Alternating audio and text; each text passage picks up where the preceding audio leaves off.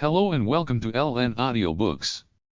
Please subscribe and leave your suggestions and favorite novels on this channel. Thank you so much, and please enjoy the light novel. Volume 17 of Lazy Dungeon Master. Prologue. It happened suddenly on an otherwise normal spring day.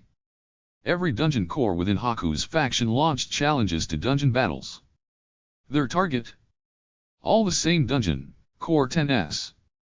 All units, advance, Haku's signaled, and so all the dungeons invaded Core 10S dungeon at once. Several cores were assigned to branch dungeons instead, but attacking those would still put a burden on Core 10, which stood to benefit Haku. It would also allow her to prevent him from escaping through dummy cores, ensuring she could finish him off for good. Under normal circumstances, she would leave it at weakening him, so one of the heroes she was raising could land the final blow and grow stronger, but as she was dealing with a first lot core, she intended to destroy him herself. Core 10's main dungeon, which she was invading with the bulk of her forces, was a traditional underground labyrinth. The entrance was disguised as a cave in a small hill of dirt, and advancing a bit farther inside would lead to the cave, giving way to smooth stone walls and a cobblestone floor. The monsters that appeared were of various species, but the majority were undead, to reflect Core 10 being an undead-type core. Good grief, what a troublesome opponent, Haku said, sighing as she looked at her map. To be undead was to be sturdy, in general. And any monsters you sent would be turned against you upon dying. Core 10 was not a first lot and top ranker for nothing, his dungeon was deadly. Haku, for the purposes of better commanding her entire army, was not in her master room. She was camped in front of the entrance to Core 10's dungeon and was giving orders to each of the cores under her command. Under normal circumstances, a dungeon battle would entail connecting dungeons via portals, but due to the number of invaders, Core 10 was simply being swarmed. The area above had already been conquered and was safe. Haku checked the front lines via her map while sitting on a one-person sofa. There was a platoon of Shine Minotaurs swinging light elemental axes against a horde of mummies in white dresses. The axes had been effective against the undead on the way, but the surprisingly dexterous mummies did not take much damage from them. Undead with a resistance to light damage. How annoying! My lady, I am told those mummies are the corpses of former high priestesses and high priestess candidates. It truly stimulates the imagination to imagine each of their stories, extolled a cross-dressing woman with a grin, wearing a white tuxedo with gold embroidery fit for a stage Core 219. She was the dungeon core of the Garden of Light, located near Tsia. She, for her part, was using zombies as fertilizer to produce and send forth plant-based monsters. Meep. I've found a side path. Here, I'll share my map. Lastly was Core 629. The rabbit-type core named Mikon. He was the dungeon core of the dungeon near the imperial capital where Kama had served as producer, the rabbit rest spot. Haku did not have high hopes for his combat abilities, but he was contributing greatly through using a horde of squirrels to make map progress. To think Core 629 would surpass my expectations to this degree, Haku mused. This, too, is thanks to Lady Rokiko's master, no? Kamagoran. No, I will consider this Core 629's accomplishment, Haku replied, despite being forced to acknowledge that the squirrels running underneath the undead's feet to unlock more map progress greatly resembled Kama's rat strategy. That was obvious, as Core 629 had learned it from Kama. Not to mention, this strategy was especially effective against their current opponent. Those who died in Core 10's dungeon would be turned against them as undead. And indeed, several of the squirrels were being crushed beneath the undead's feet as they ran. They were weak, far too weak. They exploded like nothing when stepped on. But that in turn meant their corpses were so violently mangled that it was actually more difficult to raise them as undead. And even if they were raised, squirrels wouldn't provide any combat power whatsoever. Their weakness was counterintuitively proving to be a strong weapon against Core 10's undead dungeon. Do not tell me. Will Core 629 be achieving the highest merits for this battle? Work hard so that does not happen, Core 219. The same goes for everyone else as well, Haku replied, and the cores of her faction nodded through their monitors. The majority of them were cores that existed within Imperial territory. Many could not resist her, as their land had been conquered by the Empire, and their lives had been left in Haku's hands. Yahahaha. As if undead this week could ever beat me. I'll be winning those highest merits. I am strength incarnate. That orange rabbit just doesn't get through it. Core 564, a demon-type core unable to resist Mikan's orders, swung his giant scythe at the front lines, cutting a High Priestess mummy in half. As a former member of the Demon King faction, Core 564 apparently found mobilizing himself more to his taste than sending troops. Though it didn't help that he didn't have enough DP to summon troops in the first place. Still, this magic scythe is powerful indeed. It's as if it were made for me. I shall name it Ultra Death Scythe. Core 564. That is merely one piece of my private collection, which I am lending you. Do not name it without my permission, Haku said through the monitor. Core 564 jerked and hastily straightened his back. Lady Haku. I did not realize you were watching, ahaha. 'Twas merely a joke. Spare me. That said, I am considering rewarding you with that scythe depending on the scale of your success here. If that comes to pass, you may name it as you like. Truly. Oh, I shall fight with all my heart and soul. Core 564 exclaimed, then ran off swinging at another High Priestess mummy. Cleaning up those somewhat troublesome High Priestess mummies was well worth a single magic scythe. It was one of the harder ones to use in her collection, and it had been rotting away in one of her storerooms. Are you certain, Lady Haku? Asked Chloe, her cross-dressing succubus butler, once she ended the call with Core 564. That scythe was technically at the higher end of her collection, to the point one could build an estate in the rich district of the imperial capital with the proceeds. Quite certain, Chloe. It will be a fitting payment if he does indeed do work worth compensation, Haku replied. If he did handle all of those High Priestess mummies, then she could also give a portion of commis payment to the subordinate of one of her subordinates, killing two birds with one stone. That would be the most useful thing that scythe could do. Still, I feel unsettled, Chloe said. Oh my! Did you have a fear of the undead all along? That is not what I was referring to. Rather, this is progressing far too smoothly. We are dealing with Core 10, are we not? That. Core 10 was, once again, a member of the first lot, the first cores to be created. On top of that, he was a top ranker, which meant he was in the top 10 on the rankings list. That made him a veteran of veterans who had survived countless months and years of conflict. Why, then, was he using nothing more than the basic strategy of sending waves of monsters? Even considering the size of Haku's assault, Chloe was likely right in that he was surely planning something. According to Kama's report, he was weakened by the remnants of the God of Light, and this may still be having an impact. Even if he was unwell, surely he could trust the fight to his subordinates. He could, if he had subordinates he could trust as I trust you, Haku said. The majority of cores did not trust their dungeons to subordinates. One felt resistance to essentially entrusting their entire bodies to others to use as they pleased. It wasn't quite on the level of, say, living together, but you needed to at least trust someone enough that you would rest your head on their lap and let them clean your ears. Core 10 had betrayed father and sided with the God of Light, so in the end, could he trust his own subordinates? It was not hard to imagine that the answer was no. Oh, next up are giant zombies. They have troll zombies with them. I wonder how much DP these cost. They are rather fast, too. He must have enhanced them significantly, my lady, Core 219 said. The monsters were no slouch, either. It did not seem like Core 10 was slacking, at the very least. It was many against one. Although Core 10 was a first lot top ranker. Haku was similarly a first lot core, and one higher than him in the rankings. With her leading a veritable army of cores in battle, Core 10 had no hope of winning. His forces were pushed back, Any side paths were crushed, and his dungeon was conquered. Monocyte was used to identify and destroy any possible escape routes.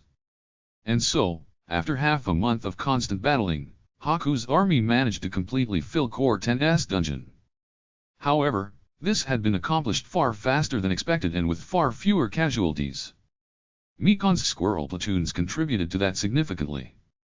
To think that rabbit would contribute so greatly, Haku said aloud. The squirrels had checked every inch of every floor, found hidden dummy cores one after another, and even made enemies waiting in ambush waste the element of surprise for nothing.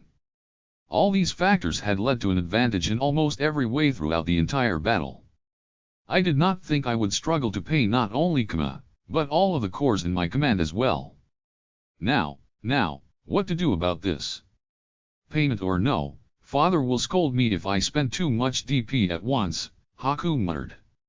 Perhaps you could permit Ichigo or whomever to give public performances in the Imperial Opera, the Underground Coliseum, and so on? You can pay DP according to how many customers arrive, Chloe responded. A respectable idea. Items should do as well. We can provide magic stones for tools free of charge. The ones in charge of that are dungeon masters, so we should be able to arrange this. And yes, I shall allow Core 564 to keep the scythe. And so, the payment for Mikan and the others was decided. It seemed her plan to pay Kama in part through them would not come to pass. The undead Dark Fenrir guarding a grand door had its corpse purified, making it vanish into dust. Behind the door was Core 10, his skeleton face in full view as he stood in front of his true core. It seemed they had finally arrived at the bottom floor Core 10's core room. Why you lot. Standing in, my grave. With, muddy feet. Death, you've come, to death. Core 10 barked, scattering sparks in the air. What exactly is going on here, Chloe? Haku asked. He seems rather ill. I cannot say for sure what is causing this, but he does not appear to be sane. I suppose this will be the final battle regardless. It seemed he was still as ill as when he had fled, but that in turn was good for Haku. She sent her Shine Minotaurs forward and directed them to attack. Why you, will, pay. Cursed, be you. As many, I'm taking, down with me, as possible. I in the depths, gagaha. Teleport. And so, Core 10 teleported away, leaving his true body behind. Haku said. He had indeed abandoned his dungeon core, which shone with a faint white light as it sat all alone. It was, unusually weak, but not a dummy core. It was the real thing. A human might have been fooled, but a dungeon core would never mistake another true core. And to dungeon cores, their true bodies, their cores being destroyed meant death. An avatar escaping far away meant nothing, for the avatar would die when the core did. Such was the law set forth by the God of Darkness. In short, Core 10 had essentially left his heart completely exposed and undefended. My lady. What was Core 10 hoping to accomplish here? Why had Core 10 teleported there? Was it possible that he simply did not know? A first lot core with so much experience? It wasn't impossible. Only a small number of cores had seen the destruction of another core with their own eyes, excluding those of the traitor faction. I do not know. However, this is a good opportunity. Whatever Core 10 is planning, it will be meaningless once his true body is destroyed. Finish the job before he returns, Haku ordered. Understood. At her direction, a Minotaur swung his axe down at Core 10's core. The blade stabbed deep inside it. The blow was fatal. However, the core still lived. The Minotaur pulled back its axe, lifted it high in the air, then slammed it back down on the same spot. And so, Dungeon Core number 10 was destroyed. The dungeon collapsed alongside it, taking down many of the monsters in Haku's army with it, but that was all according to plan, and Haku had already planned ahead to manage how much DP would be lost. In the end, Core 10 truly had taken down many with him, as he had said. Core 564 got wrapped up in the collapse and was buried alive, but he safely got out due to Mikon using the forced summon command. From there, Haku challenged Core 10 to another dungeon battle and received the following message: as the specified dungeon core does not exist, your challenge was rejected. That message would not show if he had escaped through a dummy core they missed or some such. In other words, Core 10 had been eliminated for sure. This completes our mission. Excellent work, everyone, Haku declared, and with that the Core 10 raid was complete. The participating dungeon cores said their farewells to Haku, then cut their contact. She would be rewarding them in secret at a later date in addition to paying for each of their war expenditures. The deed is done, my lady, Chloe said, presenting a cream soda to Haku. Why thank you, Chloe. Indeed, and defeating a first lot opponent was as tiring as anticipated. Perhaps it would have been wise to have Kama participate rather than avoiding it for fear of the payment that would require, but in the end, victory came regardless. Chloe suddenly felt that something was off about Haku. Is something wrong, Chloe? No, my lady. I just felt that something was off about your clothes. Is it just my imagination, perhaps? My clothes? Well, I did select something a tad more flashy to suit the scale of this Core 10 battle, Haku replied. She was wearing an Aodaesque dress that accentuated her figure. The slit hanging above the crotch shook with a golden jewel at the end, which left her thighs hidden yet showed glimpses of them at the same time, in a highly stimulating sight. My lady. Shall we sleep together tonight? Oh my, did I turn you on, perhaps? I suppose it's unavoidable as we are all high from battle. But I must say, you have some courage inviting your master to bed. That was not my intention. I suggested it merely out of necessity. There may still be lingering foes, and I speak only as your bodyguard. Oh, I know, Chloe, Haku said, giggling as she teased Chloe. For her to be joking like that, Chloe thought, Haku was probably more turned on than her. Chapter 1. Several months had passed since the Holy Kingdom more or less fell under my control. We got a message from Haku. It seemed she had finally finished destroying Dungeon Core number 10. Mikon had also sent a proud message saying he was done, and apparently he got a pretty hefty payment. Sounds like they managed to take down the former Pope safe and sound, I said. Awesome. We should go on a date now, Kama. Rokiko exclaimed, despite there being no connection between the topics. What does this have to do with a date? Core 10 being gone means we can feel safe playing around in the Holy Kingdom, doesn't it? Okay, let's go borrow Narakan and Rokifa's bodies. I feel like we were already doing that, though you do realize that the papal couple randomly walking around causes problems on its own, right?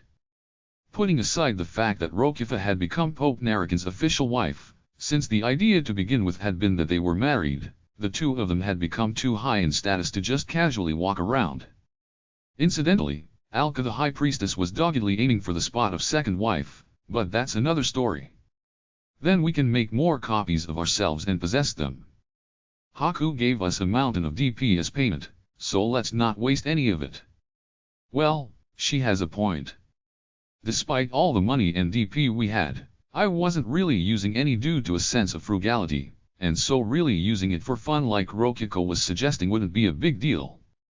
Not to mention, since we were getting monthly royalties passively from the monster races in the Imperial Colosseum, we were more or less living in luxury. Passive income. I love the sound of that. Is there anything better? I think not. Oh, but wait. Core 10 dying means Haku won't need to have guards on us, doesn't it? Rokiko asked. Oh, yeah. I guess they'll be leaving. Really, as soon as Narakan became the Pope, we had no reason at all to fear assassins being sent, which meant Haku had no reason not to call back her spies, or rather, her guards. However, for fear of Core 10 doing something or another from the shadows, the guards had remained. Incidentally, the current spy/guard was Amelia the Lamia. She had made a daily habit out of transforming her snake lower half into human legs and soaking them in the onsen. Though she would skip the transformation part when nobody else was there. Once the town doesn't have guards, we can go on dates in Sia or Pavila whenever we want, right? Or even right here in Gorin. Yeah, I guess. Still, that's no reason to give up on dates in the Holy Kingdom. Let's go do lots of stuff, Kama. We have enough income to do whatever we want. Oh, though Soto and the others might get jealous if we don't bring them. Maybe we should double up on dates, one with each other and one with the family. Rokiko said, giggling with a bit of an evil smile. I'd rather sleep, but, alright. And so it was. Incidentally, when I went to tell Amelia she could probably leave now. Well, I guess, we really don't need to stay here anymore? NGGGH, but this job was important stress relief for me. My vacation time. She was filled with profound regret. She said she would keep working until the absolute end of the deadline, and said, I would like to visit on my days off too, if I may.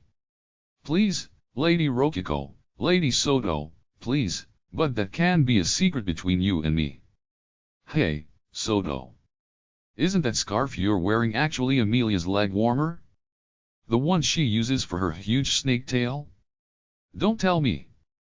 Are you taking bribes? While listening to Narakan's reports on how the artificial dungeons were unchanged despite Core 10's destruction, I continued advancing my dungeon modifications. Thanks to a little focus, I completed all the ideas I had collected before, excluding Naruna's lustful succubus juice trap, and put them all into place. Rokiko was highly satisfied to have new features in her dungeon. We would be going on a trip through the dungeon to check them all out soon.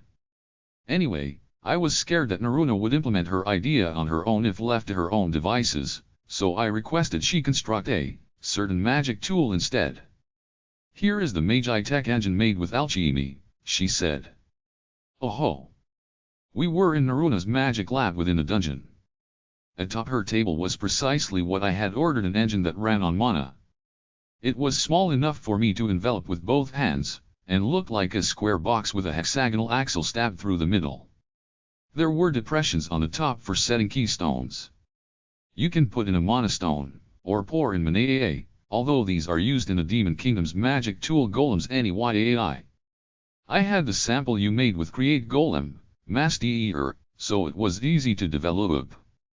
She had succeeded in making a golem engine through the Demon King's alchemy, one that didn't rely on my Create Golem.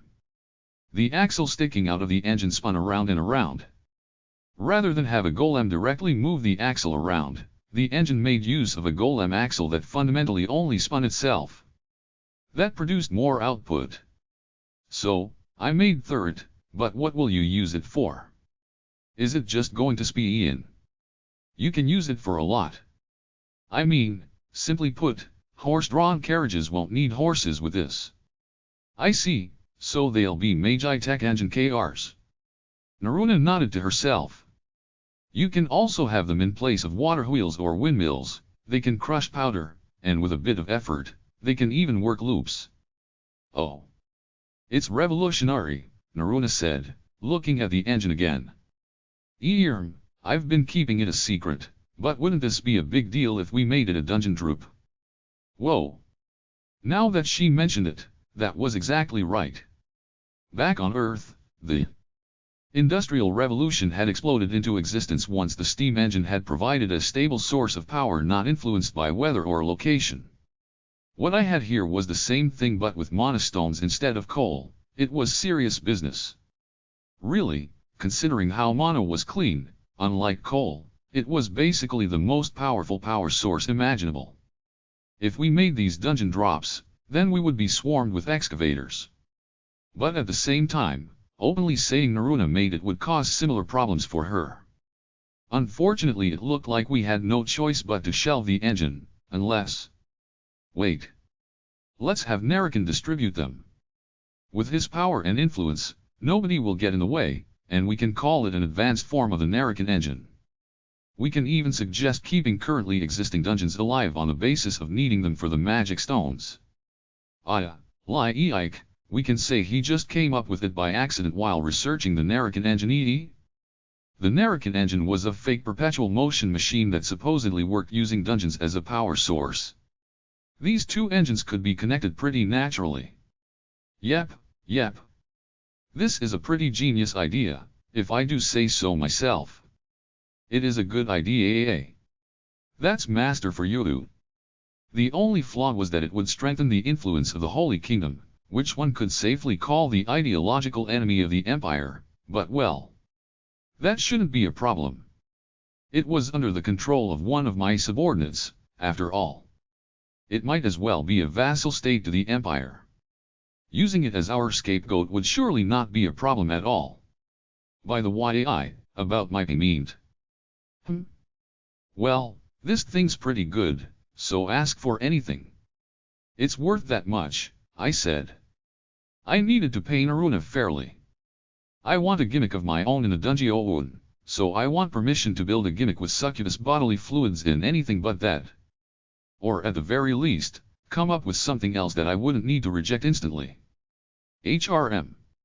In that cause, I want to do joint research with Soto. Soto? I asked. I hadn't expected her name to come up. I heard that with Soto's help, I can use expensive scrolls as much as I want. I want to do research to see if I can have golems learn the spells directly. I see. Well, that's something I'd want you to be doing anyway.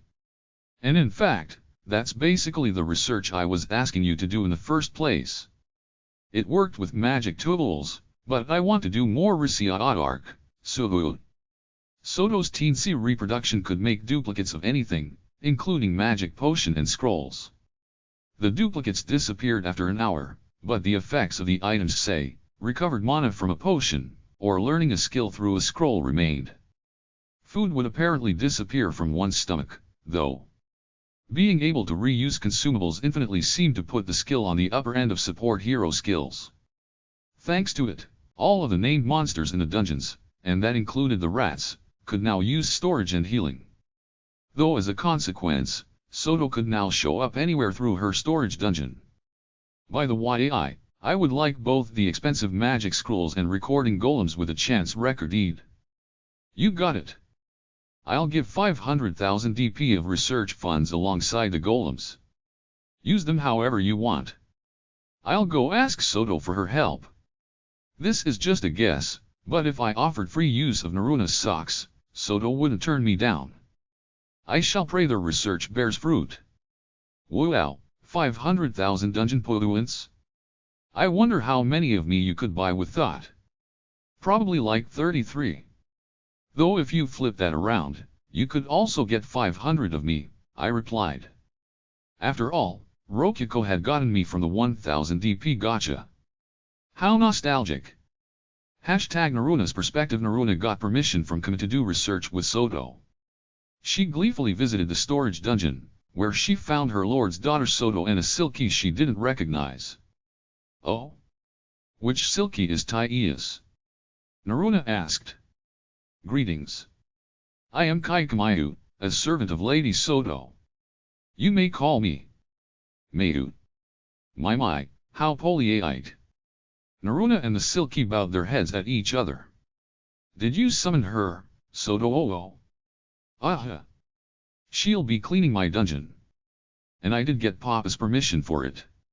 It turned out she had saved up the allowance she had earned from using teensy reproduction for scrolls to summon a Silky of her own. Your storage dungeon needs cleaning too? Well, technically. There's rooms where I'm keeping bandits and stuff. It doesn't really need cleaning, but, then, I realized something. If I harvest socks from my own monsters, I can eat all the socks I could ever want. Thus, I summoned a maid, but... Soto let out a heavy sigh.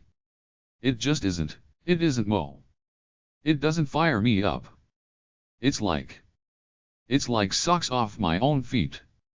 Dungeon monsters were, for all intents and purposes, a part of the dungeon itself. And while Soto loved all socks, No matter what gender or species from which they came, no matter whether they came from family or strangers, the only socks Soto did not want were her own. So basically, when offered the opportunity to eat your socks to my heart's content, Naruna, I leaped at the chance. Oh my, oh my. I'll cut down on the purifications for you. You know what's up. Ehehe. Soto gave a cute yet perverted smile.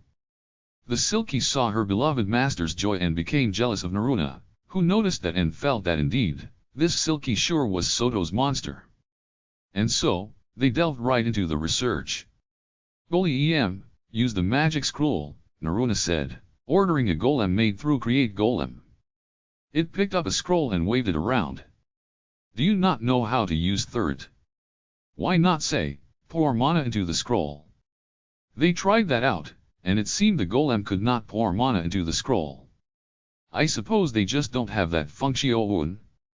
HRM. There is mana flowing through golems, so surely there's some way for them to do this, but I guess not everything can always work out. Soto glared at the golem. Golems operated on mana to begin with, and so they had it within them. However, as they operated on mana, it was possible they had no means of getting it outside themselves. I want to hear Papa's thoughts on this. What's he even doing while we're pouring our hearts and souls into research? Going on a date in the Holy Kingdom, maybe? You might have a little brother or sister soon, Soto. HRM, another date in the Holy Kingdom. Ah. Right, I got it.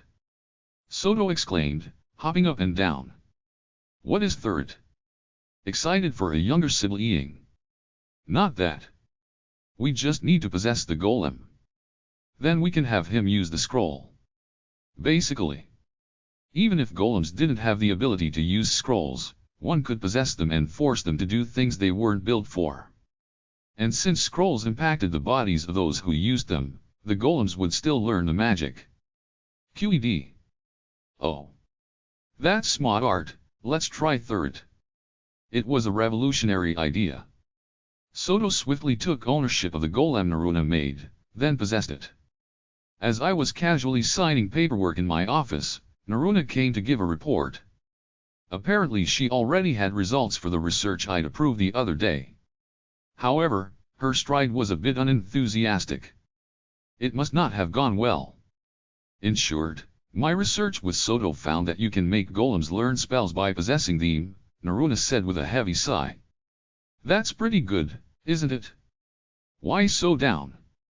We learned the golem could only use the spell when posse's seed.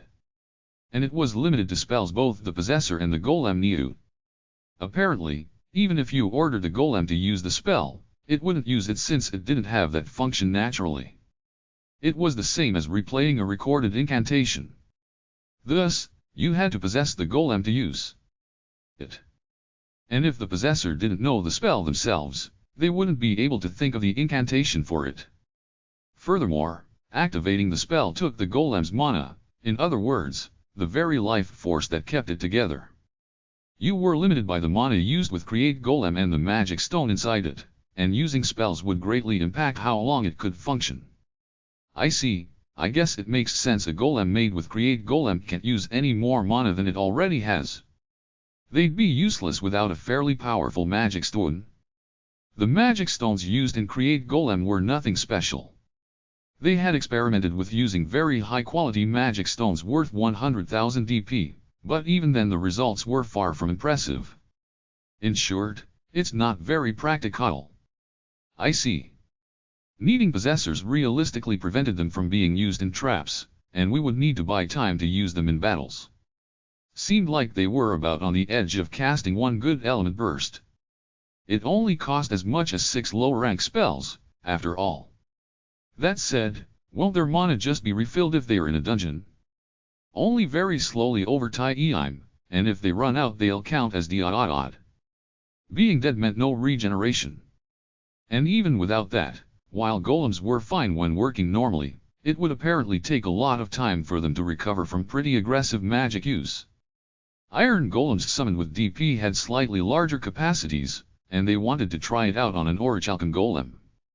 Making those with create golems certainly took an enormous amount of mana, and it was likely they would be a lot more practical.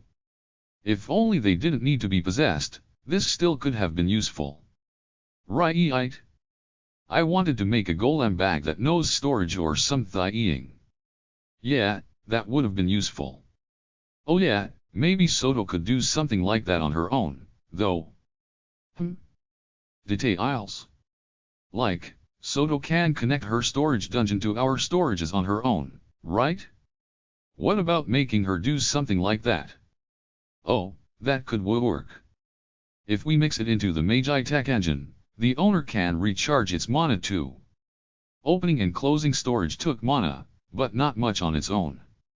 Connecting a merchant's carriage to a storage Magi Tech engine would get you a portal that could travel with you all over the world. But Soto is already doing that. With by ears. What? Really? Birds? It seemed my daughter had gotten ahead of me and made my ideas a reality before I even thought of them. Not to mention, a living creature would regenerate mana on their own, and a bird made in a dungeon could fly anywhere specified. You could feed them through the storage dungeon, and they could go anywhere survivable. And once they landed, you could place rats that also knew storage to go to the next place. And so Soto was doing that, apparently. Apparently she had an epiphany when she saw you teaching the rats storage earlier, Master. She said she can already travel anywhere within the Empire, Dade, or the Holy Kingdom. That's my daughter for you. Her current objective was Wakoku, apparently. I hadn't been there before. Feels like Soto temporarily the goddess of time and space will be known as a mysterious goddess that shows up all over the world at random times. She's not actually going off on trips though, right? As her father, I'd be worried about her going on solo journeys. Don't worry, she said she was keeping it as a trump card. I see. Wait. Should you have told me that? I don't think she would mind. In other words, she probably had other trump cards. Whom does she take after, me? Yeah, probably me. Peaceful days flowed by, and before I knew it I was seeing Amelia off as she left for the imperial capital. She threw a tantrum at the end, whining. Lady Rokukubu. I don't want to leave, but ultimately she left with a vow that she would return on her next holiday. She also mentioned that the next person to come back would bring the divine mattress with them. As far as the divine pillow went, they were ready to lend it out whenever, all I had to do was say the word to Mayodori. The divine nightcap in the Holy Kingdom could also be sent over whenever I needed it, since it was owned by Pope Narakin. I had the divine blanket, divine quilt, divine pajama, and divine underwear with me. I could get all 7 at once at this point. Looks like I've finally got a full set, I said aloud. It's oddly moving, Rokuko said. The legends said one who gathered all 7 pieces of the divine bedding and used them at once to sleep would become an immortal god, who could be lazy and stay in bed forever, although they would only be a demigod. Basically on the same level as Rokuko and the other dungeon cores. So, Amelia's gone now, Rokuko said with a grin once we returned to the master room. Let's go on a date. You kept stalling even though we finished the renovation since blah blah we're under watch blah blah every move being recorded, but now it's finally time to date. Let's go on a date. She repeated the date part twice since it was important. Well, okay. I had renovated the dungeon to make it a date spot. Alright, let's go see the changes from an adventurer's perspective. I saw them through the map, but I've been holding back on seeing them up close. That's some impressive patience. For things like this, the longer you hold it in, the more moved you'll be when it's finally time. So Rokuko and I would be going on a dungeon date, pretty much. We put on our adventurer equipment and met up in front of the dungeon. One might wonder why we didn't just go there directly together, and the answer was that Rokuko wanted the full date experience, which included meeting up. And I was the one who had to stand around waiting. What a blue sky. What lovely weather. Oh, town chief. Rare to see you all armored up nowadays. What's happening? Asked a local adventurer passing by. Well, Rokiko pushed for it. She wants to see a new spot I found in the dungeons for herself. I see, I see. Guess even you have to go to the dungeon when the wifey asks. Wifey? We're not married yet, you know. Does it make a difference? Rokiko's big sister hasn't given her permission, so, yes. Ah, familial stuff. Nobles sure have it rough. Less nobles and more the imperial family, but, yeah, fairly similar. As we were chatting, Rokiko came out of the inn. Sorry for the wait, Kama. She was wearing relatively light scouting gear consisting of flexible shorts, black knee socks from the dungeon, a t-shirt, and a jacket. The belt on her hips had a short sword and test tubes with potions inside, which all in all was proper adventuring gear. The 3 centimeters or so of pale thigh visible between her shorts and the knee socks kind of draws the eye. So this is the famous absolute territory. Kama, you've got a pervy look in your eyes. I get the feeling your hot babe stat has risen a few points somehow. Ichika coordinated this outfit for me. Looks like it was a huge success. Rokiko spun around, her long blonde hair fluttering behind her. Her smile was dazzling. Right, Ichika used to be a scout herself. She knows how to put together a set of light equipment. Feels a bit too light, but I'll protect her, and it's not like her own dungeon will be threatening to her, so yeah. I glanced beside me and saw the adventurer I had been talking to staring, so I flicked his forehead. Stop staring. This is my woman. Ah, whoops. I wish I was dating a hottie like this. You know what, fuck you. I'm gonna go seduce a nun. Good luck. Yeah. I wasn't really following his logic, but I watched the adventurer run off with a highly motivated grin. It wasn't against Bedhist rules for nuns to have romantic partners, and if he caught one's attention she would probably play along. They were succubi, after all.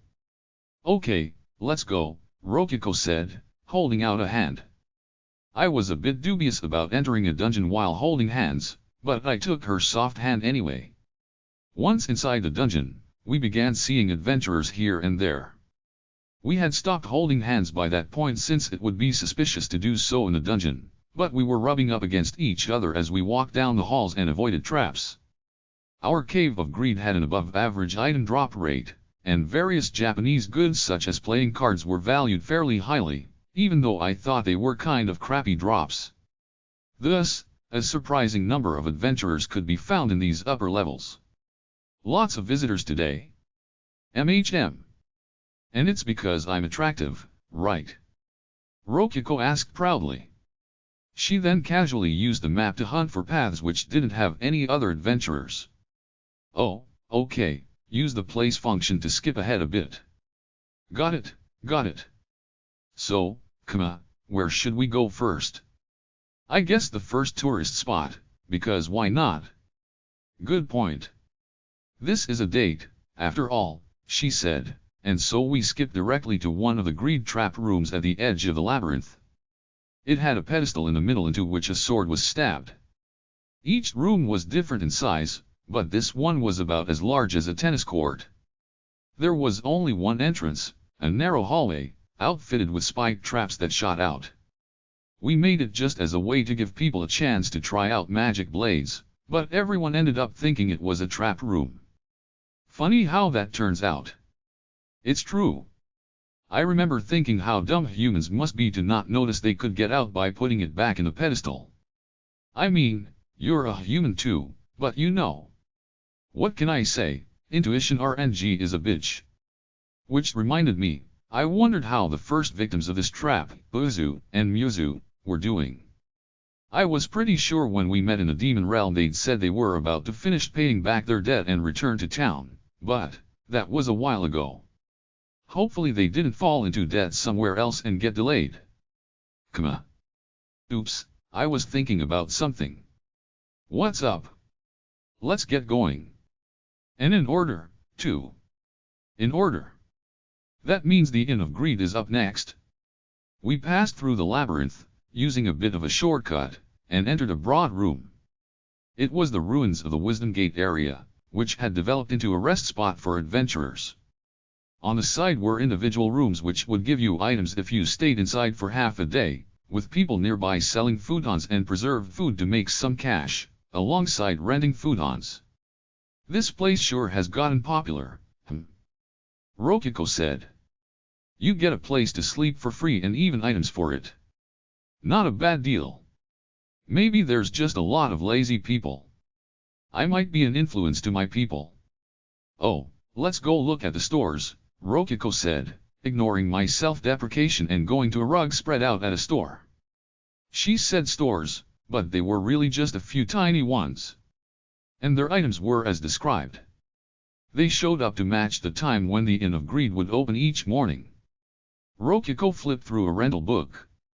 I'm surprised you all can run a store in a place like this. Are you making a profit? Can't say we earned all that much, ma'am. Really? Then why open one? We were hired by the Dine Company for this. Mr. Dine said the inn's a reliable source of good times, so we just grab 'em when they get 'em. Oh, so Dine runs these stores, then? And we can sleep here too, so it's all good for earning a bit of cash. They shared the books and other products which needed to be preserved long-term between themselves and brought them into the Inn of Greed rooms such that they weren't absorbed by the dungeon. The carpet spread beneath the products was also there to indicate the products belonged to them and were not to be sucked up, apparently. Not that we would suck those up either way. This sure is a lot like the shifts at the inn. Keep up the good work. Yes, ma'am. Good to have support from the town chief's wife. Good man. I'll buy everything you have from this end to here. Rokiko said, pleased at having been called my wife. Hey, you know you're not gonna eat all this food. It's actually not good to buy out a store's stock, you know. Oh, don't worry, town chief. Already sold to the regulars, so I was about to close up shop anywho. Still, we could just buy this stuff in the town, Rokiko. No. I'm investing in this store due to their positive spirit. There's no point buying them anywhere else. Is that how it works? Alrighty then, I'll sell all the lighter stuff I was gonna bring home with me. In fact, now I've got a lighter load and can hunt more on the way back. Seems like it's a win-win for us. In any case, I went ahead and put the bought goods into my storage. Bringing it home didn't really matter much when you could put it in a timeless void. We didn't have time to spend a whole session in the Inn of Greed, and the items given would be our own. They were selected by the fairy in charge of operating the dungeon, Elka. We advanced farther into the dungeon instead. Next up was the spiral stairway. Normally this was a highly dangerous area where the floors would give out and the walls would push out to kill you through fall damage, but naturally we had a free pass. It was just a normal stairway down. But Rokiko got bored since it was so long and unremarkable, so we took a shortcut to skip to the bottom. Let's hurry. The new stuff is up next, right? Yep. I put them in the storeroom area. The storeroom area followed the spiral stairway. There were golem blades inside the storerooms. I made them myself, and since they were made out of iron golem corpses they were free. And yet, they continued to be highly popular. If I weren't a dungeon master, I might have supported myself through golem blades. Though that has nothing to do with me now. This way, right? Let's hurry. Don't jump ahead too much. I'm technically supposed to be the vanguard in our party. Although not many people went past the spiral stairway area due to the uptick in danger and thus in death rates, some adventurers did go this far for the magic blades. And at the moment, there just so happened to be a party here to check out the new gimmick, the mini maze of wrath. Ding ding ding ding. A bell-like sound reminiscent of an analog alarm clock filled the air. I looked up and saw a hole open in the ceiling, from which several stone golems appeared and attacked the adventurers. Gah! Idiot! What are you doing? take them down. Ah, if only these were iron golems too, we could have sold them. The party of 3 adventurers began fighting the golems.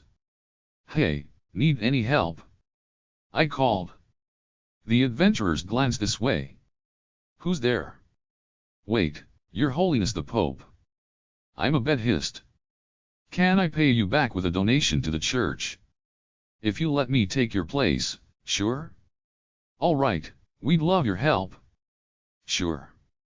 I would have been fine doing it for free, but things like this needed to be done with the understanding of both parties. I took down a stone golem with element shot. Then again, and again. One killing shot brought them down. Whoa! Has the Pope always been this strong? I don't believe it. Mages are scary. Nah, only the best of the best mages can take things down this easy. Yeah, I was probably trying to show off for Rokiko. I looked her way, and she looked exasperated. Right. These were monsters from our dungeon that we prepared ourselves. I was basically punching myself in the face. Did you really need to use magic here? It's easier this way. I didn't even need to hide the fact I could shoot out element shot without a chant, since plenty of people knew that already. Really, it was cheaper to use than a poorly modified fireball, and I wanted to use it whenever I could as my main attack. Hear that, boys? Judging by the wifey's comment, he could have taken them down with or without magic. That's the Pope for you. Not just anyone can bring their wife deep into a dungeon for a stroll. Wait a second. What if the wife's real strong too? Can't judge a book by the cover, you know, like the Ebony Guard Dog. The Ebony Guard Dog was what all the adventurers call Niku. I think my nickname was the Dragon Tamer. But more importantly, when did Rokiko equals my wife become a fact of life everyone just accepted? Let's see, okay, she's grinning ear to ear. Yeah, she did this, somehow. Oh, right, you want to challenge the maze. Go right on ahead. Can we watch? The adventurer asked, letting us skip ahead as promised. The mini maze of wrath was the gimmick the Silkies had suggested, wherein you had to pull a stick through maze-like gaps in a wall. The stick grew out naturally at the start, and if you hit the wall then it would retract and go back to the start. This would also make the bell ring and drop attack golems like before. Incidentally, the Silkies had secured exclusive rights to cleaning the gimmick. Though the 3 of them had fought over who would get to clean it first and such. Rokiko, want to give it a shot? You don't mind? Not like the golems would pose a threat anyway. If there hadn't been visitors, we could have just made the golems not come out, but you know, appearances. Okay, here I go. You start by pulling it, right? Rokiko asked, pulling it. The stick jutted out a bit. That was the start switch, and the gimmick was now active. As for how the adventurers knew something so arbitrary, I had leaked the details to the Adventurers Guild myself after discovering it. This gimmick wouldn't be trapping anybody in rooms, but I expected people not to know it worked otherwise. I just need to make sure the stick doesn't hit the walls, right? Yep. Pretty sure covering the edges with your hand or cloth doesn't work either, anything touching it at all counts as an out. I didn't even think about that. Otherwise, it'd be way too easy to beat. The stick, which grew directly from the wall, was like a super lever which could be moved freely in all directions. But over time it increasingly dragged downward, or rather, it got heavier and thus more difficult to hold up. Rokiko gripped it firmly and pulled it through the wall's maze. First a straight line, then a curve upward. Everything was smooth at first, but beyond that point were gimmicks like pistons and spinning crosses. You would have to match the movements to slip through. And this is pretty hard. It feels like the stick is actually just getting heavier. Oh yeah, it actually does get heavier over time. You'll want to finish it fast. Wait, I didn't hear anything about that. Sorry, I forgot to mention it. The key to victory here was how speedily you could finish the early obstacles. From there, despite her whining, Rokiko cleared the spinning crosses and got to the labyrinth zone. It was probably starting to get hard for her to hold. Suddenly the stick slipped in her hand and hit the edge. Oops. Ring ring ring. The stick slid back into the wall and rang a bell. Unfortunately, she had failed, and now stone golems were falling from the roof. Element shot, element shot. Grr, now I'm mad. One more try. Why not take a rest for a bit? We have people waiting their turn, so. Nah, no need to worry about us. Holy shit, he's strong. By the way, Your Holiness, you were the first to find this, right? Do you maybe know something else about it? If you're this strong, feels like you could test whatever you wanted and not give a crap about the golem attacks. The adventurers nodded among themselves. Okay, come show us how it's done, Rokiko said. Wait, me? Are you sure? Go ahead, the three adventurers said in unison, giving up their place immediately. Perhaps our deal from earlier was still in effect. Okay. That said, I was in fact the inventor of this thing. I had mastered it while test playing it, and I knew exactly what parts to move and where. Hell, my wearable golem even had the motions memorized, so I could even do a tool-assisted speedrun if I wanted to. Though putting that aside, since it would be cheating, clearing it normally would still be pretty easy. It was normal for what developers considered somewhat challenging to be seen as brutally hard by players, so I had put it a fair bit below what would be difficult for me. Thus, I cleared the mini-maze, the elevator zone, the rest spot in the way, and even the somewhat difficult double whirlpool zone one after another. Once I hit the goal, the four onlookers let out odd noises and clapped. Ha, stop it, you're making me blush. That's my comma for you. So, what happens next? As you can see, the door over there opens, I said. A door next to the goal had unlocked and popped open a crack once I finished. There were 3 small rooms on the other side, with treasure chests in each that could be seen through windows in the doors. So, we get 3 chests now? Nope. You pick one door, and the others stay locked. So if you want all of them, you have to clear it 3 times, Rokiko said. About that. What's inside the chests moves around each time.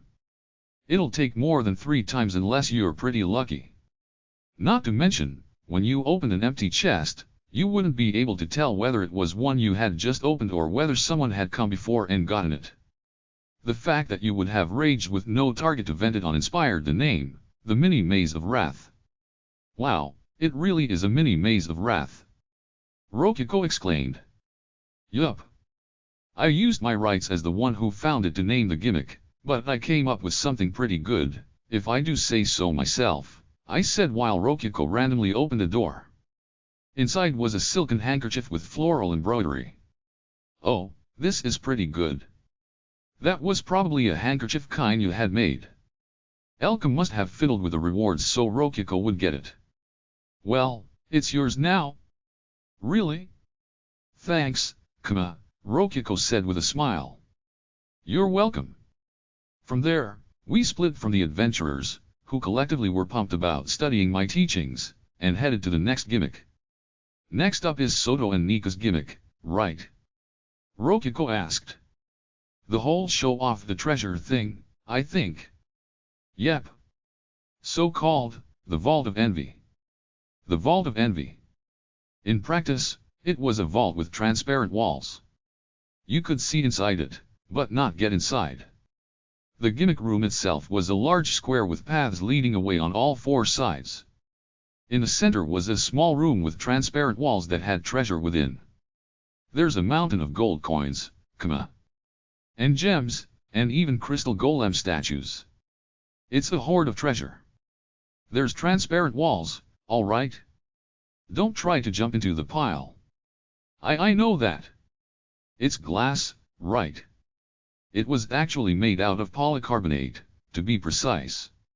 With our huge DP stock leeway, I tried using a bunch of earth materials and ended up completing this transparent vault in the image of a massive aquarium. Polycarbonate was a naturally hard material that could resist both blunt and sharp force, with it being used on Earth for shields and riot police. And since I set the walls as dungeon walls, they would repair themselves instantly even if they did get damaged. One could even repair degradation over time. Minor damage barely even cost DP to fix, so they would maintain their transparency forever, which was nice. This vault would stand even if an elephant tackled it, I said. What even is that? Anyway, it sure is something to see a literal mountain of treasure like this.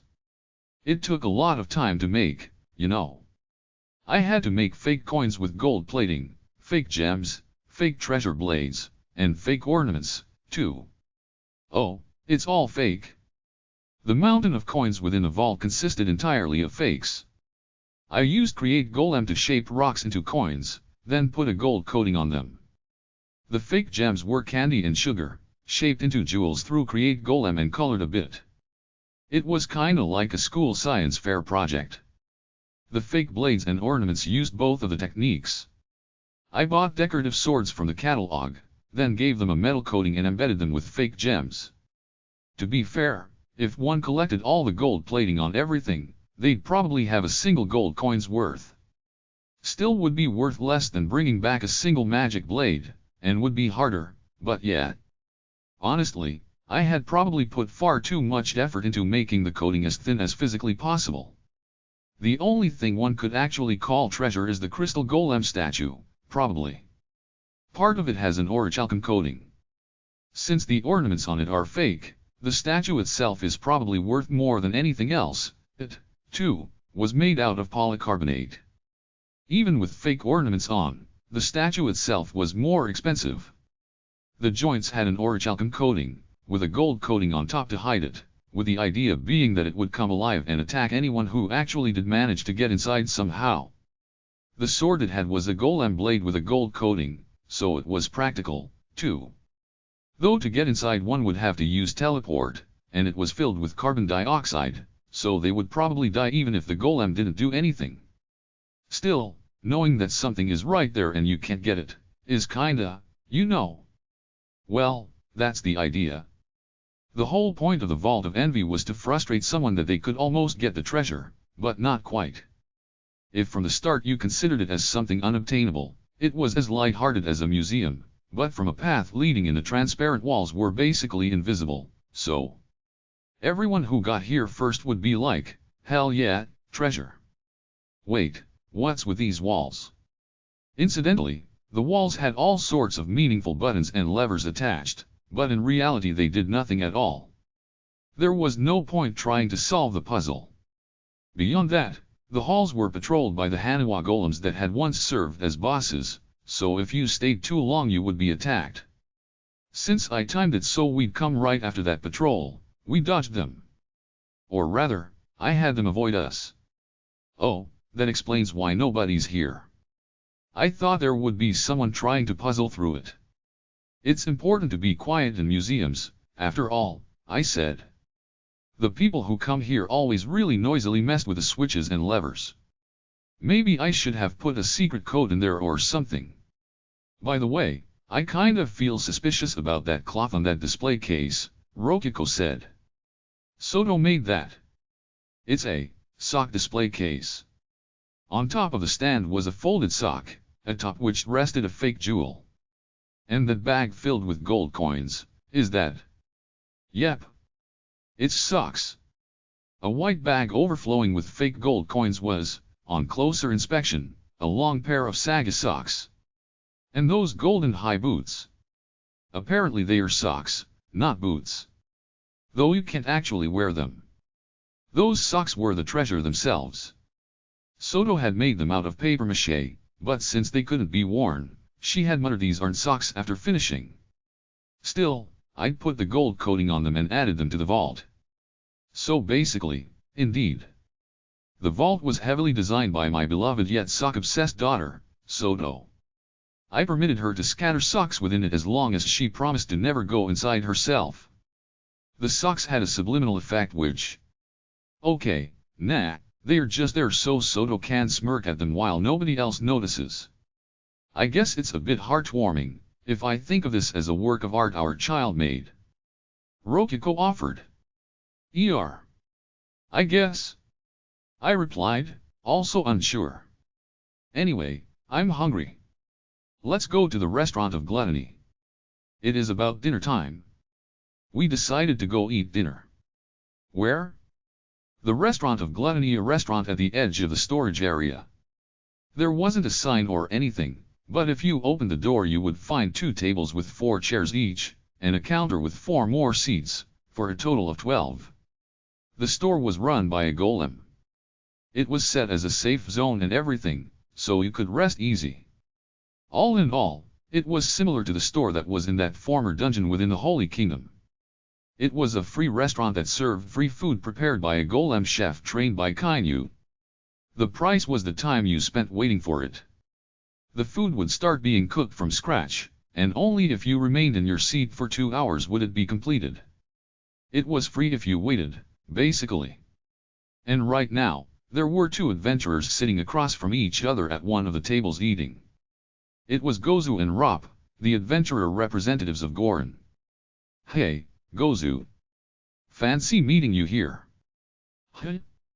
Well, if ain't Mr. Kama. And Rokiko, too. On a date, I wonder. You're bane stupid, Rop, no one d go on a date down here. Sepkama, I guess. Ne'er mind. Gozu wiped up the soup with nonesque bread in his bowl and finished it off while replying to me. Seemed like they were just about done. Naturally, not even they were ballsy enough to chug alcohol in a dungeon. Astute as ever, Gozu, Rop, Rokiko said. Are you 2 on a date, too? You're kidding. We're here on work. Eatin' here's good for gettin' some rest in. Yup. The time just flies by when we sit here and chat, you know. Rop raised her bowl and chugged down the remaining soup. Phew, that hits the spot. Alright, Gozu, let's get outta here. Yup. Today's the day we're gonna crack that vault open. I was wondering why they were here instead of hunting iron golems in the labyrinth, but well. I guess they'd gotten stuck in a trap. It sure was popular. See ya later, Kama. You too, Rokiko. Gozu and Rop thus left the restaurant of gluttony. Now, since the other visitors have left. What do you want to eat? Since we're here, I kinda want to eat whatever the golem makes. That'll take a lot of time, you know. So what? Let's talk. Apparently she planned to reenact what she just heard Rop talking about. To be fair, though, that was what you were supposed to do. Anyway, you needed to wait here for the food to be made if you wanted to get to the Colosseum area normally. I was planning to use Rokiko's place function to skip it, but... Sure, I guess. I can make some snacks if the hunger's too much during the wait. Okay, let's split a melon roll. Sure. I produced a melon roll. We nibbled on it while waiting for the golem chef to finish. We talked about random stuff for 2 hours while listening to the chopping and cooking of food. There was all the stuff that had happened to the town lately. Babies being born and Haku invading Core 10's dungeon. We talked about when we had learned about the traitor faction's true nature. The Holy Kingdom stuff, of course. Dade, Soto, the demon realm.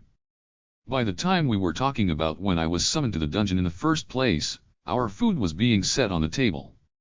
Oh, it's here. Yup. Let's eat. Saltiness wafted off the food. It smelled of tantalizing spice. It was vegetable soup with rabbit meat, and a side of naan, designed by Kainu. The idea had initially been to let people have a menu to choose from, but preparing the ingredients and motions had been annoying, so I'd given up. Though Kainu had apparently taught them to make a whole menu, just in case. There sure are a lot of solids in this. We can use as much as we want since it all comes from spawners. We got fresh carrots, potatoes, onions, broccoli, and tomatoes from a produce spawner. We also had plenty of fresh rabbit meat from a rabbit spawner. The spices were from an herb spawner, and so it even tasted great. As for salt, well, we had a mountain of the stuff due to using the boss spawner once with salt golems. When we needed more, I could just make more salt golems and get a mountain of the stuff again. Really, one option would be to sell the stuff once a year.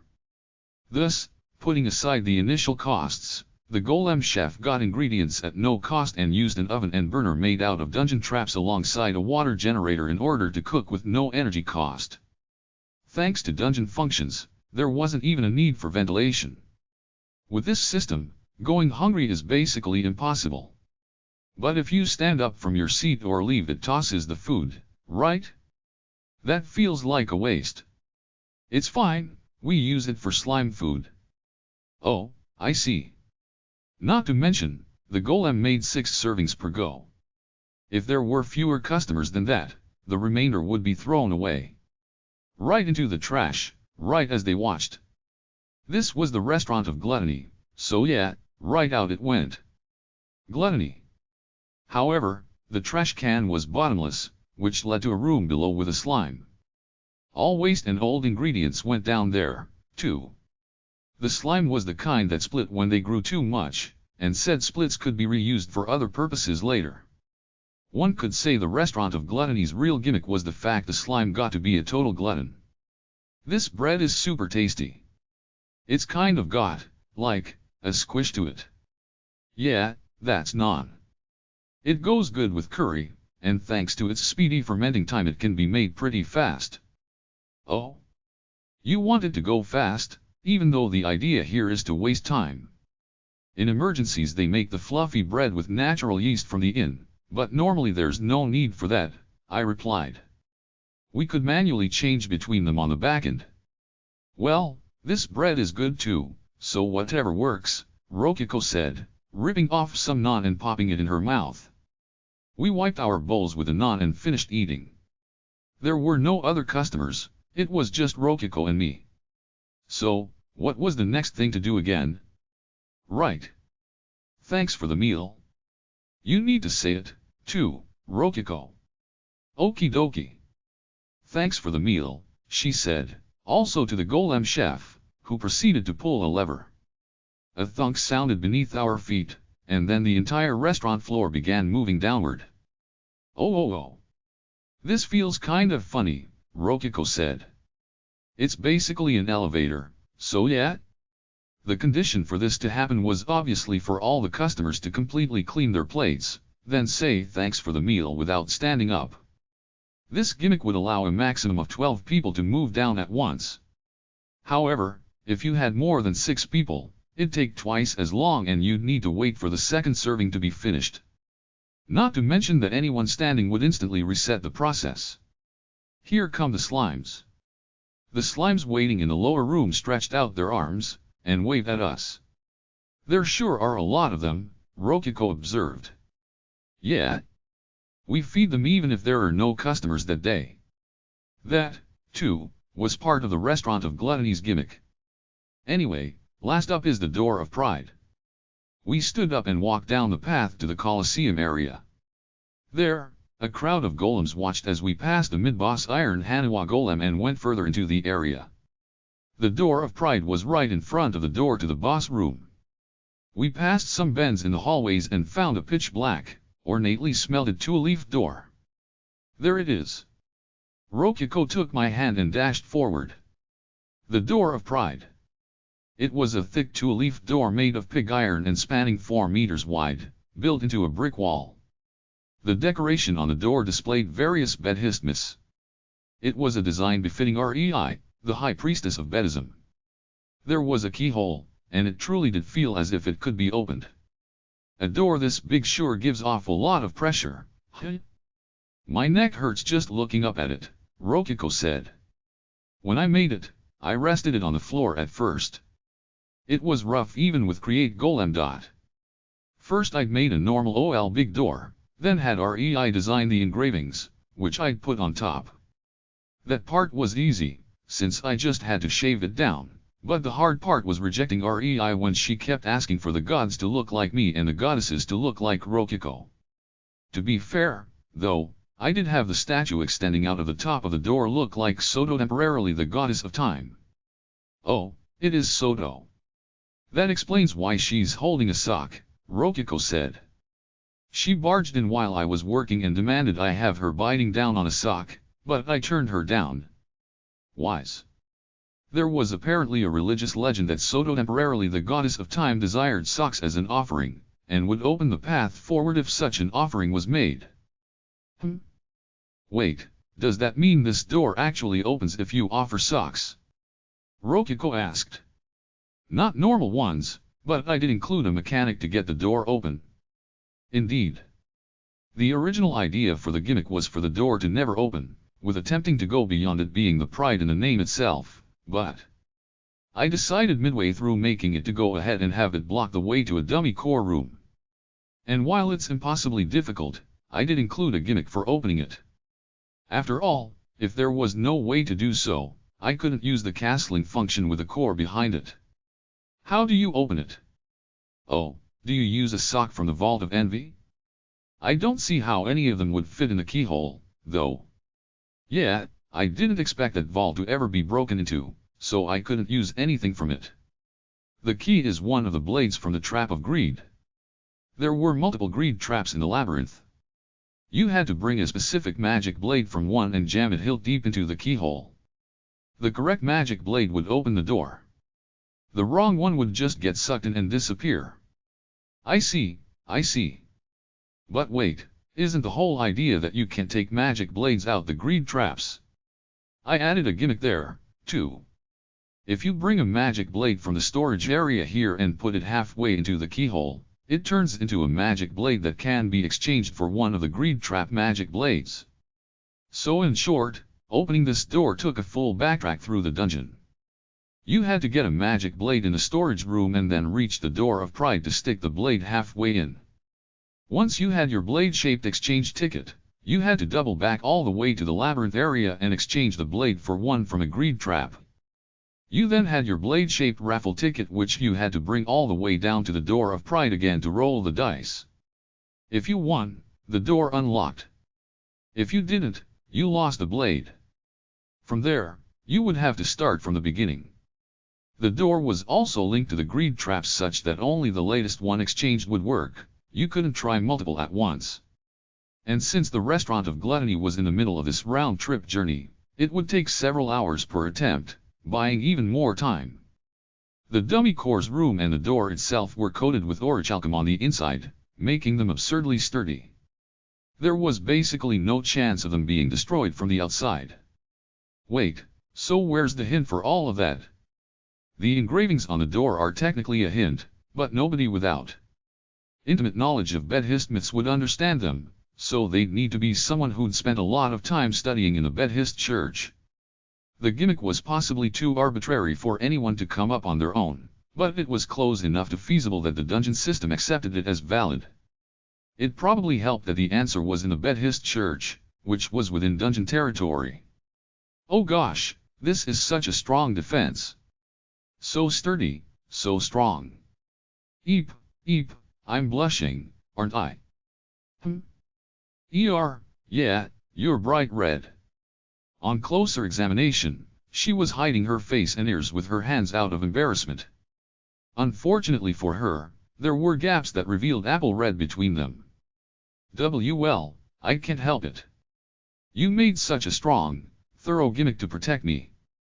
Rokiko basically yelled. Ah, right, I get it. Apparently this landed a critical hit on the, fetish that dungeons have. Not that I don't entirely understand.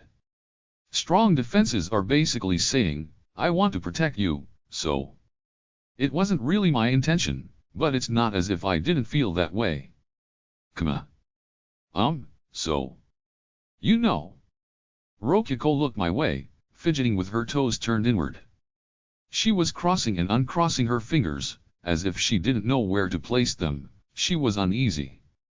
She stared up at me silently with puppy dog eyes, as if hoping for something. As for what that something was, well, of course, I knew. I also knew that Haku's spies were gone, and we were so deep in the dungeon that nothing could interrupt us. I resolved myself and looked at Rokiko head-on. Her blue eyes were a bit moist. Her eyelashes were long. Her cheeks were red. Her lips were plump. Kama, there's nowhere left for you to run. You sure are good at cornering people, huh? Even though you're a dungeon. Maybe instead of cornering, you should say pinning down or something. Good point, I said, then placed my lips on Rokiko's. So close that her face was split in left and right halves for me. I felt her soft lips. I quickly felt a surge of embarrassment that made me wish I'd shut my eyes, but before I could react, I felt my lips getting licked. I jerked in surprise and jumped back, having a sensitive area licked out of nowhere like that caught me completely off guard. Oh Rokiko! Did you just lick me? Why are you acting so surprised? It's just a lick. I mean, you. What can I say? I feel like there's steps one has to take here. And I did take a step. We're using our mouths, what's weird about licking? I mean, do you understand how hard and long I've been holding myself back? I want you so much I could kill, you know, Rokiko said, cackling to herself while inching closer until this time she brought her face to mine. Smooch. Come on. Don't you want to kiss me? I mean, surely not, since you're so red. I mean, if I had to pick one or the other, it'd be yes, I want to. I do. I mean, I do, love you too, Rokiko. Despite feeling a bit awkward, I made sure to say it outright. I know. I'm glad you put it into words like that. Also, is it just me, or are you way too used to kissing? I mean, obviously. I promised Haku to kiss her 100 times to kiss you once, and in the past Haku kissed me when giving DP. Unlike you, Mr. Passive, I have lots of experience. Oh yeah, that was a thing. They did use their tongues for that. Kama, I love you. I love you with all my heart. You belong to me, and I'm never letting you go, okay? Then I better get all the divine bedding gathered and used soon. The next one of Haku's subordinates to come will have the rest, so I can just put them together and use them. That would apparently make me immortal and let me be as lazy as I wanted. To think the day would come that I would attain immortality, one of humanity's greatest ambitions, all to be lazy with a girl I loved. Then let's kiss to make up for all the times I had to hold back, okay? You have to, too. Well, okay. And so we did. Alright, let's go home, I said, opening the menu, only for Rokiko to grin. Kama, don't you think we're missing something? Nah, pretty sure we went through all the newly made gimmicks. Rokiko wagged a finger. Tisk tisk tisk. Kama, try remembering all the places we visited. Let's see. The Trap of Greed, the Inn of Greed, the Mini Maze of Wrath, the Vault of Envy, the Restaurant of Gluttony, and the Door of Pride, I think. Isn't the Inn of Greed really more like an Inn of Sloth? Sloth? Yeah, I guess. You get items just for chilling in bed, so sure. So we pretty much have greed, sloth, wrath, envy, gluttony, and pride. But don't you think we're missing something? Rokiko grinned. Whatever could she be referring to? I saw it in a book, but if we added just one more, we'd have the 7 deadly sins, wouldn't we? Wouldn't we? NGH. She figured out I'm self-conscious about it. Is there something you want to say, Rokiko? Kama. There's actually a lust gimmick already. Say, what? Naruna certainly had suggested a gimmick based around lust, but I was pretty sure I had rejected it. And I didn't see any new gimmicks like it on the map. We had it made in the neighboring flame caverns so you wouldn't find it. What? In the next instant, I was placed in front of the door leading to the flame caverns. Beside me stood a victorious, smug-looking Rokiko. Are you stupid? Why did you wrap the flame caverns up in this? And with lust of all things, too. All I had to do was give Ridra the succubus due and she was more than happy to help. Succubus due. As the name implied, it was a succubus's bodily fluids, which served as an aphrodisiac. Surely Itsuo and Ridra didn't need something like that considering what good terms they were on, right? Okay, onwards, to the sauna of lust. Isn't that name a little too on the nose? Ridra said this would help pump visitors up. With Rokiko pulling on me, I could hardly refuse, and was thus dragged into the flame caverns.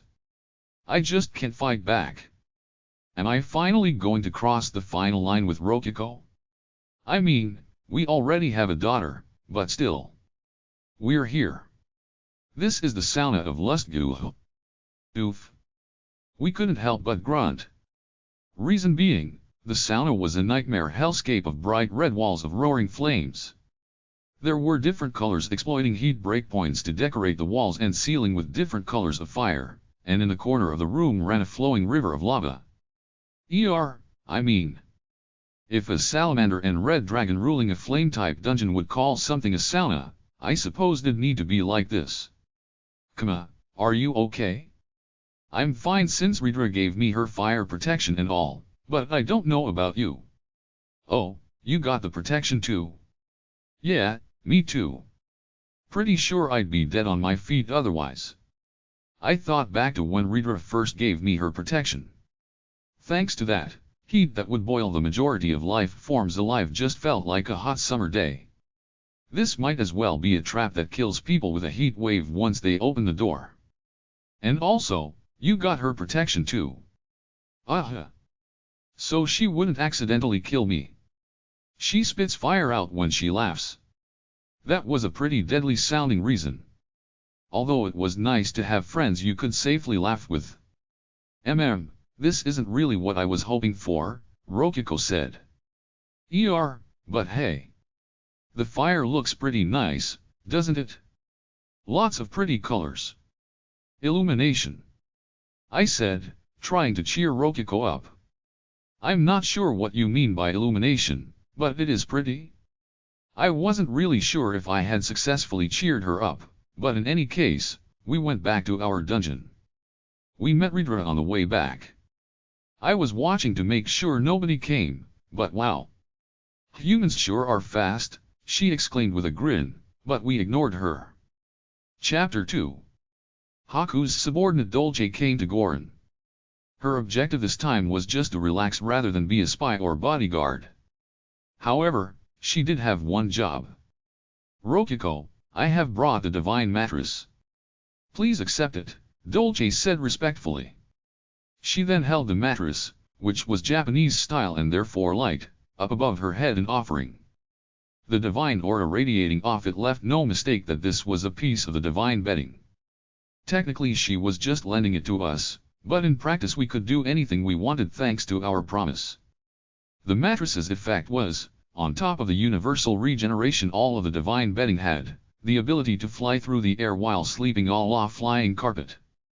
I think the idea was that Father the God of Darkness made the divine bedding for the Creator God, right? We sure have one lazy Creator God if they need their beds to travel for them while they sleep. Now that's a man I can respect. Thanks, Dolce. Now Kama is one step closer to immortality. You know, wasn't this technically supposed to be a reward for me, not you? What's the big deal? It's no different from you accepting it. Well, I suppose I'm kind of in a servant position here, so accepting the offering would be a bit off. Sure. Well, Lady Haku's said to give it to Rokiko, so? Haku's orders, Can't say I'm surprised.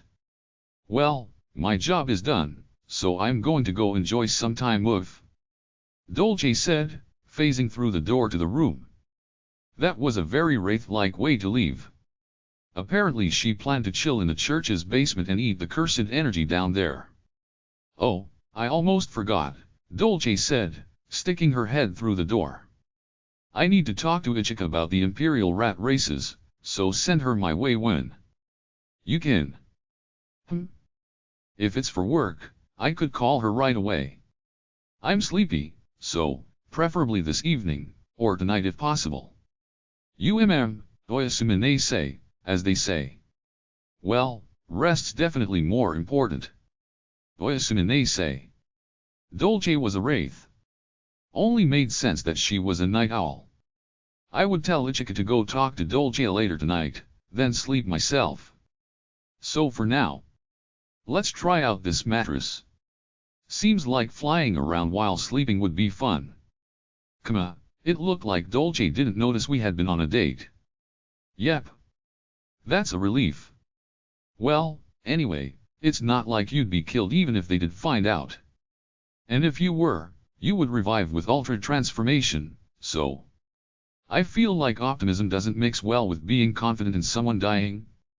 Also, I'm pretty sure they would just stab me to death while I'm vulnerable right after the resurrection. They obviously wouldn't do that over just a single date, Ruko said, pressing a hand on her brow and shaking her head. I mean, listen, if Haku killed you, I would hate her, right? Yeah? I mean, I imagine so. Sure. So do you think Haku would kill you? Knowing that. You have a point. Now that she mentioned it, if Haku couldn't do anything that would make Rokyuko hate her, then killing me was something she needed to avoid more than anything. It felt a bit cocky to say so myself, but Rokyuko did in fact love me, so. That said, surely there's no reason to go out of our way to anger her. I'm not interested in stepping on any dragon tails. Dragon tails, I stepped on Ridra's tail before, but she didn't get mad. They are not so weak that a human stepping on them would hurt much. Isekai idioms, not holding up to reality. And I went out of my way to learn them, too. Well, putting tails aside, I don't want them angry. Let sleeping dogs lie, how about that? If it means getting you to touch me, I'd push every dog I see awake. You want me to touch you that much? Rokyuko replied instantly, her ears red. At least wait until Dolce goes home. Alright. Fine. We can go on another date when she does, then. If you insist. Going on 2 dungeon dates in a row would be a bit much, so how about see you next time? And so our next date was planned. NGH, I can't resist. At least it's happening after Dolce's time off ends. Ichika's perspective at night, beneath a church, Ichika came to see Dolce. She was there on Kama's orders, so there was no problem with anyone seeing her. She casually greeted the succubus nuns she passed on her way to the basement. Dolce was in one of the open jail cells. There you are. For you, Dolce said, not a bit of sleepiness in her eyes. She handed an envelope to Ichika, who accepted it. The seal was that of the ivory goddess, so to say, it was a job from Haku. So, what is it this time? I advise you read it and find out immediately. The heck? Must be something pretty real deal. Ichika took the letter out of the envelope, and read it. The details made her recoil a bit and her eyes widened. Is this for real? Like, for real reals? Indeed. It is your duty, Ichika. For real? Ichika scratched her head. Why this? It's so sudden. Who can say? It is not our duty to know that. It's about my feelings, you know. Come on. Maybe you're all good since you're a monster, but I'm, like, a human. I want to sleep at night, girl. A human? You are a tool. Have you lived here so long you forgot that, perhaps? Well, you got a point. Guess I am. Peacetime brings dumb times, as they say. Ichika furrowed her brows and sighed. Do I really gotta do this? Yes.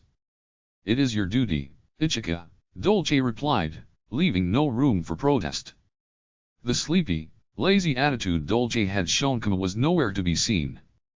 Before Ichika stood only the expressionless director of the Lavrio Empire Assassination Division, Haku's subordinate, and a member of her 4 chief underlings.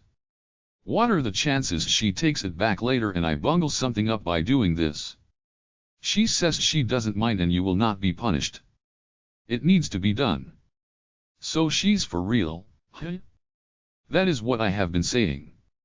Now, Soren. Your reply. Ichika clicked her tongue.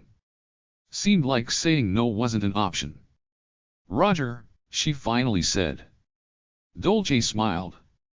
As I was wrapped up in bed, the door to my room quietly opened, then shut. It must have been Niku. I paid her no mind and kept my eyes closed. However, Master, you sleeping, came a voice with a Pavla accent. I opened my eyes. Ichika. Oh, you're awake. I rubbed my eyes and looked at her, only to see that Ichika was in her underwear. She had on frilly white panties from the dungeon, plus a garter belt with over-the-knee socks. One could say she was dressed up for the occasion. What are you doing? Well. You know. I've got a tiny little request for you, so. I told Niku I wanted to be your Dakamakura today, and had her switch places with me, Ichika said, heading to my pillow. Oh, and Rokiko said okay, too, so no worries. Rokiko did? Really? You think I'd lie about that, dude? If you don't believe me, check with the caller. This is an order. Be honest, did Rokiko give you permission to be my Dakamakura? She did. Man, no mercy, huh? I mean, I couldn't believe it myself, but... Still. Ichika's collar didn't constrict. Apparently she was telling the truth. Well. I guess Rokiko does think of both Niku and Ichika as just slaves, so... So, mind if I get on the futon? Kinda embarrassed, but you know. Sure? Go ahead. I lifted up the blanket for Ichika. Excuse me, coming in. Will you, it's filled with your warmth and smell, huh? Feel free to leave if you don't like it. I obviously love it, duh. I told you before, didn't I? I wouldn't bite if it was with you, Master, Ichika said, hugging me from the side within the pillow. Unlike Niku, she was timid about it, kind of ticklish, and soft all over. I mean, Niku was soft too, a good daki for sure, but Ichika's chest was, a lot softer. Oh? Wearing normal pajamas, huh? Yeah.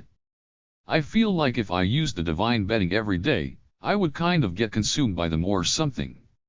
That a fact? I love that kind of pointless restraint you have for all sorts of things, Master, she said, snuggling up against me. Maybe due to her hair being longer than Nika's, the scent was much stronger despite their supposedly using the same shampoo. There was also the faint scent of curry spice. She must have been eating a curry roll recently. Master. Just so we're, like, clear, you can do whatever you want with me, kay? Or, maybe you want me to do whatever I like with you? There's a lot we can do, so. Remember the other day when Soto made you a girl? Feel totes free to do that here and now. Nah, no way. Being a Dakamakura is proud work that doesn't involve any of that, alright. Aw, that sucks. You may have noticed, but I came here hoping for that, Ichika said, lifting up the blanket a bit to reveal her white shoulders and hefty cleavage. I pulled the blanket back down. So cold.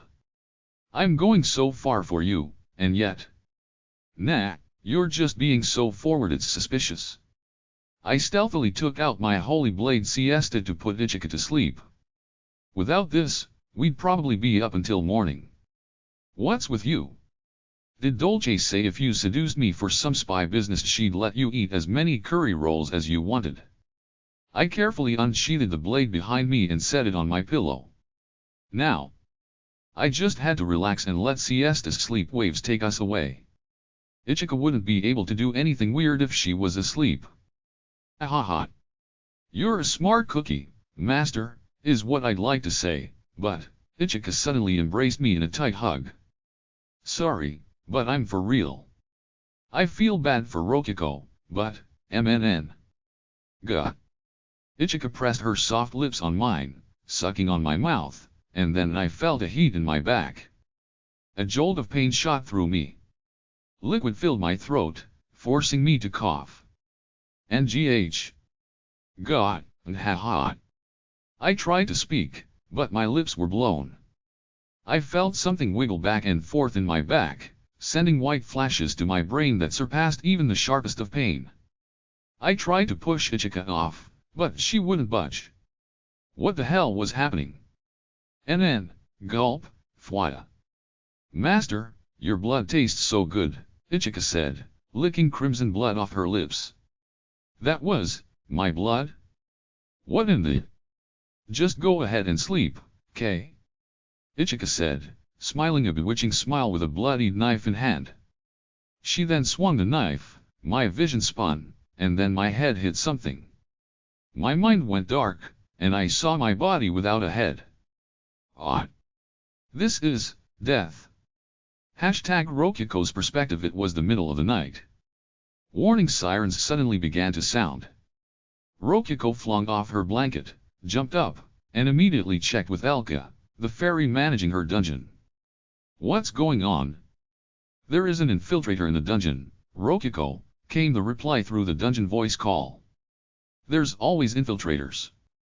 Who is it specifically and what did they do?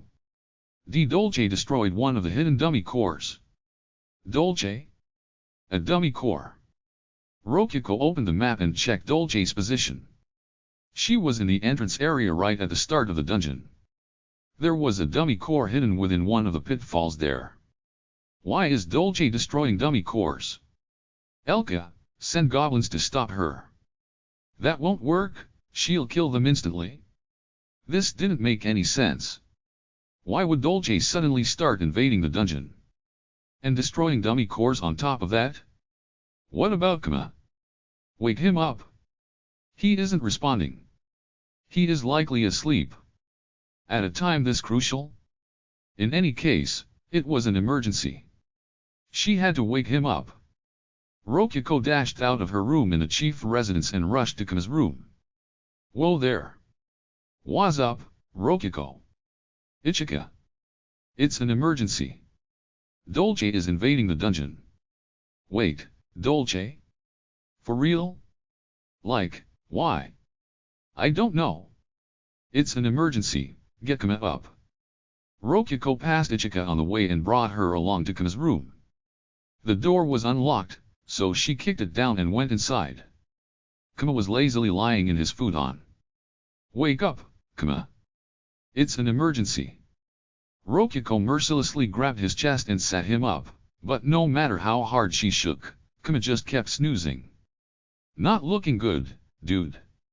He's passed right out. Ew, what do I do? Why is Dolce doing this?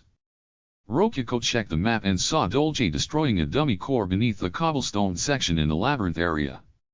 That was the third one out of those hidden there. Including the one in the entrance area, she had destroyed 5 already. NGH. Why does she know where they are?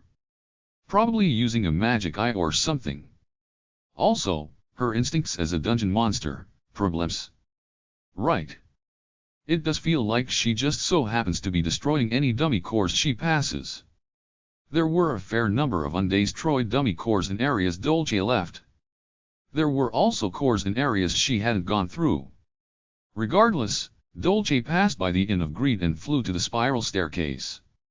She ignored the adventurers she passed on the way, and likewise they didn't notice her, feeling only that a cold wind had blown by. Dolce the Wraith had come to assassinate the dungeon for real. That was the impression one got. Gah. She's at the storage area already. Like, she can fly. The stairway's gimmicks are gonna be nothing for her. Rokiko furrowed her brows. That said, not even a wraith could pass through the walls and doors of a dungeon they didn't belong to. At this rate, she would be stuck at the restaurant of gluttony Rokiko had just visited with Kama. Elka. Identify Dolce as an enemy and wake up the monster girls to take her down. Buy time by sending the Hanawa golems her way. I'll wake Kama up no matter what it takes. Why yes, ma'am. They are here already, taking battle positions. Thus, Rokuko finally decided to view Dolce as an enemy. She temporarily left dealing with her to her subordinates, and focused on her most important job, waking Kama up. Rokuko, girl. Isn't it, like, a thing that sleeping beauties are woken up by a kiss from their one true love? A kiss? Without a moment's hesitation, Rokuko slammed her lips on Kama's and gave a loud kiss. Kama's lips were a bit hard and a bit soft, while the breath from his nose tickled. But unfortunately, Rokuko didn't have the time to enjoy that. What? He didn't wake up. Guess not. Was my love not enough? Nah, girl, it's, like, just a fairy tale, so? Rokuko was a bit dissatisfied, but she accepted that. Welp, nothing we can do at this point. Rokuko, how about you send me to the restaurant of gluttony? Ichika, you think you can beat Dolce? No, but I'm kind of, like, tight with her since I looked after her whenever she was here. If she's gotta wait over there, maybe she'll listen to some negotiating. Ichika suggested, her expression one of both resignation and resolve. Not to mention, this thing might even put her to sleep, she continued, showing a glimpse of Kama's beloved sword siesta. The black gemstone in its hilt flashed as if trying to say something. It was surely saying, leave it to us. Okay. I'll send you over, but I'll call you back the moment it looks dangerous. Rokuko elected to put the dungeon's fate in Ichika's hands. And so, with Rei and the others' efforts proving useless, Dolce arrived at the restaurant of gluttony. There were no other adventurers there, in part since it was late at night. Rokuko watched Ichika and Dolce's exchange through the monitor. Dolce. Over here, Gael. Good, you're alive. Your results? Meh. I didn't complete the primary objective, but I did step 1. Dolce praised Ichika. It seemed that Dolce was indeed willing to talk to her. But, what was that about results? Rokuko watched on, feeling confused. That will do. I was not expecting much to begin with. Haha, harsh. Well, that's just how Highly Master thought of me, I guess. They were having a conversation, but the details were incomprehensible. What were they talking about? So, this is the gimmick you were speaking about. Yuppers. It won't let you pass unless you wait 2 hours.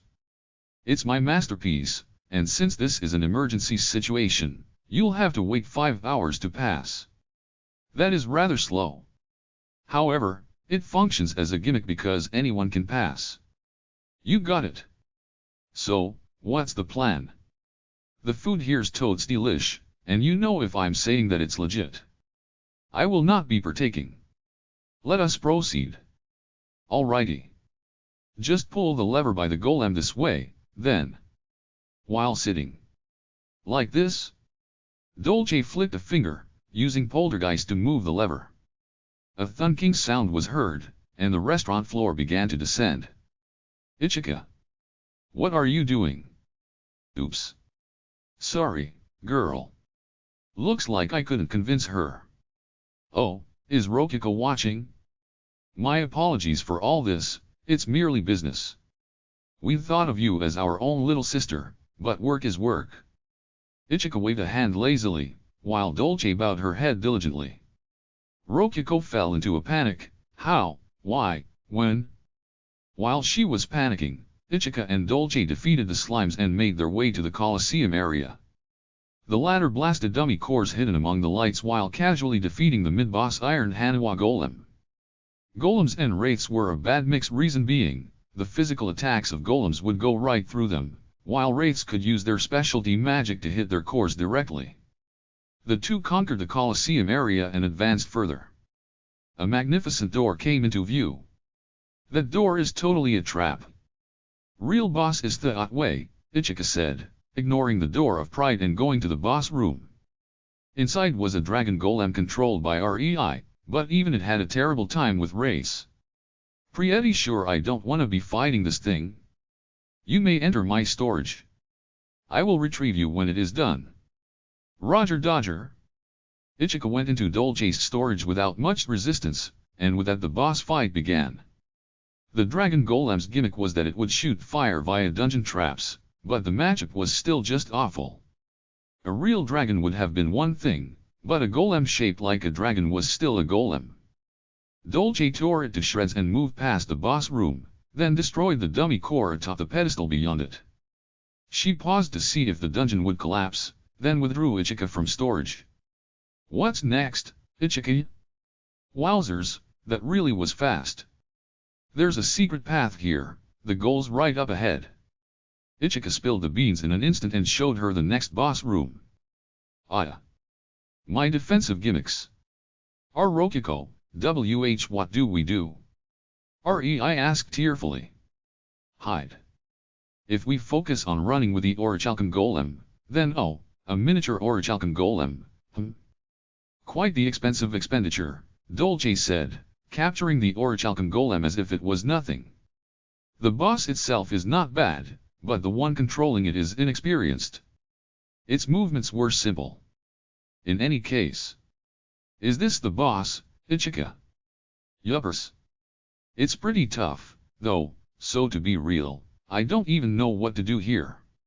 It is rather trivial. Observe, Dolce said, then tossed the Orichalcum Golem out of the room. Crap. I didn't think of that. Rokiko thought, glaring at Dolce through the monitor. One could get through a boss room by tossing the boss out of it, even if you didn't defeat the boss itself. Dolce and Ichika went farther inside before the Orichalcum Golem could make it back. They destroyed a dummy core on the way, and finally reached the deepest area with all its instant death traps. God, geez. They made it that far already. Rokiko cried. Gah, there was a groan. Rokiko turned around and saw Kama's eyes open narrowly. Kama, you're awake. It's an emergency. Rokiko. Look out for Ichika. Capture her the moment you see her. What? Rokiko couldn't believe what she had just heard. Gah, I can't move. What time is it? How much time has passed since Ichika killed me? Ichika killed you? Wait, hold on, what are you talking about? I was revived thanks to Ultra Transformation, but there's no mistaking it. She killed me. You were dead. Rokiko cried with shock. Yup. She stabbed me in the back and cut off my head, Kama said. Rokiko set him up and looked over his body, which immediately led her to noticing a hole in the back of his jersey. She hadn't seen it before since he had been lying face down. There's not a scratch on your body, but... Come to think of it, back when you revived last time, not a single drop of blood was left either. At the time he had slept a full day until waking up naturally, but this time he had likely gotten up earlier due to all their efforts to wake him up. It might have been even faster had he been using the divine bedding, but the fact he didn't use them regularly had come back to bite them here. But that can wait. It's an emergency. Dolce just beat the dungeon, and, she's destroying dummy cores. Dolce is? This timing can't be a coincidence. Ichika. She went with Dolce to convince her. No. She's part of the plot. Too, isn't she? The situation was becoming clearer. Ichika was working with Dolce to take the dungeon down. In the process she sealed off their biggest foe, Kama, and tricked Rokiko to send her deep into the dungeon. If there was one thing she didn't expect, it was Kama waking up so soon, maybe? Sorry, Kama, I know you're probably still groggy, but I need your help here. Right. Kama put a hand on his neck, which Rokiko then placed hers on top of. The monitor showed the farthest back area. While I was dead, our good friend Dolce, or rather, former friend, had apparently made it as far into the dungeon as one could go. The area was filled with instant death traps, but Dolce used her nature as a wraith to pass by them effortlessly. She was already dead, after all. The press room, the room filled with suffocating gas, the water draining drowning, none fazed her. Really, I couldn't help but have this feeling that rates were kind of just unfair. Ichika was hiding inside Dolce's storage and occasionally popped her head out to give directions. Rokuko, can you not withdraw Ichika? I can't. She's Dolce's belongings now, so I can't withdraw her. We had only been able to withdraw Ichika by having Rokuko envision her as a slave and our belonging, rather than a person. We couldn't withdraw her once she became someone else's belonging instead. It was that simple. What about you, Kama? Can you not choke her with a collar? Unfortunately, it doesn't do anything. I had been focusing on squeezing the collar each time Ichika popped her head out, but it didn't do anything. Her directions were clear and concise, and each time she popped her head out Dolce put everything into protecting her, leaving no openings. What do we do, Kama? At this rate, they'll make it to my dungeon core. For now, we should castle it with a dummy core that's safe behind the door of pride. Oh, right. There's plenty of other safe dummy cores, but that one's the safest, Rokuko said, sending her dungeon core away. There were other safe ones, too, like those in the Tsia mountain tunnel. And once we had calmed down a little from securing a little safety, I had the leeway to notice something. Isn't the path she's going down a bit off from the path to the dungeon core? You're right. They are going to the Suzuki wall. Indeed. The Suzuki wall. This reminded me. Ichika had helped with moving it here. Really, one could say the only thing Ichika knew about this section of the dungeon was the path there. Are they after Suzuki? But why? It's just a DP source.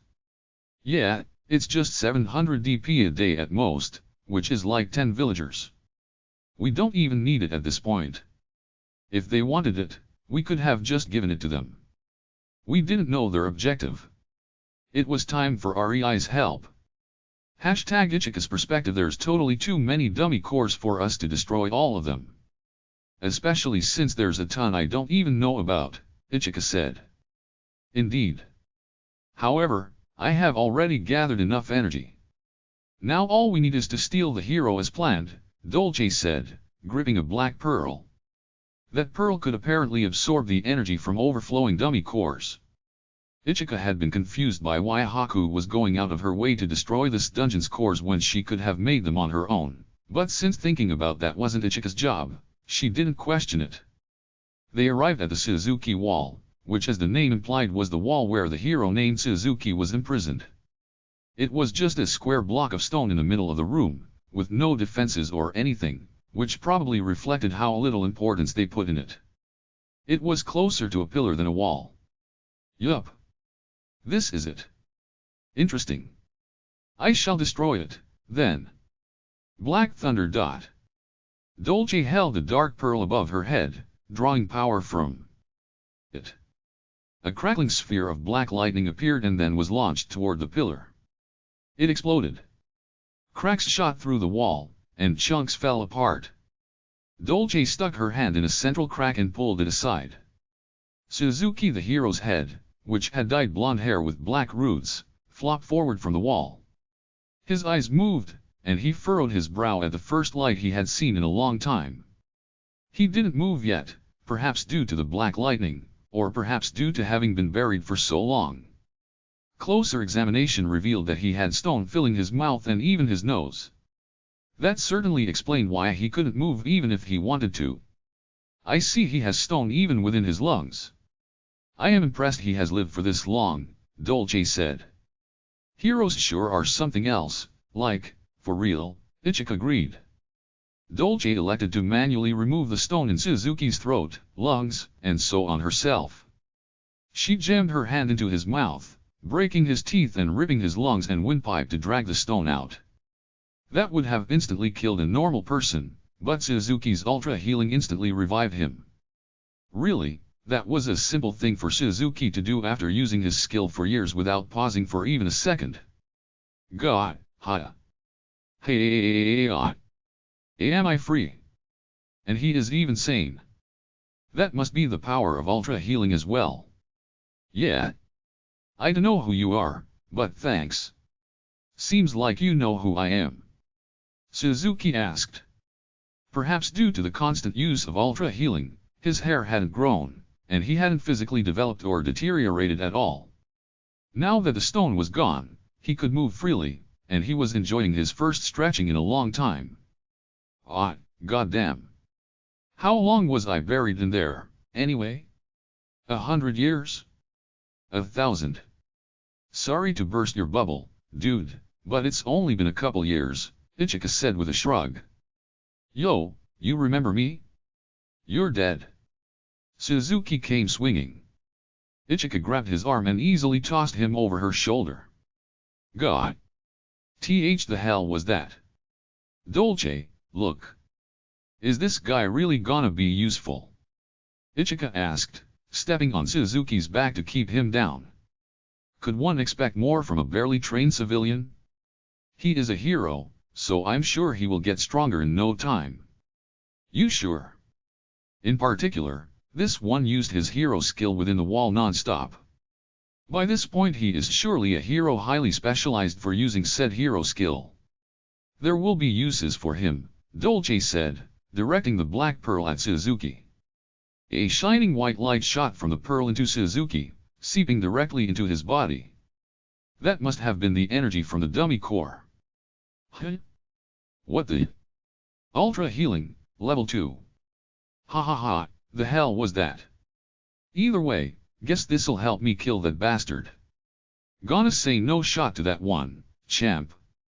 You're, like, way too weak for that. Then give me more. More power.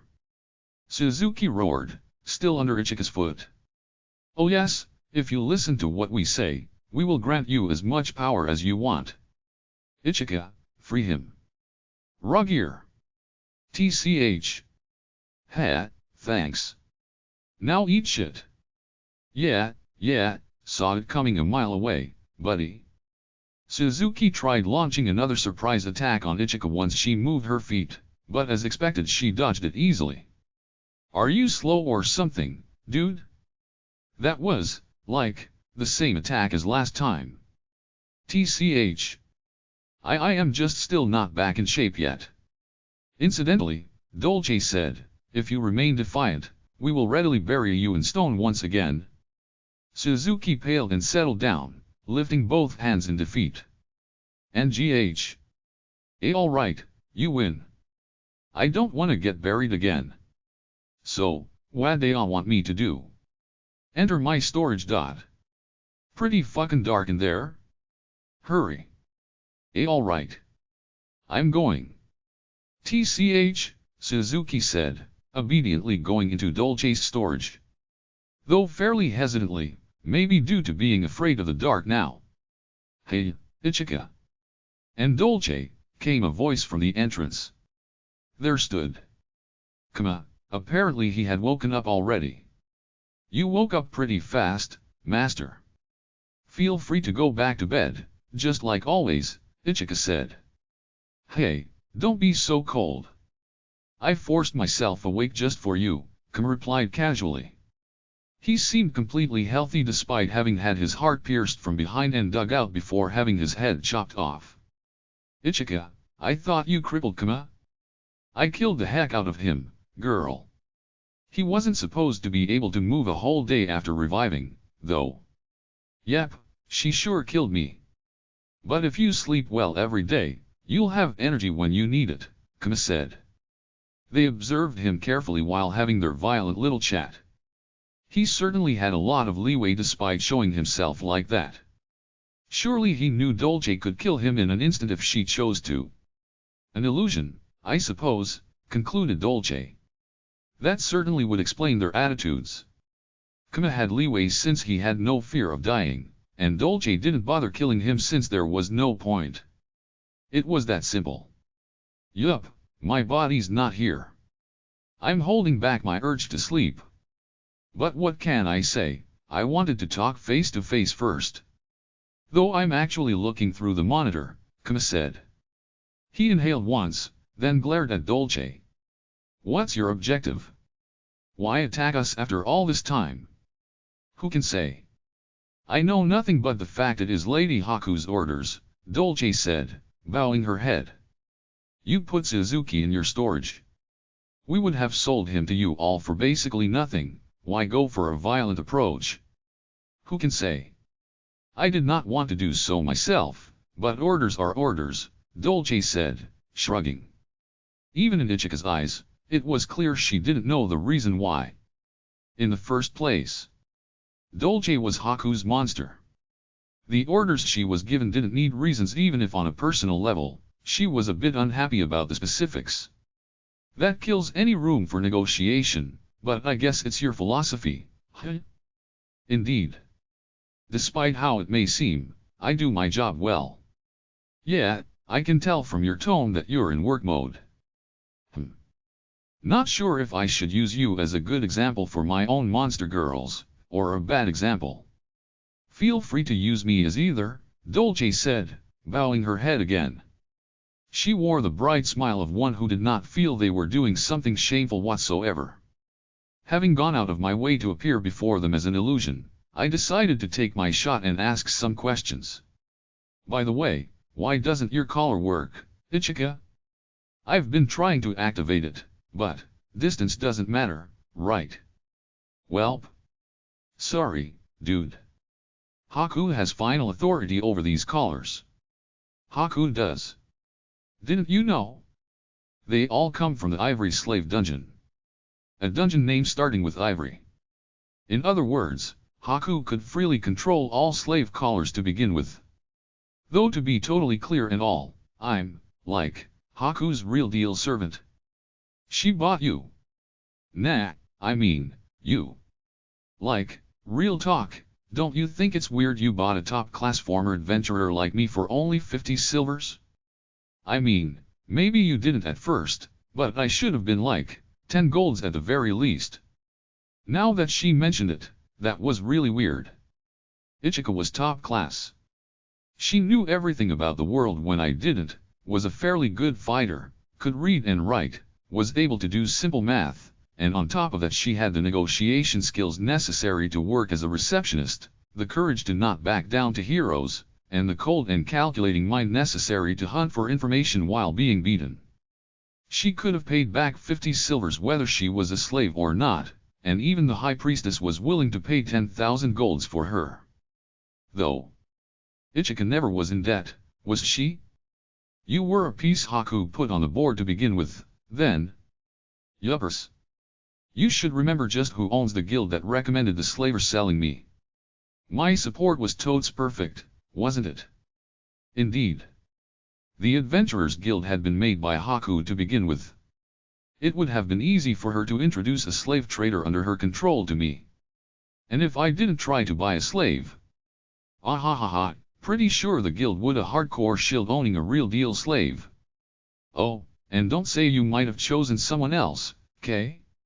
I mean, I was a super cheap specialty with a history. A clever spender who beat Lady Haku with just 100,000 DP wouldn't have passed me, ever, isn't that right, Master? NGH. You have a point.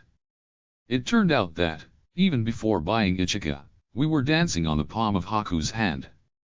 All that said, I served you for real, Master. I mean, if not for this wacko order, I would have served you forever and ever, no prob. I don't doubt that in the least, but you might as well say I bought you out with curry rolls. You know, my job was supposed to be just reporting to Haku whether you're a man fit for Rokiko, Master? Then why are you doing this? That's what I wanna ask Lady Haku. Out of nowhere, she told me to kill him without fail. Ichika shrugged. Seems like you're planning to leave here with me alive, though. I mean, not like she told me to kill you twice without fail. Isn't that right, Dolce? Indeed. She certainly did not. Thus, if you know your place and hide, we will overlook you. Attempt anything and we will not be so generous next time, however. That's how grateful I am to you, Master, like, for real. You let me eat lots of tasty stuff, just like you promised. Apparently she was grateful enough that she was willing to ignore the spirit of her orders and use a loophole to help me out. In other words, I was alive purely by their goodwill. And since we were dealing with Haku, she would probably notice that I was alive in no time. I wouldn't get another chance. It is about time we leave, Ichika. Destroying the dungeon seems difficult, so we will depart for now. Whoops. Guess that's it, Master. Bye-bye. See you later. You think we'll meet again? Who knows? But you're best off running if you don't want to die. Oh. And by the way, Ichika opened her storage and gave me a glimpse of my main blade, Siesta. Gonna take this as a severance payment. What the hell? Give that back, Ichika. Come on. Thief. You know how it is, subversive activities, weaken from the inside, all that good stuff. Laters. Ichika said, jumping into Dolce's storage. Dolce then closed her storage and bowed to me again. Now then, I have completed my objective, and will be taking my leave as well. In the depth of my mind are memories of distant lands once traveled, forming a mental path from here to there. Fly through space, fly through time. There becomes here and here becomes there. Fuse, conjoin, connect. Teleport. Thus, Dolce teleported away. I elected not to stop her. I didn't have the information or tools to take her down at the moment. It hit me that all the traps I had prepared had been just for humans. They had taken Suzuki, and the dungeon was smashed to bits. But this wasn't unrecoverable. The problem was, elsewhere. Well. There certainly is a lot that doesn't make sense about this. There were a lot of things about this that I just couldn't accept. I needed to talk to Rokiko and the others about it all, including Ichika's betrayal. Naturally, staying awake at that point was painful, so I left the cleanup to Rokiko and slept for a bit. When I woke up, I held a dungeon meeting in the master room. I had used the divine blanket, so I was in peak shape. Participating were me, Rokiko, Niku, Soto, and the 3 monster girls, for 7 members total.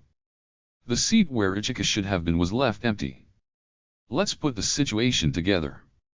First of all, Ichika's betrayed us, I said. Everyone already knew that, but I announced it anyway to formalize it. She'd even stolen my siesta. Fuke. To think she would stab you, Master. I should not have given up my Dakamakura duty. I'm sorry, Nika said, tail hanging sadly behind her, wedged between her legs. I can't believe Instructor Ichika betrayed us. I'll have some harsh words for her the next time we meet. I declared, her heart having seemingly not caught up to reality yet. She said she was going to splurge, and used every bit of DP she had to buy curry rolls. I should have known something was off, Kanya said, having apparently provided the curry rolls. Ichika sure was a glutton. I always expected she would do something like Taias, Naruna said, sounding like the neighbor of a shooter giving an interview after the fact. Ichika's socks now come at a premium. Soto, that's not the problem, Rokiko prodded. Oh. Rokiko, what shall we do about Ichika's shift in the inn? Kainu asked. We could have Soto's Silky start helping out? I want to keep the inn working as smoothly as possible so nobody thinks a paradigm shift in the dungeon is happening. That would be way too much for Kam right now. Oh, it's fine. I will have a replacement ready. Why is it that nobody's moved? I was pretty shocked myself. So, what next, Kami? Rokiko asked.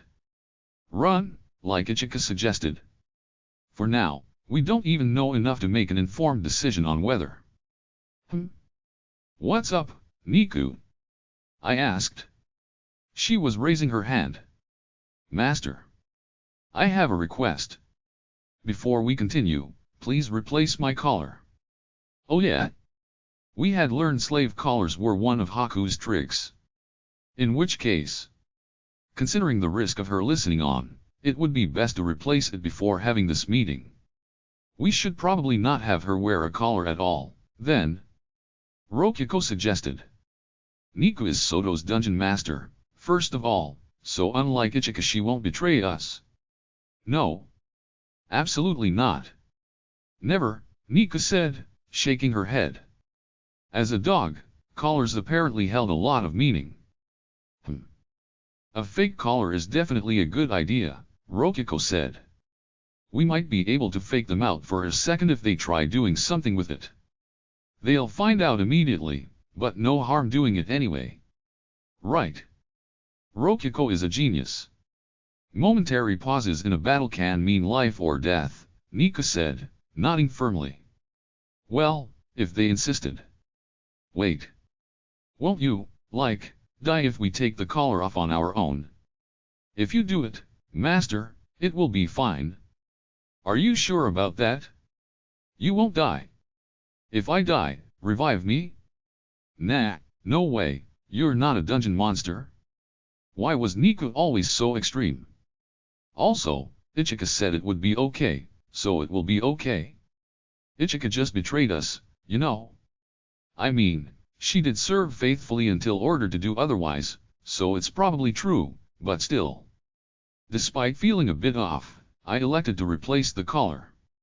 Oh, and please make it by hand, Niku added. Sure. I bought leather and such from the DP catalog, then quickly made it with Create Golem. It felt more or less the same since it would squeeze if I focused on it, too, so I gave it to Niku, who wagged her tail happily as she put it on. Well, at least it didn't kill her. Once the collar was exchanged, the meeting resumed.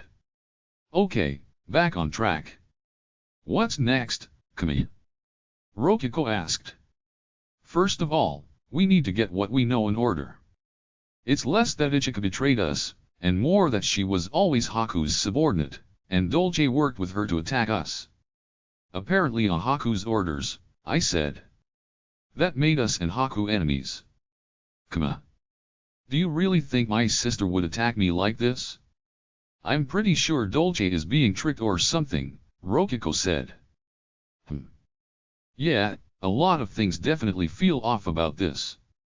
Like why would she attack us now, after all this time, and why steal Suzuki? As far as I knew, there was absolutely no reason for Haku to attack us. At most, she wanted to avoid paying us, but that obviously wasn't a good enough reason. Not to be arrogant or anything, but we were too valuable as tools for her to just throw us away like that, when we already took basically any job she gave us. And furthermore, why am I even alive? What? You died, Kama? Once, I replied. Rokiko tilted her head. Ichika certainly had killed me once. I was saved since Ichika and Dolce decided to bend the rules, but Haku knows I can revive once with altered transformation. Remember? She said she had learned about altered transformation from another hero that had the skill. Surely she knew about the revival aspect, then. Sure, but so what? You lived since Ichika and Dolce spared you, right? Haku would have given orders to stop that from happening, I replied. If she really wanted me dead, she would have ordered them to not let me revive, in clear terms. True. It would be weird for Haku to make such a big tactical error. Plus, the timing for this attack doesn't make any sense. Why have Ichika betray us now of all times? It would have been way more effective for her to betray us at a really crucial time, like in the middle of a dungeon battle. That's certainly true. It's kind of, half-baked. And so is their destruction of dummy cores. It's highly likely they only broke the ones Ichika knew about, and the ones on the way to Suzuki, but, even with that in mind, there were many dummy cores Ichika surely knew about that they hadn't broken. Maybe she forgot to tell her, and to be fair, I didn't remember all of the ones I had hidden, either. In which case, maybe Dolce really is being tricked. It's a bit hard to believe Dolce would be tricked when she was head of intelligence, but it's certainly a strong possibility. But it doesn't feel quite right, either. It feels more like rather than Dolce being tricked, something has gone wrong with Haku. Haku? Let me ask by mail. Oh, wait, I guess it would be weird to ask her that directly. Rokiko asked, hand in the air, halfway to starting a text. I shook my head. Nah. It'll actually be better to write a mail complaining about this. Her response might tell us something, and if she doesn't we'll know we need to go to the imperial capital directly to investigate. True. Mails were a direct hotline to Haku. If someone was interfering she could reveal that and we would know it for sure, and if she didn't, she was the culprit herself. We'd benefit from knowing either way. Though to be safe, we hid the fact I was still alive. No point sitting around waiting for a reply. Want to prepare monsters for infiltrating the imperial capital ahead of time? If nothing's wrong, we can just have them do the work we were going to do there anyway. Oh, that's a good idea, I replied, opening the catalog. That was when I noticed things were weird. What's going on? My catalog's smeared black all over. Wow, what? No way. What's going on? I opened the catalog through the dungeon menu, but the pages were pure black. I hadn't noticed when making Nika's collar, but the monster pages were all black, and the monitor looked like a blank CRT that had its power cut off. I guess even the gacha is blocked off, Rokiko said. The heck is going on? Materials and treasure works, but... seriously, what the heck? And then, I remembered something the Black Pearl Dolce was using. Was that maybe something related to Dungeon Eaters? Maybe Dolce went around breaking dummy cores to make this happen. It was possible. Wonder if Dolce did this, I said. HRM. But how would she have done it? The smeared over monster pages were also inaccessible to the monster girls. Though that was hardly worth commenting on, considering the dungeon master and core couldn't access them to begin with. Rokiko, perhaps something has been injected into master's body, I said. Oh yeah, it could have been Ichika's work, too. What will we do if that's actually true? Rokiko asked. Don't tell me we need to cut Kama's body open and search. Can't exactly use X-rays here. Guess I'll try using Ultra Transformation to become water, or a slime, maybe. Whatever's inside would come out. I elected not to turn into water in case I accidentally died somehow. After all, my cooldown timer for revivals hadn't reset yet. A wash bin, then, Kanya said, taking one out of storage. It was the kind used for washing laundry. I got inside and transformed. I ended up a wiggly slime inside the basin, my clothes left behind. It was the kind of slime strong against physical attacks due to having no core. So? See anything? I asked Rokiko, through telepathy. Not really. Hopefully it's not transparent. Do you feel anything weird, Kami? Not really sure what weird would be here, to be honest. Okay, I'm sticking my hand in. Don't eat me, okay? Rokiko said, then jabbed her hand inside me. Whoa, what the hell? Woo, it feels so weird. Hey, don't stir, You. I don't feel anything that's invisible. What about you, Kama? I don't feel nothing. Woo, and now I know it feels like to have something weird inside me, so... Come on, Kama, stop with the weird noises. Hey, I'm only doing this, cause, you keep stirring, Kman. Oh, finally, Rokiko understood that she was thrusting her hand inside my body, apparently. Would you be happy if I stuck my foot inside? As a foot fetishist, I have to say yes, but also now is not the time for that. True. Sorry, Rokiko said, pulling her hand out. I had Nika carry me in the wash bin behind a curtain, then cancelled my Ultra Transformation. I put my clothes back on and returned. Seems like there's nothing inside me, then. We didn't see the contents of your stomach or anything either, so maybe the thing was also gone with theme. Naruna suggested, raising a hand. Okay, yeah, that would flip our foundational principle on its head. How about transforming into yourself before getting stabbed, then? That would get rid of anything weird inside you. Maybe that would solve everything. Oh. That's Rokiko for you, Naruna said. Good point. You sure are smart, Rokiko. Rokiko flared her nostrils with pride as Naruna and I praised her. I got right to transforming into myself, but the catalog remained smeared over with black. Seems like the problem is with the dungeon itself, then. Rokiko, how are you feeling?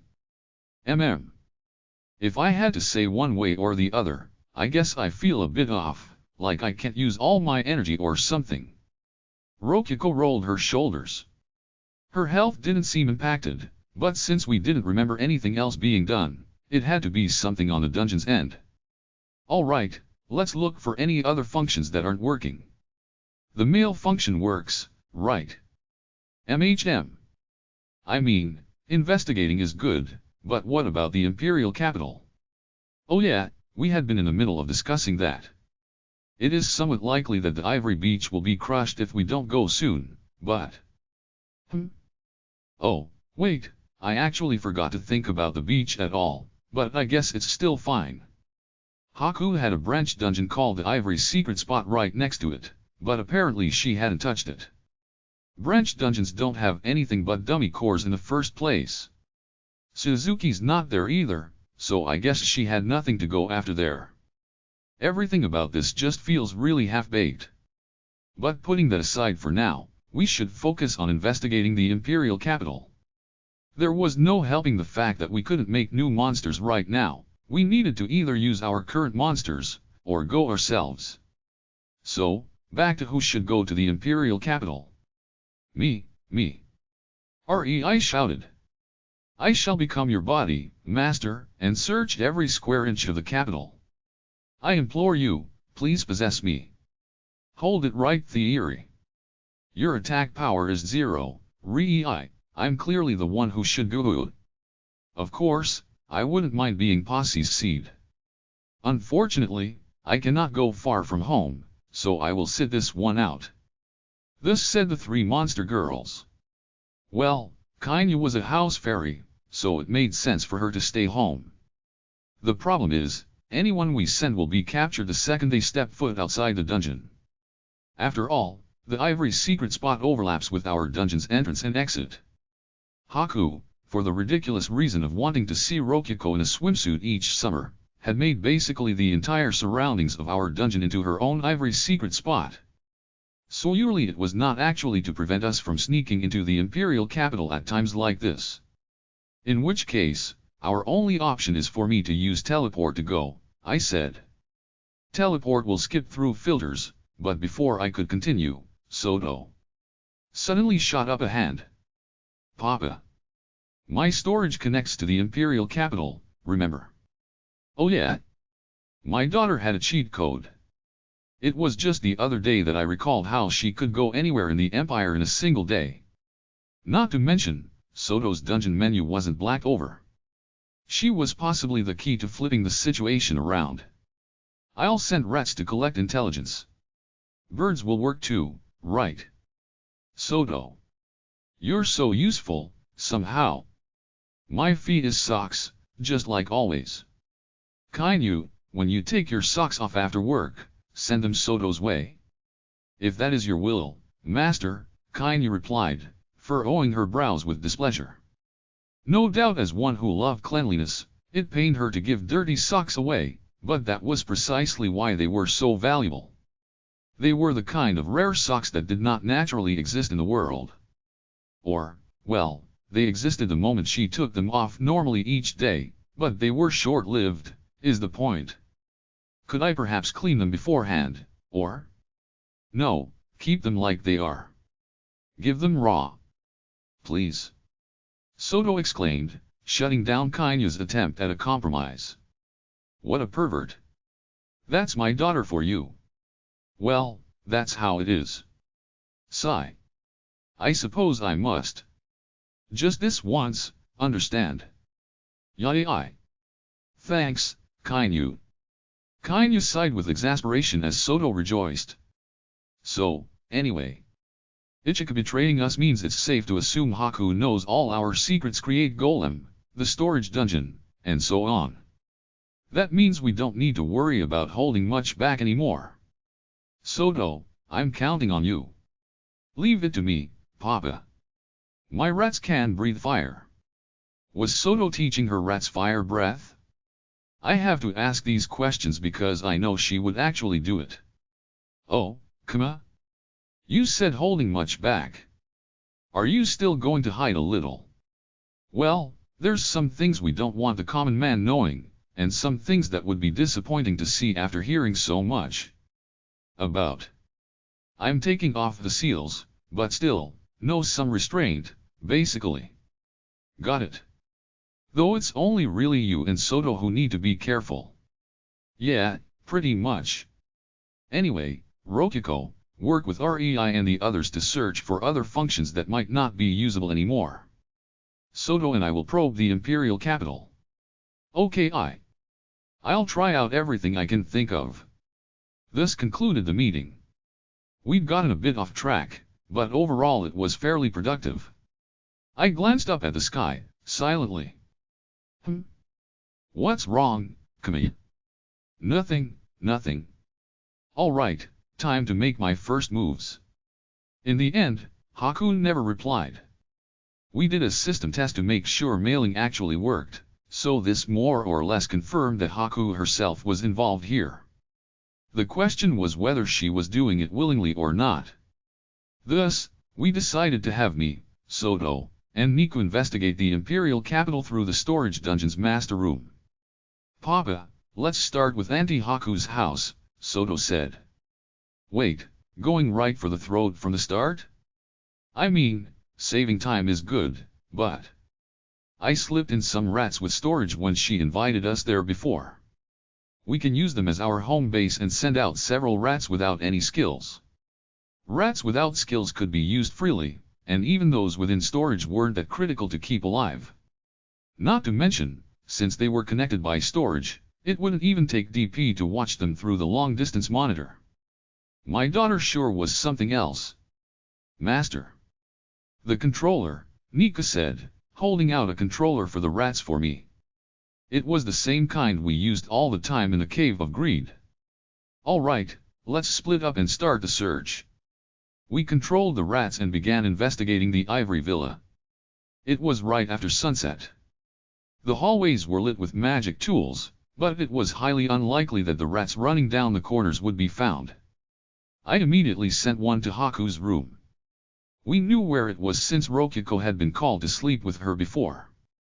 The door was shut, but what to do about that? For now, I had the rat press its ear against the door and listen. I don't hear anything. Even cranking up the monitor's volume to maximum only led to us hearing the rat's heartbeat.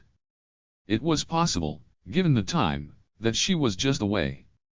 If that was the case, the door would probably be locked, making it difficult to get inside for a search. I decided to put her room off for later and search elsewhere. Soto, this place is important, so I'd like to have a rat stand watch to be sure. And an extra one for us. Roger, Papa. Mayu, keep an eye on Auntie Haku's room. Understood. As Silky from Soto's dungeon controlled the rat in my place. A new one was sent, and I resumed from the starting point. Master, I discovered an underground jail. It feels off. Maybe it's for nobles, Nika said. An underground jail, huh? Past the guards was a fairly fancy and comfortable-looking jail cell. Behind the bars was a bed so big I had no idea how it even got in there to begin with. There was a mini kitchen complete with a mana heater for simple cooking. There was also a recliner for relaxing. The other cells were empty, and only one was especially fancy. Could this be Leona's cell?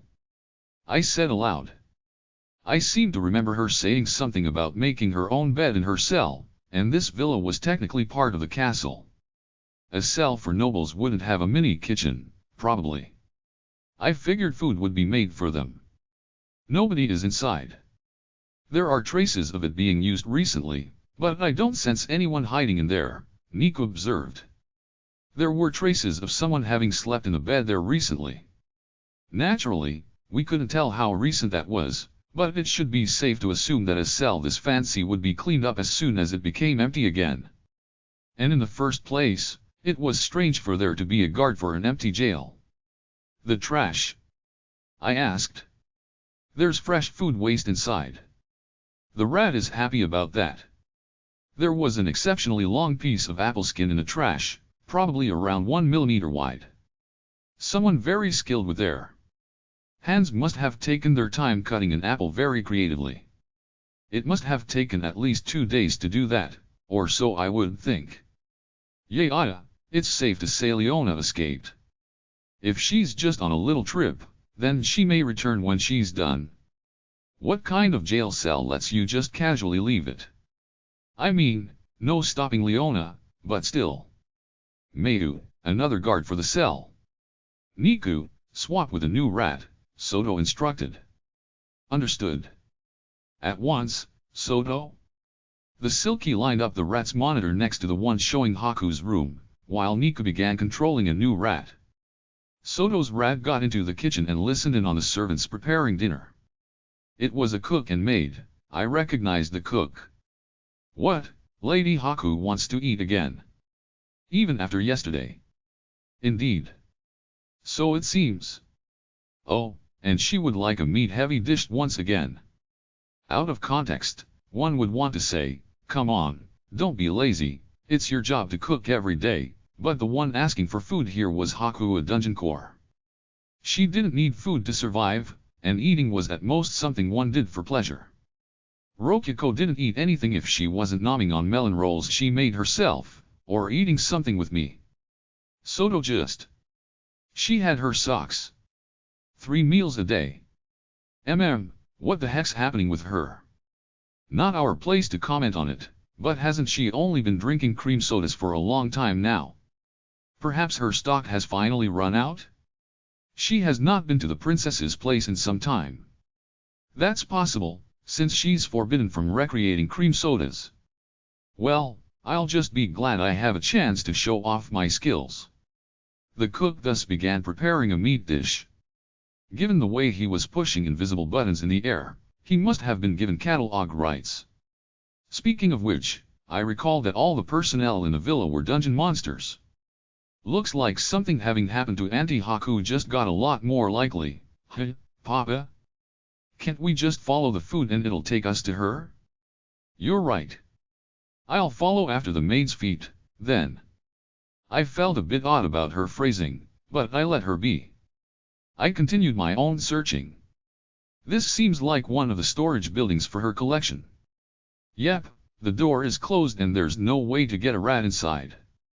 Feels like we should work on simple shut doors stopping the rats from going through. What about a ghost, then?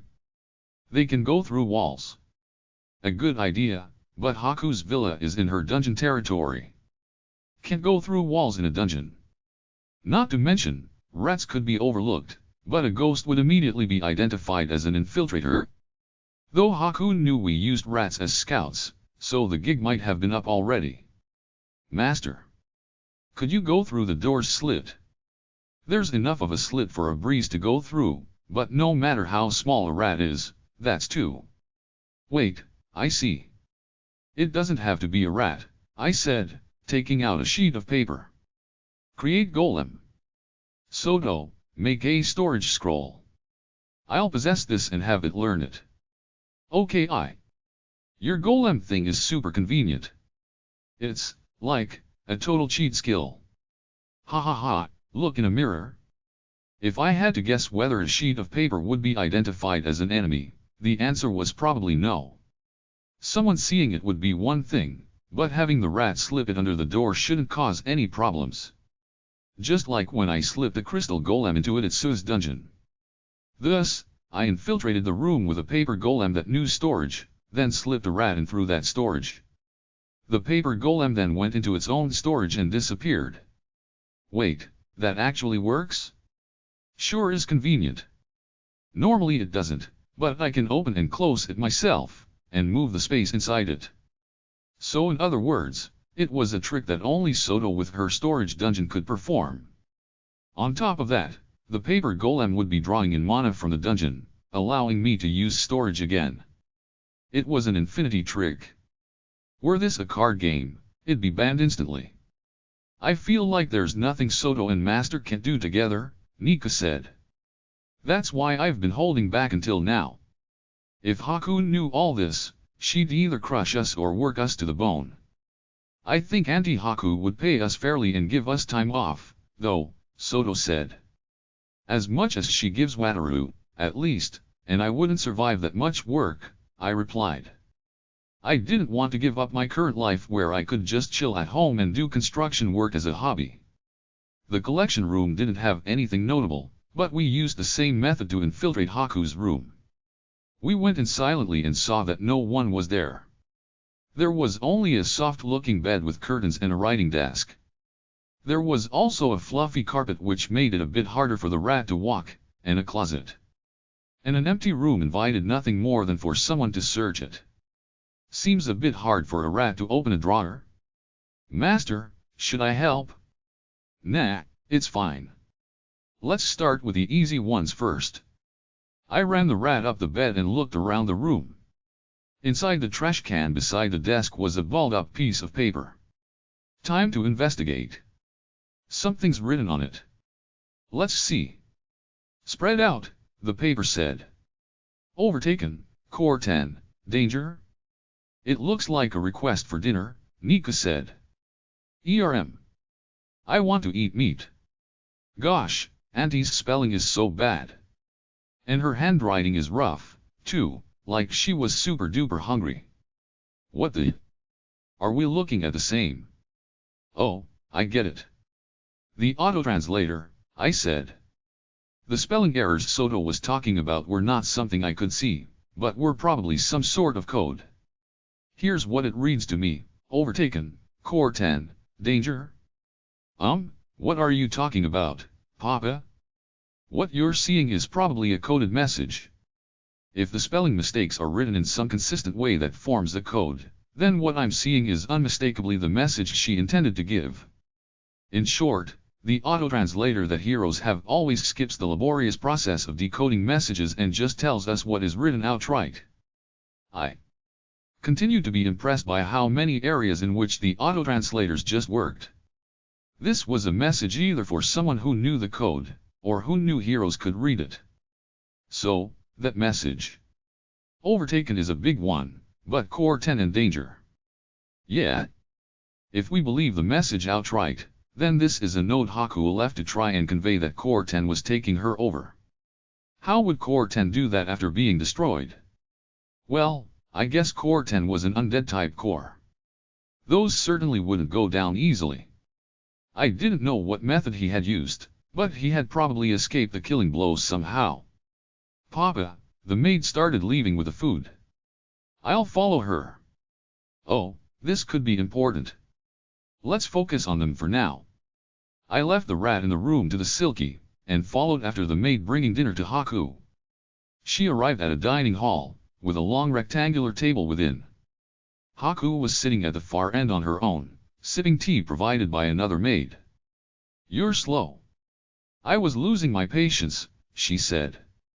My apologies, the maid said, bowing, and placing the food on the table. The menu was grilled chicken with bread and soup. Haku picked up her cutlery and began digging in, without any pre-meal prayer or anything. That sure is a lot of bread, Soto observed. Grilled chicken is pretty good with rice, too. Man, I'm hungry now. Let's get something to eat, too. Master. I request a grilled burger. I went with the flow and bought food for us with DP. We finished eating at around the same time she did. I shall now take a hot bath and rest. Do not interrupt, Haku said. Understood. The arrangements have been made. Oh, going to the bath now, I see. This isn't something I should watch, right? I'll leave it to Soto and Niku. Papa, we'll cut off video so you only get audio. Listen closely. You make it sound as if I'll get off to the sounds, dearest daughter. In the meantime, I would search other areas. Though I would be listening, of course. Oh? Auntie isn't taking off all her clothes even though she's getting in the bath. You're not talking about a bathing suit or anything, right? Nope, we're talking a full garter belt here. That actually makes it super sexy. The thigh thing, right?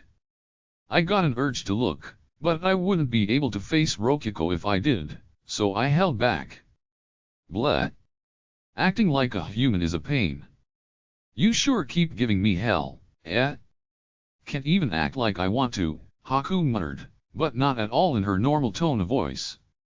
It was clear she was talking to someone inside herself. Yeah, okay. There's no doubt about it now Core 10's taken over her body. The fact he thinks he has to act like a human here means he probably can access Haku's memories. If he did, he would know he had no reason to hide that she's a dungeon core. It was also unclear whether he had access to her proper dungeon functions. He might have had restrictions like we did now. Feels like I finally have control of the body, at least. Let's see about the memories, NGH. Ha, ha ha. Your resistance is futile. Look, your body already belongs to me. Just accept your defeat already. Given those comments, we could guess Haku's consciousness was still alive and well. At the moment, only her body and perhaps the dungeon functions were lost. Oh, by the way, Papa, Auntie is squeezing her boobs and pinching her nipples right now.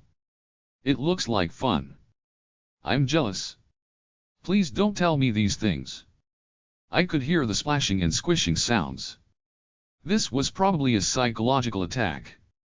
Haku was apparently resisting on the inside, after all. Okay. I understand the situation, but what do we do about it? Excuse me, Lady Haku? What is it? I said not to bother me. Apologies. However, we were instructed to inform you when Lady Dolce returned. Oh ho. She's already back, huh? Now that is a fast worker. Haku exclaimed, and I heard the sound of water sloshing off her as she stood. She sounded pretty happy. Apparently she would change her plans and go see Dolce instead of sleep. She put clothes back on, so now I could finally look at the monitor.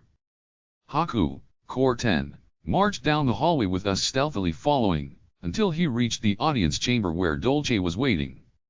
He walked past Dolce to the throne, and only looked at her upon sitting down.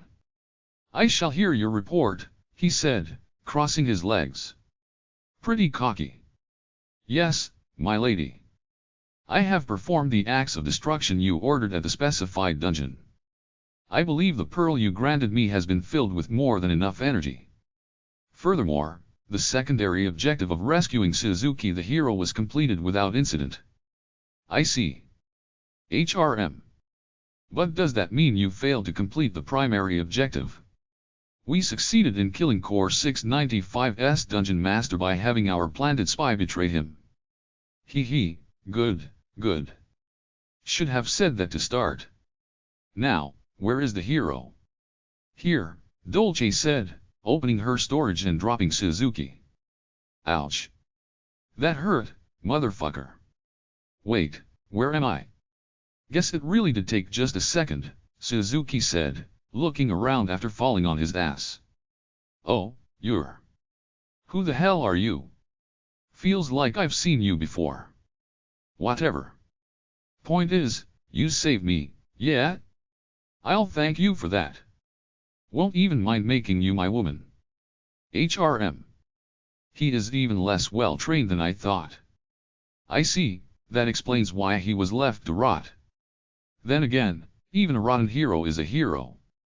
And one with ultra healing, at that. He will have his uses, Haku, Core 10, said, sighing. You may leave. Imprison the hero. Understood. Hey, don't ignore me when I'm thanking you. Wait, prison? Why? Hey. Let go of me. Silence. As Lady Haku ordered you to be imprisoned, I will imprison you. Be grateful that your head is still on your shoulders after that rudeness. Or rather, I suppose you wouldn't die even if I were to cut off your head? Perhaps I should cut it off 5 or so times so you will learn your lesson. TCH, fine, fine. I'm coming. Good grief, none of you have a sense of humor. Boring. It is good that you are obedient, Haku, Core 10, said. Now. Did you have anything else to report? Yes. I have brought back the one who was infiltrating the dungeon Suzuki was within. I shall return them to you, Dolce said, popping Ichika out of her storage this time, gently. Ichika promptly bowed. Greetings, most honorable Lady Haku. Do you mind if I ask what in the world drove you to Oops, my bad. I understand everything now. Guess I should actually say it's nice to meet you. Haku, Core 10, furrowed his brows with displeasure at Ichika, who had apparently seen through him. Whoa now, don't worry. I'm totes on your side, for real. The name's Ichika.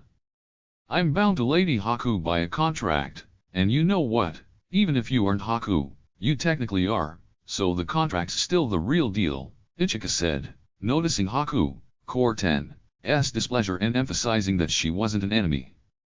I had to say, I was impressed by how bold she was being. Oh ho. Now. Who might you be? A contract slave. You have the duty to pay me for the jobs I do, and I can't do a thing to hurt you in the meantime. Basically a dungeon monster, if you catch my drift. You can even move me with a placement function. Contract, HRM? I see.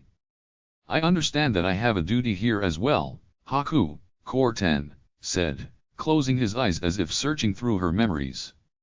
So, what do you demand from me as payment? Well, I kinda don't have anywhere to go, so how about we put that off for now and you just let me stay by your side? You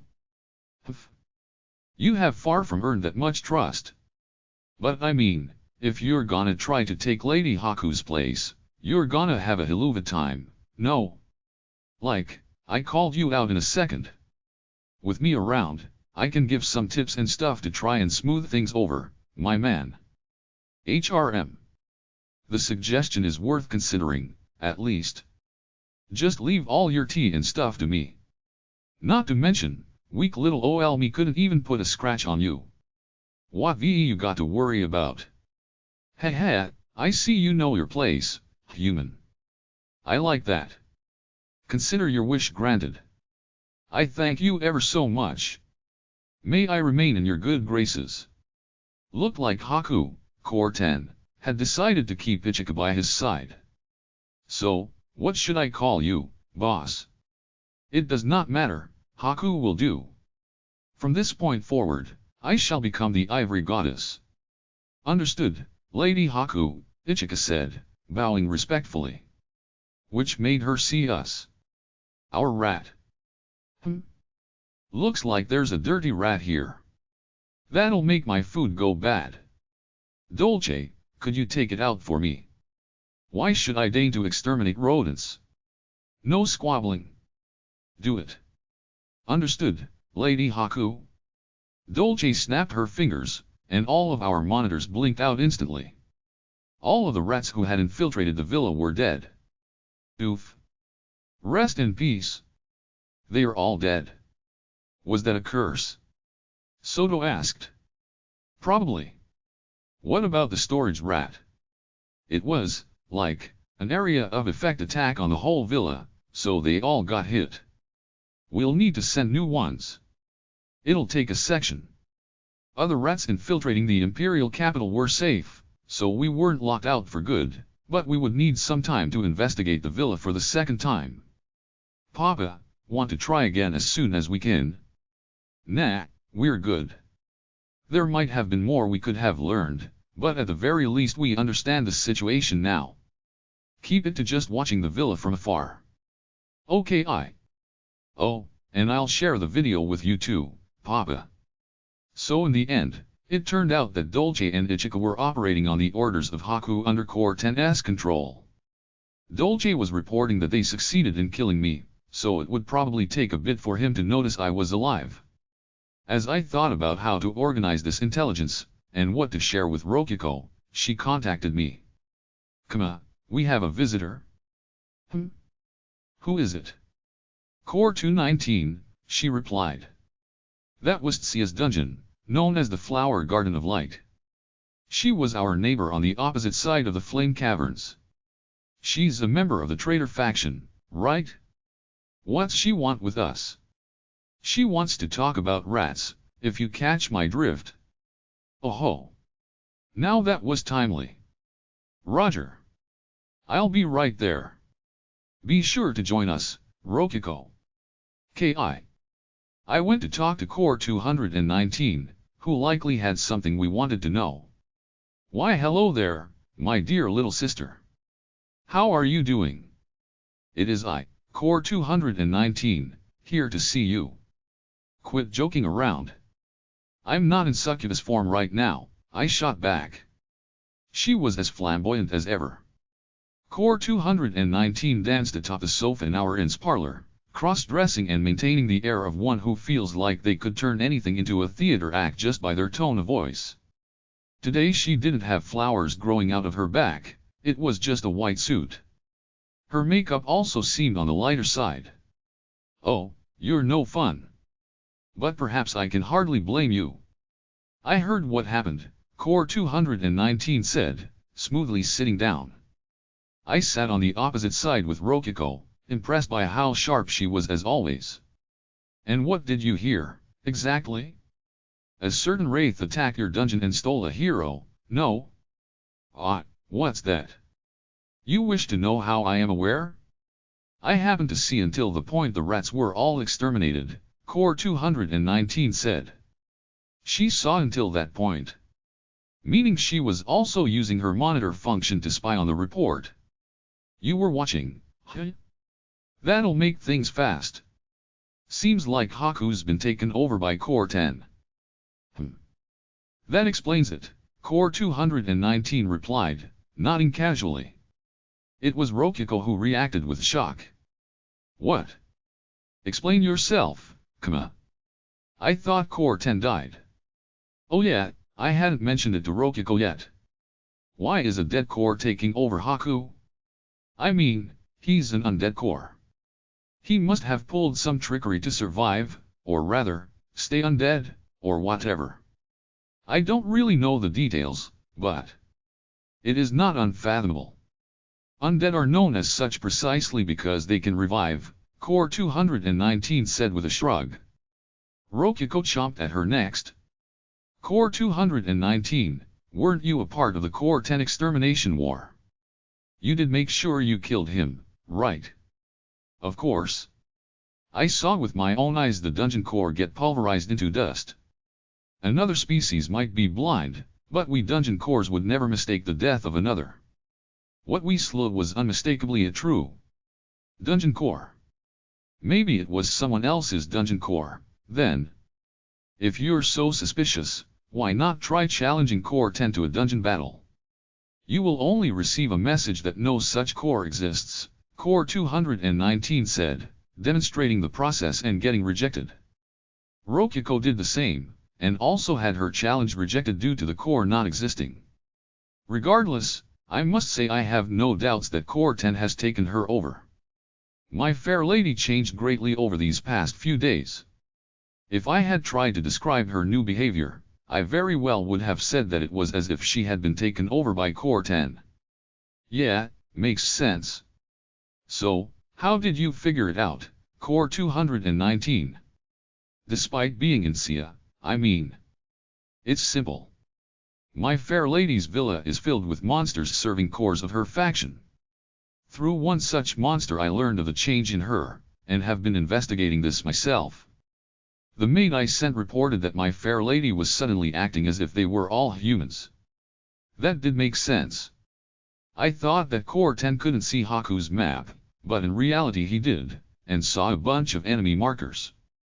Dungeon monsters from other dungeons in human form would be indistinguishable from normal humans. It would be like humans are among us. And with Core 10 being the former pope, he might have even gone so far as to think we are among the humans. He had been infiltrating humanity as the former pope, after all. Hence acting like a human to try and fit in with the crowd, then. Makes sense. My beloved little sister, your mind astounds once again. May I pat your head to celebrate your genius? I'll pass. Also, don't call me your little sister when I'm not even in succubus form. Also, I will not be accepting requests to turn into succubus form. So what now, Kama? We're saving my sister, obviously, Rokiko said, glaring at me with eyes of hope. I mean, yeah. Haku was in trouble, and considering all she had done for us, we could hardly just not help her. Yep. Of course we are. Even if we didn't owe her one, we really didn't have any other option. Core 10 taking over the Empire would be the worst possible scenario for us, even if Haku managed to kill herself and take him down with her. It didn't take a genius to see that the Empire would subsequently be engulfed in a violent war. Then there was the fact that once he learned I was alive he'd send assassins. He might even kill Rokiko, since killing dungeons was a surefire way to kill dungeon masters. Even if Haku didn't approve of my relationship with Rokiko, we needed her in power. And I might be able to use saving her as a shield for being with Rokiko. Really, if this wasn't enough, then nothing would be. You'll be helping, too, right, Core 219? Of course, Rokiko. I am bound not to betray her, and if she is taken over by Core 10, then not rescuing her would be a breach of contract. Would it not be? Core 219 asked, winking at me. Oh yeah, we had that contract. And if I agreed, then not following would in fact be a breach of contract. We had her help for sure. Yep, not rescuing someone from great danger is the same as betraying them. I hereby request your proactive assistance, Core 219. I would prefer you to address me as dearest brother there, but very well. We exchanged a handshake. Now then, shall we share all we know with each other? Sure. Though I feel like we've pretty much already said all we know. I cannot say I know much myself either, but let us all be forthcoming nonetheless. And so, Core 219 allied with us to rescue Haku. Chapter 3. I went over what we had learned, for both Rokiko's and Core 219's sakes. Core 219 then shared a lot of stuff with us, too, including how she had seen the rat. The moss on the ceiling was your subordinate. I am a plant-type core, you know. Is there anything strange about that? Apparently her maid subordinate intentionally didn't clean the moss in the villa, leaving chunks of it in key locations. Said moss was the same white as the construction material used to make the villa, so one couldn't even see it unless they looked very carefully. A terrifying spy indeed. So, after the rats were killed, they took Suzuki to the underground jail? Indeed. And of course, not to the cell Leona was once in. He complained on the way, but when she showed him a black pearl and asked if he wanted power, he obediently followed. So that really was Leona's cell. Oh, and that pearl was probably the one she used on us, too. It was fine for jails to be filled with moss, so she had full access to spy on them. Yeah, I'm gonna tell Kainya to make sure and purge the moss out of the chief residence and underground jail. That said, I could not infiltrate my fair lady's very own place of sleep. It is clean to a shine each time. Could you share that memo or what have you with me? Sure. Feel free to look at everything we recorded, really. Many thanks. Most of what I know comes from a report through possession. I took this opportunity to share everything we had uncovered. I let Core 219 see the footage we had of Haku's room, the conversation between the servants, and the bathing scene. That last one definitely gave me pause, but then again, Core 219 was just cross-dressing, and wasn't actually a guy. Oh, how despicable. Core 10, how I envy. Despise you. That said, my fair lady truly does have shapely breasts. I would like to stroke them with my fingertips. They feel great to touch, too, Rokiko said. They are all boiny and bouncy, and her pearly white skin is so smooth. Rokiko, we don't need to hear that. Naturally, I looked away from the footage. Or the bathing scene, rather. And so, we finished sharing intelligence. However, all we really knew at this stage was that Core 10 had taken over Haku. We didn't know what their plan with Suzuki the hero was, or how Core 10 had taken over Haku, or any of the other key facts. We would certainly like more details, Core 219 said. In particular, we won't be able to do anything unless we figure out how Core 10 took my fair lady over. Yeah. I'll ask my subordinates if the Holy Kingdom has any hints, I said, sending a mail to Narakan with instructions. Wait, Kama. Maybe we could learn something from asking Father. Rokiko suggested. Oh yeah? That's an option. Heck, there's a chance Father might just solve everything himself. Thus, we decided to use GP to see if Father would save Haku for us. But first, I should probably send a normal mail. Let's see. Seems like Haku's been taken over by Core 10, how much GP do I have to give for you to save her? So this is the mail function 80 described. I must say, I envy you all being able to contact Father directly. Incidentally, what is GP? Core 219 asked, hand on chin. It's like, God points or whatever. If you offer them up to Father, he'll listen to requests. Might not grant them, though. You didn't know about them. According to 80, Rokiko unlocked them after acquiring a certain amount or something. I would have thought that Core 219 unlocked it a long time ago due to her long life and being worshipped as the goddess of fertile crops or whatever. But when I expressed that, she just shrugged. Ah, that would explain why I am unfamiliar. When it comes to divine plants and crops and all that, it is my superior core number 7 who is known as the god of the mountains. Not to mention, while I would if anything like to be called the goddess of theater, I hardly doubt I could beat my master in that respect. You have a theater master? Indeed. A spiritual master, who taught me the concept of Takarazuka review. They owned the Imperial Theater, but in truth were of another world. In short, they were a hero who loved the theater. Hadn't heard about them before?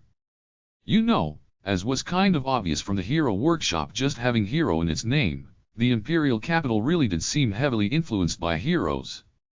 It was kind of funny when you consider that it was a country formed by a dungeon core. Father gave his reply as we talked. I looked at it right away. This is pretty similar to the time with Core 564.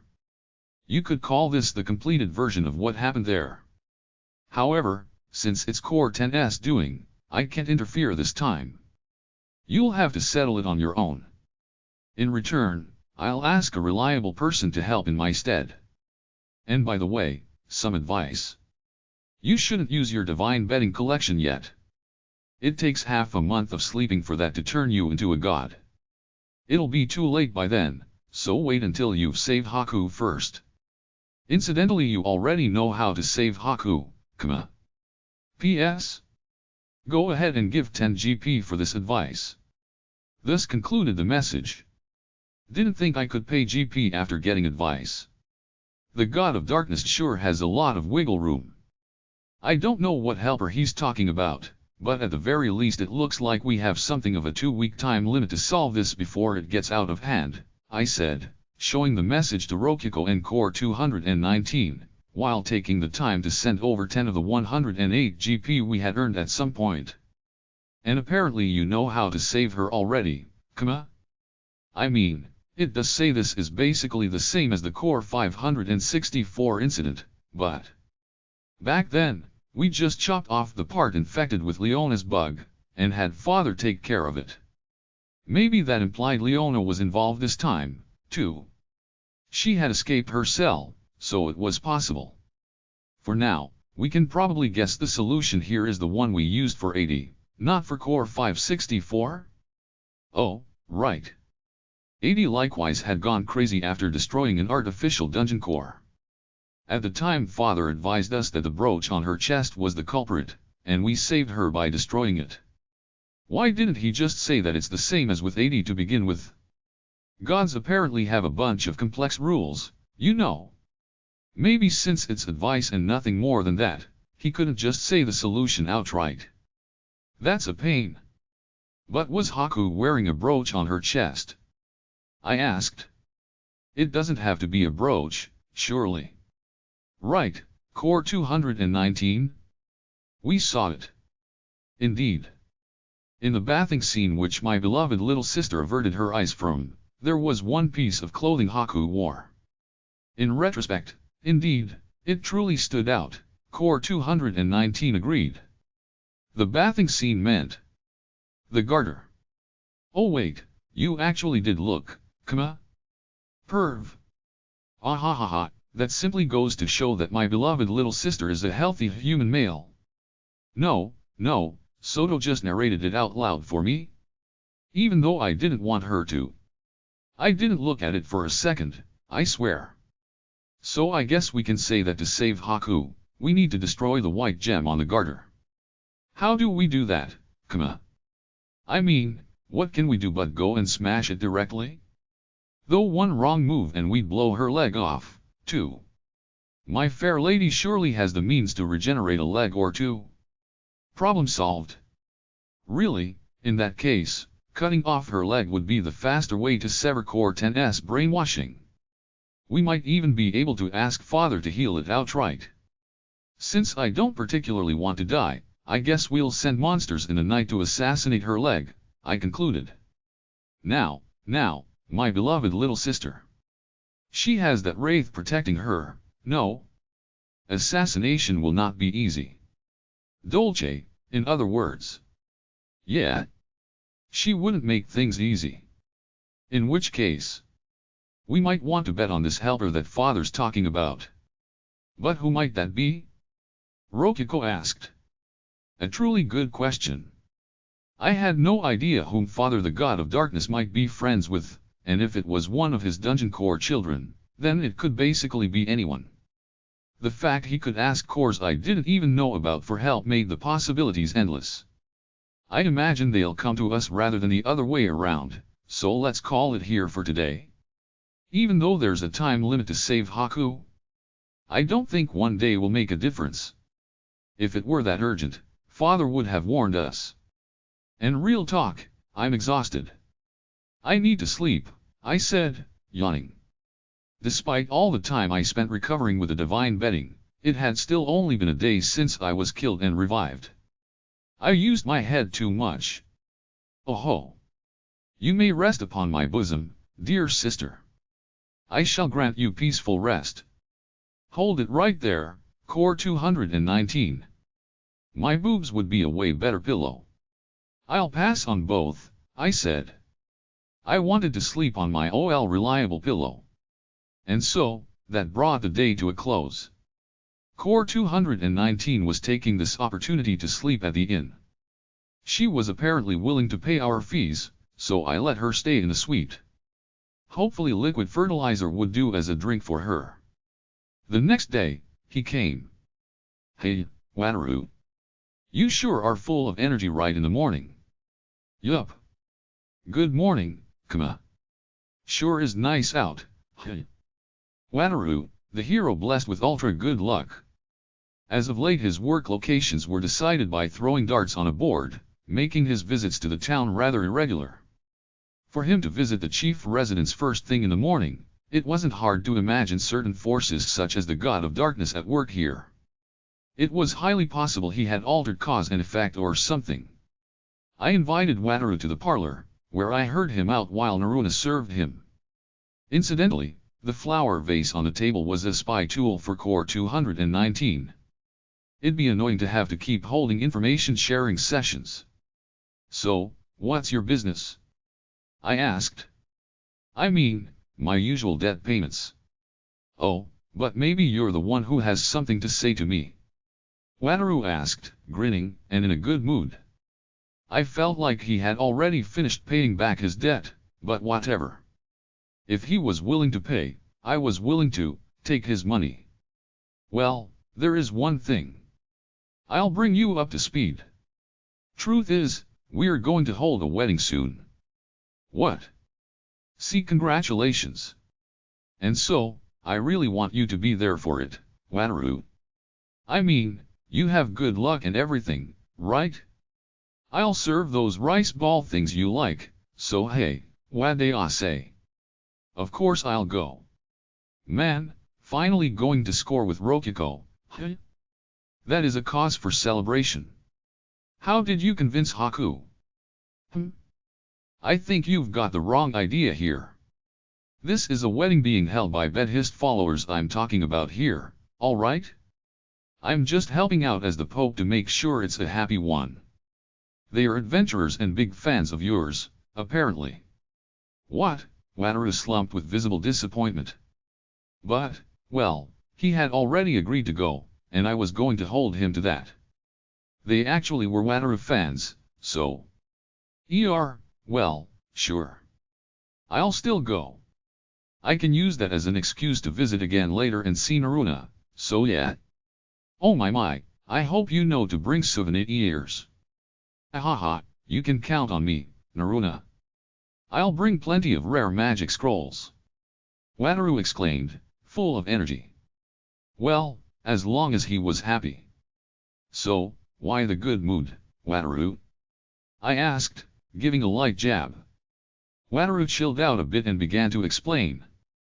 Well, actually, I was killing time until you woke up at the rat races, and for the first time I won big. I've literally never won so much there before. I had completely forgotten. The other participants were one thing, but we had been fiddling with it so that when Wataru bet, he would only ever lose or get small wins. And by we, I mean Ichika. We were borrowing Soto's Silky and working hard to fill the holes left by Ichika to keep the inn running, but there were so many we just kept missing until we tripped over them. I see, that's good. But that can't be it, right? I asked. After all, otherwise Wataru wouldn't say, don't you have something to say to me, like a girlfriend after going to the beauty parlor? Yep. On the way here, a god spoke to me and said that you would tighten my bond with Naruna, Kama. Did they now? As expected, father's helper was Wataru. My payment would be hooking him up with Naruna. That certainly was cheap considering how valuable Wataru's help would be. Wait, you believe me? Wataru asked. I just asked for help from a god, too, so, you know. Oh, and I'm not talking about Buddhism's Soto temporarily, to be clear. I see. That must mean the dream was true, then. It turned out that the god of darkness could communicate through dreams. It made sense, really. Darkness do be a night thing. Unironically, I feel like I'm already doing a lot to get you with Naruna. What? It's true. Master really is doing a little bit, Naruna agreed. The fact she remembered Wataru's name at all was proof of that. I had gone ahead and told her to stick with him when we met him by chance in the demon realm, and unlike Haku I wasn't planning on interfering. At most I would just respect Naruna's wishes, and I figured she was fine being with Wataru anyway. Probably. Now that you mention it. Right. Also, I had to question his actively talking about me hooking him up with Naruna while she's right there. Am I even needed here? Anyway, it's true that I need help, so yeah, come on over. Or really, it involves you, so you have to help whether you want to or not. Really? When everything's over, I'll send Naruna to Tsuya on errands, and you can go along as her guard/luggage carrier to have lots of dates. Hey, feel free to go on dungeon dates, even. Alright. So, what do you need me for? Wataru asked, sighing, and being very understanding. Not sure if I should be the one saying this, but do you ever get called gullible? Ah ha ha ha. I mean, if you're saying I don't have a choice, I probably don't, right? If you'd go that far, I don't even have to hear the details to know I'm stuck in this. Getting paid at all is really a blessing at this point. Oh, it's not that you're gullible, it's just that you trust me that much. I know you're the type to cut down on payments if you're dealing with someone who tries to wiggle out of responsibility, at least. It's good that you understand. So, what's the plan? I'll do anything I can. Did you just say anything? Yeah, but... Okay, now I'm scared, Wataru said, trembling with fear. It's simple. Just go and cut Haku's leg off for me. Man, I owe you one. We never would have stood a chance without you. Hold on, wait, what's going on? Wataru exclaimed, falling into a panic. Obviously I would be surprised too if someone suddenly asked me to cut off my boss's leg. Well, I just wanted to see you surprised. I'll explain the circumstances. Alright. Wait. It's not a joke. Wataru swallowed hard and readied himself. I went ahead and explained what he needed to know, at the very least. Haku's in the process of being brainwashed by an undead monster. Right now she's doing her best to fight it, but her body's completely under its control, and to save her we need to destroy the accessory forming the core of the brainwashing. I see. That explains why I don't have a choice here. Yep. You're not a coward that wouldn't help Haku after all she's done, and I know that. Wataru nodded with a solemn expression. Of course I'll help. Though if we just need to cut off the accessory, why cut off the whole leg? It's an accessory on her thigh, but we don't know how strong it is. What we do know is that it's very likely to be very durable. Amputating the whole leg is more reliable, and Haku won't have a problem with regenerating a leg or two. Right. There's restoration magic and whatnot, Wataru said, nodding. Incidentally, our time limit's somewhere around half a month. That comes from a reliable source. Then we'll barely make it even if we leave now. We should talk details on the way, Wataru said, standing. I stopped him. Hold it. I've actually got a way to get to the imperial capital in just one day. One day? But how? One couldn't blame him for being surprised. The last time we went to the imperial capital, it had taken half a month even with shortcuts. I guess calling it a trade secret won't be enough, huh? To keep it to what's safe to explain. We'll use teleportation. You don't mind being in storage on the way there, right? Not really, but... Teleportation. Naturally, I had no intention of explaining anything about dungeons here. Teleportation? That's an ultra-rare ritual spell that uses a ton of mana from the air, right? Do you have a commune of magicians here that all know the spell? Well, yeah. Haku visits this town, you know. It's only natural we'd be ready for emergencies. It goes right to the imperial capital. Makes sense, Wataru said, then tilted his head. So wait, it wasn't necessary the last time we went to the imperial capital together? Don't be dumb. This is a top-secret method, you know. We couldn't use it for formal affairs. Oh, right. Good point, Wataru said, nodding. Could it be that you're part of the group that cast it, Kama? Good insight. Haku taught it to me through a scroll a while ago, I replied. Though I was the only one who actually knew it in the town. I'd need to have a bunch of people help in a performance to trick Wataru. Naruna could repeat the chant even if she didn't have the spell herself. Oh, and Core 219 could use it too, if I recalled? I'd have them join. Now, let me introduce you to a key ally of ours, I said, clapping my hands. The door to the parlor shot open, and orchestral music flowed in from somewhere. It was a loud, rhythmical track that made one think of the opening to a movie or the raising of a curtain. Core 219 entered with it playing as background music. Her flashy white outfit had bright golden embroidery. Her blonde hair was cut short, and she had movie star features. The thick makeup on her face was the same as when I had first seen her. She was refraining from having flowers grow as she walked, but the flower in the vase danced along to the music. And finally, as the song climaxed, she planted her feet before Wataru and me, with her arms lifted up in the shape of a Y. Greetings. I have heard your plight. You are Wataru the hero, yes.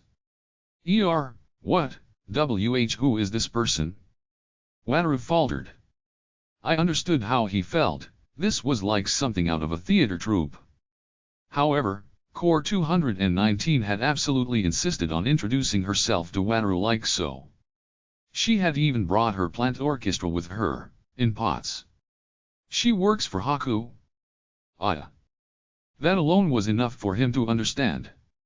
Haku did have a lot of weirdos working for her. Greetings, Wataru the hero. I am number 219. But that name is surely unusual for you to pronounce, so you can call me Sieghart. Or no, just Sieg, Core 219 said, giving Wataru a handshake with an exaggerated flourish. Sieghart was apparently Core 219's pen name, and the name her hero, theater, master had given her. Erim, Sieg? That outfit you're wearing. Indeed, I was taught by the owner of a certain theater in the imperial capital. It is known as the Takarazuka Review in the world of heroes, no. In which case, it is a perfect match for me to wear when greeting you. The review. Right, I never actually went to the theater here before. I'll check it out once all this business is over, Wataru said, nodding to himself.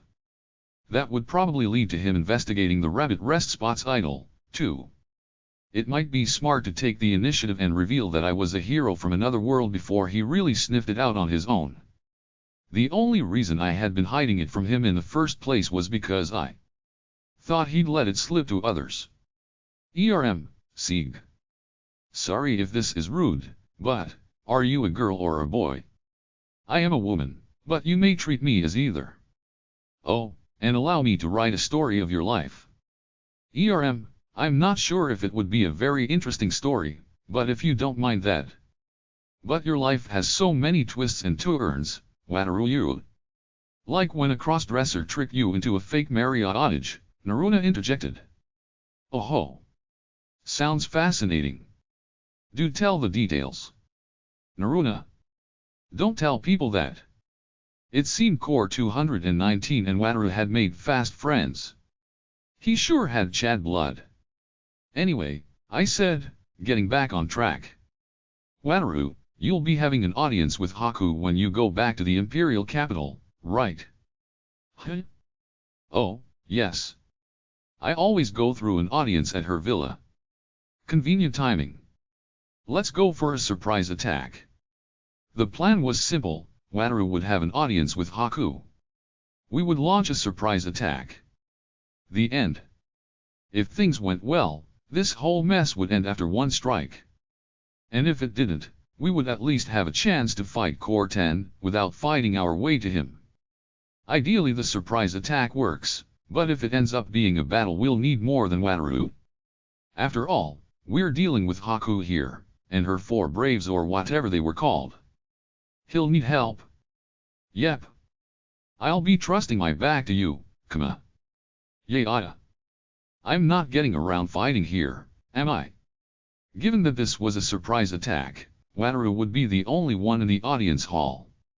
Our fighters would be all those who could fit in Wataru's storage. I was a strong fighter on my own, and my storage plus summon magic meant even more fighters. I could even get Nika's kobolds in, if I claimed they were my summons. If I really wanted to, I could use my cover as a teleport crew member to refuse to go, but my going would unexpectedly make a big difference in our power levels, so I didn't really have a choice. I'll need some time to prepare, I said. We make our move tomorrow. Right. I'll get ready, 2, Wataru replied. Really, I just wanted to rest another day since my Ultra Transformation Extra Life hadn't regenerated yet. Wearing the Divine Quilt as a cape wouldn't be enough to allow me to let my guard down, since divine attacks would still go through it. We were dealing with the Ivory Goddess here, after all. It wouldn't be odd for her 4 braves to have divine attacks, too. I shall make preparations as well. Do tell if you have a need for anything. Now, there is no need to be hesitant, my dear Wataru. Kama and I may as well be siblings. Siblings, eh? That's nice. There was a small part of me that was glad that Core 219 didn't use my beloved little sister there. Oh, right. There's something else I need to say. What is it? Ichika's betrayed us and joined the other side. She's our enemy now, so don't let your guard down even if she acts like an ally. What? Wataru said, his eyes widening. That's surprising. I mean, that Ichika? What? Wait, did you even free her from being a slave? Haku's the head of the empire, you know. She can take off a collar or 2 if she wants to. Besides, she was always Haku's spy. Be careful if you ever buy a slave of your own, Wataru. Right. Speaking of which, there was a time when she was pretty insistent on me buying a slave. I never did, since I didn't feel right owning someone else. Oh, is Kuro fine? Yeah, already taken care of. I wonder if she had some rule to always have slaves spy on heroes. Or wait. Wouldn't that mean Suzuki the hero had a spy among his slaves? I needed to ask Alulu later. It was pretty possible she was that spy, even. Not that it mattered now that she was a dungeon monster, though. I went ahead and told him about Suzuki the hero, too. By the way, Wataru. Do you know Suzuki the hero? Suzuki. Oh, dragon. I met him once, but he was in a state of terror and couldn't talk. Unfortunately.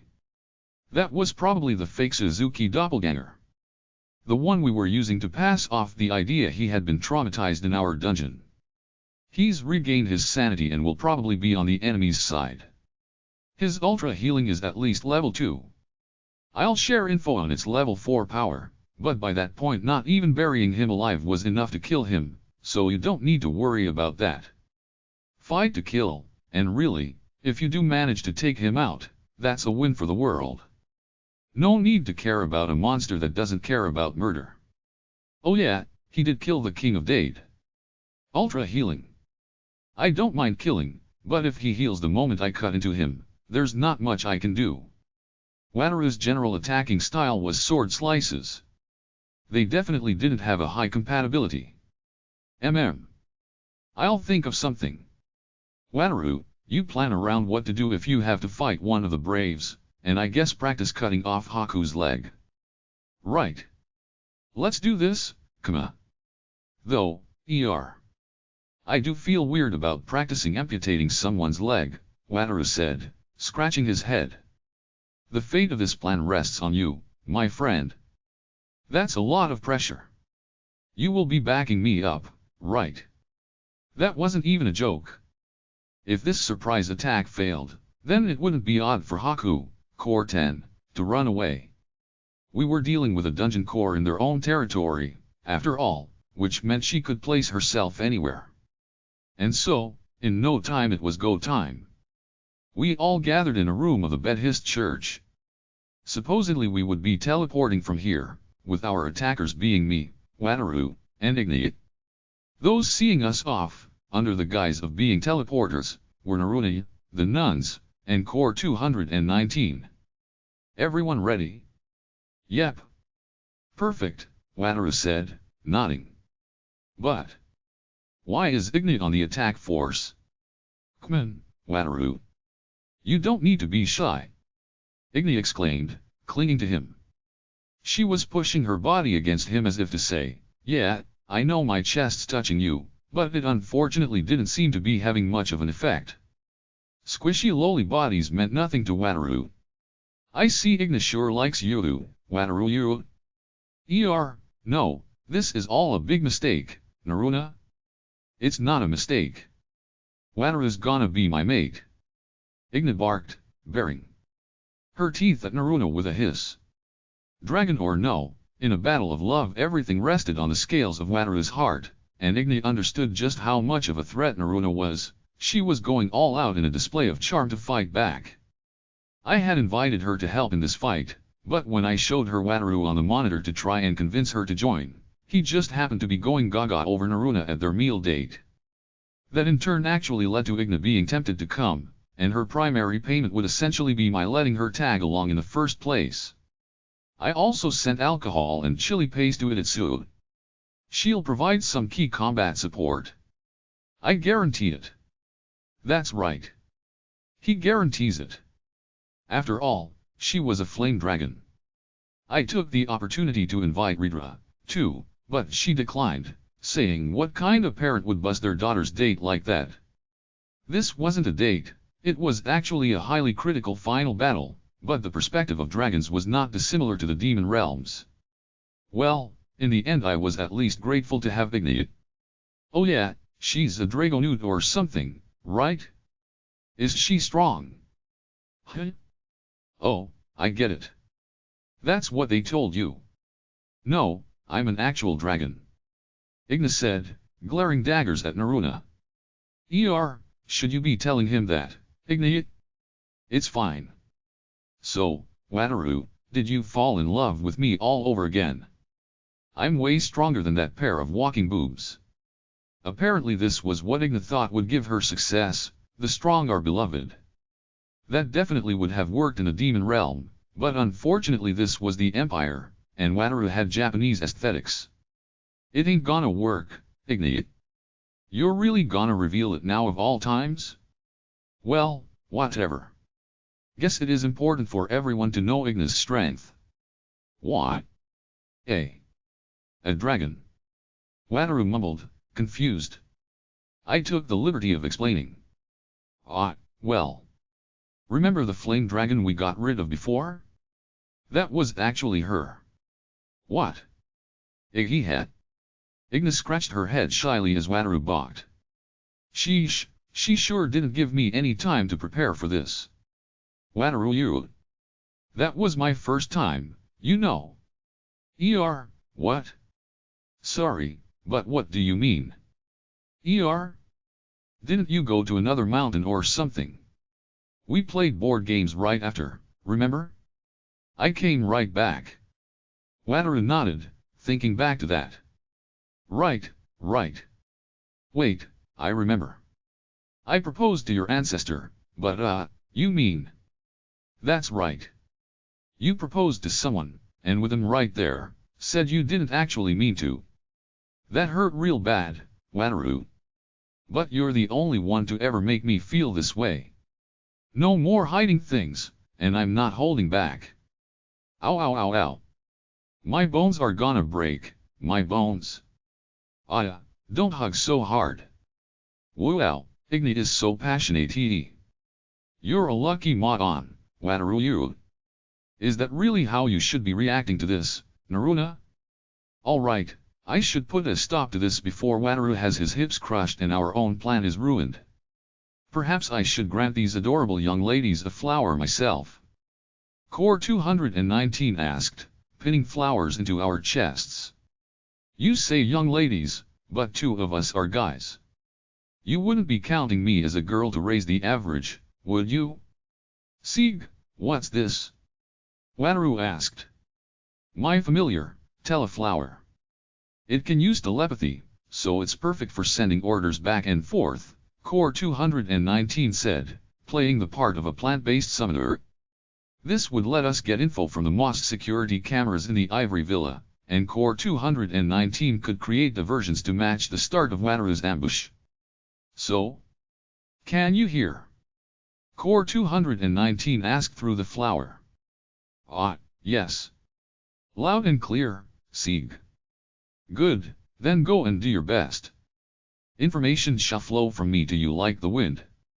With a method of communication secured, our ambush plan finally began. Anyway, they thought I was dead, and the plan was for me to get in Wataru's storage while disguised via altered transformation. Now, I could use magic perfectly when transformed as myself, but that wouldn't work as a disguise. So in other words, I really only had one choice. Sigh. Hashtag Wataru's perspective. After Naruna and everyone saw the group off with smiles, Kuma put Wataru into storage with Igna grappling his side, and then an instant later they were on the side of a paved road at the Imperial City outskirts. That really did feel like it only took a second. Wait, who are you? Wataru turned and saw not Kuma, but a black-haired woman behind him. Wowies, what a surprise. Uncle, what are you doing?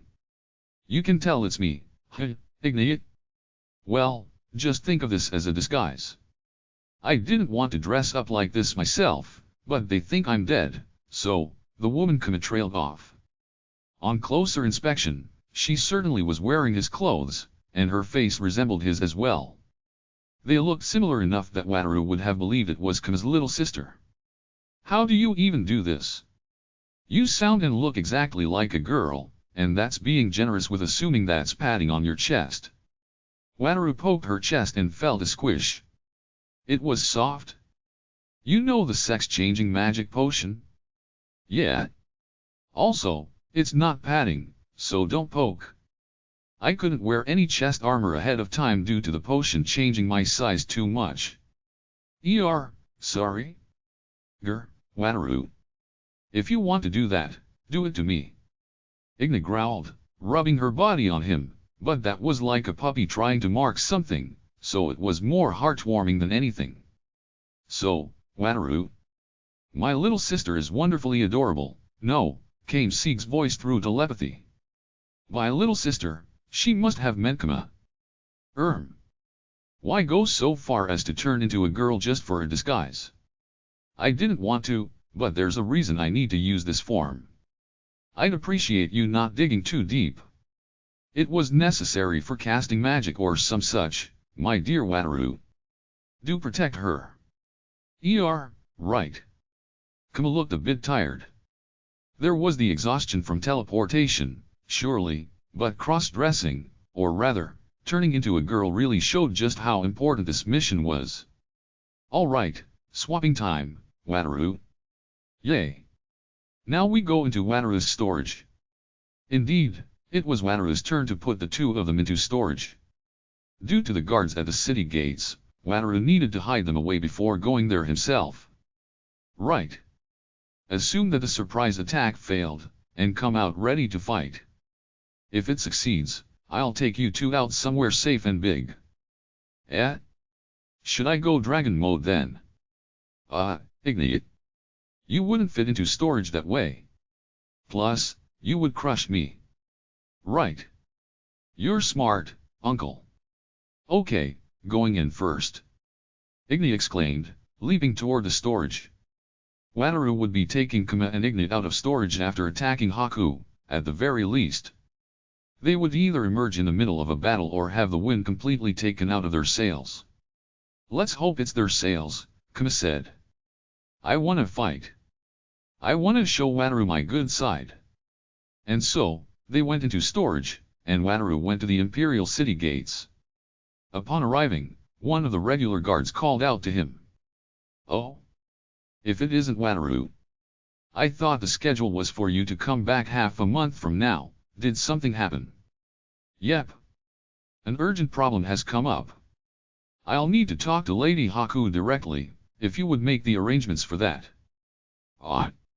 Understood. After the soldier ran off, Wataru sighed, wondering if he had given the proper sense of urgency. If things went well, he would have an audience with Haku within 2 hours. The thought of actually cutting her leg off naturally filled him with anxiety. He thought about how if the guard just never came back he wouldn't need to turn his blade against the person he owed so much, but at the same time it was precisely because he owed Haku so much that he had to do this. Wataru stared at the ceiling. He sat in a chair while waiting to calm himself, and then before long the guard returned. Wataru. Lady Haku has instructed you to come to the villa at once. Shall I prepare a horse? Nah, it'd be faster for me to run. See you, Wataru said, then passed through the gate. He ran to the castle, then went to the villa. The guards at the castle gate had been informed, and he was led in on sight. Wataru, could you spread the seeds here? Core 219 asked through telepathy while he was walking to the villa. Oh, I almost forgot. The seeds referred to the plant diversion. They were literally plant seeds Sieg had given him. Wataru stuck his hand into his pocket and, feigning naturality, pulled out a handkerchief while spilling seeds on the ground. They were as small as flower seeds, but each would become a plant soldier. It was the kind of thing that once you saw it, you would stop believing in the law of conservation of energy. Wataru sped along, impressed by the power of summoning magic, only to cross paths with someone he knew. But it wasn't just any old acquaintance. It was Haku's subordinate, and one of the four braves, Sally. Oh, if it isn't Wataru. What might you be doing here? I believe you were scheduled to come back later. Right back at you. What about your Knight's Order work? There was a change of plans after you left. I've been ordered to guard the villa now. As she was the primary commander of the Knights, it felt like assigning her to guard the villa was an incredible waste, but Wataru understood it as being connected to the state Haku was in. I expect she is surrounding herself with those she can trust. This is another level of being on guard. Sieg said through telepathy. Wataru agreed silently. All that said, Sally was a powerhouse and one of the few in the Empire who could wrangle with Wataru. As someone about to spring an ambush, her presence here put a lot of pressure on him. Oh, I see. Well, I have to give Lady Haku a report, so if you'll excuse me. Not answering my question, then. Well, you know, Wataru stammered. At times like this he really wished he could talk off the cuff like Kami could. I ran as hard as I could while thinking of it as a good way to train, and ended up finishing a lot sooner than usual. I see. That is wonderful to hear, Sally said, smiling despite the fact it was a truly terrible excuse. The report said you had an urgent message for Lady Haku, though. That's right. I also ran so fast because I had urgent news. Wataru began faltering. Obviously as a bodyguard she would have received word from the guard, why didn't he think of that? Urgent news from you surely is not a good sign. I will go as well. A problem you cannot solve will likely be the job of a Knight's Order, so this will accelerate things. Wataru broke out into a cold sweat on the inside. If Sally were there to guard Haku during the ambush, its chances of success would plummet. He had to turn her down somehow. Wataru, Sieg said through telepathy. Simply say you came across the wanted marriage fraud scam artist. What was their name again? The truth is, I recently saw the marriage fraud scam artist, Pamela, Wataru said. Pamela? As in, Pamela Zan. Yes? I'm one of her victims, so, you know. Oh yes, I understand. I just remembered some urgent business, so if you'll excuse me, Sally said, striding away while looking suddenly panicked. That's an ultra good fortune hero for you. You're lucky. That wouldn't have worked on any of the others, Sieg said through telepathy, cackling. Wataru blinked. Am I missing something? Oh, it just so happens the man who tricked you is our little Sally's lover. For such a rule-loving woman, she certainly has a taste for bad men, Sieg replied. It seemed she was sheltering the wanted criminal Pamela with Haku's silent approval. It was surprising to hear that a knight commander was hiding criminals. At the same time, it made Wataru remember his painful past. I had no idea. It has Lady Haku's silent approval? Even though he's a wanted criminal. Indeed. Sally knows this not, but Pamela is a member of the Empire's spy division. The idea here is to avoid a legitimately bad man from the street winning the Knight Commander's heart, which would be no difficult feat. What? Oh ho! This is top secret information, understand? I learned it only by chance. Wataru stiffened. Pamela was a scam artist that had once encouraged Wataru, made him fall in love with her, and then stolen all his savings. If that Pamela were actually an imperial spy, well, that would change a lot of things, wouldn't it? In any case, let us hurry. Before Sally notices your lie, that is. Alright. Let's go. Thinking about that could wait. Attacking or rather, rescuing Haku came first. He shook his head and hurried to the audience chambers. And so he arrived. Haku was sitting on a throne atop 3 steps. Dolce was standing in front of the bottom step. The position was such that Wataru would be giving a report on one knee about 10 meters away on the ground. Due to the fact she was sitting, he couldn't see the accessory on her thigh. It was a position that made it hard to ambush her, in many ways. So, Wataru the hero. What is your report? Haku intoned. Well. Where is Chloe? Chloe. Chloe is on a work trip at the moment. It was normally Chloe standing where Dolce stood. And her duty was to serve as Haku's bodyguard and butler. It was unthinkable for her to have any job that involved leaving Haku's side. She was likely disposed of. That butler was primarily a guard against psychological attack. Though, well, perhaps she is still fighting on the inside, Sieg said. Wataru prayed she was still alive. Hurry with your report. I do not have all day. Right. May I step closer, as it is a confidential matter not to be spoken of openly. No, give your report there, Haku said, forestalling him from coming closer. On guard, as expected. Remember what we discussed, Wataru. Right. This was all according to plan. Is something wrong, Lady Haku? You would ask me to whisper it into your ear, Wataru said, repeating the fairly suspicious-sounding line he had practiced with Sieg. He bit his tongue a bit. If this let him get closer to Haku, great. If not, there were other lines they had prepared. Yes, indeed. You may come a bit closer, then. As you wish, Lady Haku, Wataru said. Luckily, he had gotten a favorable response. He approached Haku, and stopped at the stairway. Could you come this way, Lady Haku? Could you not simply just climb the stairway? Absolutely not. The only ones who may climb these steps are the divine and their guards. Even with your permission, it is above my stature. Wataru exclaimed, using knowledge of imperial customs Sieg had taught him. In reality, there had never been any opportunity for him to climb the stairway regardless. Though as a hero with a noble title, Wataru could actually climb up 2 of the stairs. Please show my lost mercy, my most honorable Lady Haku, Wataru intoned, spreading his hands wide. His acting had been directed by none other than Sieg. Dolce watched on with a narrowed gaze. She glared, but did nothing. Very well, Haku said, standing up from the throne. All according to plan. The accessory became visible on her thigh. An instant later, Wataru's holy blade air had sliced straight across her thigh, just barely above it. He. Kick it off. Wataru. Hi-ya.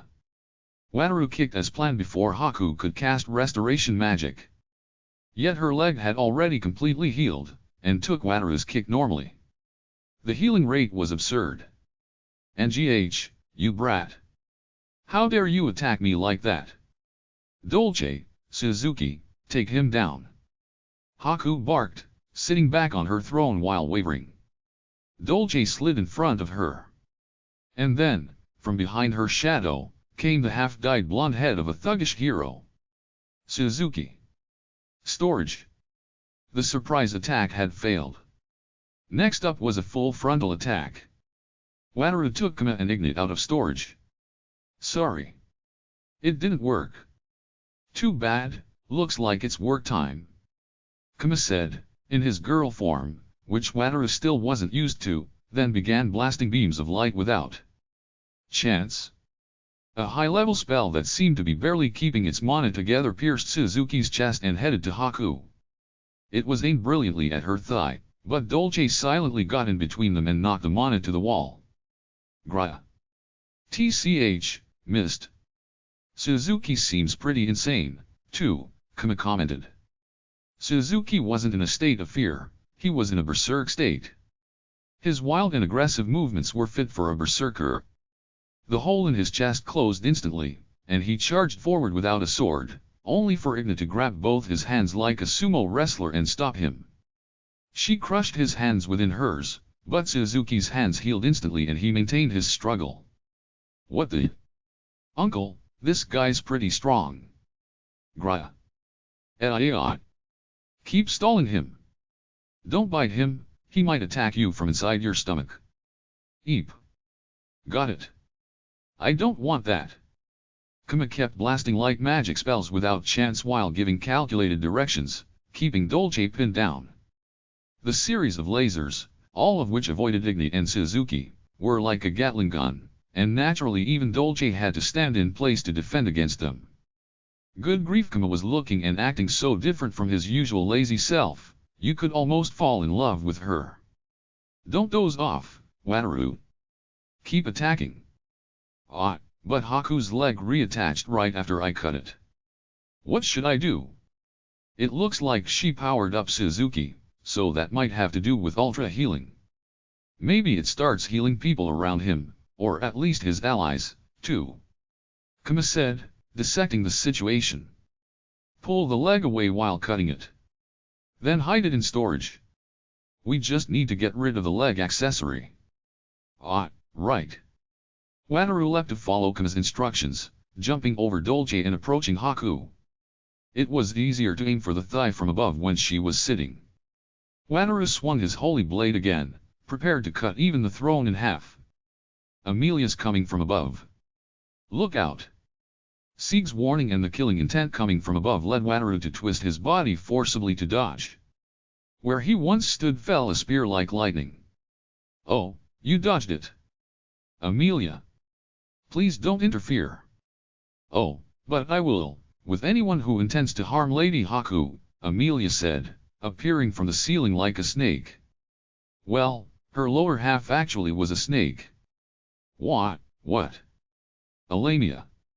Amelia's turned into Alamia. Body modification. Calm down, she's always been like this. This all was very shocking for Wataru. But judging by Kama's reactions, she really had always been like this. She must have been from the demon realm. Oh? You must be quite the spy to have known my secret. Who might you be serving? Who knows? Summon Kobold. Kama threw a kobold at Amelia while keeping Dolce pinned.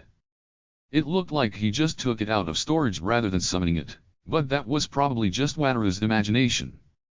Either way, it must have taken fearsome mana control to use two spells at once.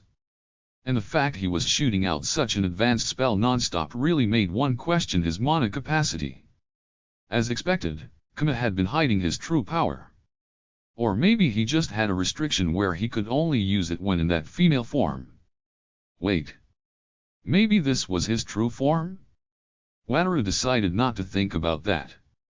He needed to focus on cutting off Haku's leg. A mere kobold. What the? It's so strong. Woof. It dodged Amelia's spear and bore down on her with skill unfathomable for a normal kobold. The kobold wielded two knives and stood in a familiar battle stance. Kama provided some magic support, but Amelia dodged it despite her massive tail. How troublesome. Those would hurt my scales. Wataru made his move while Amelia was fighting with her tail and spear. He attacked Haku again, and TCH. This time Haku swung a staff to deflect it. Right, Haku was an A-rank adventurer herself. Even when sitting and even when possessed, her power was still in full force. Sally, what are you doing? Come. An attack. God, you lot plotted this out. Haku screamed, apparently contacting Sally from afar. Her tone was entirely that of an old man. And judging by what she said, Sieg was succeeding in stalling Sally. Ignite, hold Suzuki rockbind. Kama shouted. An instant later, the carpet on the ground burst apart, and the rock paving twisted like tentacles which wrapped around Suzuki. They enveloped his legs, torso, and arms without a bit of leeway, then locked into place. Hot, gay, roared Suzuki, clear fear in his voice after his face was covered. Igna stepped back, and soon he was entirely covered. Thoroughly, carefully, like a spider weaving a cocoon. Now it's 3 versus 4. Give it up, former Pope. What? How do you know that? Wait, that magic. You work for Narakan. Igna joined the attacks on Haku. Amelia, how are you struggling so much with a single kobold? Useless. My sincerest apologies. Enough already. Sally, replace. Haku declared, and in an instant Sally appeared where she had not been. She was in full armor, and completely ready for battle. And she appeared such that her body conveniently blocked Wataru's blow. Clink. Wataru's holy blade slammed into Sally's armor. NGH. Wataru, what is the meaning of this? How dare you turn your blade on Lady Haku? Sally, don't you realize something is wrong with her? She's being brainwashed or something. So what? Sally deflected air away with her blade. It was a magic blade on the same level as air. Kama interjected just as Wataru was about to be hit by the follow-up, putting himself in the way. NGH. I feel that a little. The divine quilled. Clever girl. In a surprising twist, Kama had stepped forward to take the blow in Wataru's place. The kobold then launched a follow-up attack to distract her. Sally did a horizontal slice which cut the kobold in two.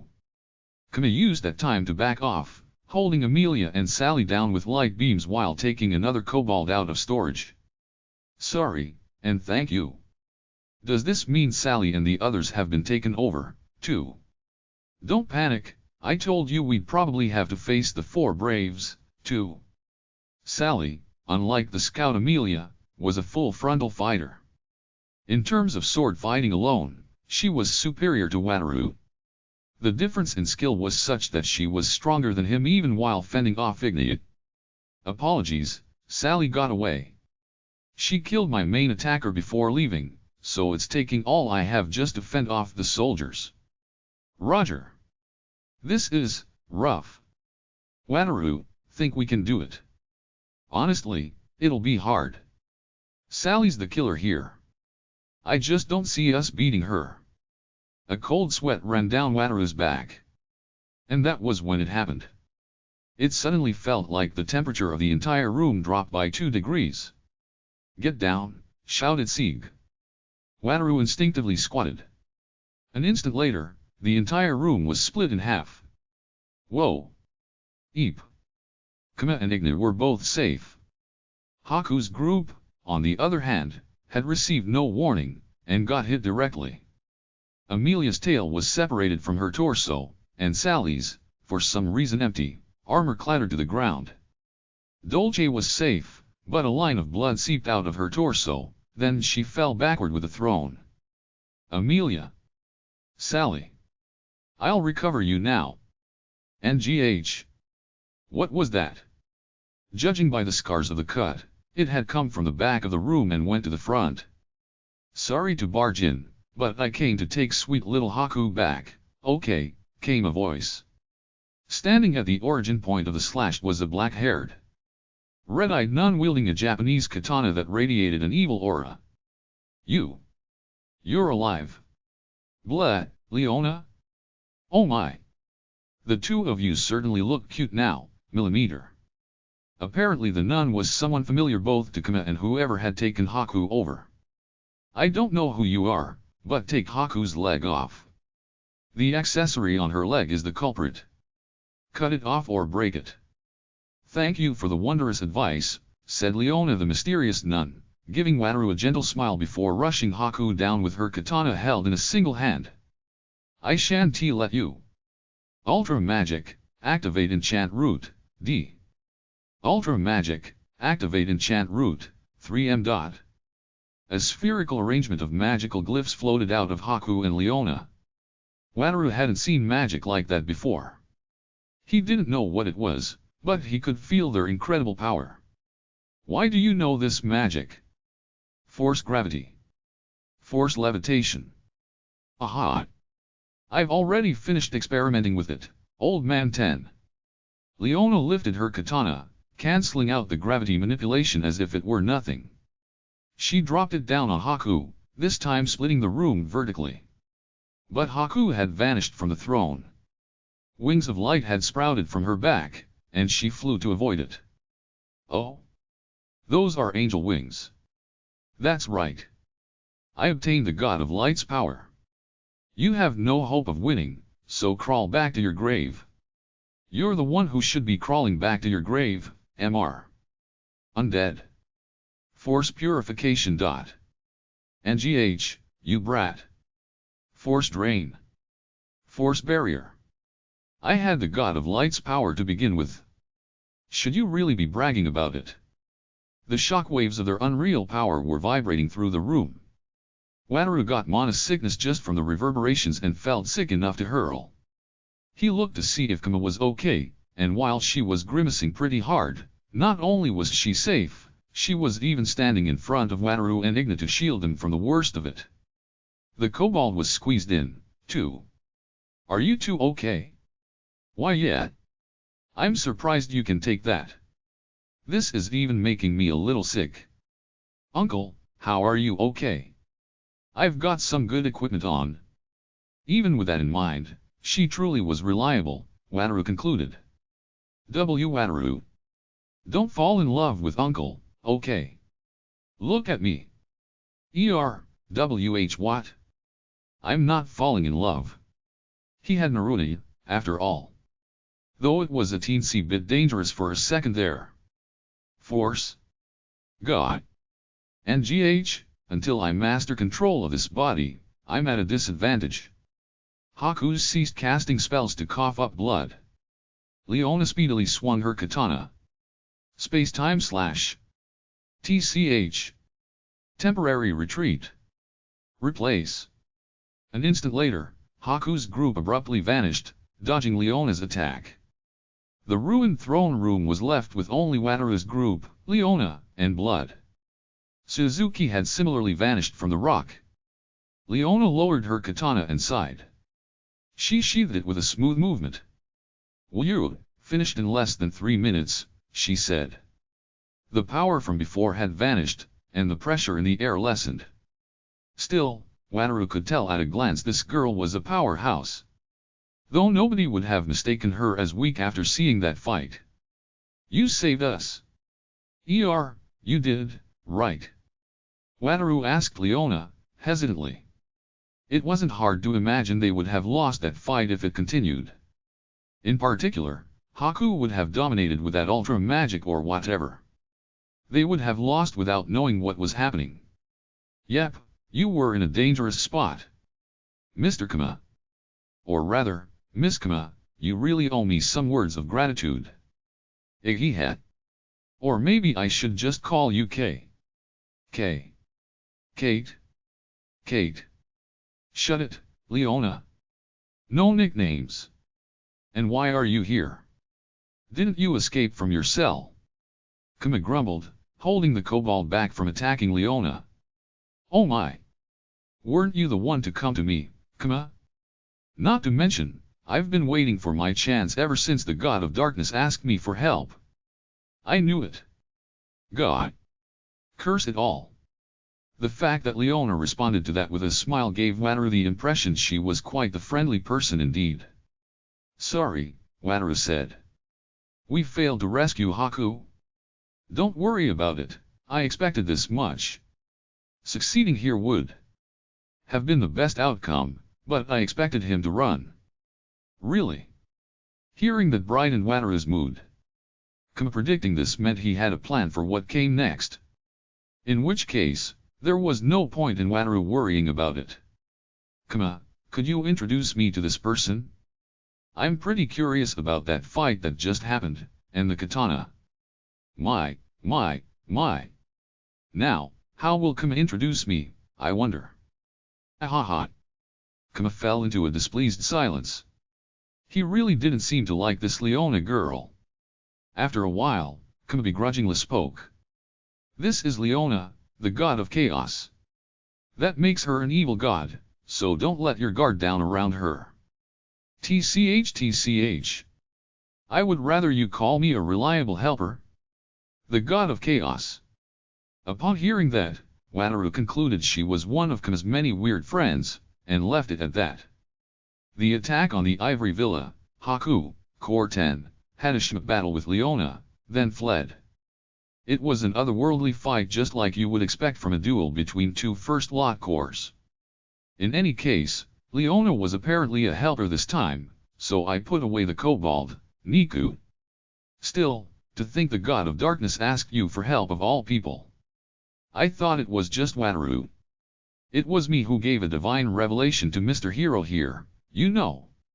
Though I was merely passing on a message from the god of darkness, Leona said with a smile. Come on, god of darkness, don't be lazy. Why? But I was sure that was the same god that welcomed me to this world. You can copy that guy easy, just shine so bright nobody can tell what you look like. Especially in dreams, she replied. Apparently Leona had mimicked the god of light and appeared inside Wataru's dream. All that, to convey a message from the god of darkness? Are you a succubus or something? You have skills to mess with. Dreams, too. Hey, all I did was use my divine blanket, okay? After all, some mysterious force was working to stop us from meeting. So much so I didn't even know he existed until the god of darkness told me. Oh yeah, that would be the ultra good fortune hard at work. Until the god of darkness interfered as an even higher being. Also, the divine blanket can do that, too. We have one ourselves, but I didn't know about that. So wait, you were the god, Leona? Correct? We were like twins, weren't we? And you knowing what he looks like means. You came from Japan, too. Might want to save that discussion for later, after we evacuate Airburst. The Ivory Villa had been torn to pieces by the reverberations from the fight. Leona whipped her hand and blew away a chunk of the ceiling that had come falling our way. Hiya. Shall I guide you down a safe path to escape? Oh yeah, please do. With guidance from Core 219, we evacuated through an escape route built into the underground. It was like a labyrinth, and reminded me once again that this villa was also a dungeon. We followed Core 219's guidance and got outside, climbing up a well within the imperial capital. There was a blue sky, and white clouds. It was the kind of scenery that would make you want to comment on a dazzling Sunday. But not that much time had actually passed since we were inside. What's our next move? Leona asked. Since we're here, how about coming to my place? What, you have a house in the imperial capital? It's not the cell from before, right? Just what do you think I am, sweet Kama? Ever heard of the Hero Workshop? I made the place, or rather, the whole company. The Hero Workshop, supplier of magic tool goods. Apparently the hero part referred to Leona. It made way too much sense that their overly advanced technology came from a god of chaos ruling over alchemy. So that was your workshop, huh? Oh man. I use your Mr. Eternal pens constantly. Thank you, thank you. Leona accepted Wataru's motion for a handshake. Incidentally, Wataru didn't use the Mr. Heating pot since he had our hot plates from the dungeon. Naruna was giving them to him as a present, with charge. So, coming to my place or not? Oh, my place is here, too, Wataru said. I am a hero of the Empire, after all. No to both. We're getting the hell out of here. Who knows where spies might be? We were dealing with Haku here. Core 10's grasp on her memories seemed floaty, and he didn't have a complete grasp on us, but we had already turned the 4 Braves against us. There you are, came a call. We turned and saw Misha the War Cat, a member of the Four Braves and the Guildmaster of the Imperial Adventurers Guild. Speak of the devil. Not that I had spoken of her. Gah, it's Misha. Who the heck re you, miss? But anyway, Wataru, you gotta get out of here. Lady Haku's gone nuts, and the whole Imperial capital's not safe. You need to get help from Goron. Or really, everywhere. I use my authority as Guildmaster to me out this your highest priority. Misha? Wataru stumbled as Misha busily prodded him to run away. Something was weird about her, or rather, not weird. Putting aside whether it was just an act, she was clearly sane. Wataru was struggling to decide whether he should draw his sword or not. Hey! Get away from Wataru! Igna barked. You got a problem, you little brat. Don't interrupt. This is a real deal convo, meow. Eep. Igna hid behind Wataru. Not bad, Misha, making Igna hide was no small feat. Are you actually fine, Misha? Wataru asked hesitantly, his hand on his sword hilt. Seems like you've already had a clash. Don't worry, I'm fine. She hasn't let me go near the villa for a while, meow, Misha said, shrugging. Misha, you're actually sane? I asked. Who even are you? Quit actin' all buddy-buddy. Hold on, sniff, sniff, sniff. C'mon. I dunno why you're a girl now, but good. You gotta save Lady Haku, fast. Yo, this cat just sniffed me out. Leona, do you know what's going on? Seems like Misha's still sane somehow. Misha's fine, cause she's actually from the demon realm. Wait, Leona. What did you do to Lady Haku? Misha must not have seen her before, because only now did she turn to her and hiss threateningly. She's from the demon realm. I asked. You know, the classic strat of trading subordinates in case something happens. It's a big help precisely in cases like this, Leona said, wording it indirectly so Wataru wouldn't understand what was actually being said. Why do you know that, Leona? It's top secret. Misha exclaimed. I mean, Haku told me, obviously. Curse you, Leona. Just what kind of torture did you put Lady Haku through? How rude, it was a friendly chat across bars. I'm good friends with Haku, you know, teleport, Leona suddenly chanted, wrapping all of us and Misha into a teleport outside the city. There, Miskama, we're outside. What now? NGH, trying to kidnap me? Hold on, Misha. Leona's on our side this time. She's a helper from the god of darkness. What? Seems like we have a lot of things to talk about. Let's all share what we know. Luckily, the rabbit rest spot is nearby, so we can talk on our way there. Thus, we elected to talk to Misha on our way to Mikon's dungeon near the Imperial capital. So basically, you're not our enemy, Misha? Niahaha. Really, I'm just surprised Leona's not a bad this time, even if it's just this once, meow. We talked on our way to the rabbit rest spot. We had Wataru, Igna, and Leona step away a bit so we could talk on the down low, and thanks to that I confirmed Misha was on our side. Luckily, Misha remained a nap-loving, friendly cat. She was actually the 12th monster to go by the name of Misha, was spawned by the Great Demon King, also known as Core 6, and was raised in the Empire, so she didn't know too much about the demon realm. Though none of that had anything to do with our current problem. I see.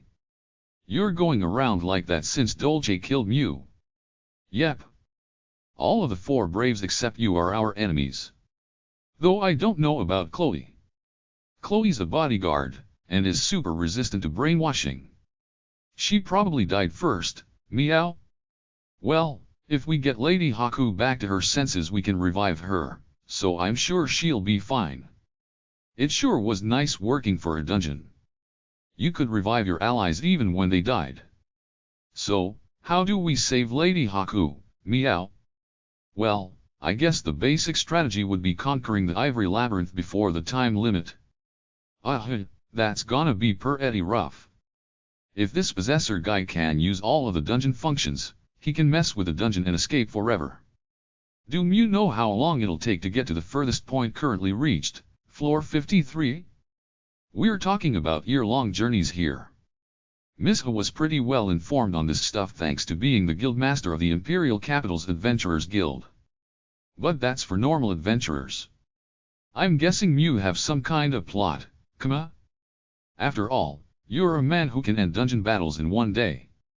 Or wait, I guess you're a woman now. Naya ahahaha. Ha, want me to turn you into a man? If you do, I'll make you have my babies, Kama. Meow. Crap, she's good at dirty talk like this. As I should have expected from the top dog of adventurers. So, what plot are you cooking up? An all-out war. There'll be a dungeon battle, too. I knew it, a dungeon battle. But, well, I'm still the Imperial Capital's guildmaster. Leave closing up the Ivory Labyrinth to me. Wait, too. You're gonna do something else, meow. Of course. Indeed. The dungeon battle would be just one part of the all-out war. As for the details, we'll talk with Rokiko and the others. I went ahead and called them to the rabbit rest spot. The problem was how much to reveal to Wataru. Rokiko's coming, too, meow. Can't wait to see what strats you've cooked up, meow. Naturally, I'll be asking for your full support as Imperial Guildmaster, Misha. Now I've a pretty bad feeling about this. Our nap's gonna be banned for a while. Your bad feeling is exactly right, Misha.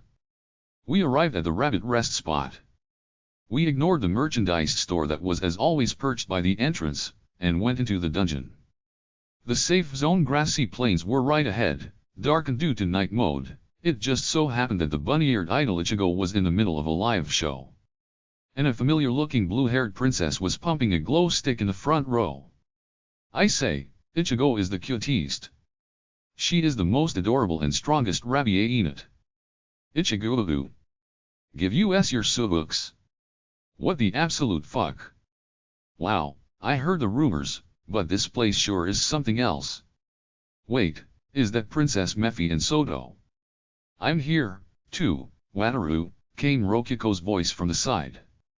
Huh? Weren't you all in Goron? I called them over for strategizing, I said. Though Princess Mephi was probably just here by chance. There, Rokiko noticed Leona and furrowed her brows. I heard you were here from Core 219, but somehow I didn't want it to be true. The God of Darkness gave me a personal request, and I want to save Haku, too.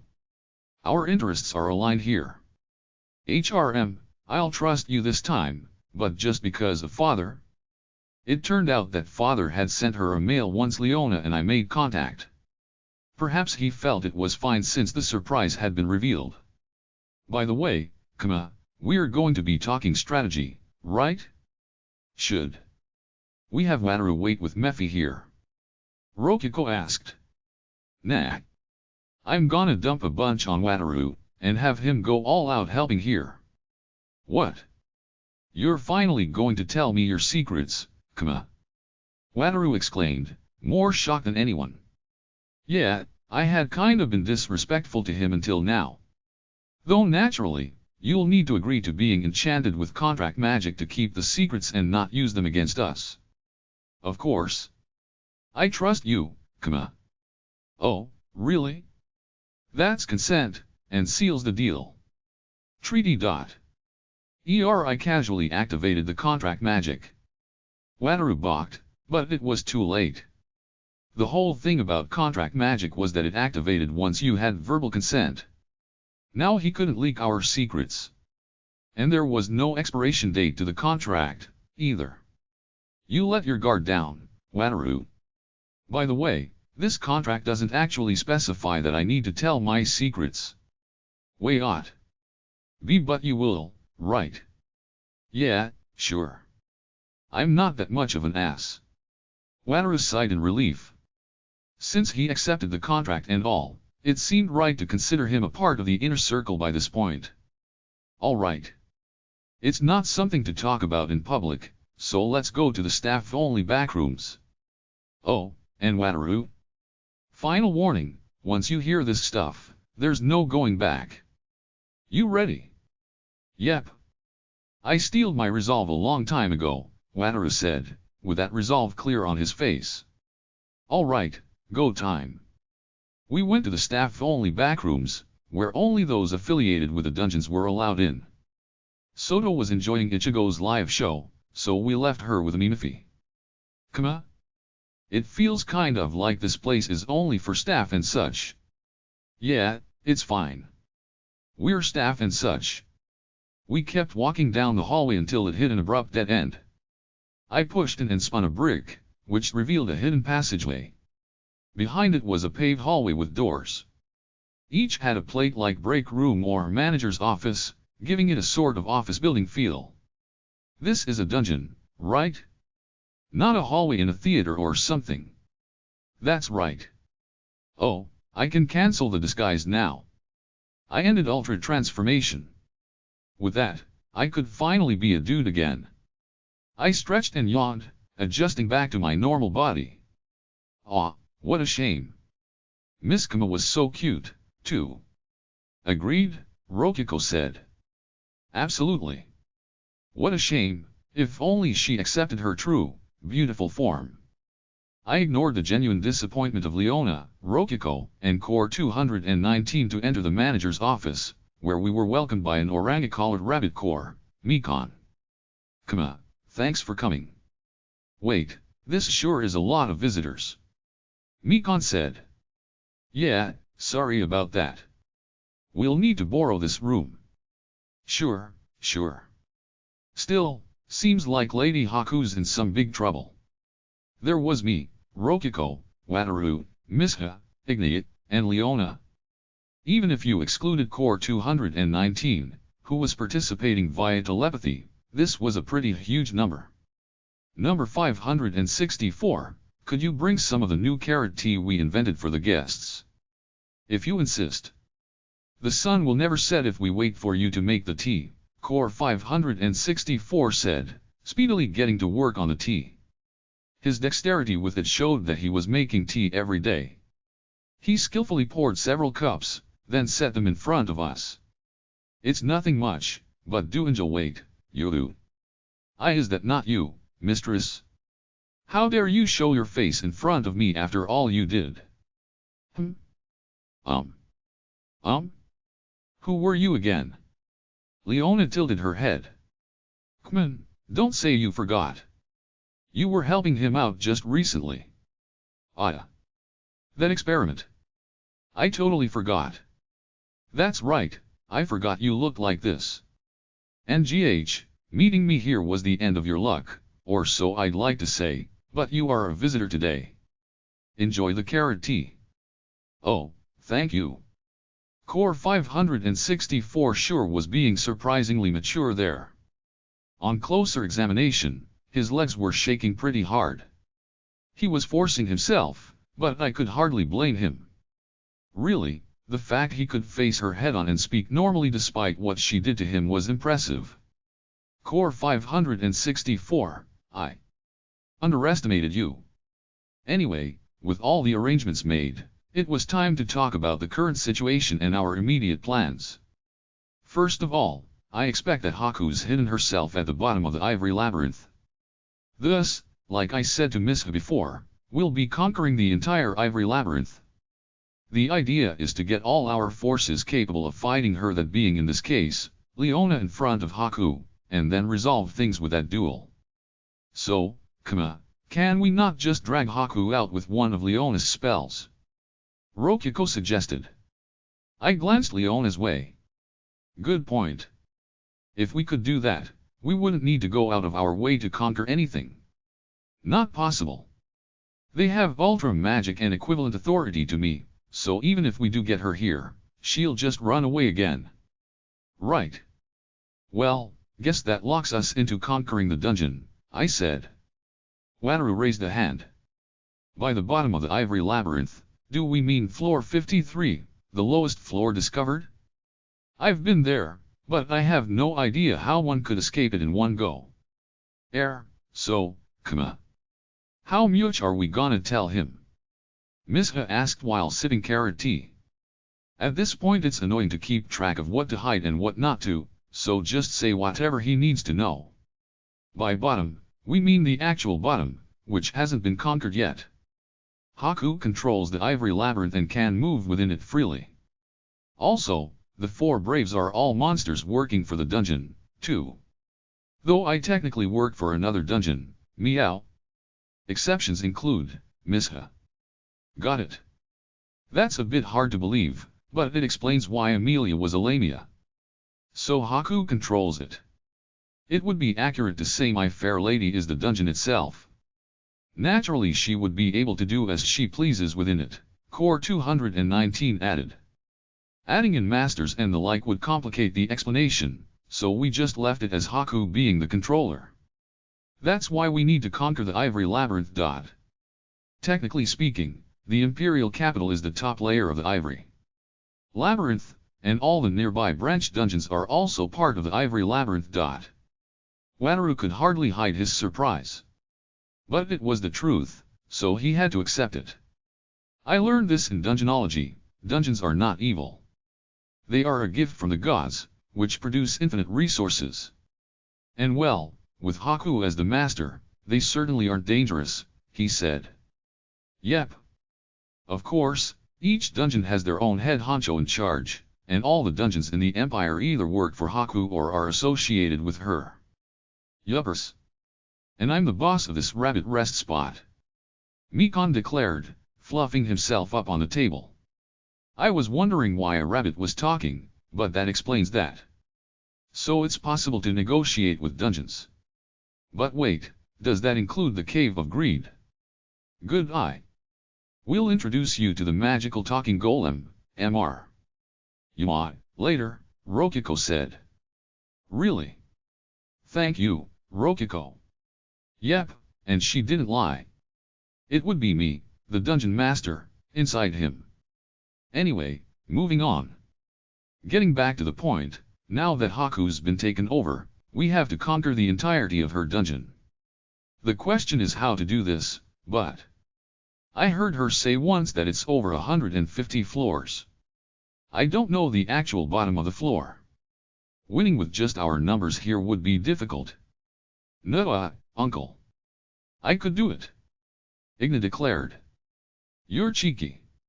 Aren't you looking down on dungeons a little too, meowsh? Misha asked, provocatively. It would be a problem if we went in with too few and she slipped away.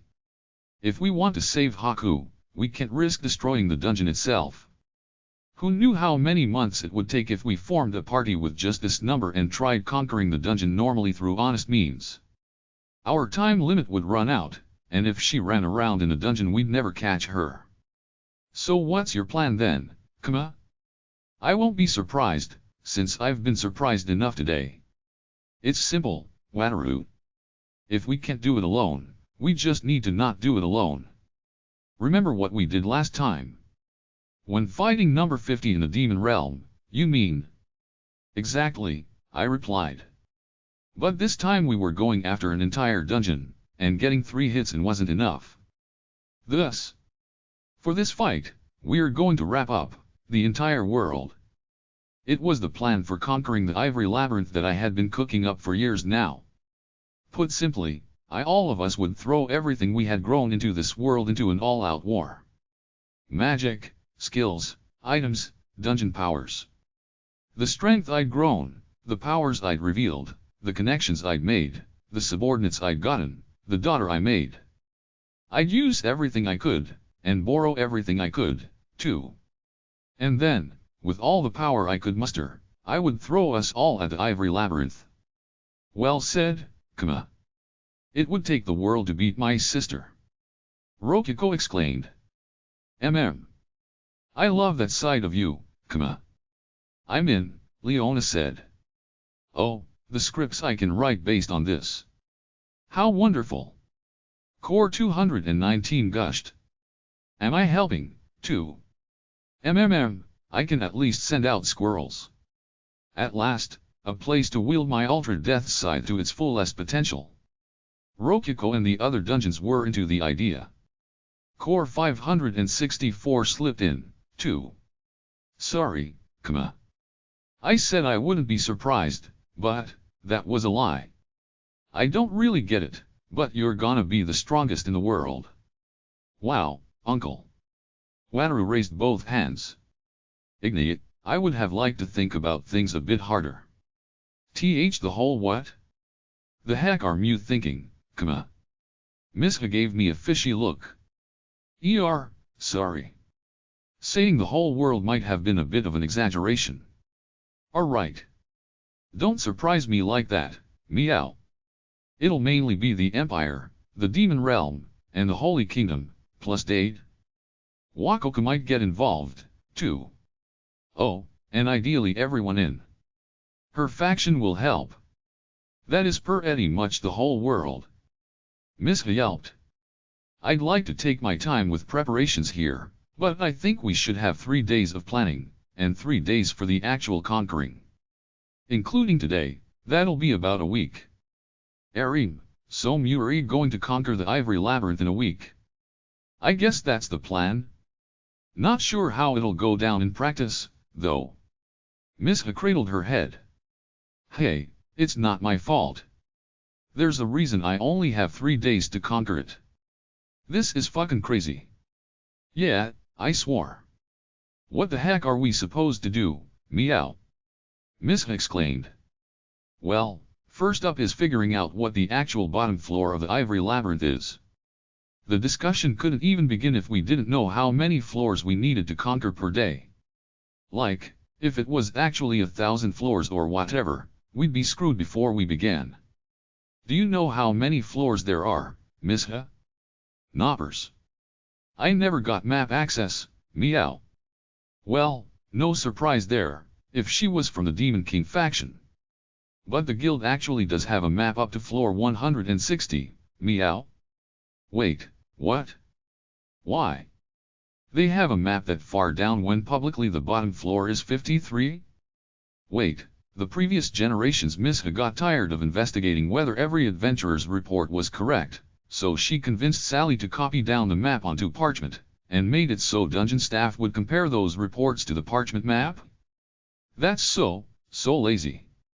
The information leakage. Still, that's a big help. Let us see it. Of course, meow. Though we still don't know how many floors there are past there, Mishka said, scratching her cheek. No need to worry about that, I have someone who knows. Alright. Wataru.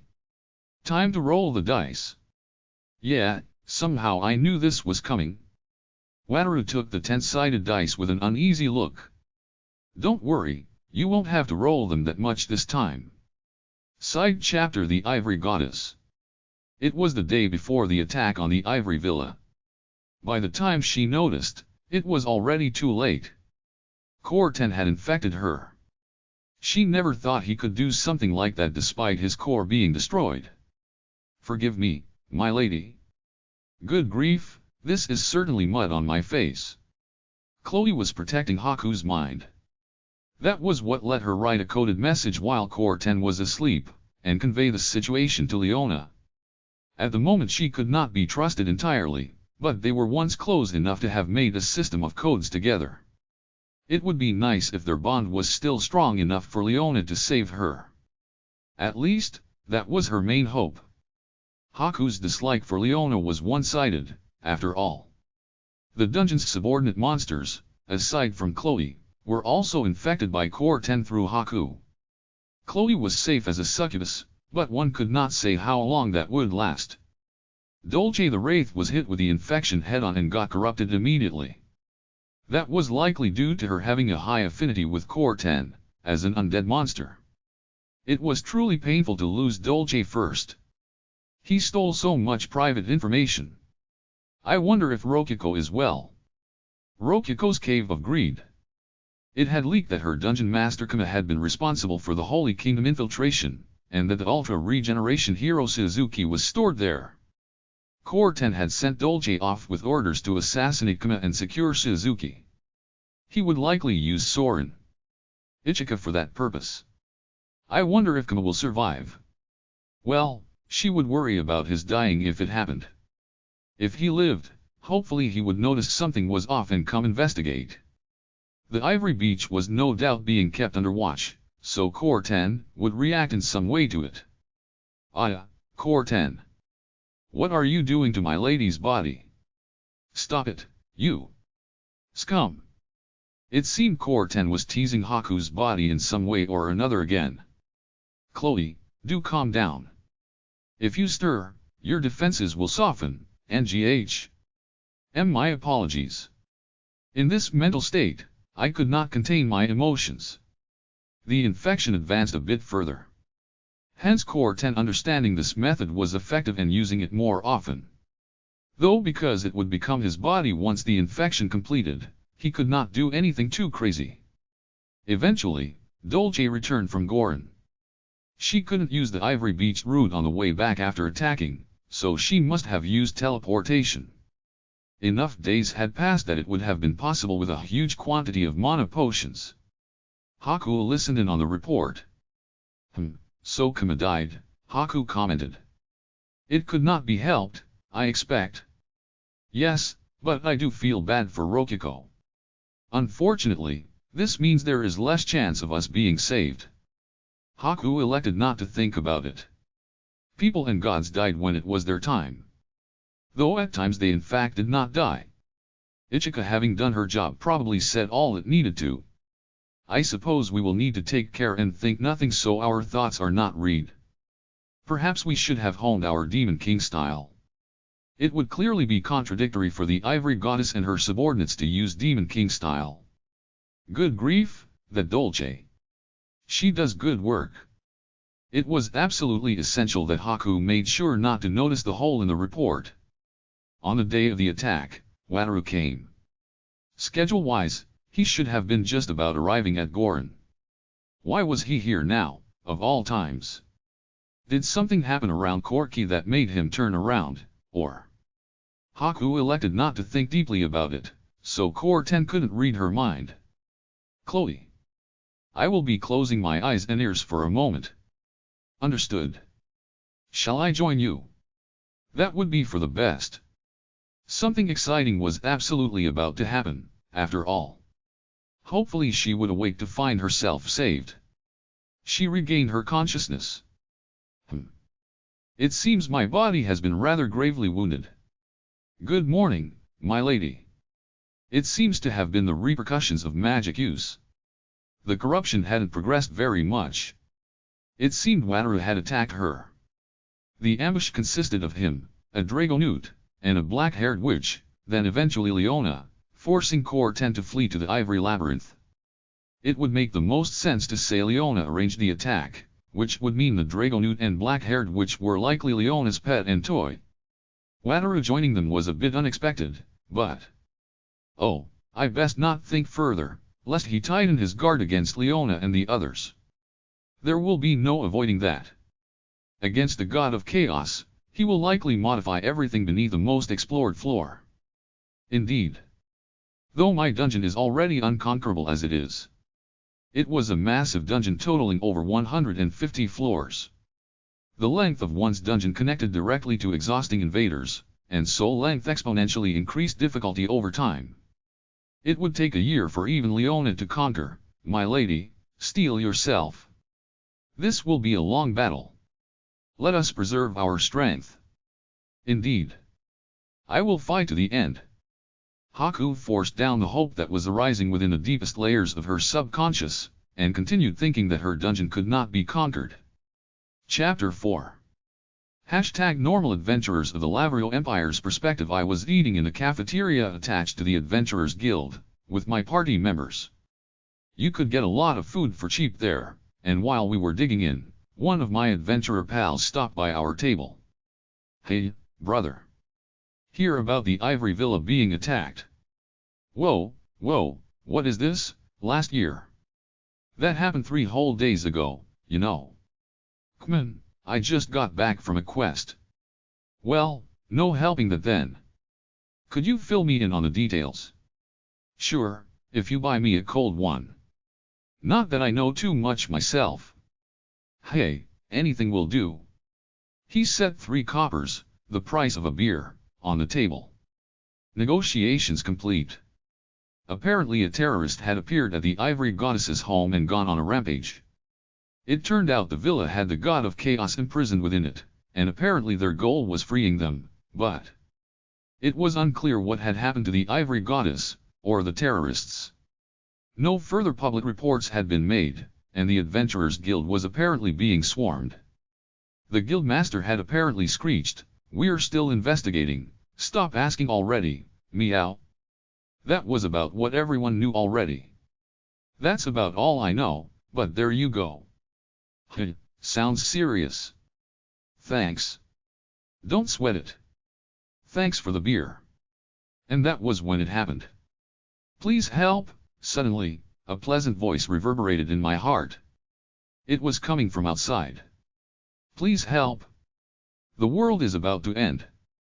We went outside the cafeteria and looked up as if in a trance, and saw a massive half-transparent board in the sky, showing the image of a goddess. Of a woman so beautiful she could only ever be called a goddess. She had black hair that flowed like silk, and teary red eyes. The front of her clothes were opened, and she lacked breasts. But one's eyes were drawn there anyway, through the mysterious appeal of something sensual and pure at the same time. What could one call this except divinity? Who the hell is that? No idea. But she's so beautiful. Maybe she's a goddess. No, she's definitely a goddess. The man beside me was now completely convinced we were looking at a goddess, as if he had been bewitched. Before I knew it, everyone around me, myself included, were looking at the goddess. I am Supana. I pray for the peace of the world from my bed. Please, those with confidence in their strength, help me. I need your power, yours. Yours. I was completely confident she meant me there. Not a shred of doubt in my mind. After all, it was the words of the goddess. My holy mother, oh my goddess, what do you seek me to do? Oh holy Supana. Oh holy Supana. Mama. Mama. Everyone, man and woman, began screaming prayers and words of devotion to her holiness Supana. It was a bit off-putting to see a massive dude crying like a baby, but I understood how he felt, so no comment. I felt in my bones his response was natural, even if I didn't logically get it. The world is being exposed to a danger unlike ever before, the goddess said sadly, and that alone filled us all with unease. However, there is no need to fear. In order to avert disaster, I have revealed myself before you and am making this personal appeal. It is simple. The Ivory Labyrinth, one of the oldest dungeons in the world, must be conquered. Do this, and the world will be saved.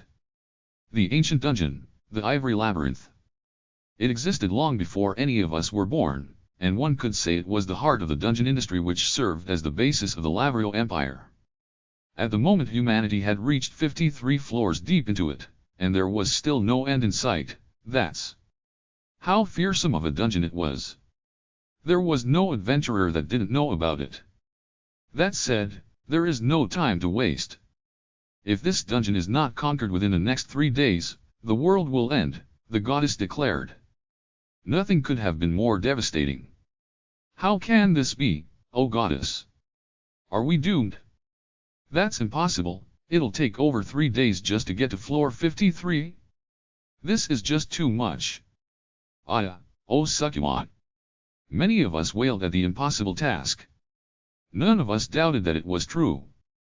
After all, Her Holiness Supana was saying it herself. There was no need to doubt it. Our foe is mighty. However, this is not an impossible battle. If you can simply reach floor 189, the bottom floor, I will save the world, I will save it without fail. 189. That was over 100 floors more than had been discovered. Wait, how did she know that anyway? This is information I obtained from a trusted source. Please believe me. Alright then. If the goddess says it, it must be true. Yep, that guaranteed it was true. The goddess was saying it after all. There was no need for any doubt. The goddess snapped her fingers. I have now opened gates throughout the world, in all the lands. These gates lead into the ivory labyrinth. Say what? It was impossible, and yet not. The goddess was showing her divine form all across the world. She had that much power. Not to mention, I was hearing shouts from all across the street. Hey, a gate opened in the guild's training grounds. Everything Her Holiness Supana said was true. I am going in, I'm going through in. At the moment, the starting line is floor 137. Or rather, it just became floor 138. A separate window opened beside the goddess. It displayed the famous Wataru the hero, running downstairs and placing a stone, which opened a gate. Wait, floor 138? The furthest floor reached was floor 53. It had more than doubled? I have truthfully used my power to obtain information on every floor up to floor 160. You will not have much difficulty up to that point. Holy cow, Her Holiness Supana is something else. That's our Supana for you? Is she a goddess? Yep, she's a goddess. This coming from Supana meant there was no mistake, and her words could be trusted. All she said was indisputable fact by definition. When the next floor is conquered, a new path to that floor will surely open. Of course, those on prior floors will not be abandoned, return gates will be provided as well. Think of each floor as having both an entrance and an exit. An adventurer came through the newly formed gate. Wataru said to him, I'm going to take a short break, and pass through the gate back out, trading places with a new and full of energy adventurer. Hey, wait a second. Doesn't this mean we don't need to worry about supply chains? This is crazy. We can focus on conquering the dungeon at peak performance at all times. That was a highly appealing idea. Not to mention, floor 100 and beyond of the Ivory Dungeon was a whole new world, one you would normally never get to see. As an adventurer, just seeing it would be rewarding enough.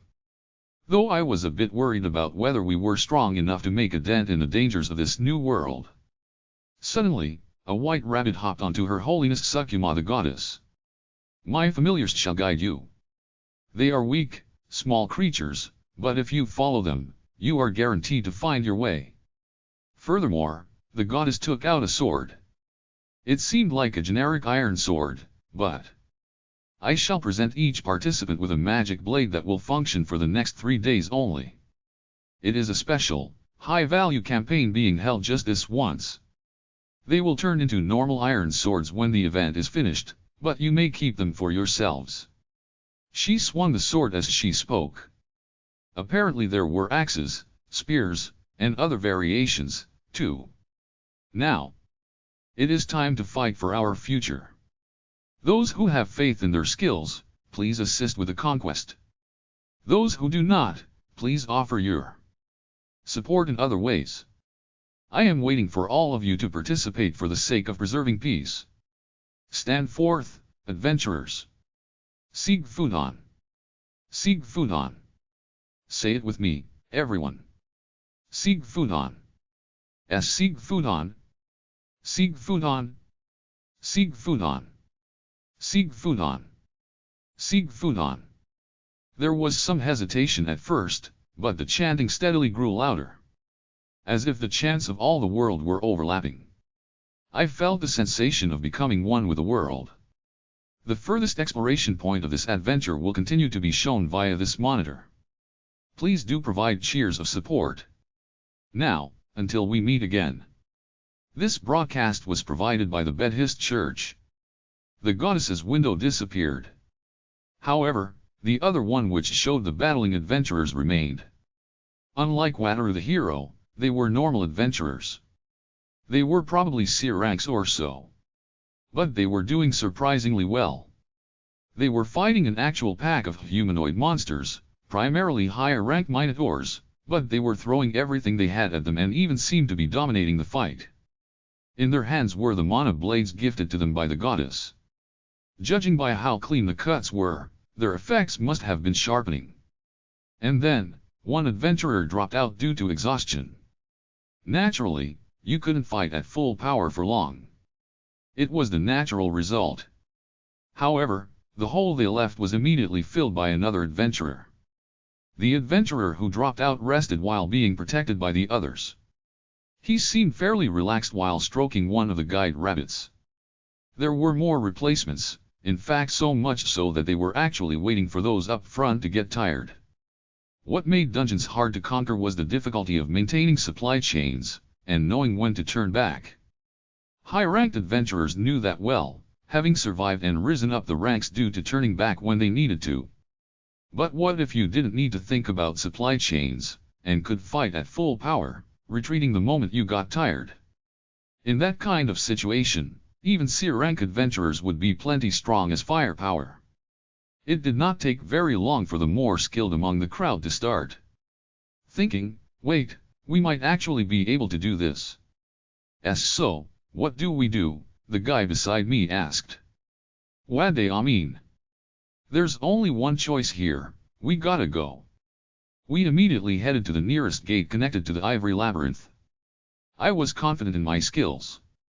This wasn't an adventure I was about to miss. On the way there, the lady who ran a general store said, going to fight, eh? Take these, and pushed better potions than I usually bought right into my hands.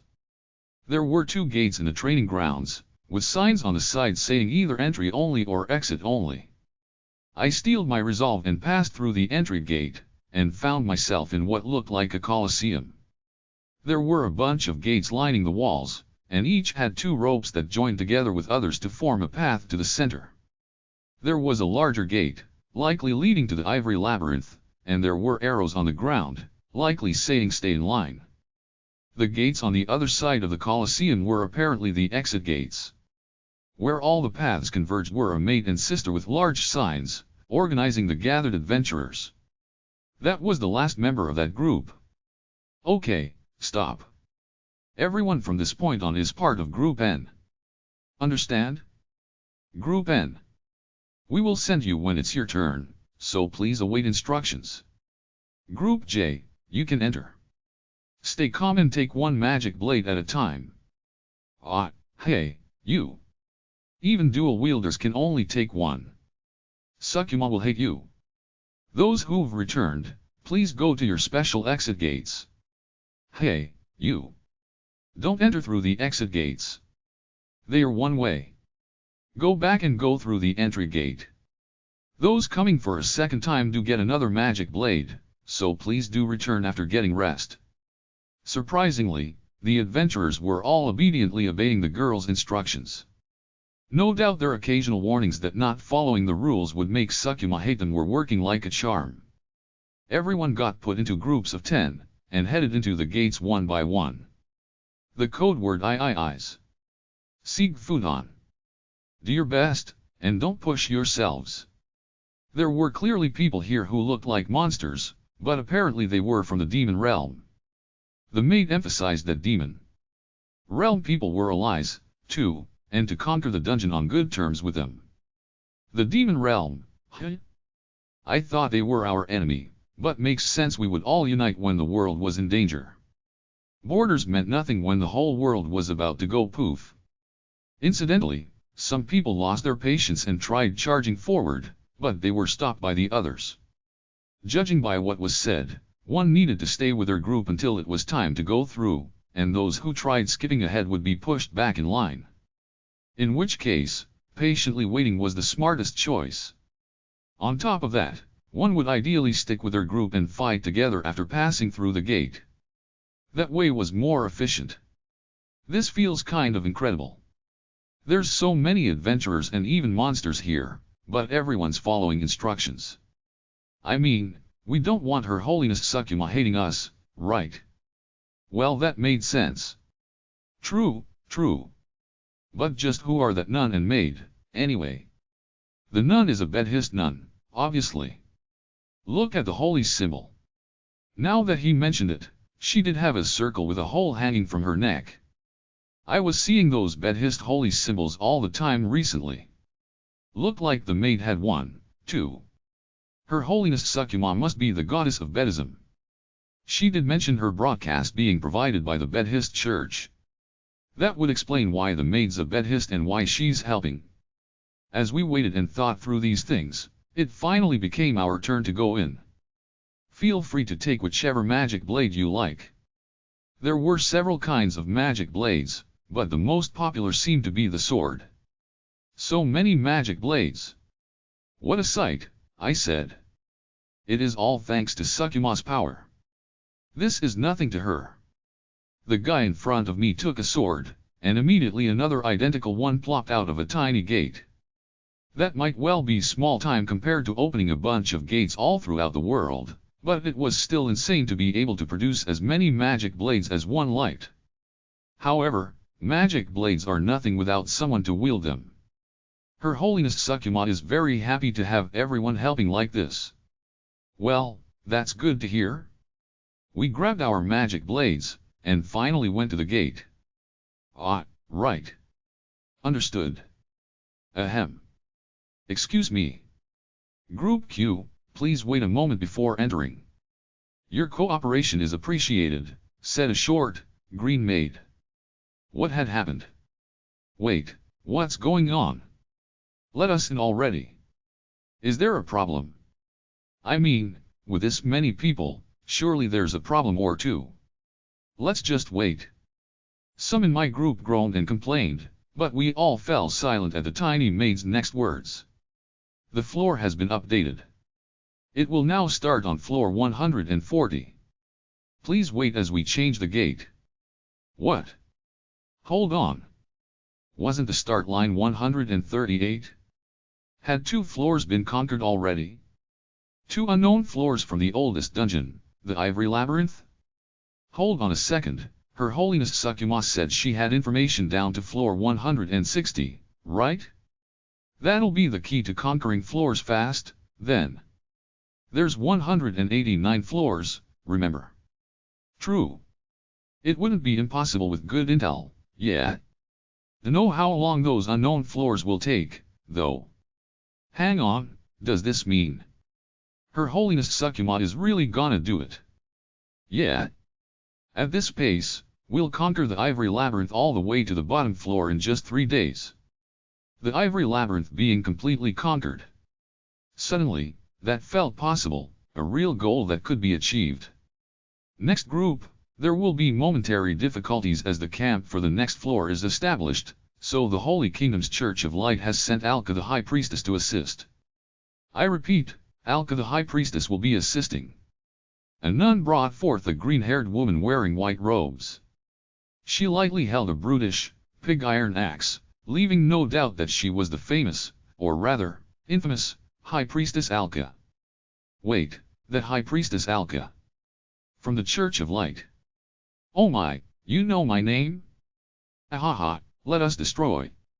Oh, wait, His Holiness the Pope forbade me from destroying this dungeon. Let us conquer this dungeon together, Alka said, giving a soft, warm smile. Right. The Church of Light will be helping. Indeed. The gate over there is linked to Mastermind in the Holy Kingdom. The High Priestess pointed to a gate with a pretty sizable line pushing through it. It seemed the Church of Light's believers were flooding in, since it was a rare chance to participate in the conquering of an actual dungeon. The Beastkin and Demon Realm folks were grimacing, but once a nun chastised them and said everyone was friends here, they gave dopey expressions and nodded. So who is Sukuma, anyway? She's Sukuma. What do you mean? True, but... Meh, whatever. To the Ivory Labyrinth. I elected to stop thinking about the small stuff. Either way, It was good to have a helper used to fighting in dungeons. We passed through the gate to the Ivory Labyrinth alongside Alka the High Priestess. It had been a very busy 3 days. And it was guaranteed that the next 3 days would be busy as well. Being in succubus form like this is tiring in more ways than one, but gotta do what you gotta do. Papa. Broadcast complete, good work. Yep. Thanks, Soto. We were in a new room added to our dungeon, the Cave of Greed, which in practice was just a blank white cube. One could act fancy and call it a broadcasting room. I grabbed a cup of water and took a swig. Phew, that sure was a lot of talking. Oh, and good work to you, too, Mr. Rabbit. Have a carrot. Come on. Don't rub my feet, just leave. It tickles. The heck, are you charmed or something? Get out of here. Please. He listened when I asked. Makes sense. Good work to you, too, Soto. Or rather, thank you for your continued work that isn't over just yet, I guess. This is nothing, Papa. Soto exclaimed, flexing her arm proudly, showing the golden chains surrounding her body, the anti-charm chains of admonition, which we had borrowed from Itsuo. My dearest little sister, Rokiko is flailing about and gnashing her teeth to see you, came a telepathic message from Core 219, passing through the rows on Soto's chest. Tsukuma is currently on break and refusing all meetings, I replied. Then I shall bind her with vines. Ahaha, to think even the beauty of your voice would cause such danger. My beloved little sister. Incidentally, Rokiko was presently in another room, giving instructions alongside Core 219 by the entrance to the Ivory Labyrinth. That is, they were directing the Silkies and Succubus nuns in the Colosseum. Sweet Tsukuma had a smile, charm skill, that could charm the whole world. On top of that, I had ultra-transformed into Tsukuma and fused the succubus possessions to make a goddess-class succubus known as Perfect Tsukuma. If Rokiko met me now, she would lose her mind and not be able to work for the entire rest of the day. It was even a double-edged sword, where if I didn't wear a lion heart bracelet, godly, then I would lose control of myself. I didn't want Rokiko losing her mind, so she would have to wait until the plan ended. Ultra transformation had a usage limit, and I couldn't risk ending it carelessly. In any case, there was a reason why I had made sure Soto was in here even at the cost of her having to wear the highest tier of anti-charm equipment. She was playing a huge part in this plan, and in fact was so essential it wouldn't function at all without her. First, I used Soto's storage to connect to as many monitors as possible. I put them over as many major cities as I could, including those in the chief countries of the Empire, the Demon Realm, the Holy Kingdom, and Dade. All of them broadcasted me, Tsukuma. Next, I sent the adventurers charmed by me to the front lines using gates which were actually storage, thereby connecting all of the major cities to the Colosseum area under my control. This made for a smooth passageway to the gate leading to the Ivory Labyrinth. The key players here were the tiny stone golems that I had taught storage. They functioned as magic tools that created gates, and I had Soto connect them to each floor of the Ivory Labyrinth. Each connected city used them, and on the surface they looked like simple stones. All I did was turn some stones onto the floor into golems, so the real credit went to Soto, who had used her teensy reproduction to mass-produce storage scrolls for teaching them. Isn't it tiring to keep so many storage gates open? I asked. I just leave them alone after opening them, so not really, Papa. What a good daughter. Her credit here was so massive, I was getting worried about whether Perfect Tsukuma's socks were really enough to cover it.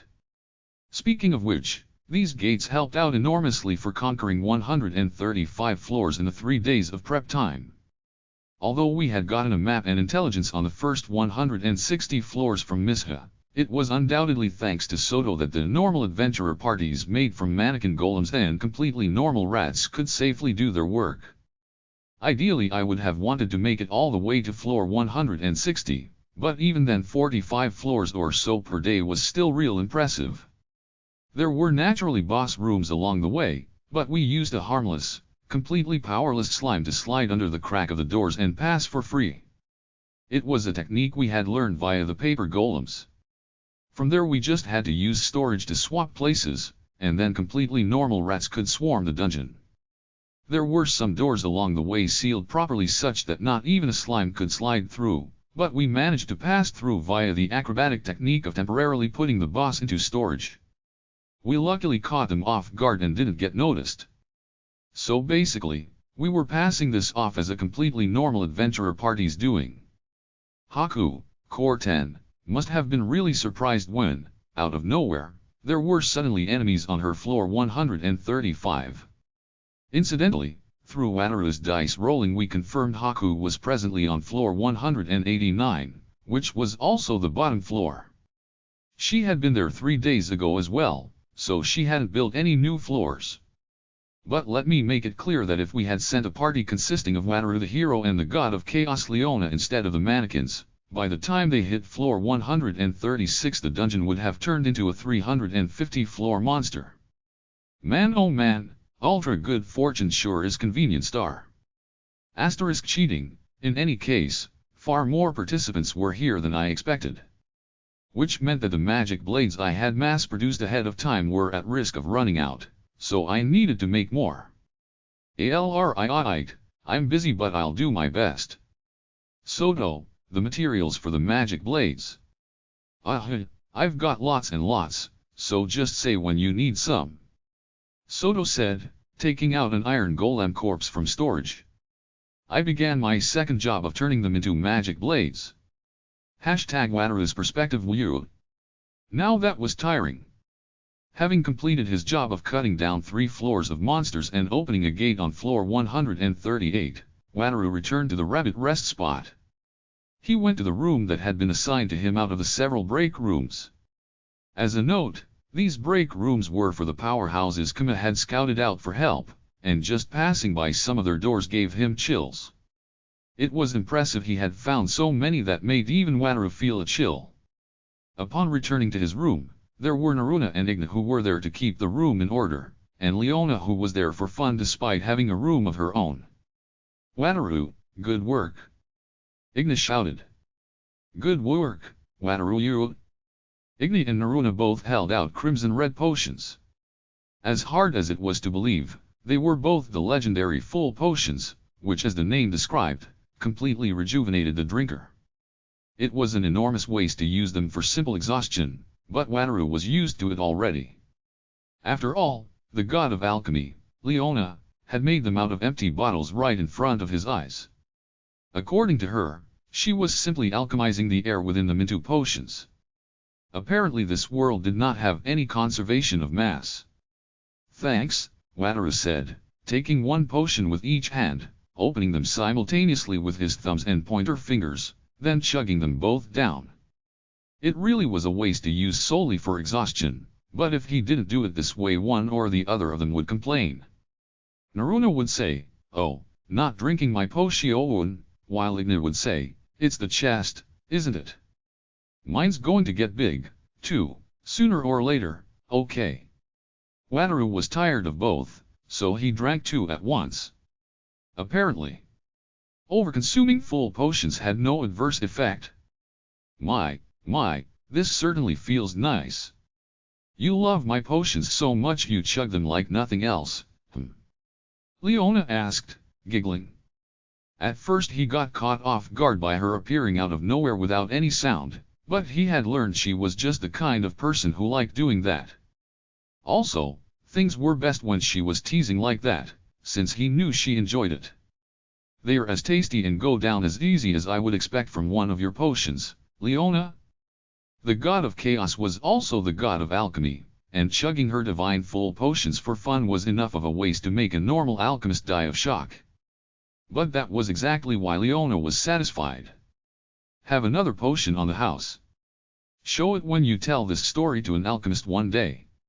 Oh, thank you. They'll be real jealous. Leona and Wataru laughed together. You know, they got along surprisingly well. At the moment, anyway. Leona, could you tell me how to make potions like Taius? Naruna asked. Why? Me too, I wanna make them, too. Igna shouted. I suggest making vegetable juice or sports drinks instead. Have some recipes, Leona said, scrawling them out on paper. No doubt recipes written by the god of chaos would be worth a mountain of gold coins, but putting that aside, the fact the ingredients included a bunch of bitter vegetables and dragon scales was only natural. Effects guaranteed by the god of chaos. Thank you. Get ready for my vegetable juice, Naruna said. My potion's gonna be stronger, Igna declared. Both of them left to get the ingredients. Mikon could get the vegetables for her instantly, and the rest of the ingredients seemed to be on the easy side, too, so the next time Wataru returned from the dungeon he would probably have vegetable juice and a sports drink offered to him. That also meant he ended up alone with Leona, but Wataru didn't feel particularly afraid of her. It helped that their first meeting was her saving him, but they were both black-haired heroes, and hearing tales from a fellow Japanese person had given him a sense of companionship. He had asked her about Kama's identity, but she told Wataru to ask him directly, since she didn't like spoilers. Still, I didn't think he would actually get the whole world involved, Wataru mused. I know, right? All these gates. Sweet Sukuma sure is something else.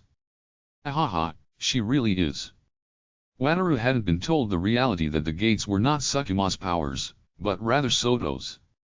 That was to make it so he couldn't tell other people about it.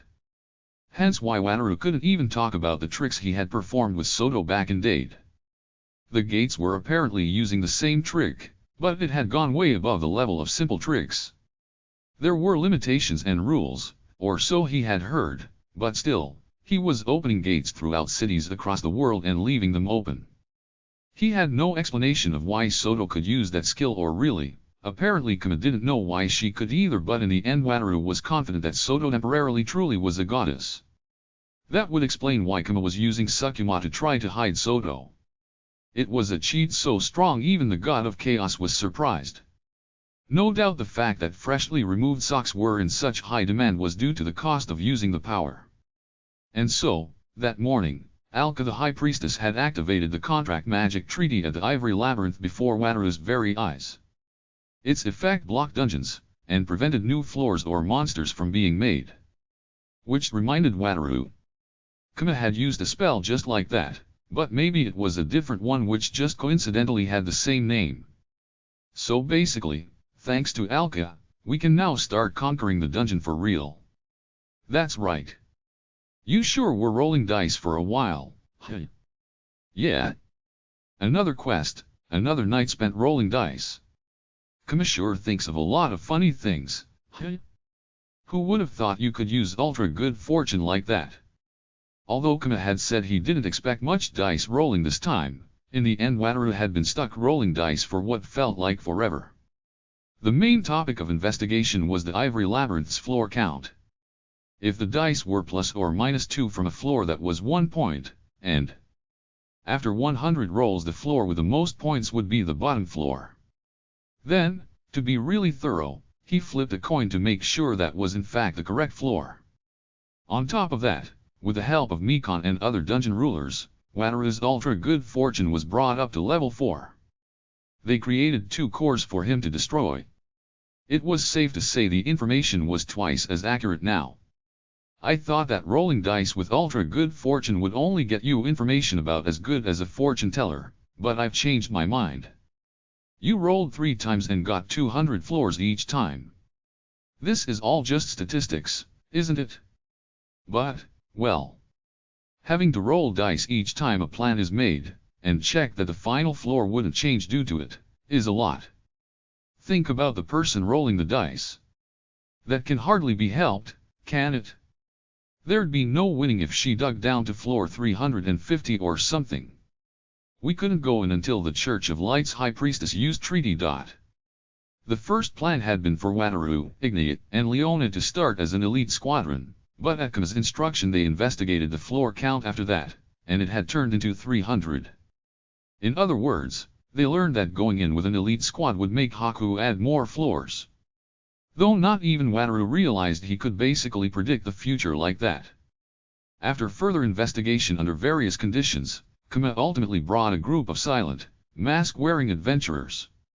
All 5 of them wore masks, and wouldn't talk with anyone but Kama.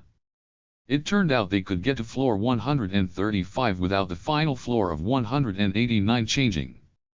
Kama said they were just a normal adventurers party, but they must be really powerful. They conquered 135 floors in just 3 days. Where the heck did he find them, I wonder? Wataru said. Even with them knowing the right routes and solutions to traps ahead of time, it was still ridiculous. The Ivory Labyrinth had areas overflowing with lava like a volcano, and had icy areas that froze one's very blood. There were jungle areas filled with poisonous bugs flying around, and even deserts with sand that made it impossible to walk anywhere. Even with portals removing the difficulty of bringing the necessary special gear removed, it still meant they had conquered all of those areas with ease. And without the dungeon operators noticing, either. Would those people be helping with the rest of the dungeon conquering, too? Wataru looked at the monitor which was on display even in the break rooms. It was a half-transparent, magical screen which at the moment displayed Alka the High Priestess at work on conquering floor 141. Hashtag Alka's perspective. What did a diligent Church of Light follower admire more than anything else? Nothing other than the conquest of dungeons. When it came to conquering the Ivory Dungeon, one of the oldest in the world, well, it was natural that one of the Church of Light would even be willing to pay money to join. And the High Priestess of that very Church of Light was presently swinging around a pig iron axe on floor 140 of the Ivory Labyrinth, cutting down Shine Minotaurs. To think His Holiness Pope Narakan would order me directly to conquer the Ivory Labyrinth. He even negotiated to give me direct permission to participate. That is very different from the useless previous Pope, who did nothing but rot his organization from within. Naturally, they did not give permission to destroy the dungeon core, but even so the process of fighting a dungeon to reach its bottom floor was enough to have her brain overflow with joy. The other members of her group promptly dissected and retrieved the Minotaur corpses. The High Priestess generally just left corpses to rot, but it was nice to have them used efficiently, too. Lady Alka, please advance forward at your leisure. We will handle the menial matters. Why, thank you. But I will be advancing at my pace, so do try to keep up, she replied to the following adventurers, and followed after the guiding white rabbits. According to the map she had seen ahead of time, there were many kilometers between their current position and the next stairway, but the goal was to conquer it in 20 to 30 minutes regardless. They had no time to rest, and it wouldn't take long enough for them to need to rest regardless. Alka's job was to smash the floor as a vanguard so the next wave of adventurers could fully lock down what remained. As the treaty prevented new monsters from being made, the dungeon became easier with each new monster that Alka slayed. This is unmistakably a battle that will go down in history to be spoken of unto eternity. To participate in such an honor, my very soul quakes at the thought. According to His Holiness Narakan, the plan was to fill every floor from top to bottom with adventurers. It was much higher scale than using a night squadron to conquer it, and was a plan on an unheard of scale. Connecting the world through gates was also a fearsome power. No, beyond this Supana was a truly powerful god. That said, to think Wataru the hero and the god of chaos would be participating as well. Even evil gods obey Supana, I see. Evil gods. The term represented gods that allied with dungeons and opposed the god of light. The god of chaos had been gifted various powers from the god of light, only to betray him in the end. One could say they were the second most famous evil god beside the god of darkness. For this battle, Supana was allying with the god of chaos to challenge the Ivory Labyrinth. Alka had seen her for the first time on this occasion, and it was truly profound irony that she shared the black hair symbolic of the first ever High Priestess of the Church of Light. Though that said, the first High Priestess Lady Shishido has absolutely nothing in common with the god of chaos. When Alka the High Priestess generously greeted her, the god of chaos replied, "The High Priestess. Ah! The dog of the light god. My sympathies," with cold eyes. To compare a High Priestess to a mere pet. They were not dogs, they simply received favor from the gods. But when Alka said this, Leona replied, "What does one call a lesser being given favor if not a pet?" And Alka had faltered. Ah, she was unmistakably the god of chaos, who else could trouble the heart of a high priestess? Just remembering it annoyed her. She swung her axe around, and before she knew it they had arrived at the stairs to the next floor. "Oh, we've arrived." In which case, Alka took the gate stone she had borrowed from her pocket and placed it on the ground. A bit after the gate opened, a leader that being a strong person like Alka chosen by Supana would be passing through with a group of adventurers. Alka saw them off, then momentarily returned through the gate to rest a bit before challenging the next floor. At last, my turn. Oh, how I anticipated this. Just how long will this dance be, I wonder? A young, red-haired girl from the demon realm arrived with a red magic blade in hand and a drunken look of glee on her face. There was no opening in her walk, which smelled of Demon King style. Alka sensed that the butler serving her was a master of it as well. Floor 141 might as well have been conquered already. The gate for returning to the Colosseum from the Ivory Labyrinth first passed through a room. It had multiple floors leading to different return gates, and you could pass through them to return to the entrance of the Colosseum. After returning through a gate, Alka found herself in front of Rei the High Priestess. "Good work, Lady Alka." "Thank you, Lady Rei." Rei handed her a crimson-red potion. It was a full potion made by the god of chaos. As annoying as it was, no doubt it would be as effective as one would expect from a potion made by the god of alchemy. One sip healed all the scratches on her, and made all her exhaustion vanish. She was ready to conquer the next floor flat out. How did Supana convince the god of chaos to make these potions, I wonder? I'm told she just asked her? Just that, for potions on this level? Perhaps she has blackmail on the god of chaos. In other words, Supana had such power over the god of chaos she could ask her to do anything, even conquer a dungeon. The Church of Light generally did not believe in other gods, but perhaps it would be safe to make an exception for Supana and consider her an ally of the god of light. Alka the High Priestess was utterly confident His Holiness Narakan would understand. #80's perspective Haku Lavrio's True Dungeon, the Ivory Labyrinth. When Rokiko asked her to assist with conquering it, 80 had this to say. "Oh my! My services as a mercenary are rather pricey, you should know. You don't have to come if you don't want to. You may count on me, Rokiko. What are friends for?" How could she have ever turned down such a thrilling proposition? And so, 80 elected to dance upon Rokiko's palm without protest. She owed her to begin with, and Haku was in a state in which 80 was owed a favor, so there had been no option to refuse to begin with. Most of all, there were few opportunities to dance within Haku Lavrio's dungeon. She leapt at the mere possibility of getting to fight with Haku herself. By the way, if you would invite Core 50 and Core 6 to join as well, that'd be really nice. You know, having all of us fighting together like that festival. Certainly, I will send word.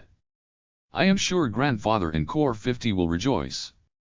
So, when is the party planned?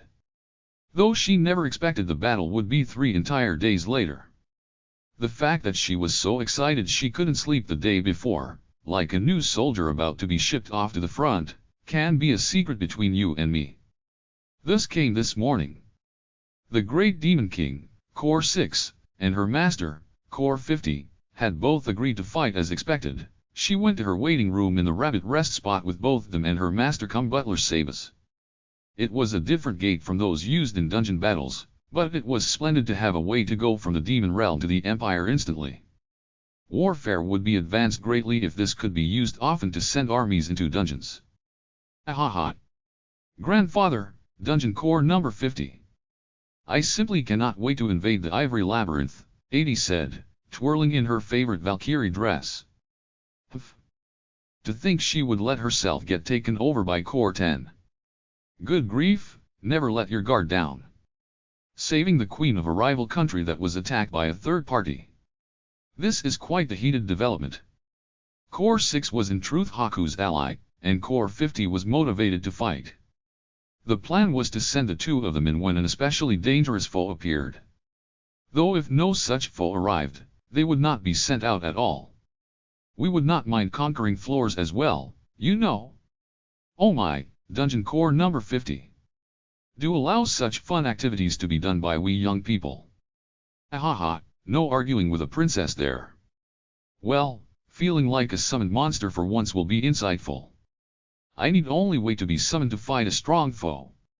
Just as Adi began considering how delicious that feeling must actually be, she was called over.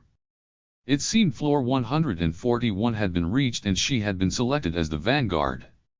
Let us go, Sabas. Yes, my lady. Adi descended to floor 141 with her master Sabas in tow. She passed by Alka the High Priestess and began conquering at once. They turned the orcs they met into cooked slime with fire magic blades. A sweet scent filled the dungeon halls. You know, I believe we could stay and help conquer the floor completely after setting the gate down.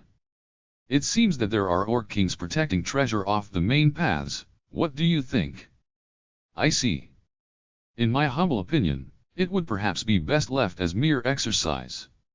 The true battle has not yet begun. You are quite right, Sabas. I was having so much fun I nearly forgot. If I do not stay in peak form, I may fall behind. By the true battle, he meant that a boss rank monster had been reported to be on a future floor. Ah, how her heart throbbed. Adi was planned to join the boss fight as well, but it seemed that by having all of the Demon King faction cores challenge Haku to a dungeon battle and connect themselves through Core 6's dungeons, all of the Battle Junkie cores and their subordinates would be participating as well. Adi could not risk falling behind them and losing her chance at fun. There were many enemies, but not an infinite amount, and the Demon Realm cores were all rather powerful. Wasting her energy here could cause problems later. Still, it was very heartening to know that the Great Demon King and Core 50 were staying back. There would be no tension in the fight otherwise, so fun could really only be had with them absent. Oh, we've arrived. In the blink of an eye, they reached floor 142. The rabbit guides had been steady and true.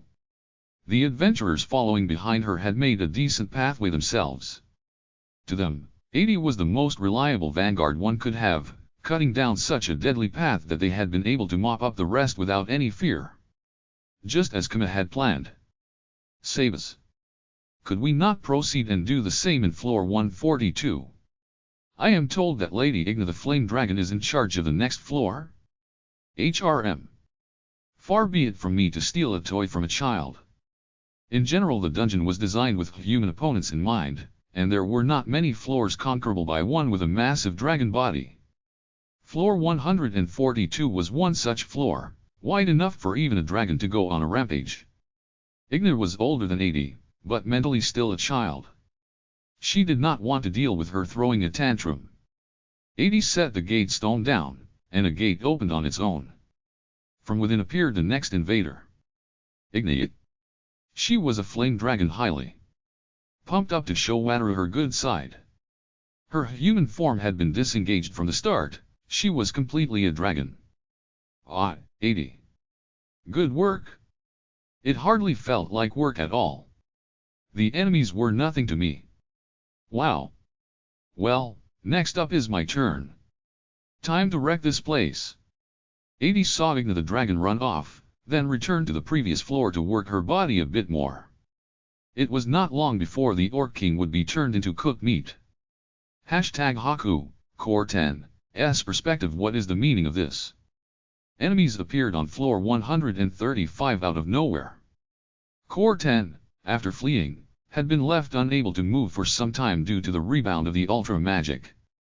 That brand of magic granted one enormous power for a day, but had a terrible rebound as well. On top of that, he had not grown entirely used to this other body, and his inability to fight at full power had been proof of that. Furthermore, how is Alka the High Priestess in the Empire? It's impossible. It had happened just as he recovered from the rebound and opened his dungeon map to consider his next steps. He felt something odd, and then a moment later the High Priestess had activated treaty by the dungeon's entrance. Core 10 understood its effects well as the former Pope of the Church of Light. It sealed dungeon functions. Now he couldn't add new floors and hide even farther underground. It also made no sense that Wataru the hero had subsequently appeared out of nowhere on floor 135, a yet unconquered floor. Not even teleportation could get him there. How had he been carried that far? Dolce, attention, Dolce? Yes, my lady. Dolce asked, appearing before Haku, Core 10, without a sound. Core 10 used Dolce more than anyone else, given their affinity as fellow undead. It helped that her skills and position were ideal for that, but even so, she was his most trusted retainer. What were you doing? Why are there invaders on floor 135? I apologize, but I know nothing of this matter. This happened because you were lazy. Expect punishment. Or not, I cannot get more subordinates while treaty is active. To think I could not even have my fun. Haku, Core 10, gritted his teeth. Hold them off. If we can last just 3 days, it will be our victory. He could not help but regret that if only he had modified the dungeon as soon as he fled, then this would not be happening. Ichika. Do you know what caused this? Why mean them slipping in? Rats and whatnot don't show on the map, and teleportation lets you go to places you've been, right? A combination of beast form and teleportation. They must have been planning this for a long time. Ichika's answers were always clear and precise. The tea she brewed was delicious, and overall she was highly competent. Perhaps he would turn her into an undead retainer after she died. In the meantime, Wataru arrived at floor 138. He set down some kind of stone on the ground. Above it opened a gate much like those that appeared for dungeon battles. What in the world? Oh, that must have been how Wataru got here? And so, new invaders arrived from the foe gate. They seemed like normal adventurers, but floor 138 didn't have particularly strong monsters. Or well, they were stronger than the bait monsters placed on the early floors like floor 20, but they weren't beyond the reach of a group of C-rank adventurers giving it their all for a couple of fights. The reason for that had to do with Haku's dungeon construction philosophy. The Ivory Labyrinth was a massive dungeon with 189 floors, but it was designed flexibly such that DP would be spent in real time to adjust to the invaders. Reason being, that was more efficient. In other words, it was safe to say that the unconquered floors were not well made for a dungeon. Even if one placed strong monsters on those floors, no invaders meant they saw no use, and would just waste DP through their maintenance costs. It was more efficient to make the husk of floors, and then spend DP to place strong monsters specifically designed to counter invaders when they did arrive. That was precisely why the Ivory Labyrinth was an impossibly difficult dungeon that had spent over 500 years with only 53 of its floors being conquered. On the other hand, the bottom floors which never had any invaders, putting aside the floors she had used for a bit of experimentation or a bit of fun, or those she had granted to her subordinates to do with as they liked, only had the bare minimum of structure needed to be called a floor. This was precisely why even these bottom floors had monsters not too different from those on floor 53, with the consideration that a normal adventurer would be exhausted by the time they reached this point. Core 10 drew that from the depths of the weakened Haku's mind, and panicked. Under normal circumstances, the Ivory Labyrinth would have survived through floor count alone even after being hit with a treaty. With 189 of them, lasting 3 days for it to end would have been trivial. But here the invaders began abruptly on floor 135, and on top of that were always at the peak of their energy. If the invasion continued as it was, they would reach the bottom floor within treaty's limit of 3 days. Calm down, Lady Haku. You've still got 50 whole floors, don't ya? Alright, yes, I do. 50 whole floors. Ichika consoled Haku, Core 10. It had been a shock to see them suddenly reach floor 138, even as deep as that was, having 50 floors would usually still be more than enough. That said, the gates were clearly abnormal. And it made no sense that adventurers could pass through them. What even are these gates? This is not a dungeon battle, correct? A dungeon battle would have sent a notification. What were these gates, then? Oops.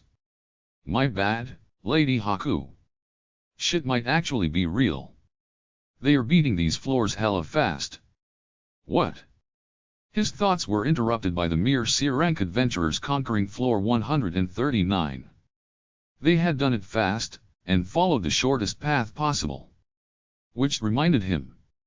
Whether the hero had also taken the shortest path possible, somehow. How is this happening? It's as if they know the correct path. Dolce, do you have any ideas as to why this might be? Perhaps Misha, one of the 4 braves, leaked intelligence. One of the 4 braves? There was no Misha amid the 4 retainers. Haku's 4 named monsters serving as retainers were Dolce, Amelia, Sally, and Chloe. No Misha was on the list of named monsters. Core 10 dug through Haku's memories again. Misha. There. The guildmaster of the Adventurers Guild. Haku's subordinates, one of the 4 braves, and an agent of the Great Demon King, Core 6. NGH. What the? Are you sane? Why make one of Core 6's agents your subordinate? The traitor faction and the Demon King faction were at war, as far as he knew. He searched her memories to find the meaning of this, but could dig no further. It must have been something she truly wished to hide.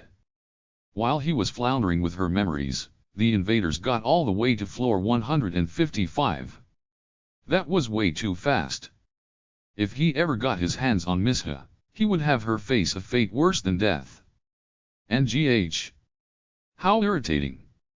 His dungeon functions had been sealed, and all he could really do was repair walls or create useless items. There was nothing he could do to offer proper resistance to the invaders. To think that dungeons hit by treaties suffer this much. God, the gates. Aim for the gates. He directed a wandering boss unit that had been placed on floor 138 but ignored to the gate. Core 10 didn't know what was going on, but this was like a dungeon battle. In which case, there was no hope of victory without attacking back. The gate came into sight. The adventurers were circling the gate in a defensive position, but not enough that the hunter Minotaur could not handle on his own. Until an armored figure leapt from the gate and killed it with ease. Core 50. Why is a Demon Realm core here? Core 50 appeared exactly like a summoned monster, cut the hunter Minotaur in half with a single blow, then passed back through the gate as if nothing had happened. It simply didn't make sense. Dude, looks like 80's still fighting on floor 141 too. She's a Demon King faction core too, isn't she? Ichika said casually, while pouring fresh tea. What does that mean? This is an attack from the Demon King faction. Considering locations, that was not unfathomable. The Ivory Labyrinth was positioned exceedingly close to the Demon Realm. But it simply does not make sense. Why are Demon Realm cores? Dolce, do you know anything about this? My apologies, I do not. You would claim to know nothing of relations to the Demon Realm cores despite being head of the spy division. Liar. Core 10 shouted, punching Dolce. She allowed it to happen. Lady Haku dealt with Demon Realm matters directly. TCH, fine. He clicked his tongue, but punching Dolce wouldn't solve anything. As no new monsters could be made, he had to cope with the monsters he had at the moment. At this point, Ichika raised her hand. Lady Haku. So basically, you can't summon monsters due to the High Priestess. That is correct. There is nothing I can do. Curses. I've got a totes good idea then, if you wanna hear. Though it'll cost ya. If you have an idea, speak. Ichika's lips curved into a grin. You just gotta make monsters without using the dungeon functions. There's magic just for that, you know. Ichika's words snapped Haku, Core 10, back to reality. There was indeed magic just like that. Core 10's own magic hadn't been sealed. That had been a blind spot for him. Summon undead. The summon undead spell worked without incident, and a giant zombie appeared from the circle. He could produce monsters after all. Right. Then all he had to do was rely on himself, not the dungeon functions. Ahaha, I am not powerless after all. Oh yes, and with that done, what reward do you seek, Ichika? You seem busy, and I'm tired, so we can totes do it later. Lady Haku can do it in a minute. HRM, I see. Remind me whenever you like, Haku, Core 10, said before shifting his focus to producing undead. I will now bury them in a mountain of undead. Haku, Core 10, cackled loudly. The front lines of the invasion were on floor 158, so he would send a flood of monsters there and make a monster house. No, he would do so on floor 160 instead, to be safe. Haku, Core 10, pumped himself up and produced 10 entire dragon zombies. That much would be necessary since the enemy had dragons themselves. He also prepared deadly slimes, as they were resistant to slashes and physical attacks.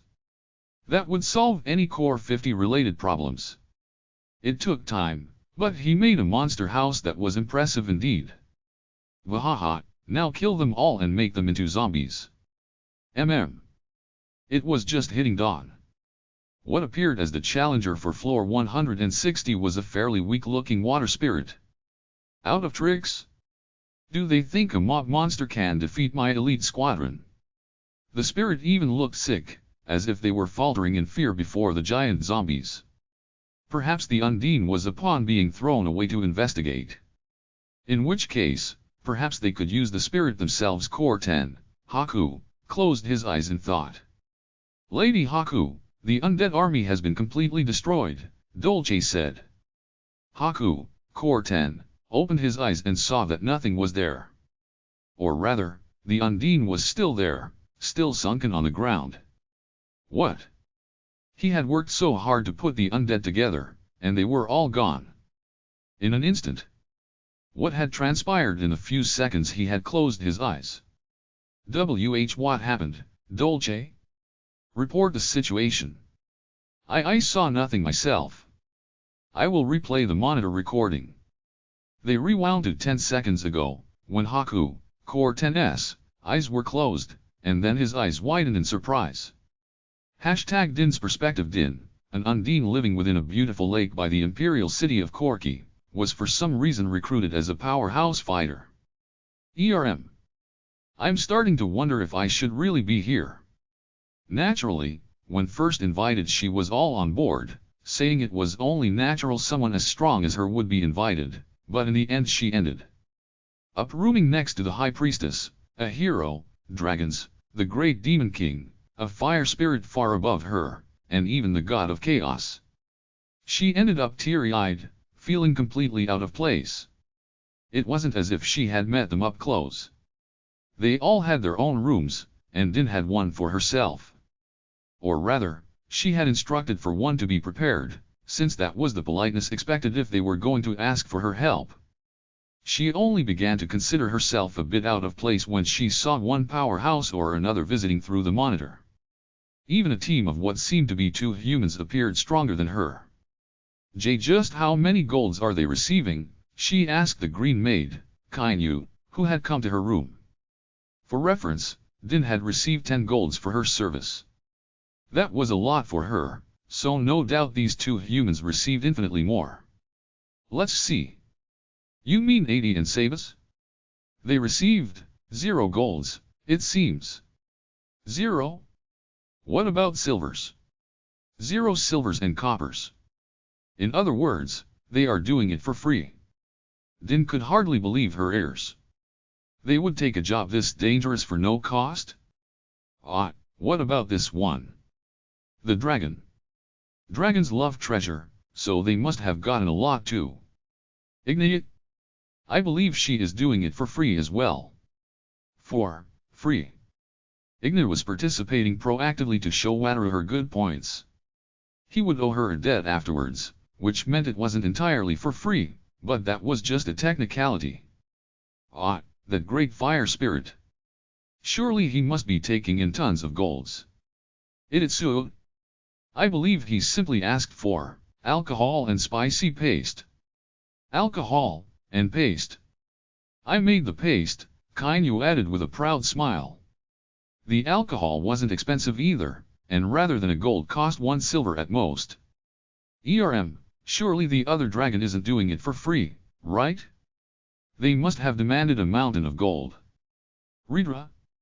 She wanted baked sweets, as many goron beets as she wants, or something like that. Goron beets. What happened to the stereotype that dragons love treasure? Well, dragons were certainly big eaters, and a single gold of food would be chewed through in an instant. What about this mercenary band of extremely skilled-looking adventurers? They must have wanted a huge payment, right? That is a platoon of former Last Commune members led by Hugo, who renamed it the Mama Defense Squad. I believe their payment was for Sukuma to blow them a kiss. Blowing a kiss. A priceless gift. That didn't even involve touching, just how pure were they? Ah. Baphomet. Surely a demon would demand enormous payment. Number 564's payment was the scythe he is using now. He wanted a spare. A scythe. Those were one of those free weapons you could get by participating. His reward was nothing more than that of a normal participant. The hero and the high priestess? It's a cliché in stories for them to be greedy, right? Wataru was given the right to go on a date with a co-worker of mine. Alka the high priestess is doing it for free.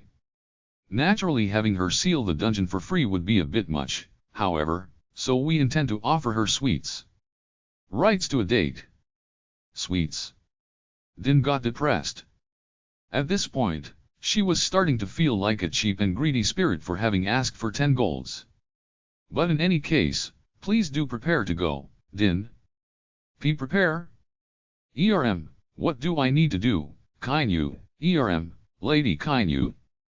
Din defaulted to a respectful title, feeling humiliated and beneath all others. Do have this, Kainu said, holding a cup with exceedingly pure water. Given the divine aura it exuded, it was probably holy water. And it was of a quality higher than one could usually ever find.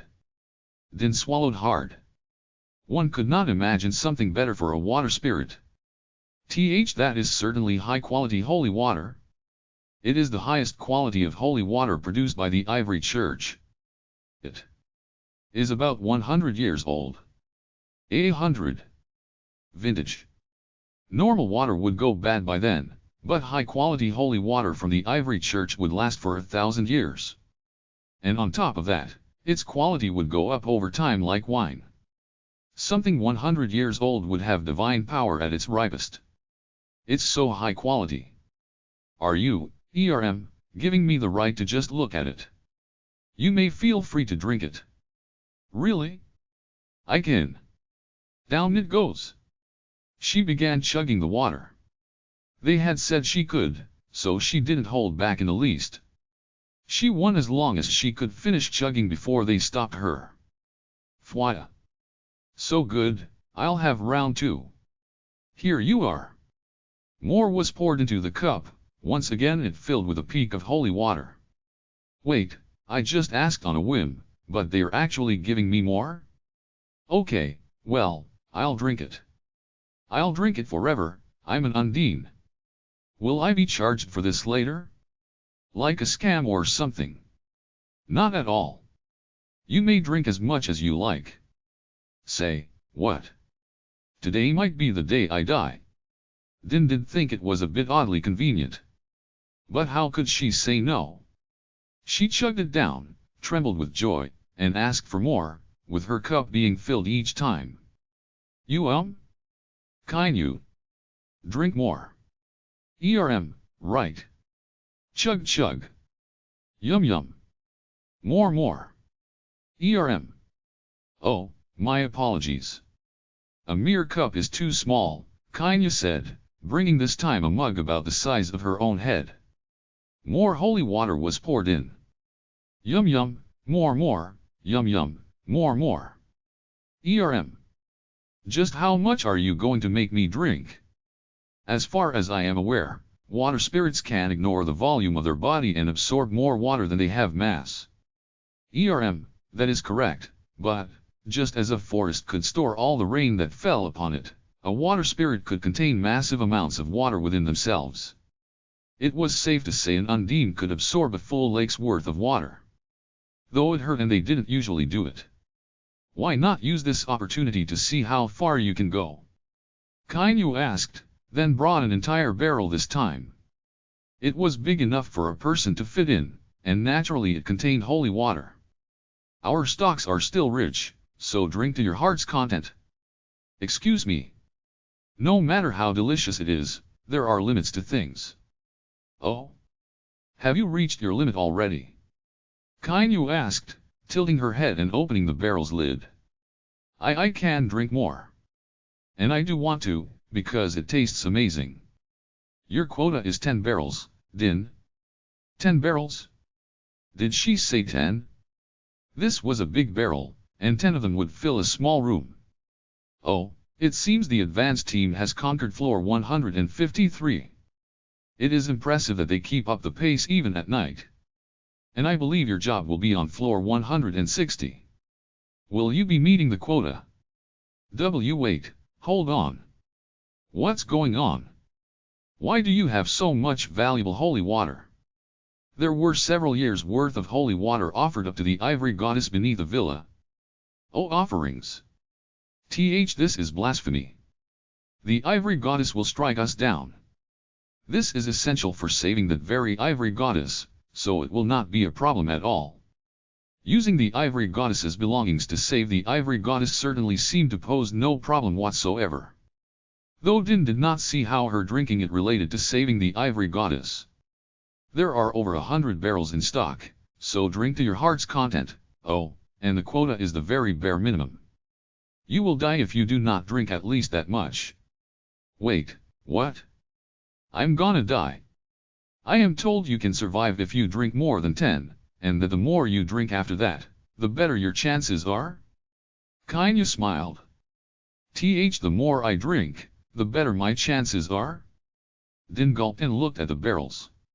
While she was steeling her resolve to drink, Kainu began clapping her hands. Okay, 99 barrels of water on the wall. Chug, chug. 98 barrels of water on the wall. What's with that cheering? You sure are into this. Even I have times where I wish to have some fun. Okay, chug, chug. Kainu demanded that she chug the holy water alongside her rhythmic chanting and clapping. Fine. Count me in, just keep bringing more. That's the spirit, Din. And so, after Din fit 15 barrels of top-class holy water into her body, the advance guard reached floor 160 alongside daybreak. It was Din's turn. NGH. I'm gonna hurl. Din had used more parts of her body than just her mouth to suck in the vintage holy water, and with Kainu pulling her she wobbled her way to the gate. May your battle be swift and victorious. Okay? What? Speaking of which, why am I even here? I kinda forgot since I was so desperate to chug all that water down. I was a helper or something. Then, she remembered. And as she looked back up from the ground, she found the rotten face of a giant zombie in front of her. Z-zombie. So dirty. Don't get near me. Din screamed, stepping back and falling on her butt. Crap, it's gonna leak out. An instant later, the 15 barrels of top-class holy water that had been compressed within her body burst out, exploding in all directions as if it were explosion magic. And with that, the entirety of the zombies crawling throughout the floor were purified in an instant. It was day 2 of the battle.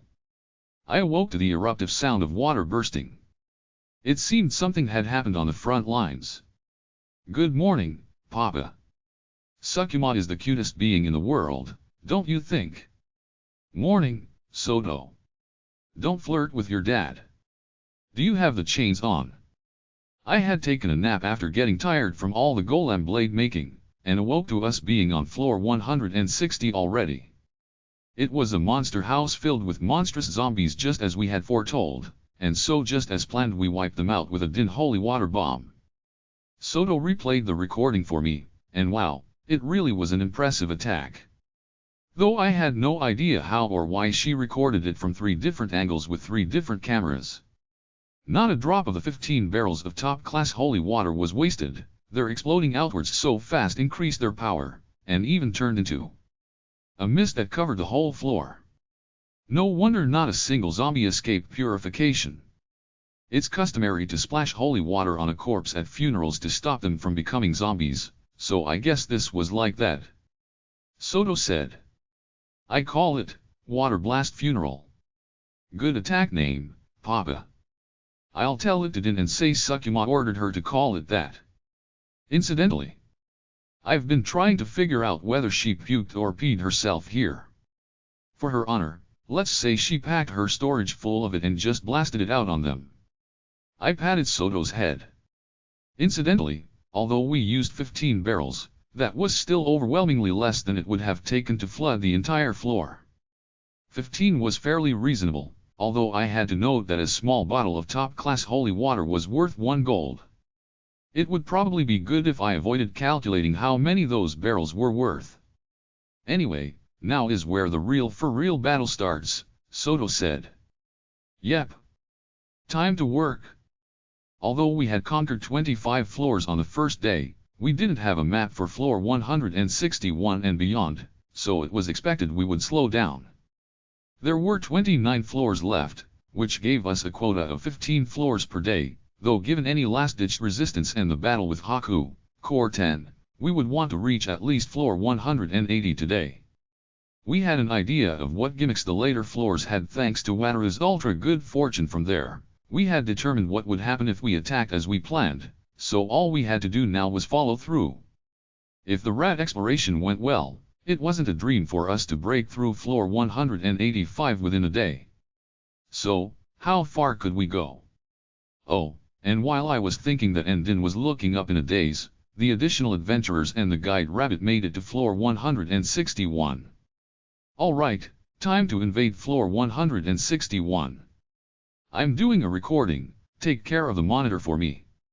Okay. I knocked myself awake, and began a recording shown to the entire world. #Wataru's Perspective Day 2 of Conquering the Ivory Labyrinth. Kuma was planning to exploit Wataru the hero to his fullest once again. Incidentally, the plan for today's broadcast was to reveal that all floors above the Vanguard were being open to all. There were gate stones placed within each floor during the conquest, and an additional room was being added in the Colosseum which would allow one to go to whichever floor they liked. This would allow adventurers that lack the courage to go farther to mobilize and add additional pressure through filling every floor. Can't wait for Sukima to broadcast again. Am I right, Wataru? I guess. Sukima's so cute. You're cute, too, Wataru. Thanks. Ignis seemed excited from the bottom of her heart for the upcoming broadcast. It seemed she had become a big Sukima fan herself. The same would have been true for Wataru if he didn't know it was Kuma inside Sukima, and if he didn't have the lion heart bracelet the Imperial family had given him. Plus, Naruna sure would not have let him off easy for that. Are you looking forward to it, too, Naruna? Wataru ventured. Yes, I am, Naruna said, giggling, and looking at Ignis. Really, when she wasn't in dragon form, Ignis was as heartwarming as a kid running around telling her neighbors that they should get married when they grow up. I can do succubus transformations too with the right items, but masters is something else. Oh yeah, you did cast hypnosis on me once. That's right, I used a borrowed charm on you. You. Wataru was glad it had been Naruna to do that. If Sukima, Kuma, had charmed him, he would be so deeply shocked he wouldn't be able to recover. Kuma sure had some crazy tricks up his sleeve, Wataru muttered. The same went for Soto's gate, but all in all he had the power to grip the entire world by the balls. Really, pairing up his powers with his daughter's made for some multiplicative terror. It was enough power he could have conquered the world if he wanted to, and it wouldn't have even been hard. Though he would probably just say that sounded like a pain and that he'd rather be lazy in Gorin. Should be safe to say Rokuko has ridiculous hidden powers of her own. Kama might even be hiding another trump card, or wait, 2, or wait, 3 even. He had said he would be honest about everything since hiding things at this point would be troublesome, but no way did Kama not still have secrets. When Wataru asked if he was a hero, after all, he said, "That's not important right now," and blew him off. "Good morning, everyone. This is Sukuma, one who protects world peace from a futon," began Sukuma's broadcast. "Just now, due to the help of an assistant from Corky named Unko, or rather, Lady Din, the army of zombies gathered upon floor 160 was purged brilliantly. The vanguard has safely reached floor 161. Oh. She blasted a whole mountain of undead into nothingness just like that. Undead are always annoying cause they revive if you don't burn them good, and I thought that water spirit looked super weak, but I guess I was wrong," Igni exclaimed, as the monitor showed the undead being wiped out. It was being presented in a way similar to TV news back home, and Wataru could only laugh and say that Kama was definitely a hero. He wouldn't accept it, but Kama didn't seem to be trying to hide it, either. Fortune is on our side. Do continue to provide your assistance for just 2 more days. And moving on. Henceforth, I have made it such that all floors above the farthest conquered floor in the Ivory Labyrinth are available to access, so it might be more completely conquered. Wataru had heard about that ahead of time. The floors which had been passed through rapidly with the rabbit guides were mostly undiscovered, meaning there was untouched treasure and monsters to be slain. There was plenty of bait, what came next was waiting for adventurers to take it. Furthermore, from today forward, rats will be running throughout the dungeon. They are my familiars. Do take care not to crush them if you see them in the dungeon. There was a close-up of the rats. Apparently the strategy was to use rats as scouts. Rats as familiars. Something about that nagged at Wataru. Right. Rats. Gorin had rat races as entertainment. He had actually seen the rat on screen before. Naruna? Are the familiar rats Sukuma's talking about the same ones that work at the inn? Of course. You see them all the time, Wataru, Naruna said, as if baffled he was asking now after all this time. When it came to rats he saw all the time, he only saw those in the game room. So, the rat races. The rats are all professionals. They make sure to fudge things so the customers can enjoy themselves. When someone other than you is playing, they set the results. Naturally, any gambling game which an ultra-good fortune hero lost often had to have been rigged. One could hardly blame them. Otherwise, he would have won so much he would have been banned. You knew that already, and came to see them anyway, right? Your acting made it seem as if you were gambling without no ing, and the rats really appreciated it. Well. Yeah, I wanted them to have their fun, too, Wataru said, maintaining his pride and feeling a bit relieved that she hadn't noticed that he hadn't noticed. Right, so you'll keep playing with them even after Tai is, won't you? Well, of course. Thus, he ended up promising Naruna that he would keep playing. If Naruna had said that since she saw through Wataru's bluffing, she was quite the dexterous conversationalist indeed. But which was it?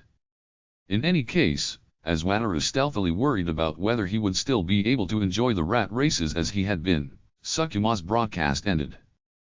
#Haku, Core 10's perspective. The events of floor 160 were painful but had to be put aside. There was no use crying over spilled milk. More importantly, there were other problems to solve. Gates had opened on every floor up to floor 161, and a flood of adventurers were pouring in through each. Every adventurer was fully equipped, and all were on pace to hunt down every single monster in the dungeon.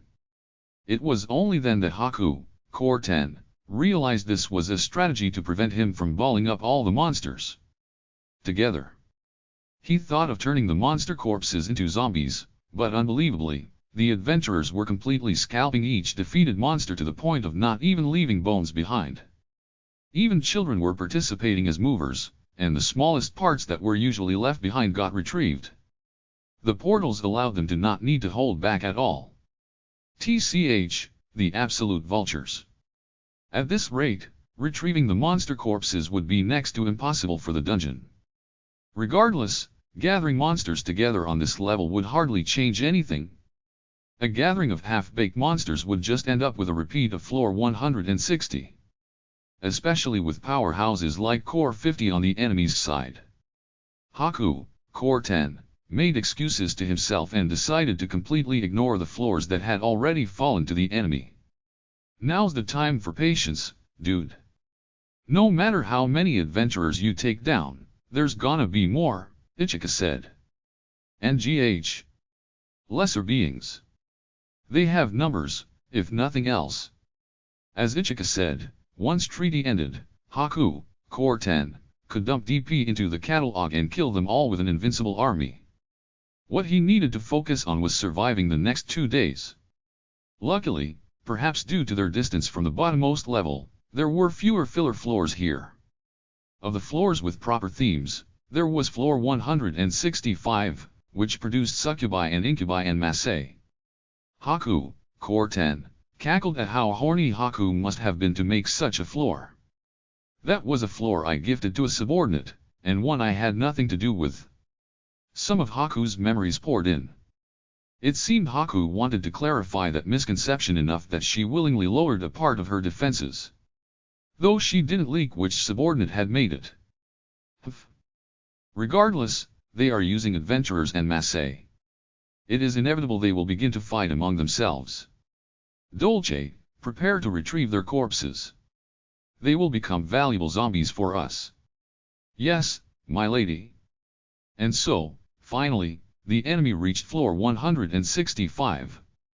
Hashtag Hugo's perspective. Hugo, who had arrived yesterday from the Holy Kingdom alongside Alka the High Priestess, wept with joy over being hand-selected by Sukuma as a powerhouse, and offered up his prayers to her. He then met up with the last commune members who were atoning for their crimes in drag. Aw, shit. You're still alive, Hugo. I always thought you were the kinda guy who'd survive no matter what shit happened to him. HRM? Sorry, the only person I can recognize instantly in this world is Mama. Oh, you lot from the last commune. Glad to see you're doing well. It seemed the entirety of the former last commune had been collectively selected as a powerhouse. Drag's mayor had been informed, and those participating would have their sentences reduced. Although there had been bizarre kickbacks from some, with them saying, Mama told me to make up for my crimes. I'll participate, so please, don't reduce my sentence. Why not just accept the reduction? Ha, that's rich coming from the guy who ran away without atoning for his crimes. Don't you feel bad for my holy sister, Sukuma? Yeah. We're all ready to spend the rest of our lives as criminal slaves to atone for our sins, just like Big Sis, Sukuma, asked us to. You know, there's still time for you, Hugo. Join us. You'll get a chance to be near my beloved daughter, Sukuma. That was a very appealing idea indeed. However. Nope. Mama ordered me to guard Pope Narakan of the Holy Kingdom. What the hell? Color me jealous. But I guess there's no helping that. MHM. Big Sis's word is law. The fact you got to meet the Queen, Sukuma, already is hard for me to forgive, but far be it from me to interfere with her orders. Good luck, brother. The former last commune members bonded thusly while energetically hunting monsters to all hell.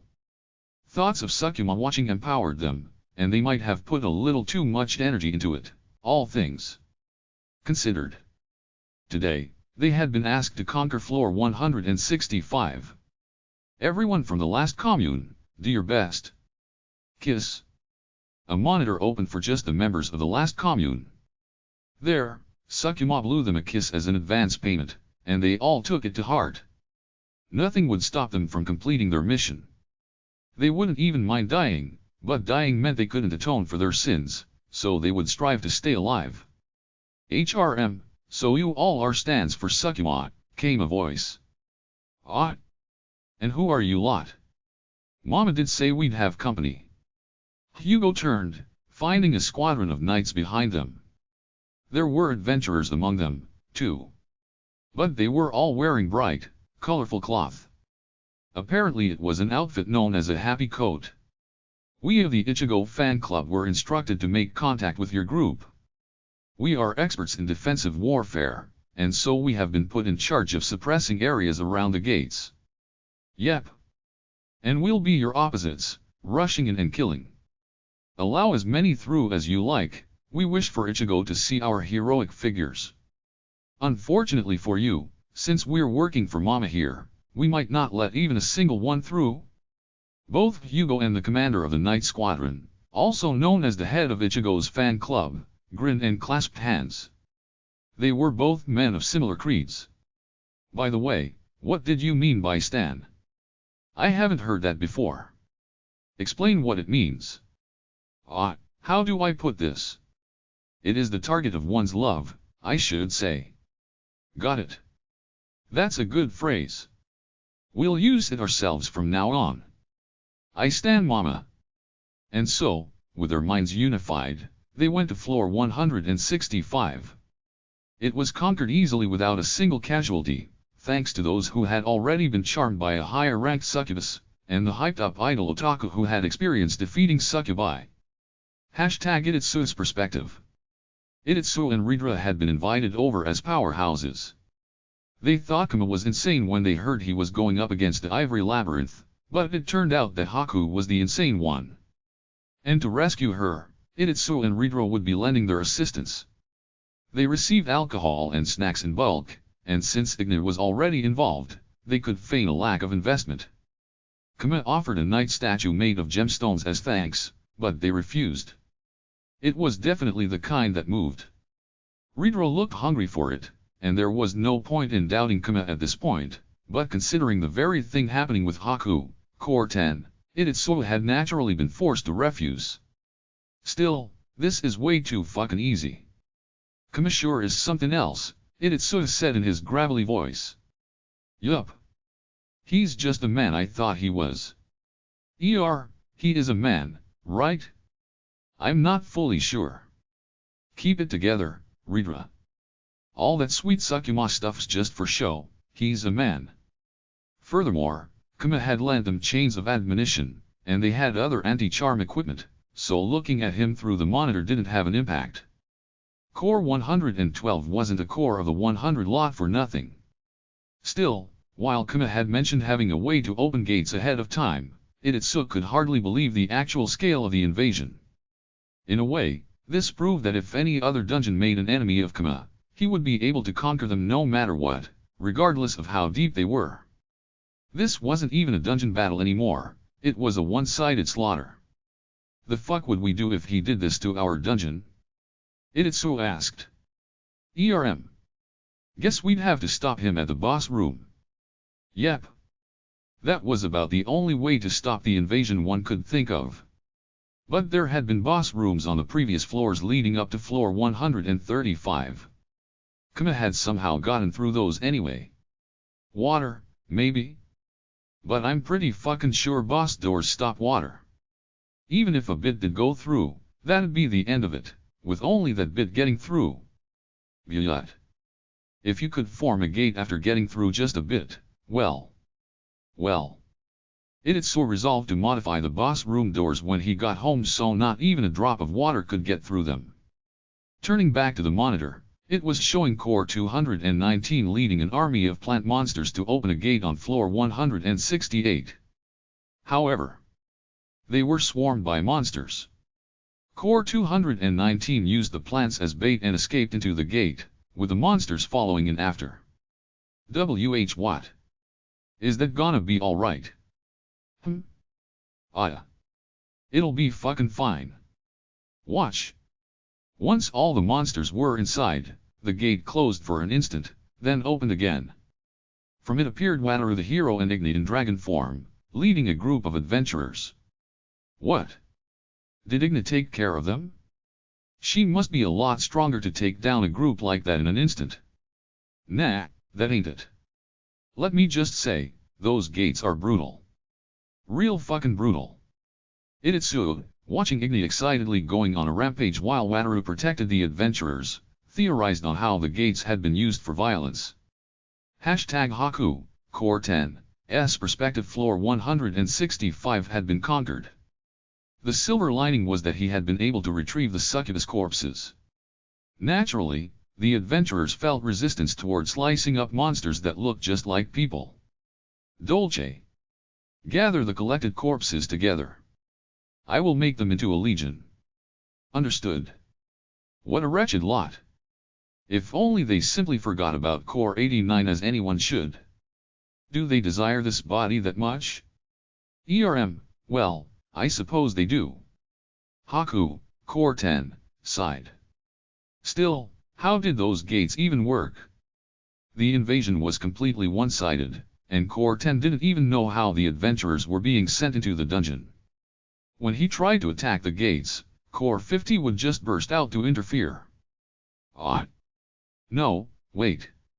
What if I were to attack multiple at once? Core 50 had only one body. There were several powerhouses on the enemy team, but given how the invaders were cycling through them one by one, there must have been a limit to them. If Core 10 were to attack gates on multiple floors at once, perhaps he could push through at least one to the enemy camp. In particular, floors 56 through 136 had mostly been skipped through, with nothing more than normal adventurers there. Haku, Core 10, determined it could work. Tell Sally and Amelia that we will be attacking several floors at once. Understood. The timing for the attack could be the moment they opened a gate on the next floor, 168. And so, just as Core 219 opened the gate, he sent several forces to attack gates on different floors. Including floor 168, of course. Core 50 interfered on one floor, but 219 pathetically ran away on floor 168, and bands of monsters succeeded in entering the gate across several floors. However, an instant later, Group A has disappeared. They are off the monitor and cannot be contacted. B is in a coliseum? There's air? Oh, they're gone, too. There's no ground, they are falling, no response. It's back, the ground. One report of failure came after another. What the hell is going on? Haku, Core 10, shouted. We do not know. It's chaos. Response recovered, response gone. The monsters that had rushed in all at once were completely wiped out.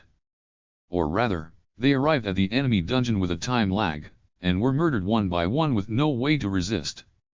They might as well have just been executed. #Rokyuko's perspective. I just wanna see Sukima. Why is no one letting me? Grr. Rokyuko grumbled while turning monster corpses into DP. They were the corpses of the monsters that had appeared above the spiral staircase, then fell to their deaths below. Mama, can I send the next batch of monsters yet? Keep them coming. Soto sent word, then opened another gate atop the spiral staircase area's ceiling. From it fell lizardmen, golems, minotaurs, and other walking-type monsters, which plummeted right down to the hard floor. They died on impact. Rokyuko retrieved their corpses. But one of them was alive. Hardly, though. Smack smack with some golems, and done. Corpse retrieved. So boring. I just wanna see Sukima. Up close, ideally, Rokyuko said with a sigh. There's no helping it. Some of your dungeon functions have been locked off, Mama. That was certainly true, but still. Rokyuko pouted. Why don't I just go up there and help look after Sukima? You'll just drop your work and push Pop over, Mama. Rokyuko did have confidence that's exactly what would happen. Sukima was just way too attractive. She couldn't deny that merely seeing Sukima through the monitor paralyzed her from work. I want anti-charm equipment, too. Unfortunately, Soto was using the one from Ititsu, and Kama was using those the Cave of Greed had for other things. Buying new equipment would have been surprisingly expensive, so Kama said they should just economize. Sigh. Gobsuk, pour me some taa. Gob. Rokyuko had Gobsuk, revived through the dungeon functions, pour her some tea to help her calm down. She wasn't able to see the monitor with Sukima, so with no other choice she focused on handling the monsters in the dungeon. My rooms in storage are packed full since they all rushed in at once, so I'll be flinging them out as soon as Core 219 separates the walkers from the flyers.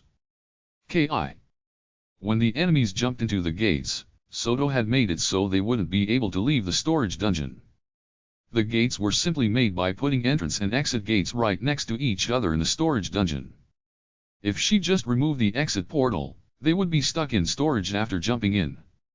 The worst part of your dungeon is that once inside, everything freezes. Well, that's just how storage works. True. The monsters that jumped into storage did end up frozen in time. You couldn't kill them, but you could make them completely powerless.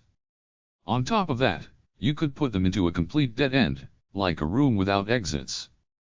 Because even if it didn't function as a dungeon properly, all one needed was a room-sized storage. It was a bit annoying to micromanage so many gates, but as the owner of the dungeon, it was nothing to Soto. Dearest Soto, I have finished arranging this room. All those on this side are walking types. Okay, thanks Core 219. Here they come, Mama. Don't hold back. On top of that, as dungeon cores were demigods, they could move within the storage dungeon without freezing. Core 219 could thus separate the monsters based on which would die to fall damage and which wouldn't. After that, one just had to let gravity and the ground take the wheel. Kama called this the trap tower. Maybe because one dropped them from a place as tall as a tower. This job really is easy. That said, there were some monsters that wouldn't die from fall damage. Flying monsters, monsters resilient to physical damage, and so on were split by Core 219 and sent to the Colosseum. There, they were casually hunted by the Great Demon King's subordinates, who wanted a bit of exercise. Furthermore, the monsters who did not fit into Soto's storage dungeon to begin with were sent there directly. All Rokyuko had to do was dump and retrieve the corpses to turn into DP. I'm ready for the next botch. Okay. Oh, and split the DP with me later, Mama. And me as well, of course. Everyone will get their share, just send the monsters. Sigh. I wanna see Sukima. And so, Rokyuko's squad destroyed all the invading monsters without sweating in the least. Hashtag Ridra's perspective. Ridra, the dungeon master of the flame caverns within Sia Mountain, and a red dragon herself, was having an excellent time within floor 175 of the Ivory Labyrinth. To describe the floor generally, it was over 200 degrees Celsius with a humidity of 50%, making it a paradise for fire elemental beings. She hummed as she stomped on bubbling pools of magma, while sipping magma slimes and nomming on flame-wrapped flame minotaurs passing by with her husband Ititsu. The perfect place for a date. The Ivory Labyrinth's not such a bad place after all.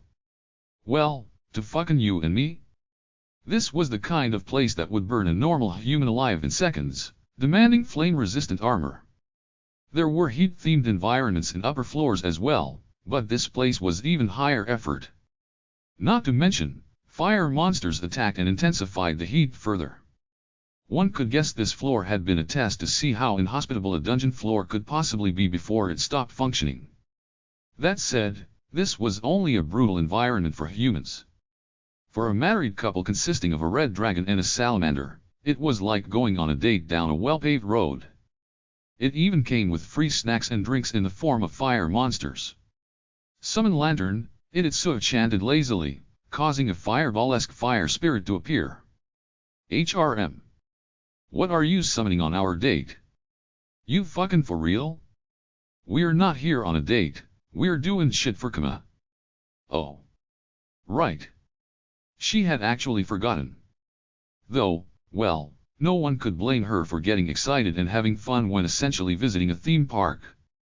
Itsuta sent the fire spirit ahead to investigate the floor. He said we can fuck around once we get the place beat, so yeah. Let's find the fucking stairway and put the gate down so we can go to town. Oh, right. Let's do this. Ridra roared, spitting fire that gave birth to multiple fire elementals. It was a dragon language chant. Despite how it may seem, Ridra was an elite dragon that could use magic as well. Anyway, fire spirits were weak and not too fast, so normally they would get hunted down like nothing, but let's go wherever the most of them die, since that means they've got something they are protecting there. That's my husband for you. So smart. And so, Itsuta and Ridra explored the floor, finding the boss room in the blink of an eye. The boss was an Ifrit, a human-shaped great spirit. However, Itsuta was higher in rank, and stronger, and Ridra was there, too. The fight was hardly worth noting. So to say, Ridra devoured him after a comment on how it was lucky to find dinner so nearby. So, where's the boss? Pretty sure that was it. Ah. Ridra recalled that they had a similar boss on floor 25 of their dungeon. Look, the stairs. Let's get the gate stone down. Then we can go on a date. Right. A date, let's date. And so they conquered floor 175, put a gate stone down on the next floor, then returned to floor 175 to enjoy a casual date. Hashtag Haku, Core 10's perspective. Their affinity was simply too poor. Even a volcanic hellscape was like a cool spring breeze to a salamander. But Core 10 had known for some time that a salamander and red dragon were among the enemies. The fall of floor 175 thus did not disturb him emotionally. But why? Why are Core 50 of the Demon King faction and Core 112 of the Dragon King faction helping her? A dragon had been participating from the very beginning, in fact. And with that, Haku, Core 10, suddenly realized something. I see. This is Core 89 we are talking about, the traitor herself. They must be using this opportunity to try and finish her off for good. Am I wrong, Core 89? You sure are hated. Haku remained asleep within Haku, Core 10, providing no comment. She was resolved to her silence. Ichika nodded to herself, looking at the rate of conquest. Looks like they are not going for the shortest, fastest route anymore, but man, now this is like a normal dungeon battle. NGH. You are correct. This is not good. The speed of their conquest had fallen since floor 160, but that didn't change the fact that at their current rate, they would reach floor 189 before treaty ended. We should try and make a game plan. Lady Haku, what's coming up? Indeed. This was the beginning of a series of elemental floors. Floor 176 is water. It was half submerged in water that went up to knee height. However, that would simply make things easier for Undine the water spirit. One could not hope for it to stall them for long. Floor 177, looks like Earth. Doesn't seem like they've got any Earth spirits to me, dude. No, they had Core 219. As a plant-type core, she will have little problem with it, or floor 178, the wind area. God. If a plant core is here, does that mean Core 7 is involved? The plant faction was led by Core 7, the god of mountains. It wouldn't be strange if their friend Core 9, the god of oceans, was participating as well. There was a water spirit strong enough to wipe out an army of undead in an instant, after all. For real, there's a ton of them. Feels like everyone's here. HRM. MMM. Everyone. Core 8, the Beast King. Were there any beast-type cores? Yes. There was a flood of squirrels and rats. There had to be beast-type cores involved. Furthermore, judging by comments from the invaders, some kind of mysterious goddess named Sukuma was involved here. Surely they weren't sent from Core 1, 2, or 3. At least, he had heard that while they had 3 names, they were one being that had surpassed time, or something of the like. In short, they were the god of space-time or something along those lines. They were the top 3 that had received Father's influence more than anyone, and so it was highly likely they were the ones making the gate. HRM? Wait. Does that mean this is Sup? Core 10 realized it. The god of space-time, Cores 1 to 3, god of chaos, Core 4, the Dragon King faction, Core 5, the Demon King faction, Core 6, the god of mountains, Core 7, the Beast King, Core 8, and the god of oceans, Core 9. This can't be. All of the single numbers are here. God. You made too many enemies, Core 89. Haku, Core 10, couldn't help but spit with anger. At this point, he had no choice but to buy time, and build new floors the absolute instant that the seal was undone. Or really, the most realistic option would be to abandon the entire dungeon and try to rebuild elsewhere. Yo, Dolce, looks like Lady Haku's cradling her head. She is likely thinking about something beyond us. Yuppers. Gotta wait until she calms down. Oh, man, using water spirits for a water floor just isn't fair. Floor 176 had been conquered in the meantime. Floor 179 would probably be the best place for buying time, perhaps? It was a poisonous area. There were poisonous swamps that would kill anyone with the slightest touch, and they exuded a miasma that would kill all those who breathed it. Living beings would break their backs trying to conquer it. Hashtag Nika's perspective. Nika was participating in the invasion through possession and mannequin golem adventurer. It was one of those that had gotten all the way down to floor 135 in the 3 days of preparation.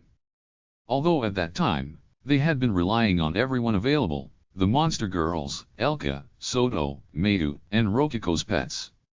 Rets had done most of the work past floor 55 so they wouldn't be noticed, meaning few floors had needed the mannequin golems. However, it would have been a waste to put so much effort into mannequin golems only to abandon them. They had thus been selected to participate as powerhouses. As they were golem adventurers, they didn't have the name value for reassuring adventurers as Wataru the hero or Alka the high priestess did, and they didn't have the aura of strength Ignite or Ridra did that overcame the obscurity barrier. Even so, the Orichalcum coated mannequin could move exactly as Nika did, and he became known as the masked adventurer through his fearless fighting. Still, Nika found this unimpressive, as it was only inevitable that having the trump card of being able to die and be revived would enable one to fight with far more aggression. Incidentally, sister? It seems you will be fighting with Lady Leona this time. Why are you here, Toy? Should you not be with Narakin? Niku asked. Toy was lazing about in her room for whatever reason. I care not for that airheaded Pope and his wife. Not to mention that they and Hugo sent me off to be useful to come instead. Sending away one's own bodyguard. Was Narakin not aware that he had become the Pope? Though all that said, if Narakin cancelled his human transformation, there would be few that could assassinate his living armor form. Poison would not work against him, for instance. So, how is Leona, Toy? I was ordered to murder Lady Leona. Would you like to join me? Did Master say that? No. Lady Leona did. Nika tilted her head. Toy, were you not ordered to not follow Leona's orders? It is a rather complex situation. You would not understand, Toy said with a shrug. Though it wasn't as if Nika wished to hear an explanation, so fair enough. Unfortunately, we are currently fighting alongside Leona. I am told she will play a highly important role. I cannot take you up on your offer. I anticipated as much. But, well, I will let her go this time, as I could not win even if I wanted to. We have unlimited time, so we will meet again one day, Toy said, giving up as if it was nothing. Is that all? Please do not treat me as if I am a bother, dear big sister. I am ever so bored. Technically, Toy was participating in the fight as a helper. Her combat prowess did not reach the level of Wataru, but she had above-average swordplay and magic, so she would prove highly useful in floors without any extreme gimmicks. However, that was only until floor 160. At this point she was on constant reserve. If you are so bored, why not help with the administration? That is the job of the succubi and maids, no? Toy was wearing a maid outfit, but she certainly did not consider herself a maid, apparently. If you will excuse me, I must be participating now. Oh, may I partake? Unlikely. The next area is poisonous. This was information obtained and confirmed through Wataru throwing blinded darts. Nika controlled the golem masked adventurer, so the poison wasn't relevant. I see. Then I shall accompany you. Did you not hear my explanation? I did, but poison does not affect me either, so why not? I need only ask Lady Leona for anti-poison potions. Anti-poison potions? Ultra alchemy being able to make stuff like that was truly unfair. Although given that she had trained hard enough to reach divinity after many years, it was less unfair and more something worthy of envy. Well, do become drenched in poison. I will be participating from afar. Putting it that way is a bit unpleasant, Toy said, scrunching up her face, but she still intended to go. Will you not join me by drinking anti-poison potions? No. I have been told not to stand out. I will not stop you from joining, but do not forget to hide your ears. Yes, yes, I know. I am participating as a member of the Holy Kingdom, after all. From there, Toy went to get anti-poison potions from Leona. It ended up being a bit problematic, but she ultimately succeeded through negotiations. All they had to do was broadcast on the monitor that they would be conquering the poison area with potions provided by the god of chaos. Hashtag Uzu and Muse's perspective. The Uzu brothers had been working as hunters within the demon realm. They saw the floating video of Sukuma, and naturally were highly motivated to partake once again. They had participated in both Day 1 and Day 2, receiving one limited magic blade each. They had gone into the shallow levels of the Ivory Labyrinth before, and they both felt they had contributed decently enough. You know, Uzu, I just noticed something. What's up, Muzu? Muzu looked at the gate in the Demon Realm's Colosseum before continuing. This gate is connected to the Ivory Labyrinth, right? And the Ivory Labyrinth is connected to all the other gates. Yup. So, if we use the gate in the Empire on the way back, couldn't we cut down on our travel costs by a lot? Ah. Nice idea, Muzu. They had just finished paying back all their debts, and were recently talking about how they just needed to earn the cost of a trip back before they could leave. Of course, not having to pay travel costs at all would be a huge boon. They went back and told their current employer about it, who said seeing them go was a shame, but nevertheless understood the opportunity and gave them special potions as a farewell gift. It seemed he had highly valued how they had taken their job seriously without accepting duels and skimping out on work, no matter how provocative people were. The demon realm wasn't half bad after all, Uzu. Yeah, Muzu. Strength is everything here, but the girls are cute, too. They were cute, but also strong, in various ways. And what they wanted in men more than anything was strength, so as Muzu and Uzu were barely stronger than normal humans, they were hardly popular. A witch in a bar had said to them, men who turn down women challenging them to duels won't ever score. How about we go around? While waving a dagger around, which did make them feel that the girls here were extremely different from those they were used to. What, you lot are going home? On their way to the gate, Onikage, a worker from the bar, and a war tiger called out to them. They were with Sukjura, a werewolf. Ah, yeah. It's a good opportunity. We promised a while ago to go back to town. It has a dungeon and all. Oh, a dungeon. Must be a good place. You can fight forever in dungeons. I'd go too if I didn't have work, Onikage said, to which Sukjura nodded. By the way, the boss said he wants you all to stop skipping work to fight. You guys fight every day, yeah? Or training, should I call it? Try not to go overboard. Not happening. Also, training and fighting's totally different. Besides, we do our jobs eventually, so what's the problem? Am I right? But you know, you two really did never fight while on the job. Damn serious. They chatted on their way to the gate. Why don't we do this, one last time? You're just gonna take a different portal out, right? Let's go together. Yeah. I wanna see how much stronger you 2ve gotten. Thus, at their invitation, Uzu and Musa decided to delve into the ivory labyrinth with them. This would be the last time they could fight together, and well, with those two, they could safely hunt on fairly deep levels, probably. However, something wasn't right.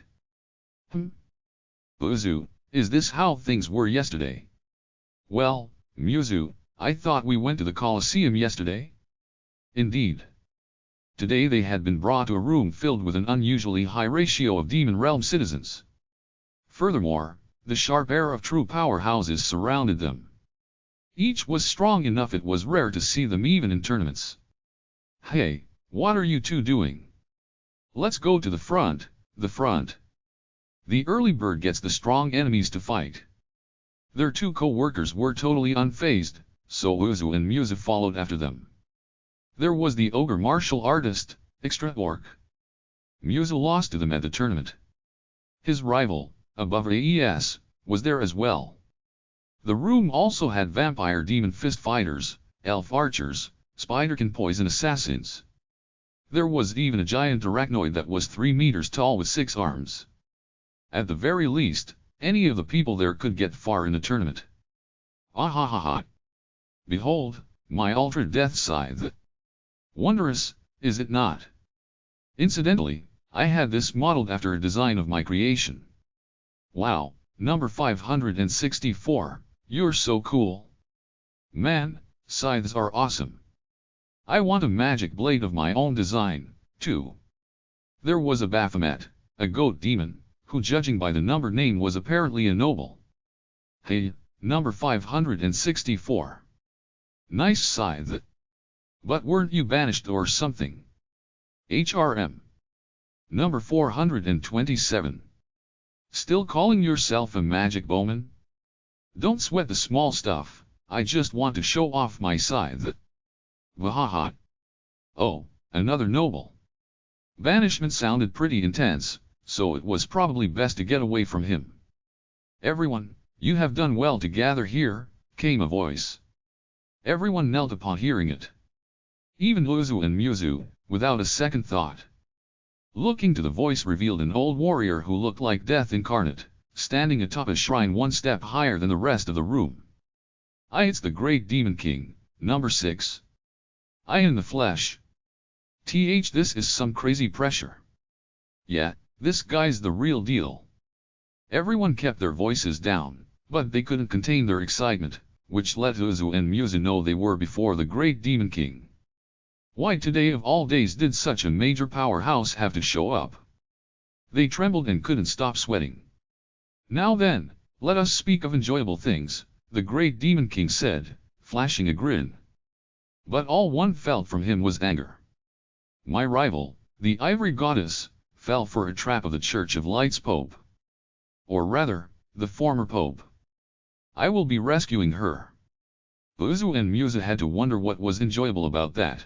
But the eyes of the Demon Realm folks were all sparkling. Apparently a fight to save one's rival was thrilling indeed. To be fair, they had both thought it was hype when a rival character in an imperial place said to the protagonist, I will be the one to defeat you, but... Was this the same?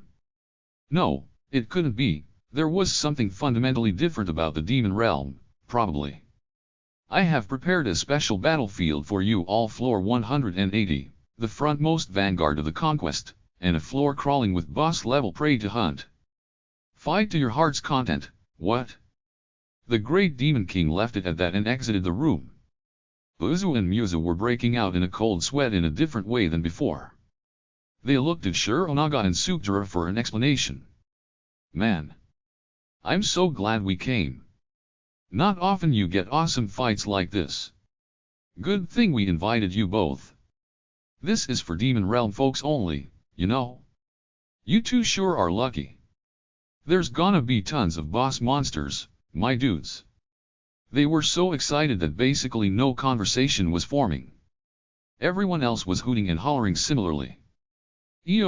I mean, well, are we even gonna fit in here? Know what I mean, Uzu? This does seem a bit too heavy for us, Muzu. We should probably back out. However, they had already come to the front lines. There didn't seem to be any way for them to flee the packed room. In the first place, one had to doubt that Demon Realm citizens would permit one to run from the enemy. Let's just focus on surviving, Uzu.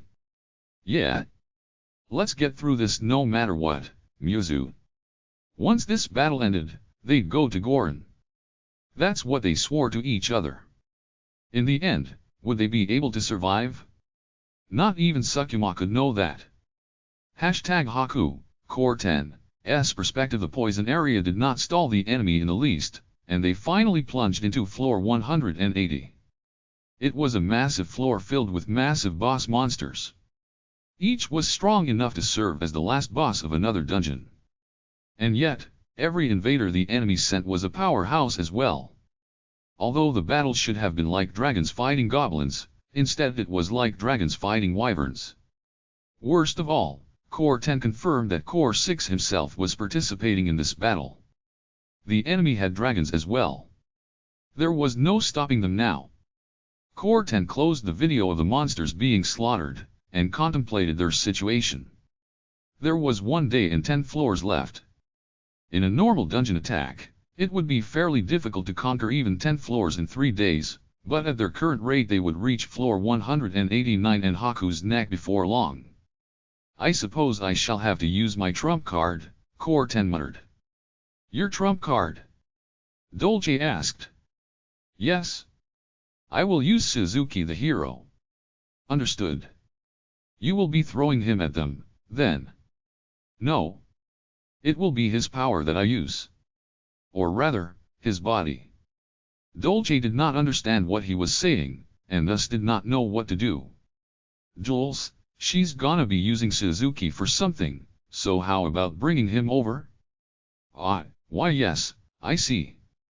One moment, Dolce said, leaving her seat to bring Suzuki at Ichika's prompting. Ichika. You are fairly useful for a mere human. Once the world is mine, I shall grant you a country. To be praised is my highest honor. So, Lady Haku. Anything else you need? HRM. I suppose an axe or sword would be useful. An axe? What did you want one of those for? That said, I've got the perfect sword for you, dude. It's a magic blade that enhances its sharpness. Ichika said, taking out an iron blade from storage. Lady Haku. I have brought Suzuki, Dolce said, coming back. His body was bound to a stand, and he had a gag in his mouth. I shall release his bonds. No, there will be no need for that. Ichika, cut off his arm. Roger. She did not ask why he would order that. Her blade slid through the air, and Suzuki's right arm fell to the ground, and as it hit the ground, it regenerated before blood even gushed out of his stump. Though blood flowed from the fallen arm. Grey-eyed. Suzuki roared behind his ball gag.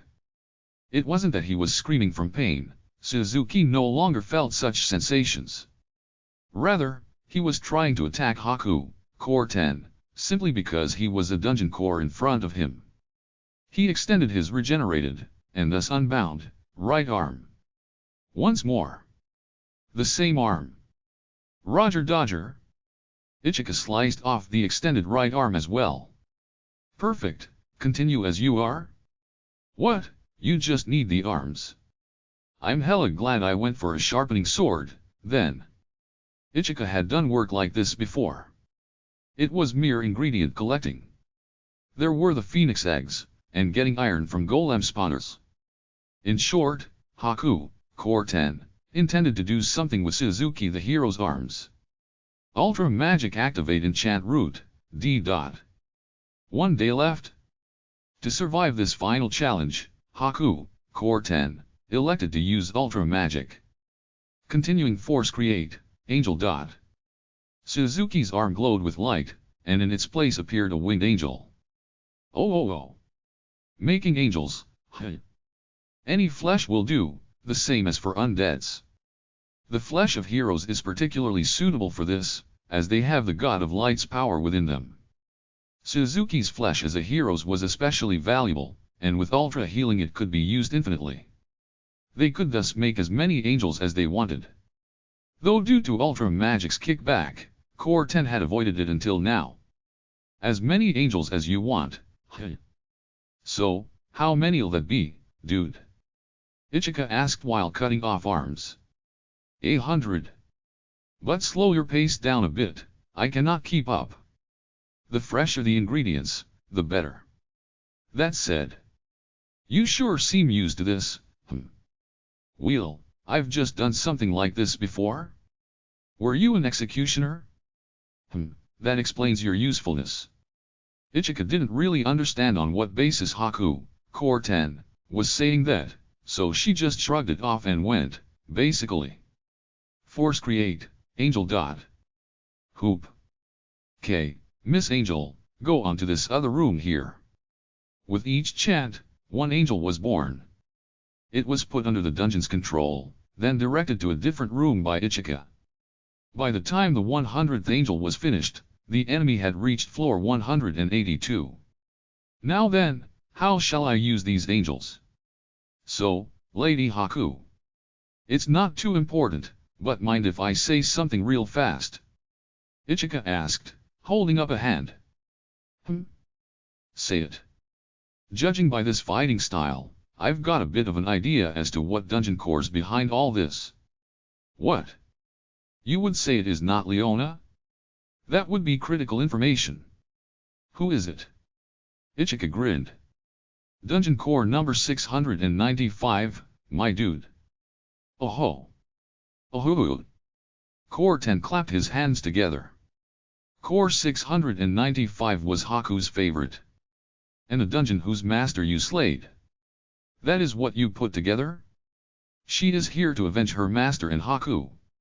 Yup. Guess she'll remember what her master taught her even after death, Ichika said, nodding with a moved expression. That master was the one who sent Narakin, the rat who expelled me from the Holy Kingdom. He must have true brilliance to defy me even after death. I don't know what knowing the culprit will do at this point, but I figured I'd say something anyway. No, it is important indeed. Now that I know the culprit, I can challenge them to a dungeon battle directly. Taking their head will flip this situation on its head. But going through the gates doesn't take you to their base, right? What are you gonna do? Ha. That will not be a problem. The dungeon battle will connect our dungeons with a gate of our own making, not theirs.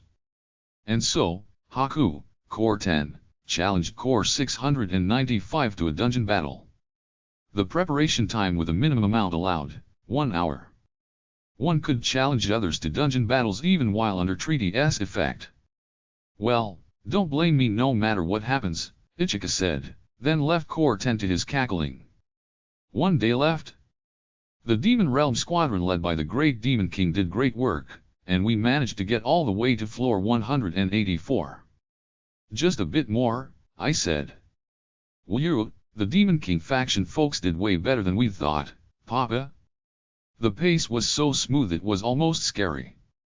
I needed to hone my focus, to make sure there weren't any fatal holes I was overlooking. Couldn't we just have the Demon Realm folks keep going until they reach floor 189? I'd like to if we could, but they're really wearing themselves down. Leona's full potions recovered wounds and exhaustion, but mentally and spiritually they were grinding themselves down. We wouldn't have been able to beat the boss rush on floor 180 without Core 6's hand-selected group of Demon Realm warriors going all out. To be honest, it was the greatest obstacle to this entire operation. And the difficulty of that greatest obstacle left more than half of them satisfied. Satisfied? Yep. Satisfied. The bulk of the Demon Realm group was getting satisfied, and losing their will to fight, the more they pushed themselves to fight anyway, the more they ground themselves down, and fought suboptimally. Perhaps a food analogy would clarify things. Imagine eating until you're full, then being asked to eat more. You'd probably feel like, not right now, please. Indeed, their three great lusts were sleep, hunger, and battle. This wasn't an ill effect or anything of the like, so Leona's potions had no effect. We had to be grateful they also conquered floor 181 as something of a dessert for us. For the same reason, 80 and Sabas are both out. Core 50 and the Great Demon King can still go, but that's really about it. Even Core 42 of the first lot and his master Cerberus had ended up dropping out from satisfaction. And then, a monitor appeared before my eyes. Come, there's an emergency? Rokiko? I told you not to open up video calls like this. I'm sorry, Sukima. I love you.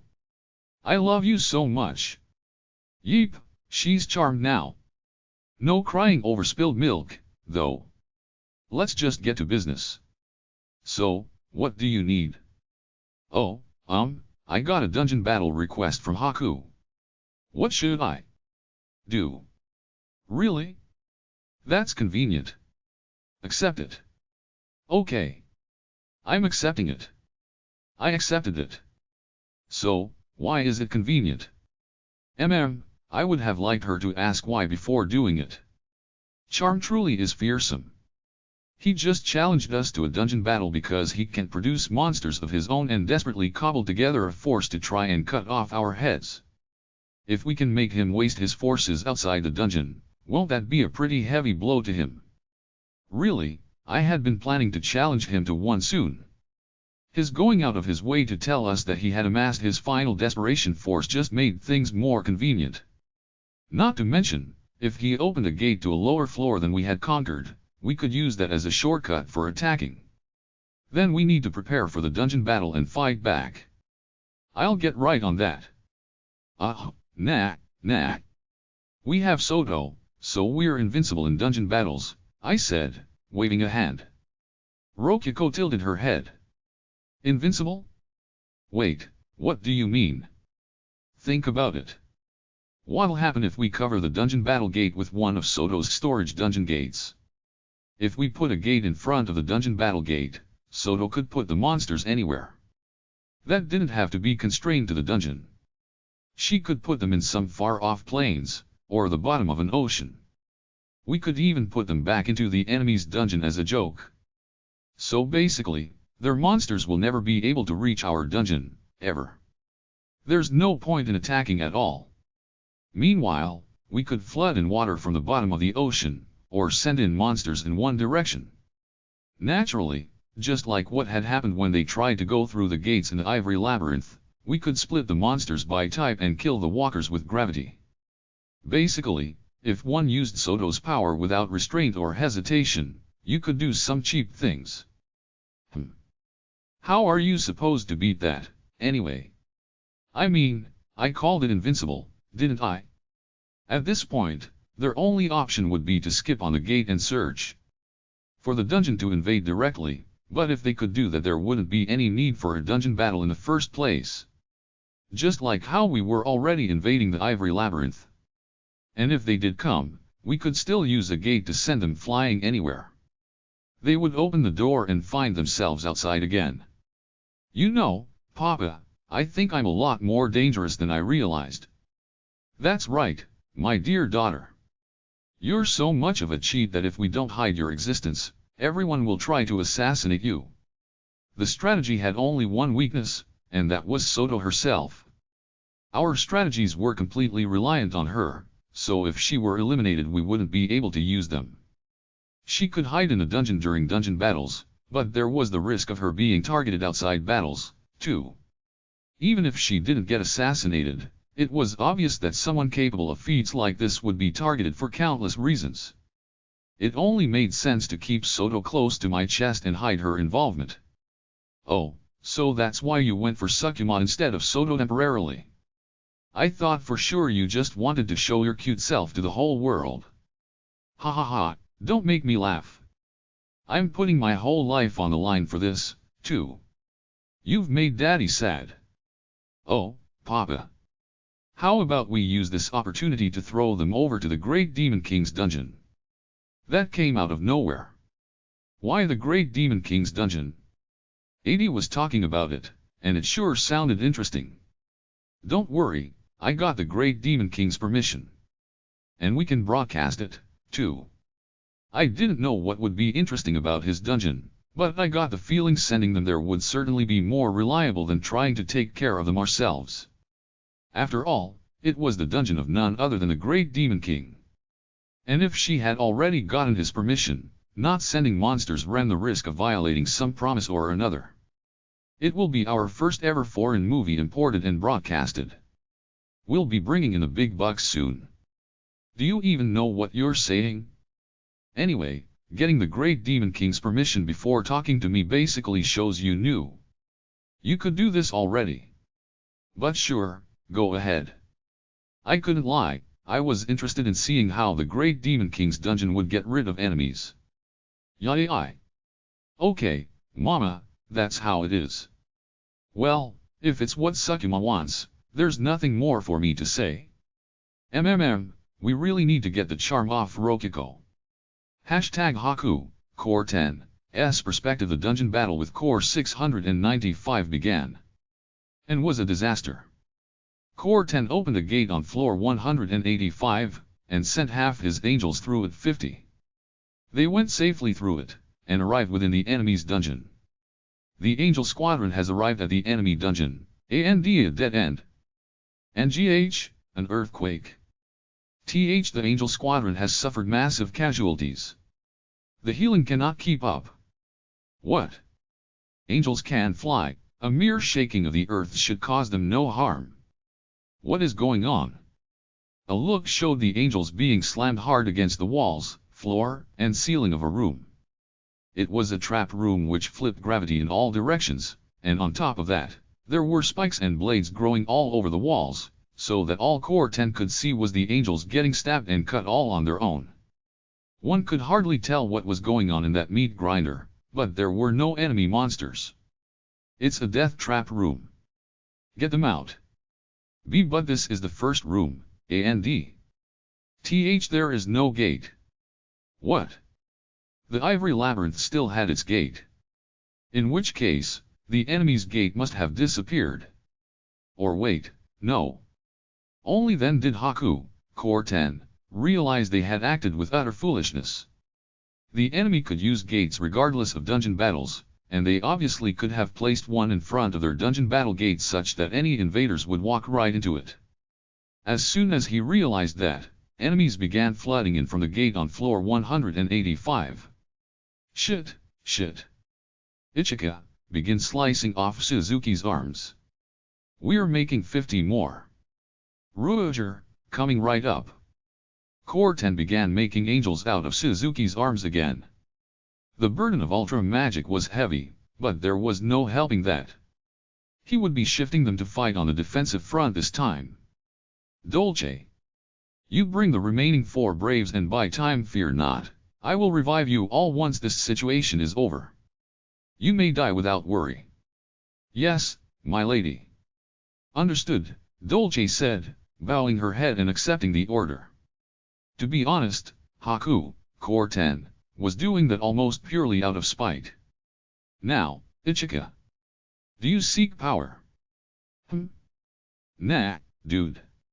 If I had any, you'd send me to die, too, Ichika said, casually rejecting his suggestion.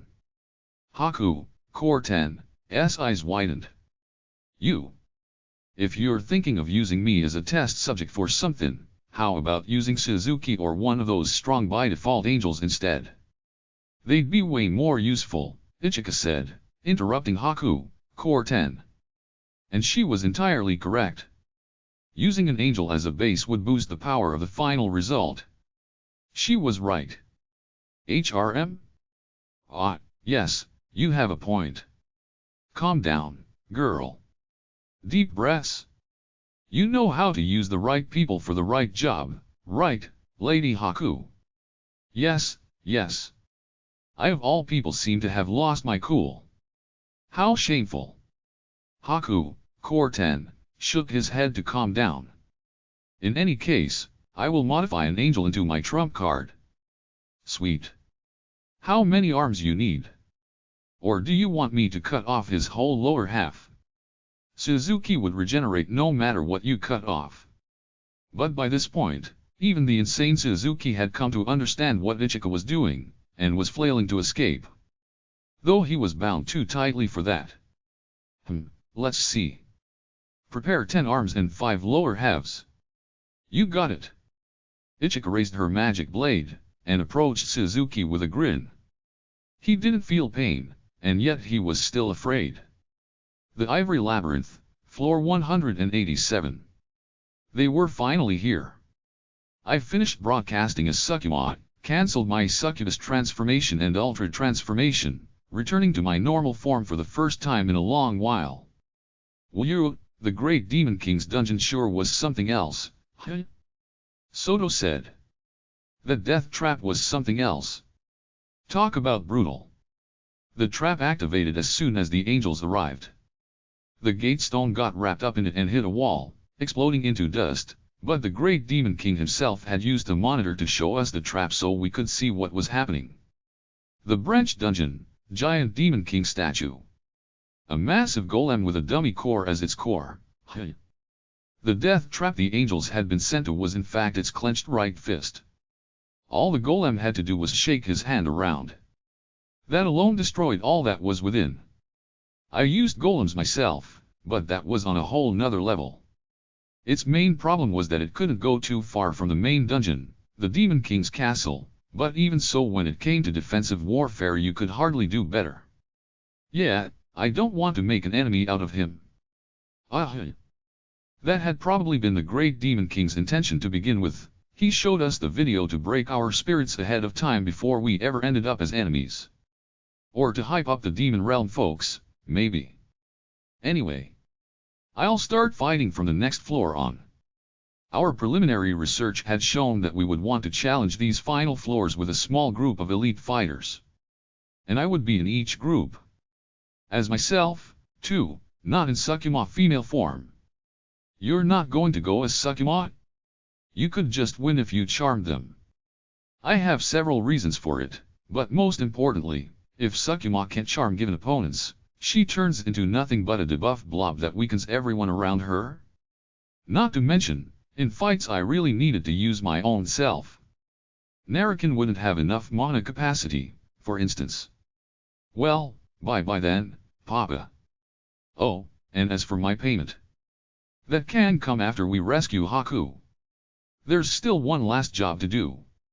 I had Soto connect a gate while I stealthily hid the socks I had removed before transforming into a box. Its destination was floor 187, the front lines. From this point forward it was a straight line. You could call it the final boss rush, from floor 187 onwards. By the time I arrived, the other participants of our squad were already there. There was the masked adventurer, controlled by Niku, alongside Misha, and the Great Demon King, along with Core 50. We were challenging this floor with just the 5 of us. I broke out into a cold sweat over whether Niku had been rude to them while I had kept them waiting. Sorry for the wait, I said. Oh, Kuma, it has been a while. You are keeping up your training, I hope. Core 50 asked before anyone, casually. It was a bit of a relief to see he wasn't angry. Ever since then I have been holding a try and hit me 3 times festival each month, commonly known as the Kuma Festival, and it is rather enjoyable. Though only the first time ever succeeded. What the heck kind of nickname is that? And they're doing it every month? At least do it once a year. Oh, wait, he can read minds. I forgot. Ha ha ha. Doing it once a year would certainly hype things up more. Alright, the next time I win I will use that excuse to change it to once a year. Do come and participate. Core 50 declared, slapping my back. Thanks to the divine quilt, that doesn't hurt at all. though I can feel the shock waves. Woo, finally it's time for me out to shine. I never thought you'd make it this far, Kama. Or that you'd drag me out to floor 187. Well. I picked the participants through darts, so you'll have to give it up. I can't believe I'm actually invading Haku's dungeon. And with a great demon king, too, Miss said with a big sigh. Given that Wataru's ultra good fortune selected her, there was probably some enemy she'd be a perfect fit against. At that moment, Niku the masked adventurer came over and spoke to me through telepathy. Master. Core 50 saw through my disguise, guess he can read minds even when you're possessing a golem. I asked. Thinking about it, he could read my mind when I was transformed into a sword, so that made sense. Well, not like it matters. Core 50 is on the dungeon side of things.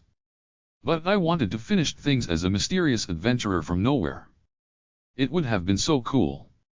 Oh, that's what you meant. A common problem, maybe. Niku had been having surprising amounts of fun with this. Now, let us go, young one, the great demon king said curtly, then began advancing. Having him as an ally was heartening, but at the same time terrifying. I would rather have had 80 here. She was too satisfied to be useful in battle anymore, but well, you know. Subsequently, what awaited in floor 187's boss room was a flood of angels. They were all flying in the air and clad with shining armor. The sparkling of their wings made me recall Rokufa after meeting the god of light. The light was weaker here, but they must have been infused with the god of light's power. There were over 50 of them, maybe 100, and they all swarmed down on us once we entered. They had swords, spears, axes, halberds, staves, and bows and arrows, which each shone just like their armor.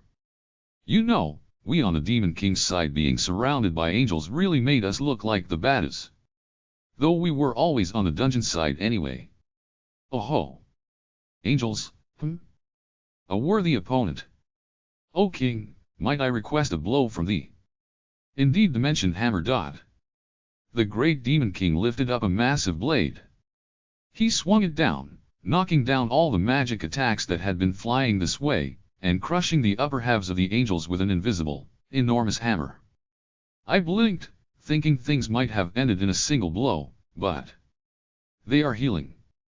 Just as those who came to the right hand did. The crushed top halves of the angels regenerated like deflated balloons being filled with air. This seems like it will be enjoyable, O King. Quite. Let us go, Core 50. Miss, they will die if you continue killing them until they cease recovering. Alright, meowsers. I'm coming. And so, those of the demon realm charged toward the angels. That included Misha. The masked adventurer followed after them. I supported them with magic, a Gatling gun of element bursts. The angels blandly continued their attack without saying anything, even after taking hits like the great demon kings. Even opening holes in their chests with element burst just saw them regenerating in seconds. Even the light armor did. Did that mean the armor was part of their bodies? Oh, a swarm was coming my way. As you would expect from angels, they were a bunch of androgynous beauties, but their lack of free will and completely blank expressions made them come off as zombies. The divine quilt knocked their spears off and made their blades ineffectual, leaving me completely unharmed. Their arrows of light plopped to the ground and disappeared into golden dust. However, one of the angel's wings shone brightly, and shot out an arrow. It was more forceful than the other arrows, but the quilt would handle it. Or so I thought, until the great demon king shot his hand out from the side, grabbed the arrow, and snapped it in half. Young one. They have divinity. If their wings shine, do not let your guard down. Oh, wow. Thank you. Divinity. That kind of attack went through the divine quilt's ultimate defense. A single hit wouldn't be too bad, since it still did some defense, but several at once would probably kill me. The masked adventurer came this way while knocking aside arrows. Master. There's no end to them. What do we do? Their healing sure is something else. Suzuki's power, probably. Even if we cut their arms off, they just shoot back into existence. There was no end to them. That is, until Misha bit one of the angel's hands and ripped it off. MGH, she gulped, swallowing it down. Hey, you're gonna hurt your stomach. It's fine, meow. That was a drain bite. I looked at the angel that Misha had bitten, and it wasn't regenerating or bleeding. I see. Draining their energy before they recover is certainly more efficient. Core 50. Used theft. I enjoyed having such a long fight, but very well. Theft. An instant later, Core 50 and the Great Demon King used some kind of skill. It seemed like the light in the angel's wings dulled. It seems effective. Aim for the wings and armor. The angels themselves have no divine power, perhaps their wings are their true self. Roger, meow. The Demon Realm squad began energetically slaughtering the angels. Storage. The masked adventurer opened their storage, or rather a gate. Master, I prepared a room for captured enemies. If you throw an angel into here, we can capture them. Oh yeah, that was an option. Their divinity meant they wouldn't be frozen, but at that point the dungeon could handle things themselves. We could even borrow the Great Demon King's dungeon again. As an experiment, we tossed one inside. And it froze. Perfect. I opened my gate and called out to the Great Demon King. Oh Great Demon King. I ask that you throw the angels into this gate. And if we can't handle them on our own, I would like to borrow your dungeon again. You have been heard. Moments later, the angels began whipping through the air as they were flung into the gate. As one would expect from the Great Demon King, his aim was perfect, and I got to witness the oddly pleasant sight of angels being flung into a gate I merely opened. Oh ho, so we are stealing them. This is trivial. Allow me to join you. Niahaha. Let's fight to see who can throw the most in. Core 50 and Misha began throwing the angels in as well. The masked adventurer and I were basically the goal nets in a soccer or basketball game. It was like pot ball, where you got points by catching things in pots. I played it in elementary school gym class. Once we found the path to victory, things ended quickly. The angels within floor 187 were stuck in storage, and the path forward opened. Now then, young one. I must remain here. Indeed. Though it would be very heartening to have you with us. The Great Demon King was following the plan we had set to begin with. It was a plan to force Core 10 into a duel with us, under the threat that the Great Demon King was waiting nearby to destroy his core if he fled. This way, we left a very narrow avenue of escape through his killing us then killing the Great Demon King next. There was no way he could do that after being backed this much into a corner, but leaving a chance was possible. In practice, those of the Demon King faction would not hesitate in the slightest to destroy Haku's core. They were enemies to begin with, and in Demon Realm culture killing an ally to save them from brainwashing would indeed be saving them. Go forth. Indeed. Go forth, Kama. If we advance, Core 10 will flee to a subdungeon, no? And that will force us to destroy the core. Thank you both. Good luck, meow. I bowed in thanks to the Great Demon King, Core 50, and while I was at it Misha advanced to floor 188 with a masked adventurer. There I placed a gate stone, and the next wave of partners came out. They were Alka the High Priestess, Toy, and Core 219. Oh, you are here as well, Your Holiness Narakan. Been a while, Alka. I'm Kama, not Narakan. He's my little brother. Ah, yes, that was the story. Alka asked with a small smile. She still believed that Narakan and I were the same person, somehow. I'll need to have both of us show up in front of her in the same room or something. Though she'll probably just end up saying a miracle split us into two and we're pretending to be brothers. Sister, will you be participating in that body? My, what a coward. Did you know? In the other world, they call cowards chickens. You are a chicken dog. Say what you like, these are master's orders. Stay friendly, now. Incidentally, it seems my beloved younger sister Sukima is still broadcasting outside. How is this happening? Simple. It's a recording. I see. Hence the weakened charm. That's right. I was participating in this battle partly to create an alibi proving I wasn't Sukima. As Core 219 said, the recording diminished the succubus power, but at this point we didn't need the charm doing work anymore. Just to be safe, I had recorded several variations for Soto to play at intervals. Alright, on we go. Floor 188 time, I said. We opened the boss room door, and inside were just 3 people. Sally, of the 4 Braves. Knight Commander of the Lavrio Empire. Similarly, Dolce, Head Spy Master of the Lavrio Empire. And finally, Amelia. Wait, what did she do again? I believe the Lamia was in charge of the Merchants Guild. And the Underground Coliseum. Oh, neat. Thanks for the telepathic info, Core 219. So yeah, basically, the 4 Braves minus Misha. Such was his defense against us. You have done well to come here, your techniques have been bizarre and effective, Sally said. Perhaps I should not have spared you. Or in other senses, it was correct to have spared you. You just looked at me like, wait, what does this person even do, by the way, Amelia said. What the? She can read minds, just like Core 50. It showed on your face, Lord Kama, Toy corrected. Oh, really? Well, whatever. I faced the 3 of them anew. Well then. If you surrender quietly, I, in my name of Kamagoran, the Pope of Bedism, guarantee your safety. What will you do? Apologies, but we were told to die, Sally said, coming swinging at me first. The attack was blocked by Toy and the masked adventurer. Now, this one seems fairly troublesome. Sister, we shall fight as one. It's frustrating, but we have to. Try not to hold me back. You expect 2 to be enough against me? Ha! We will see about that.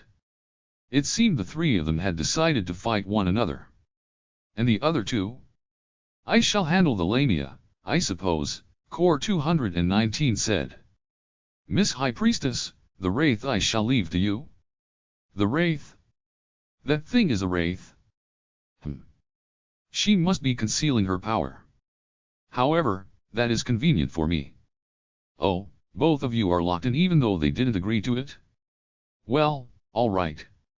Well, looks like I'm a 5th wheel, so I'll go on ahead.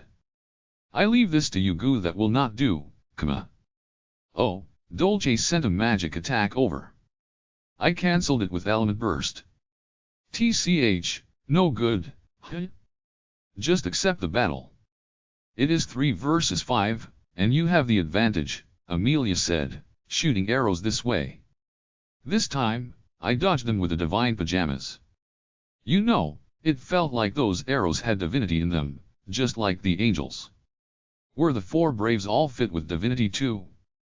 Maybe as subordinate gods to the ivory goddess. Okay, Plana then. Understood, Kama, Alka said. Indeed.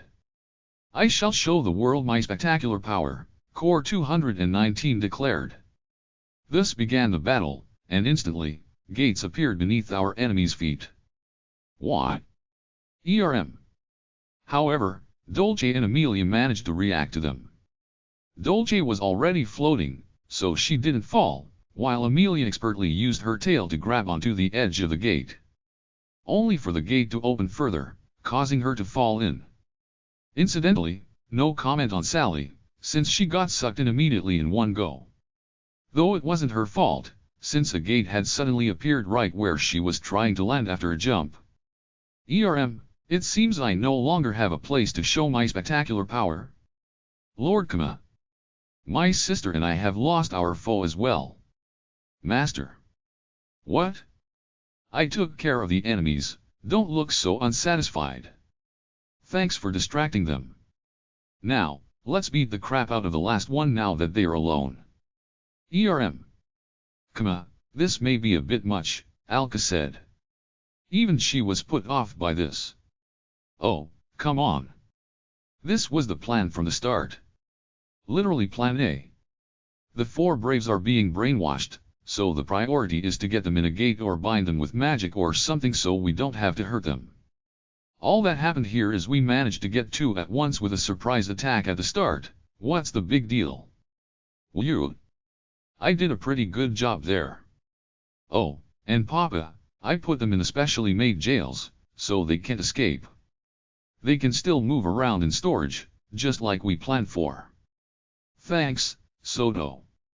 The two of them were in a jail specially made for them, coated with orichalcum. We needed another way to capture Dolce since she was a ghost and could slip through walls, but a holy water-filled din was in charge of that.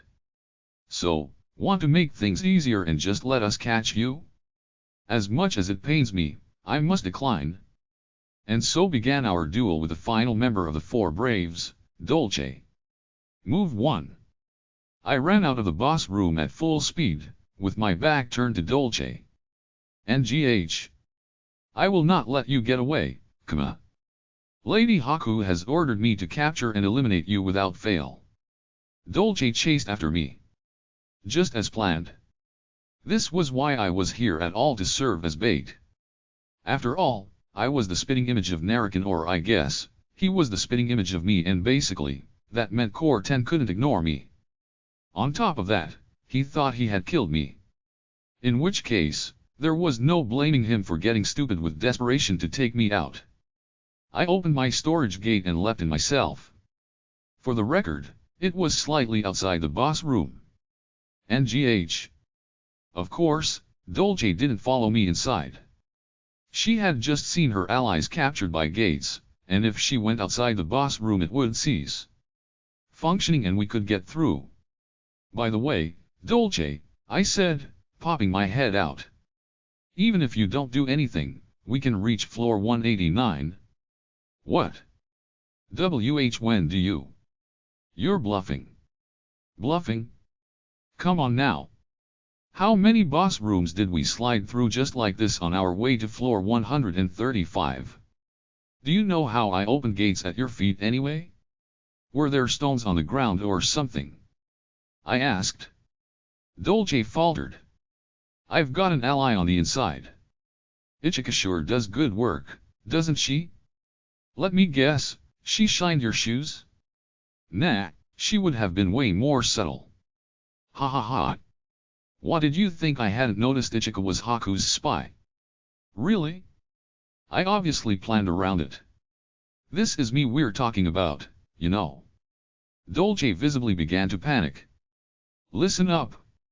If you're going to betray someone, do it at critical moments like this, when it will settle your victory. I learned that from you and your failure. Farewell. I declared, disappearing back into the gate. Hold it right there.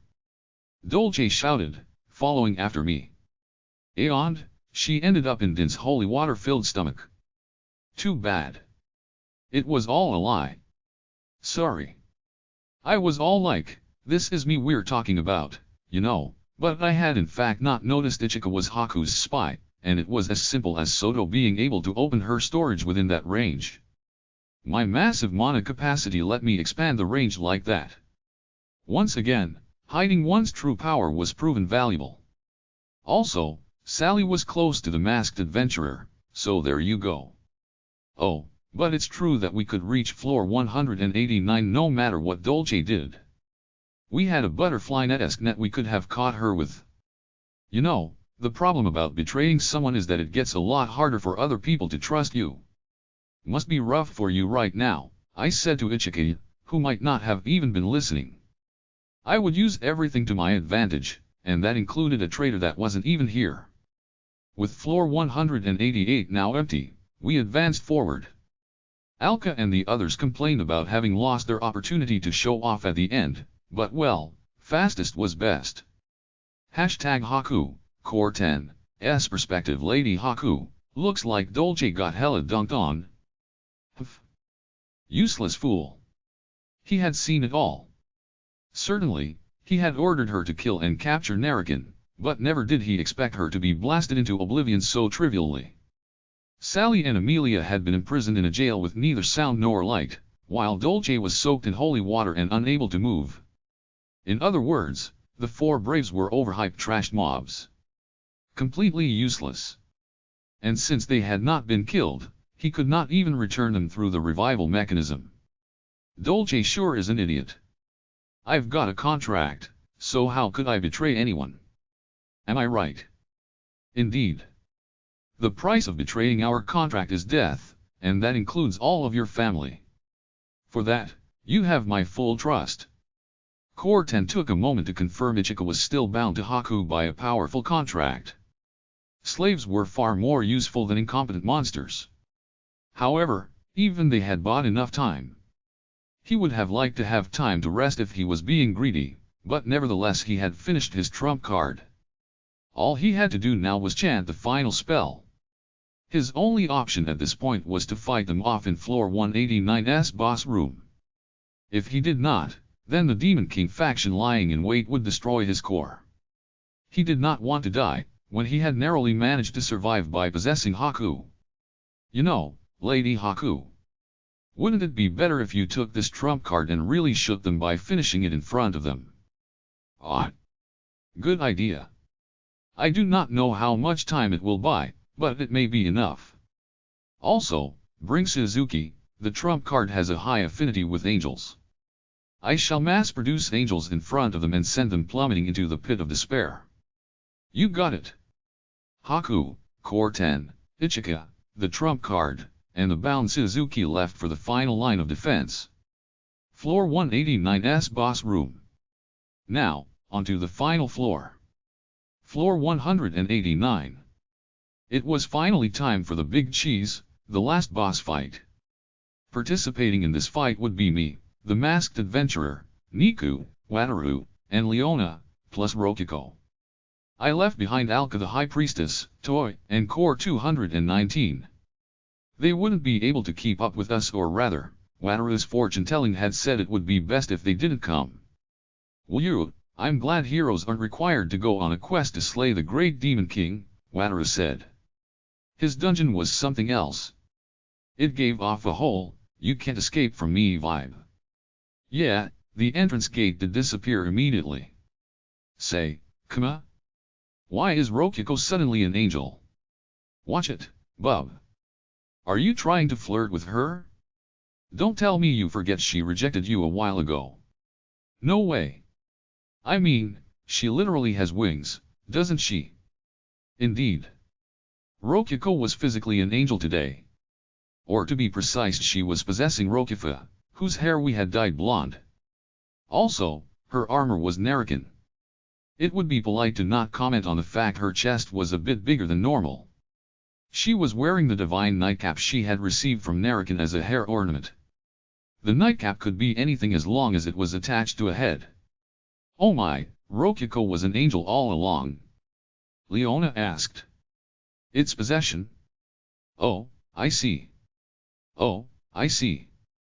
Leona understood instantly, whereas Wataru naturally didn't since it had to do with dungeons, but he accepted it anyway. Wataru, I'll lend you this. What is this? A blanket. It's so light, it barely feels heavy at all. It's the Divine Comforter. It has healing properties, which should help. Wear it as a cape. Incidentally, I was wearing the Divine Quilt and the Divine Pajamas, while Rokiko had the Divine Nightcap and Divine Underwear on. I had borrowed the quilt from Rokifa since her armor adaptability skill gave her Orichalcum level defense. But yeah, to summarize the squad, there was me and Wataru, then Leona as a hero, and Rokiko as an angel. Niku was a hero's descendant, which was true for Toy, but considering that she was the master of a dungeon core with hero powers, she was closer to heroes than her. In short, those closest to the god of light had assembled. We must be about to fight the Demon King. Wait, the Demon King faction's on our side. Never mind. Now, I wonder what's going to show up. Leona asked, giggling to herself. She must have noticed the common denominator as well. In any case, she would be giving us the power to fight against Ultra Magic. Ultra Magic activate enchant root, oh. Subsequently, force copy, enchant 3. Rokiko, Wataru, and I were enchanted with magic. Leona, I did not receive anything. Don't be ridiculous, I couldn't enchant a golem, too. Ah, it's no good. I can't move, Leona said, suddenly crumpling into a squat. She looked sick. Apparently she really was down for the count. I guess being technically possible really was the same as being practically impossible. Do you want a potion? I mean, you're the one who brewed them, but it won't work on Ultra Magic's kickback. More importantly, enchant only lasts 1 hour, so hurry up and go already, Leona said, shooing us away. While she was at it, she took out a comforter from her storage and wrapped it around herself. Oh yeah, Leona had a divine comforter of her own. I don't know what to say. Thanks. All I want is for you to finish things quickly. The sooner you do, the faster I can feel good again. Ugh, I'm gonna hurl. Alright. I see, this is why Toy could not participate. We left behind the sickly Leona and headed to the final boss room. A valuable fighter had ended up leaving our forces, but enchanting us with ultra magic was more than enough of a contribution. In the boss room, Haku, Core 10, was waiting languidly upon the throne. To his side was Ichiki, and the bound Suzuki. And something covered in cloth. Took you long enough. I suppose I should congratulate you on ravaging my dungeon in just 3 days, Core 10 said. They were already enchanted just like we were. I could feel it. Narakin. When did you steal my ultimate technique, Ultra Magic? Oh, you mean me? Well, whatever. Let's get started. Oh, what, will you be nice and give back that body? Laughable. Ichika, begin. Roger. Hype. Ichika peeled off the cloth covering the thing, and revealed it to be the God of Light. God. Hold it, Wataru. Something's not right.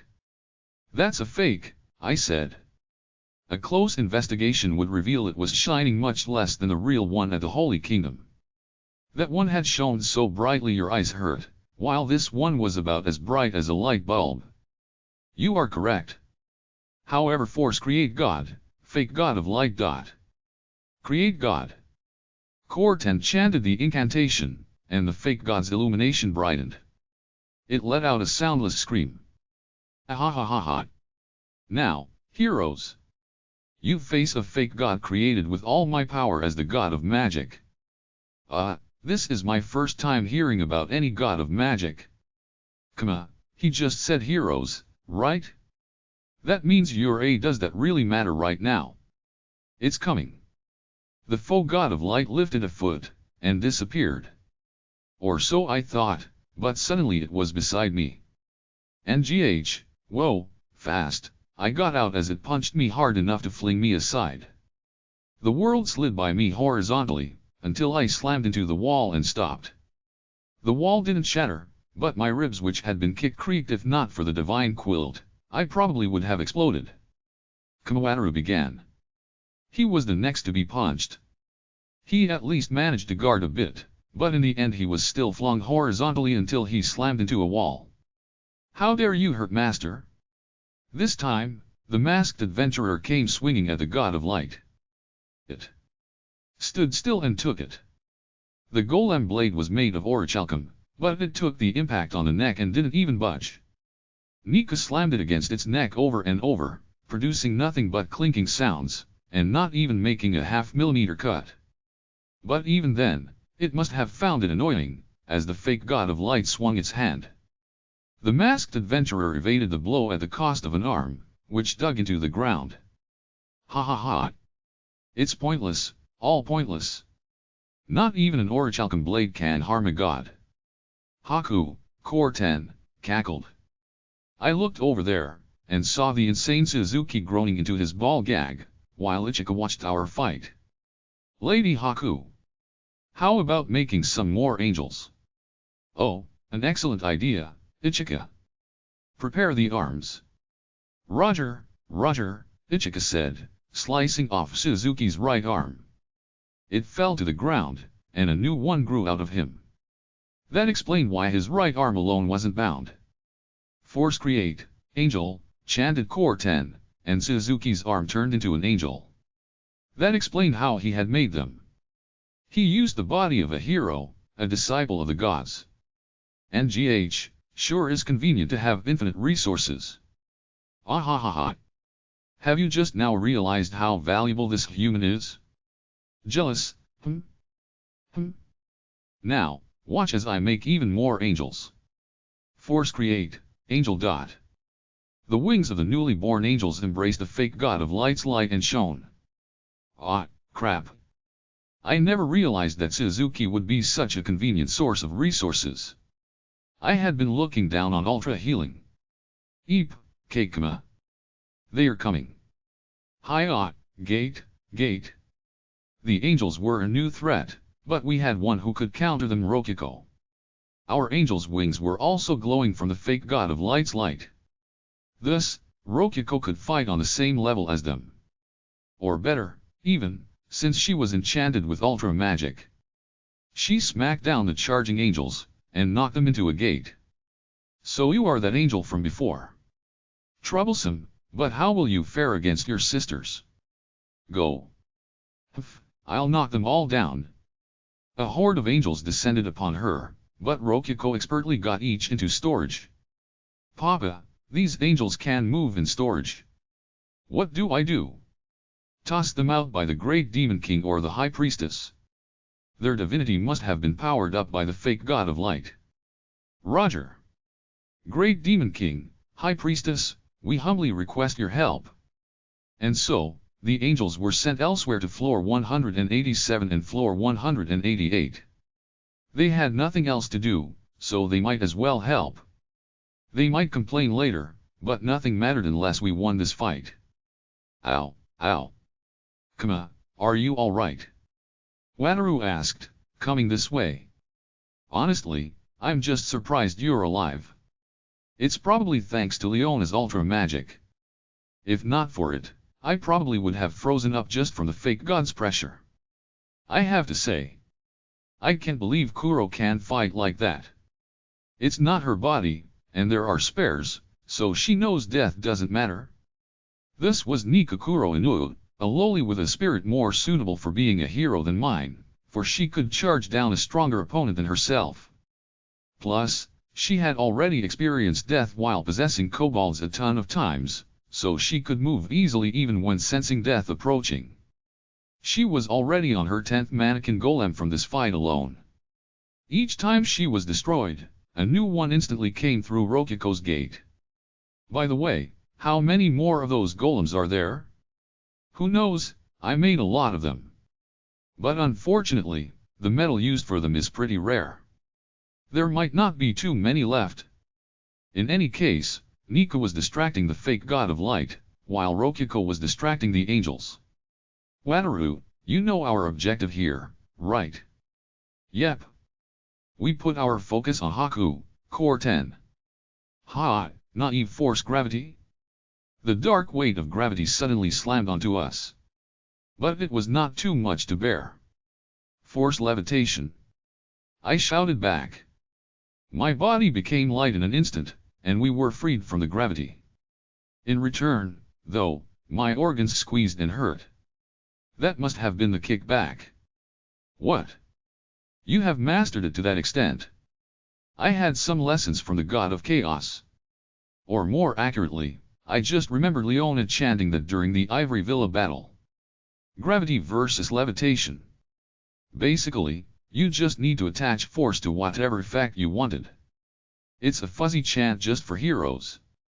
NGH, how annoying. Fake god. What are you messing around for? Take Narakan down first. Haku, Core 10, called, and so the fake god of light's target changed. Wataru, go. I'll be a decoy. Right. Just as I heard Wataru's reply, the fake god of light punched me again. It hurt. It hurt real bad. And I had 2 pieces of the divine bedding healing me. And I mean, it helped, but still. While I was somehow surviving, Wataru reached Haku, Core 10. Yuwoo. NGH, what can a single hero do? Haku, Core 10, blocked Wataru's attack with his staff. His target had naturally been the accessory on his thigh, which was Core 10's true body. Suzuki. Pour forth your power, all of it. Grey. Suzuki roared. Haku, Core 10's body was healed with ultra healing, and then used the overflowing power to force Wataru back. Vahaha, you are no longer fighting me alone. Your choice to come as a small force has now betrayed you. My time to help, then. I took the fake god of light's attacks and shot an element burst at Haku's thigh. But it was deflected by a mono wall. Pointless, it's all pointless. You're doomed. Ahahaha. Crap. Those clothes he's wearing probably use the wearer's mana to boost their magic defense. This analysis crossed through my mind as the fake god of light punched me into another wall. Arg, my stomach. I happened to roll up to the masked adventurer's feet, uniting the 2 of us. Master, should we put him in a gate, too? No, that won't work on this guy. Maybe due to the ultra magic, I could feel it in my bones. This guy could break dimensional walls like storage. Considering the danger that would put Soto in, we couldn't risk closing him up in a storage dungeon. We could send him somewhere, but he would destroy wherever he was sent. He could only be dealt with by those of us using ultra magic. Good grief, what a monster this guy made. Lady Haku, here's some more arms, Ichika called. Ha ha ha, that angel and Wataru are both strong, but can quality beat quantity? Force create, angel. Suzuki's arms were being dismembered, handed over, and turned into angels one after another. NGH, I can't reach it. Wataru grunted. He cut down angels with his holy blade air, but they healed instantly. Literally instantly, unlike those we had fought with the great demon king. Maybe it was due to Suzuki being nearby, or maybe it was due to the fake god of light, or maybe both. And even if one tried to cut off their shining wings, they were not corporeal and could not be cut. Despite the fact their armor could somehow block attacks. Wataru, cut Ichika down. What? NGH, alright. Yo, I think I'm gonna pass on that. Lady Haku, do me a solid. Ichika said, fleeing instantly. HRM, I suppose there is no other choice. Haku, Core 10, blocked Wataru's attack. He hadn't hit Ichika, but it was fine, ending the supply meant no more angels. Niku, distract him again, create golem. I drew out the orichalcum from the golem wreckage at my feet and mixed it into the masked adventurer. That would make her even more powerful. You can count on me, Niku said with a nod, standing between the fake god of light and I. Master, Sukuma, is much more of a god than this fake. Niku, did you watch the broadcasts and get charmed? Wataru, duo attack. Match with me. Alright. Fake god. Get them. The fake god of light came swinging at me, but the orichalcum enhanced masked adventurer blocked the blow. Although their surface cracked. What? Haku, Core 10, balked at the golem that lacked even ultra magic enhancements had blocked the blow. In an instant, Wataru and I reached Core 10. Hi-ya-ya-ya. Giga-slash. Hi-up. Force convert, orichalcum. Matching the timing of Wataru's swing, I opened a tiny bottle and sprinkled orichalcum dust on Suzuki while activating Create Golem. Suzuki was enveloped in orichalcum, then completely closed off. This was one of my hidden techniques, orichalcum coat. The chant was purely a bluff. Haha. I turned him into an orichalcum statue. Now you can farm Suzuki for materials. What? Convert orichalcum. There is force magic I did not know of. Haku, Core 10, barked, while deflecting Wataru's attack. It seemed he was less surprised by Suzuki turning into an orichalcum statue and more surprised I had used magic he was unfamiliar with. Kama, couldn't you have just frozen Haku or the fake god with that? Wataru asked. Don't be stupid. It would only work on Suzuki and Ichika, I replied. Haku, Core 10, could just teleport out of it, and the fake god of light would have smashed through the thin layer of orichalcum. I was also desperately bluffing since said fake god of light would destroy the coating around Suzuki if they knew that's all it was, so shut up already. NGH, curse you, Narakan. You stole the Holy Kingdom from me. You use magic I do not know. And you have taken away my infinite resource producer. Just how far will you impede me? Unforgivable. Who cares if you don't forgive me? Looks like all your angels have been tossed out, Tiga. The fake god of light punched me away again. Crap, I forgot about him.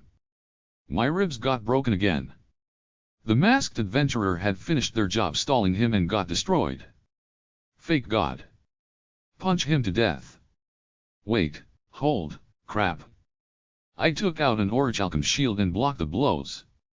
The divine quilt would dramatically lessen their force if I blocked them with a shield. But, with each punch, the orichalcum-coated shield bent inwards. Kama. Ah. Rokiko. Rokiko, having finished cleaning up the angels, flew in between the fake god and me to protect me. But hold on, if his blows could bend this orichalcum shield, no way could she endure them. Instantly, I used teleportation to get between them. Teleportation without a chant. Narakan, you are far too powerful for whom you claim to be, however. Keikama. Kemiya. Master. The fake god of light's fist pierced through my stomach. Yeah, that was gonna kill me. I could feel my blood draining just like it had a week ago. That was that. I didn't even need to do that, either, since Rokifa dying wouldn't have caused any problems. That said, I was transformed into myself with Ultra Transformation, too. I had a spare life, and would revive after death. But my dropping out of the fight here made our chances of victory plummet by quite a bit. After all, we didn't have a plan for this fake god of light. Not even the great Demon King could probably beat him. This was kind of bad. Ha ha ha, good, fake god. Now destroy his soul, so he can never revive again.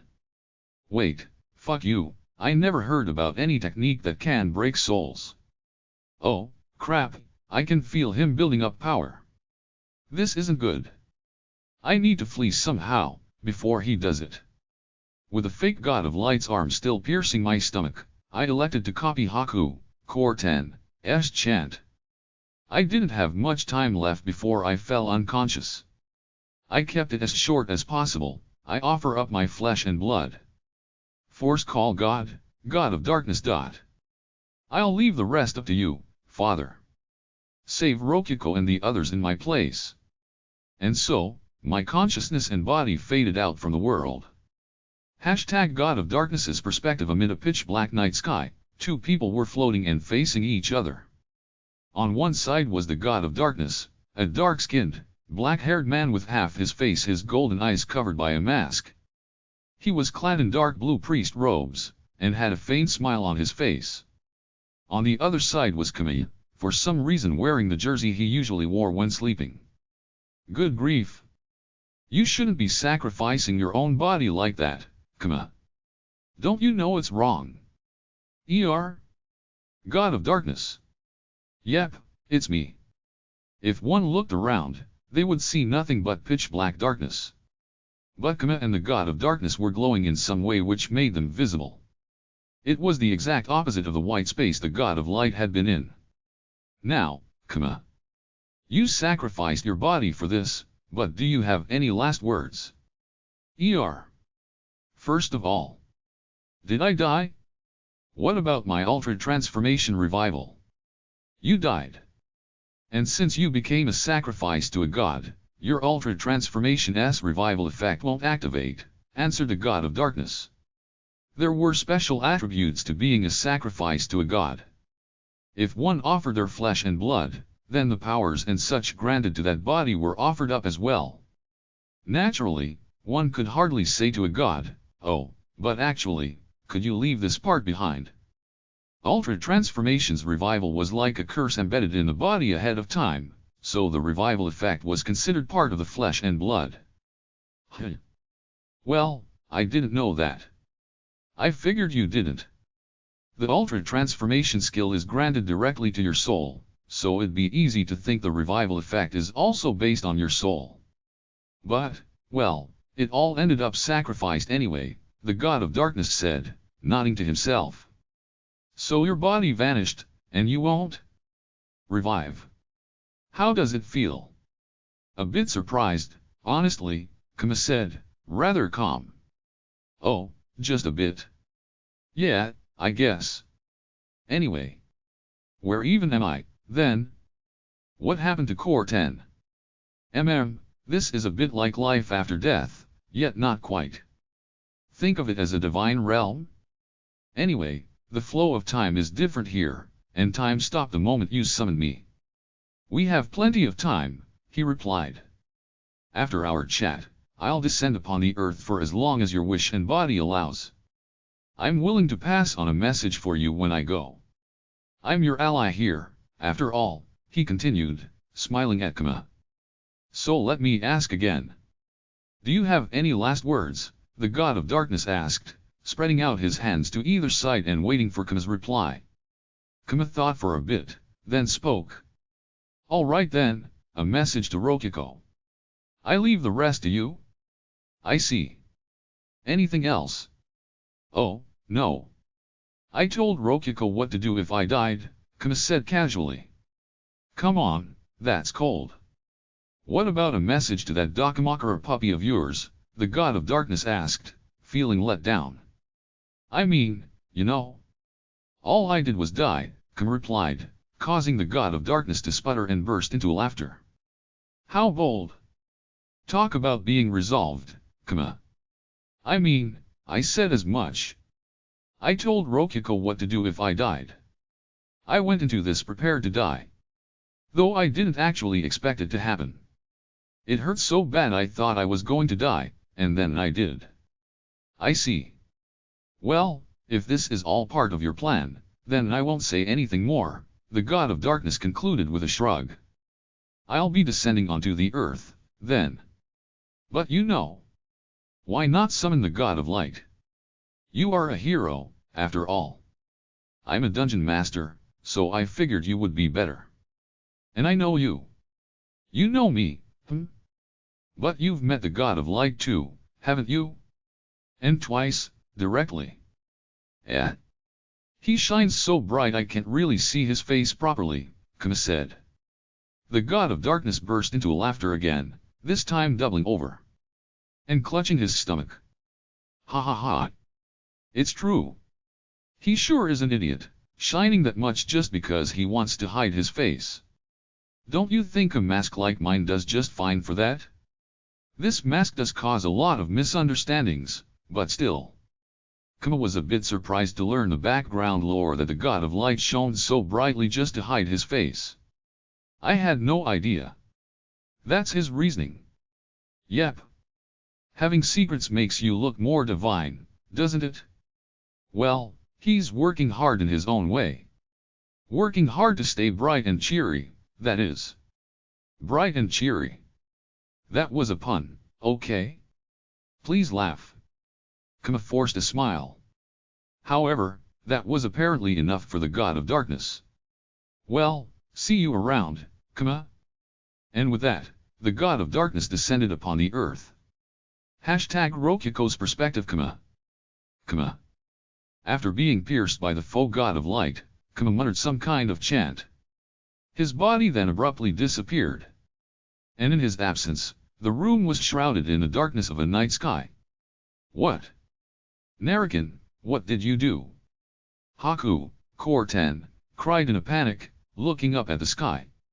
So did the fake god of light. It sensed something and looked up.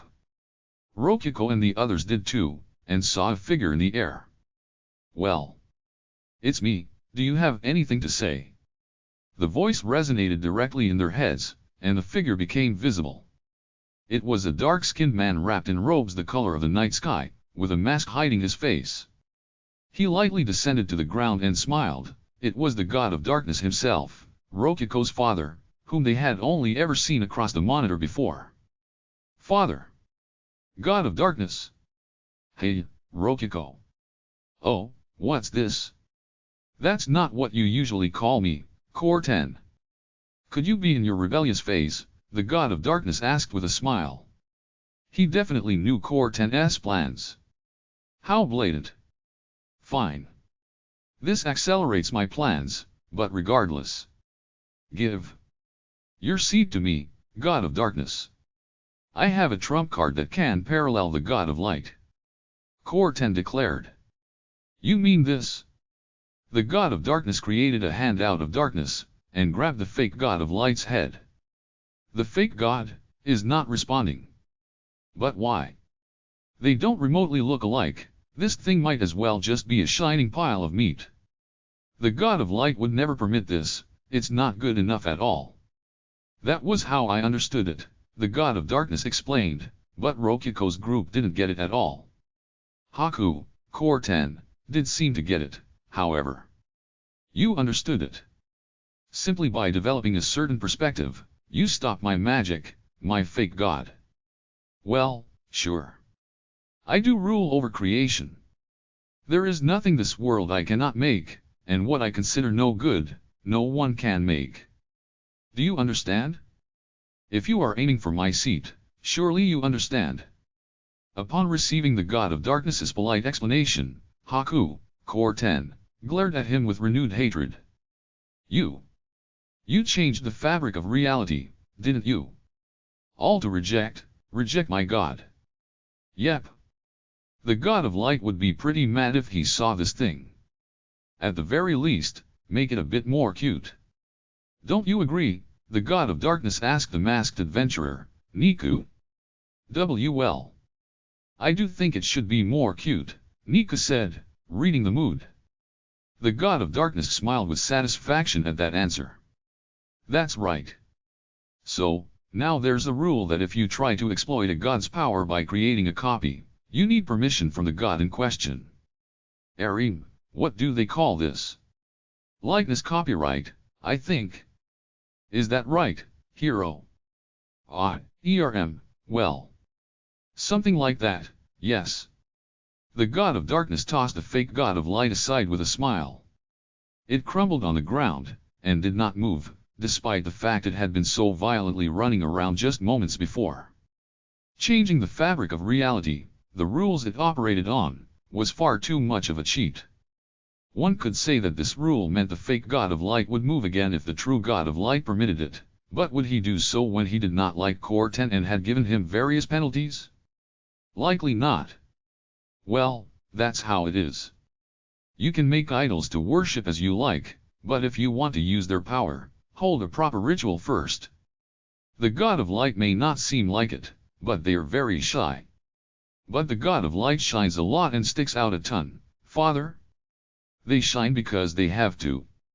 Watch over them kindly, but not so much your eyes give out, the god of darkness said with a smile. At that point, Wataru noticed something. The shining shy boy? Oh, very good, hero. I'll tell the god of light you said that. Wait, hold on, please don't. The god of darkness heard Wataru's whisper and teased him for it. The air was light and the mood was bright. For everyone except Core 10, who was burning with rage. Grr, awful, awful, awful, awful. You will solve everything by a god descending, a deus ex machina?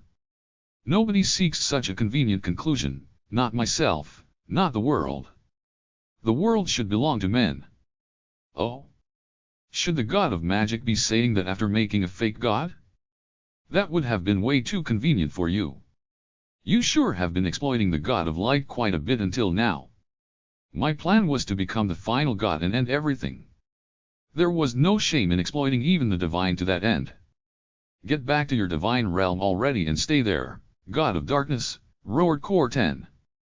I would like to, but before that I have to finish what Kama asked me to do. Rokuko, I'll be saving you. Okay. Father. You already eliminated my false god. What else will you do? Oh, the false god thing was just me getting peeved. If you call that ugly lump of meat the god of light, people might think I'm just like it. I got rid of it incidentally. Incidentally. The god of darkness had just incidentally changed the rules of the world to eliminate the ultimate trump card. Core 10 shook with fear. The god of darkness was just on another level. This is why higher-ranking gods are only rarely allowed to visit the earth. Our influence is too strong, and we casually change the way of the world without thinking. That's why we usually have to stay holed up. It's annoying to try and minimize our impact. The creator god will be displeased if we change too much, the god of darkness muttered. What? Wataru asked. You rule over creation, but there's a creator god above you? Nice eye, hero. I'm just borrowing the creator god's authority for this. Since he's always asleep. Just like Kama, you know. The god of darkness chuckled. Anyway, Kama traded his life for this. Normally I wouldn't be able to interfere, since this is Core 10 and Haku, but this should be safe, he continued, then snapped his finger. What did you do? Core 10 demanded. I temporarily sealed all magic on this floor, and separated it from the rest. Silenced magic. That was a fatal debuff for Core 10. WHWH, what did you say? Quit joking around.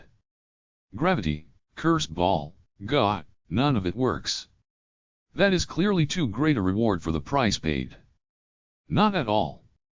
Kama, a magician on the level of the god of magic, sacrificed his life twice over, including his revival. That's more than worth a temporary, complete seal on the god of magic, the god of darkness said, casually. Rokuko. This will do, won't it? Father? Did you just say Kama sacrificed his revival, too? I did. Oh, and that means that he won't revive, even if you wait for him. Kama's ultra transformation had the effect that he could revive once after death if said death occurred while he was transformed. It had a 72-hour cooldown period, but even so it was active for this death.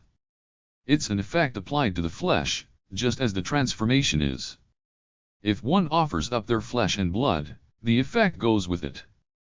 Wait, but does that mean Kama died? For real? He died, for real, the god of darkness said flatly. The blood drained from Rokuko's face, and she crumpled onto the ground. He died. Kama? She couldn't feel the connection to her dungeon master. There was a blank empty void. Kama died. Wataru asked. I mean, he disappeared, but... Wait, he died? Did he trade his life to summon the god of darkness? Master, passed away? A bit later, it dawned on Wataru and Nico as well, the fact that Kama had died. Oh, looks like I can't maintain this divine field for much longer, the god of darkness commented. The night sky shrouding the room was getting brighter, and in turn his body was fading. See you later, Rokuko. And you, Core 10. Though we probably won't see each other again, actually. Wait, father. Or revive Kama. Rokuko cried out in a desperate pleas. The pain ached in her voice. The god of darkness smiled. And what price will you pay for that, Rokuko?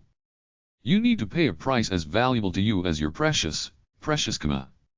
Do you have something worth reviving an entire person? He asked, then turned his back to her. She couldn't think of anything. Nothing was more important to Rokuko than Kama. Oh, I nearly forgot, Rokuko.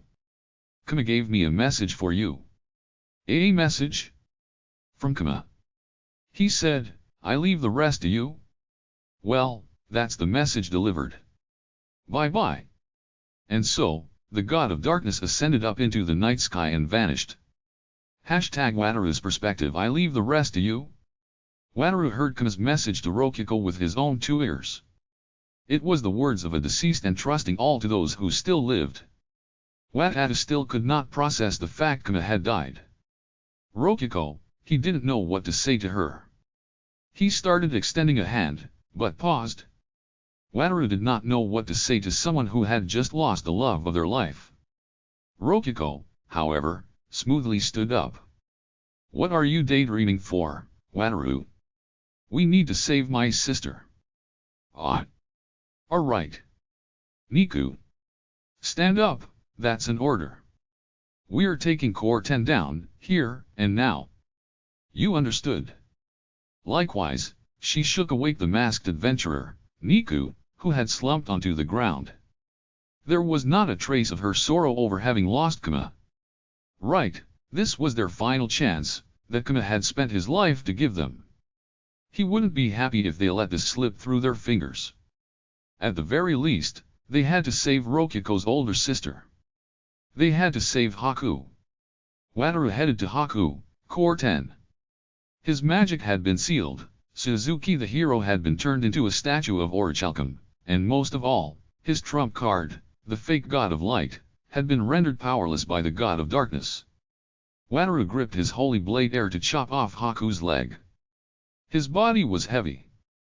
That must have been due to ultra magic and his physical enhancements fading. On the other hand, it meant his opponent's defenses were weakened as well. God, I cannot use the master room. NGH, Stay away, stay away. Core 10 wailed, swinging his staff wildly to keep Wataru away. He was done for. He couldn't run any longer. Prepare yourself. Placement. However, at the very last moment, Wataru's blade sliced through the air. Haku had abruptly vanished. He vanished. Calm down, Wataru, he just ran to the back. How had he fled when his magic was sealed? No, now was not the time to think about that. If Rokiko knew where he was, all they needed to do was follow. This is him being a sore loser, his last gasp. He must be at the very bottom, in the core room. Let us go. Rokiko's group marched through the dungeon with firm footsteps. They advanced down the final hall, and soon reached a dead end with a fancy door. Is this it? Something's written on it, Wataru said. A riddle. That's right. That's right. This door is Core 89's true final challenge. Came Haku, Core 10's voice from behind the door. It is the most devilish riddle, which once made her suffer the most bitter of defeats. Core 89 could never forget her frustration, and so recreated it as a gate of wisdom before her core room. If you answer mistakenly, a terrible trap will activate that will kill you all instantly, he declared proudly. His voice was filled with confidence, as if he was reading Haku's memories of that defeat as he spoke. No doubt a problem Haku had not been able to solve would be an iron wall indeed. I see, this is a classic riddle, Wataru said. But, well, this specific riddle, Rokiko looked at the problem and giggled. Wataru, you don't mind if I answer this one, right? You won't mess it up, will you? Aha, how could I ever mess it up? Right, Niku? Rokiko asked, giving a broad smile of amusement. Right. You would not mess this problem up once in 1,000 tries, the masked adventurer Niku replied, with full confidence. That's right. Because, I mean, the problem is so simple, she said, and with that Wataru knew he could trust her to answer it. After all, the riddle they were facing, written on the door, was quite simply. The answer is simple. You mustn't think too hard about this. Please tell me how to split one silver coin between 3 people, in other words, it was a rather simple trick question from Wataru's world. Epilogue Rokiko's perspective. Naturally, the door opened without incident. On the other side was a sheet of paper with "under construction" written on it. Just kidding, of course. There was Haku, Core 10, standing with an expression of shock. But how? How did you solve it? Not even I could solve it. Really? Heh, that's me for you. This, on top of the Holy Kingdom's most unbeatable dungeon being a copy of the Cave of Greed. Core 10 must have been a genius at flattering Rokuko. NGH, but I can still use placement. I will be fleeing and buying time. After all, you lot cannot destroy the dungeon core. NGH. That hit a sore spot.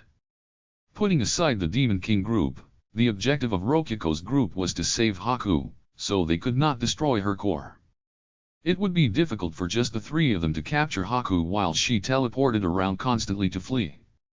Lady Haku, I kinda want my reward now. You mind? Came a voice from behind the dungeon core. Ichika popped her head out. Ichika. Why are you here? No, forget it. Buy time. Core 10 ordered. Roger, Ichika said, sliding between him and Rokuko's group. Core 10 began selecting his placement endpoint. And then, Ichika spoke again, in a formal tone. I request my payment. For 1 minute, don't move. Core 10 abruptly froze in place. A big grin arose on Ichika's face. So? I told you, girl. It'll just take a minute, no prob. You, what? Core 10 looked at Ichika, frozen. Oh? You know, it looks like I bought time, just like you ordered me to. Now I can ask for another payment. Since you said it could be anything, I'm gonna ask you to stay still for another 5 minutes. Pretty easy, am I right? It was easy. Indeed, it was trivial. Or it would have been, in any other situation. NGH. Ichika. You betrayed me. Are you not afraid of the Aoth? Come on now. You're the one who said I could ask for my payment whenever I wanted, you know. I'm just following the contract and asking for my payments with nothing but goodness in my heart, Ichika snickered with amusement. Good job, Ichika. You were kinda like Kama just now. Just don't forget the hell of fat stacks of curry bread later. You can count on me. The stacks will indeed be fat. Rokuko and Ichika exchanged a crisp high five, with a smack resounding through the air. What? What? But Ichika betrayed you, didn't she? Wataru asked. Yuppers. Just call me Ichika the betrayer, my dude. Ichika exclaimed jokingly. Wataru looked at Rokuko, thrown off. She did, but she also promised to sign another contract with us after, Rokuko said casually, as if it were nothing. It was simple. Ichika had taken Kama's blade siesta. The magic blade, which had its name on the dungeon's named list. Rokuko had thus been able to contact her from a long distance. Kama was super mad, you know. What can I say, shit happened fast. Like, out of nowhere I was ordered to kill Master, so like, I knew something was bad. Really, he should be hella glad I'm so adaptable. She had even shown Kama that she took siesta, which was apparently her way of saying she was waiting for him to contact her. Though Kama was so indignant at siesta being taken that he hadn't noticed. Also, you should have done this sooner. Kama died, you know. He was using that ultra magic stuff or whatever, so I thought stopping him for a second wouldn't be enough. Hella lucky that Haku came to where I had run off to, ha ha ha. Ha, wait, Master died? For reals? Yes, for reals. Oh, go ahead, Wataru. You need to hurry and destroy the garbage on my sister's leg. If it's too resilient, go ahead and cut off the leg. Alright. At Rokuko's prompting, Wataru abruptly remembered what he was here for in the first place. Right, although Core 10 was frozen, it was only for 6 minutes. He had to hurry. Well. Prepare yourself. Way. Wataru swung his holy blade air. With a clink, Wataru's blow smashed the accessory, Core 10, that was around Haku's thigh. It crumbled into dust, and this time, Core 10 was completely destroyed. Haku, freed from Core 10, wavered and almost fell to the floor as if her strings had been cut. But Ichika swiftly held her up, and saved her head from being hit. Rokiko, my sweet Rokiko. Welcome home, sister? Big tears welled in Haku's eyes and dripped down her cheeks. I'm so sorry, It's fine, sister. This is a big happy end, as they say, Rokiko murmured, hugging Haku and patting her back. But, Kama, Haku said, fretfully apologetic as she stated the one casualty of the battle. But in response, Rokiko kindly said, it's fine, sister. We can have the Pope of the Church of Light revive him. What? Haku blinked. But. What? Oh, don't tell me you don't know, sister. The Pope can use a miracle that revives the dead. Oh, and we'll be charging you for the cost, but surely that will be fine, right? Yes. Yes? Oh, right, they did mention that. Wataru exclaimed, having completely forgotten it and only now remembering. But the former Pope was the very same Core 10 that had just been exterminated. On top of that, his revivals had been to turn the corpses into undead which he controlled. The current Pope Narakan was made of armor, which Rokiko was wearing, and naturally could not cast any such miracle. Haku was baffled. However, Rokiko was completely confident that Kama could be revived. So don't worry, sister, Rokiko said, leaning forward, bringing her mouth close to her sister's ear, then revealing the trick. Kama is a named monster, you know. What? Indeed. After all, Kama had come from the 1000 DP gacha. So yeah, I was revived with DP. I remember the instant of my death and talking with the God of Darkness after dying, so I was pretty sure this wasn't one of those cases where you died and ended up a different person, just with the same memories. Publicly, we were saying Sukuma had asked the Pope of the Church of Light, Narakan, to revive me. Incidentally, my revival cost had been a mere 10,000 DP. So reasonable. I was pretty sure I had learned all sorts of skills. Where'd the price of all those go? I had them added or so I thought, but it turned out all my normal skills were attached to my body and had been offered up to the God of Darkness, leaving only my hero skill, which had been burned into my soul. In short, there was just my default cost of 1,000, multiplied by 10 to get 10,000. Okay, it all added up. From now on, 1 Kama equals 1 Fenny, Rokiko declared. Wrong, Rokiko. There's the initial 1000 DP, so this is 1/10 of a Fenny. Also, I had Haku's supply scrolls for all the skills I had lost, so the next time this happened it would cost over 100 million DP. Teleportation and stuff are super expensive, after all. Everything from floor 187 and onwards hadn't been broadcast live, and what we did broadcast was a heavily edited version that had all the scenes inconvenient for us cut, concluding on an emotional scene wherein Haku and Rokiko embraced as sisters. The conquest of the Ivory Labyrinth came to an energetic close. We announced that the gates would disappear and told everyone to leave sooner rather than later. Not wanting to be stuck on the bottom floors, most adventurers left swiftly, and before long everything past floor 56 was empty of adventurers. The fact the front lines had shifted from the previous bottom depth of 53 was an inevitable sacrifice. Still, the fact that it only advanced 3 floors further was due to Haku briskly beginning to summon more monsters.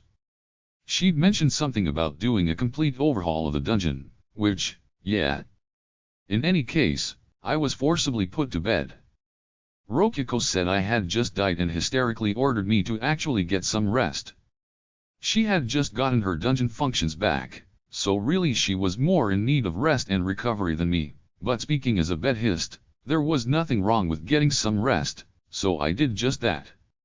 I slept on the futon while Rokiko looked after me. Still, I'm glad the revival process went okay. Father said all sorts of things when you died. For a bit I thought we really wouldn't be able to see each other again. He did give hints, you know. Like, if you don't do anything he won't revive, a fitting price, and so on.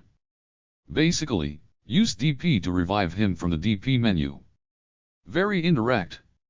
I had told her ahead of time, and after doing hypnosis with Sukuma I had confirmed I was indeed on the named monster list. But you died, Kuma? Of course I did. You jumped in and I had to protect you on instinct. What, you're going to blame me? I was possessing a monster, you weren't. It's obvious I should have been the one to die. Yeah, it's my fault for loving you so much I would risk my life to save you in an instant.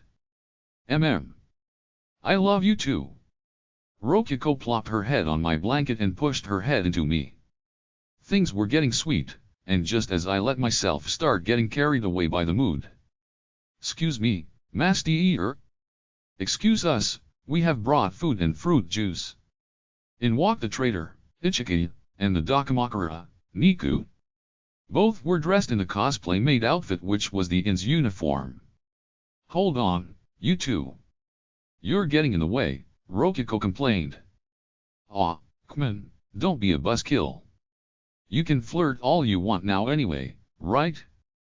'Cause I mean, Haku totally accepts your relationship. You know. That is true? Indeed. Putting aside the fact Ichika had come back like nothing had ever happened, Haku had finally accepted my relationship with Rokiko.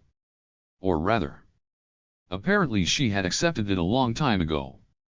Haku used a gate and came to see me in my sickbed in secret. When she did, I directly asked her to accept my relationship with Rokiko.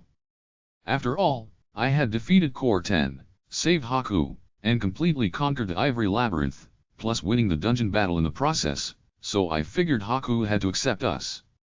And when I told her that, oh my! But I have long since been trusting Rokiko with you, have I not? No, I meant in like, a romantic sense. That is what I am referring to. Though, I have heard through Ichika that you misunderstood me and have not been laying your hands on her as a result, Haku said casually. I asked, wait, when, and it turned out ever since my first dungeon battle with her. She had sent Ichika to infiltrate our dungeon and make sure I was a dungeon master that would genuinely care for Rokiko, and by the third dungeon battle Ichika was basically saying, to be real, you're not gonna find a better man for her, and with that she accepted me as a suitable husband for Rokiko. Especially after all of Rokiko's lovey-dovey talks with her. When she heard that, Rokiko was like, that's what I've been saying this whole time. Indeed. She certainly had been. Ow, ow. Man, my back still hurts where you stabbed it, Ichika. That's rough, dude. How about I give it a big kiss to make it all better? Quit joking. What are you saying in front of Rokiko? Nah, I'm for real. I'll do it. And so would Rokiko. I mean, I did the mouth-to-mouth resuscitation, you know. I trust Ichika with this. Rokiko. Is your trust filter completely busted? Excuse me? Haku formally gave Ichika over to us, it's fine. She's ours now. From now on, Ichika would in fact be like, how to put this, a kind of Miss-esque figure for us. Thanks to my learning that Haku accepted Rokiko and she didn't even need to hide. Though this also meant that if I ever cheated, she would know instantly. Not that I plan to. Nah, man, go ahead and cheat. I mean, you beat Haku head on, what they gotta be afraid of? Don't be stupid. If Haku got serious, she'd send Dolce over. The only defense we have against her is Soto, and she'd be seduced by a single pair of Haku's socks. Then I guess our next step should be focusing on making anti-ghost defenses? Let's do our best, Kami. Rokiko suggested, happily. As to why she was so happy. Well, it was strengthening the dungeon. That tended to be the kind of thing dungeons liked. I'm so sad. I trick court and all for you, you know. I let you hear the spell for making angels, and the spell for making a fake god. You summoned the god of darkness all thanks to me, you know. Right. Though I'm pretty sure I would have managed to figure out call god either way. After all, it was 90% combining what I already knew, and 10% modifying the spell. All my hard work. Sorry, traitor. But well. Welcome back. Nice courage, daring to show your face around here. Yup, the curry rolls you make are the best, so I just couldn't stay away. Also, take a good look at my face, she said, grinning. She could use a good punch. So, Niku, what's up? You've been like, scraping the edge of that futon for a while now.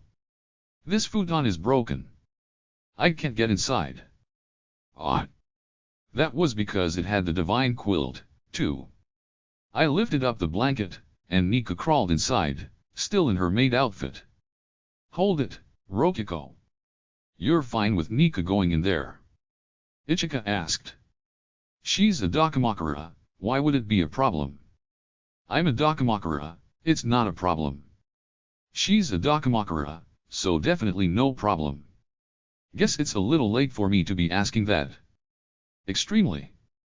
Don't go asking about that this late in the game. Now that we've solved the problem with Haku. When will you use the divine bedding?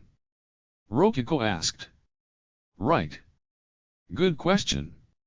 It'll just be me sleeping through it, so I suppose I might as well use it now.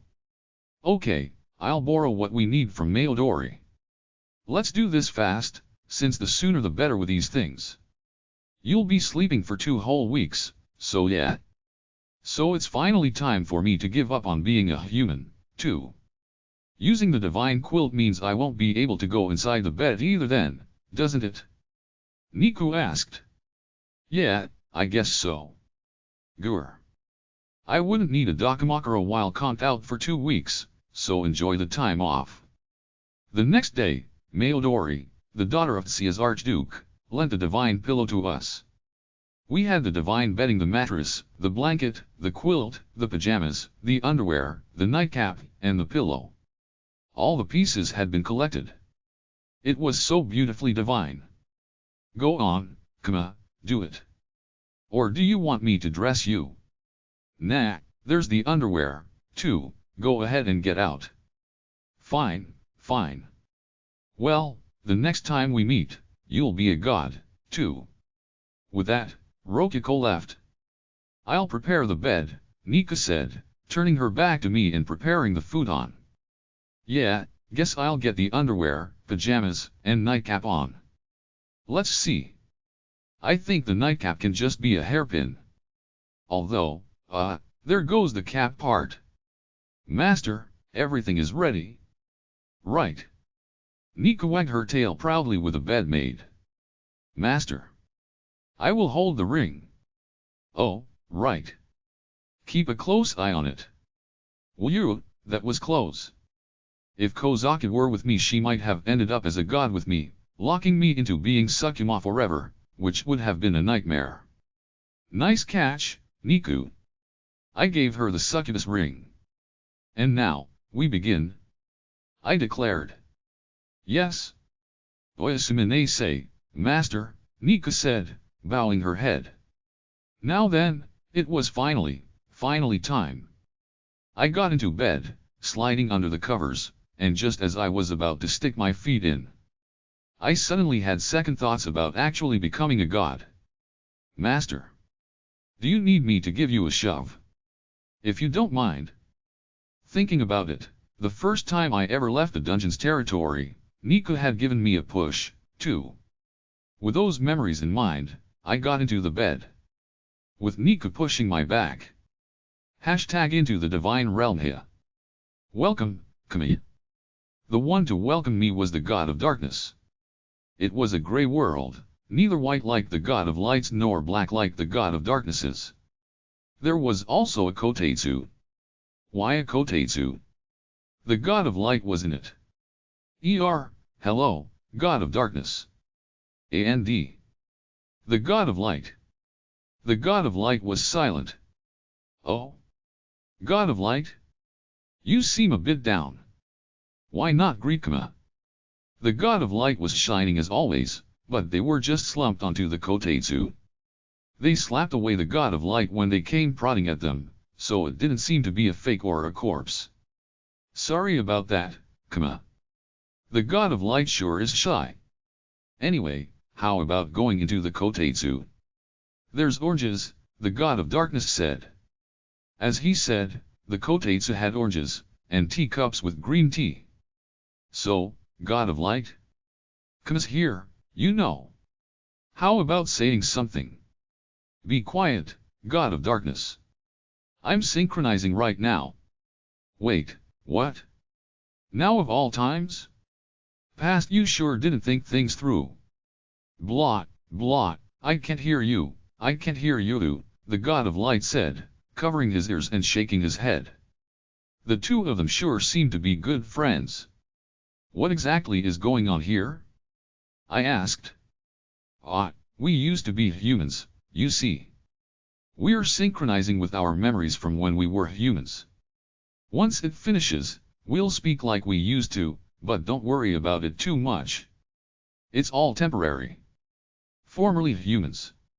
Well, I was in the process of trying to become a god myself, so they had probably done the same thing themselves at some point. So, you used to be humans. Humans you know very well, in fact. Wanna try to guess? Humans I know? Haku's old master lion or whatever. That's the wrong direction. I'm thinking less past, more present. Present. Synchronization complete.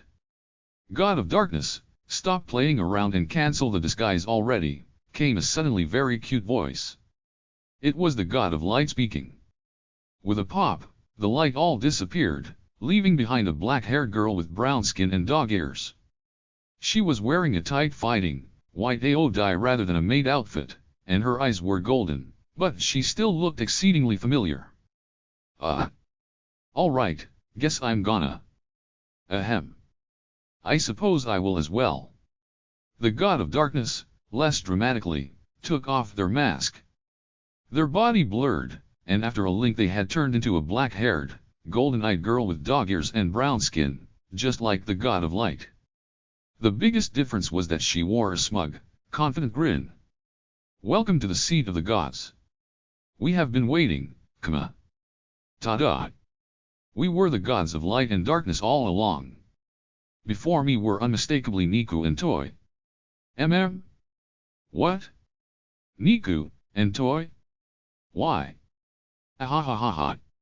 Yes, that's the face I wanted to see. Okay, I'm half joking. To be clear, we are not the Niku and Toi you know. To put it in simple terms, we are from a different timeline, a different world line, Toi, the god of darkness, explained. Niku? Yes, Kama.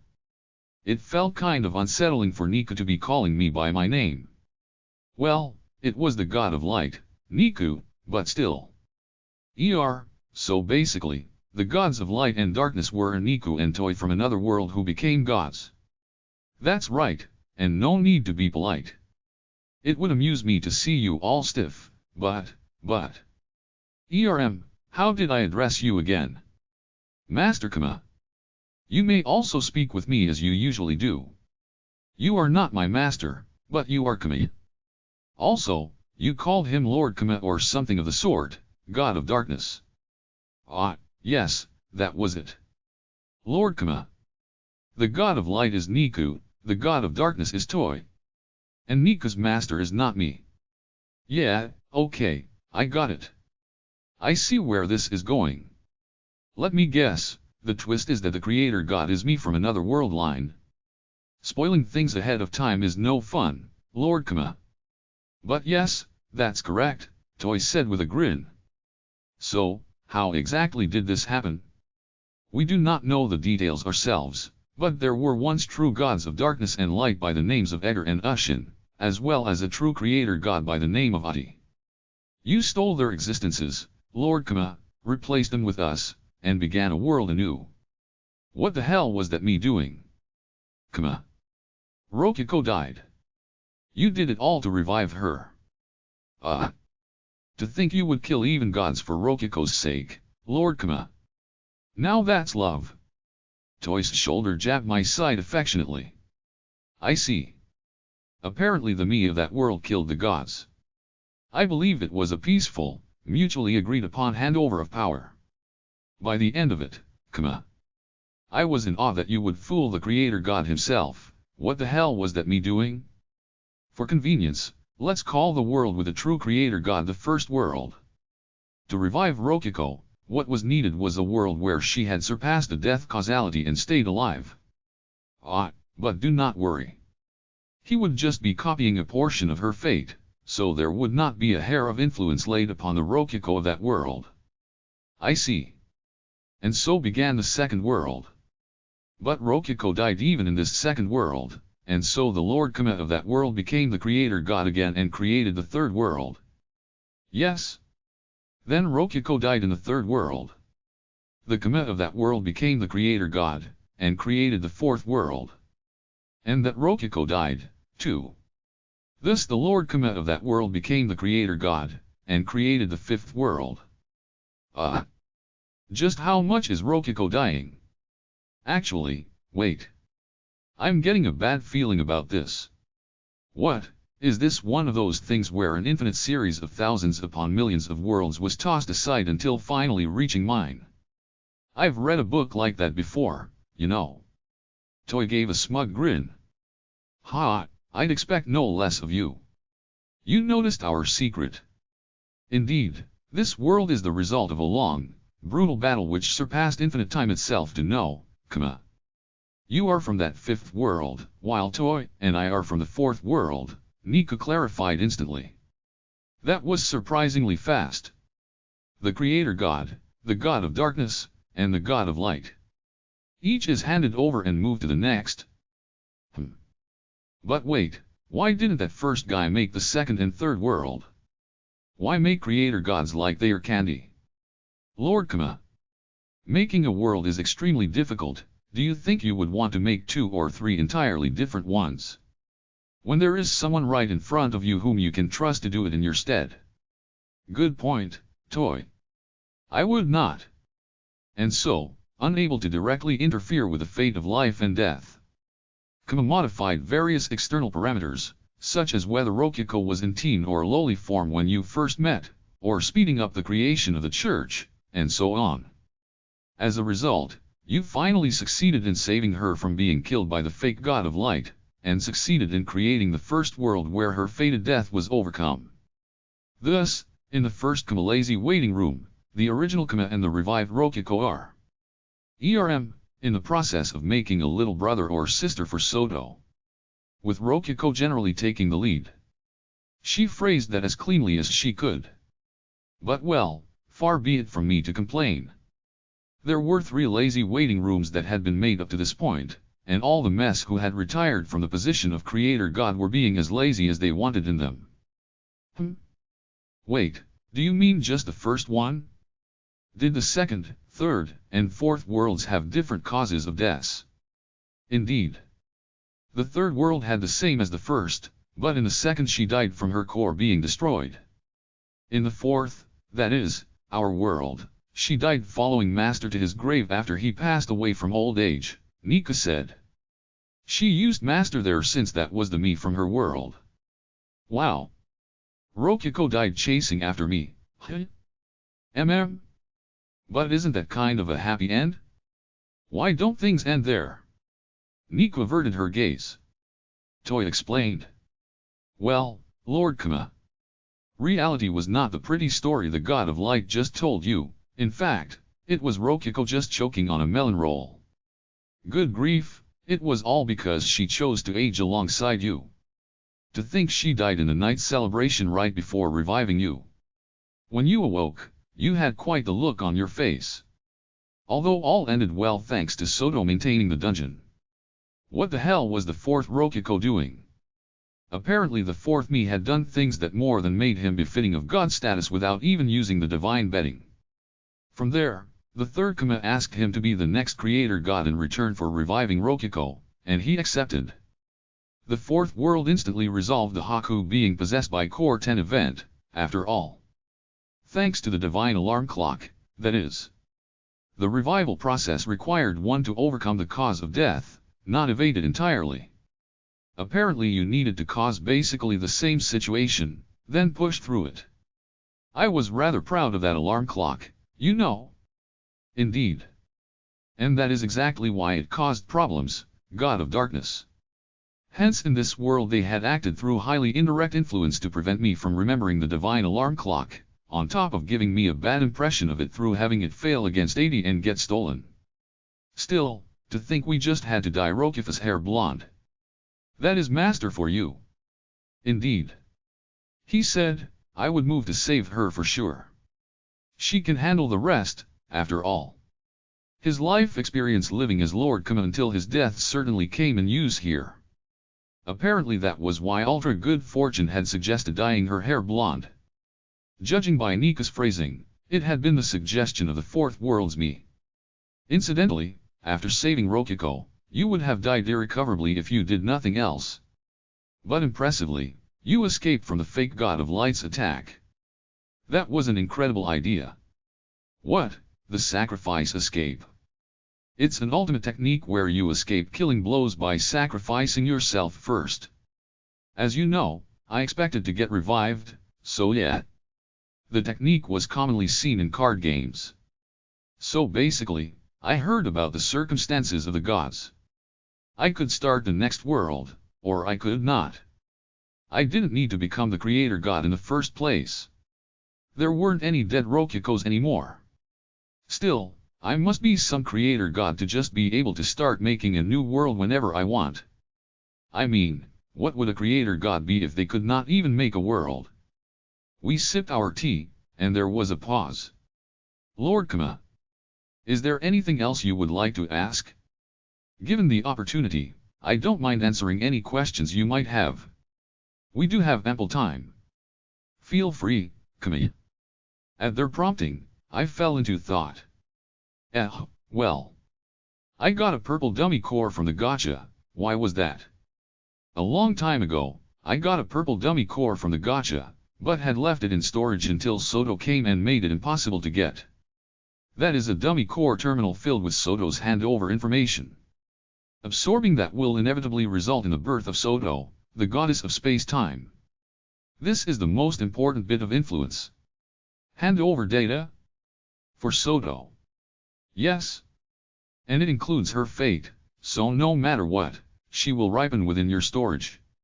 Master called it New Game Plus. It had been purple so I wouldn't feel like using it, and would just toss it into storage instead. Poisonous colors ward off birds, as they say. Apparently the original idea came from the second me. That's extremely like me, I know how I think. The gacha draws from everything randomly, even other worlds, so it is easy to influence it from the divine realm. Oh, that's how the gacha works. Yes. The more points you put in, the farther away the worlds you can draw from. You can also draw things from the same world, or things prepared in the divine realm.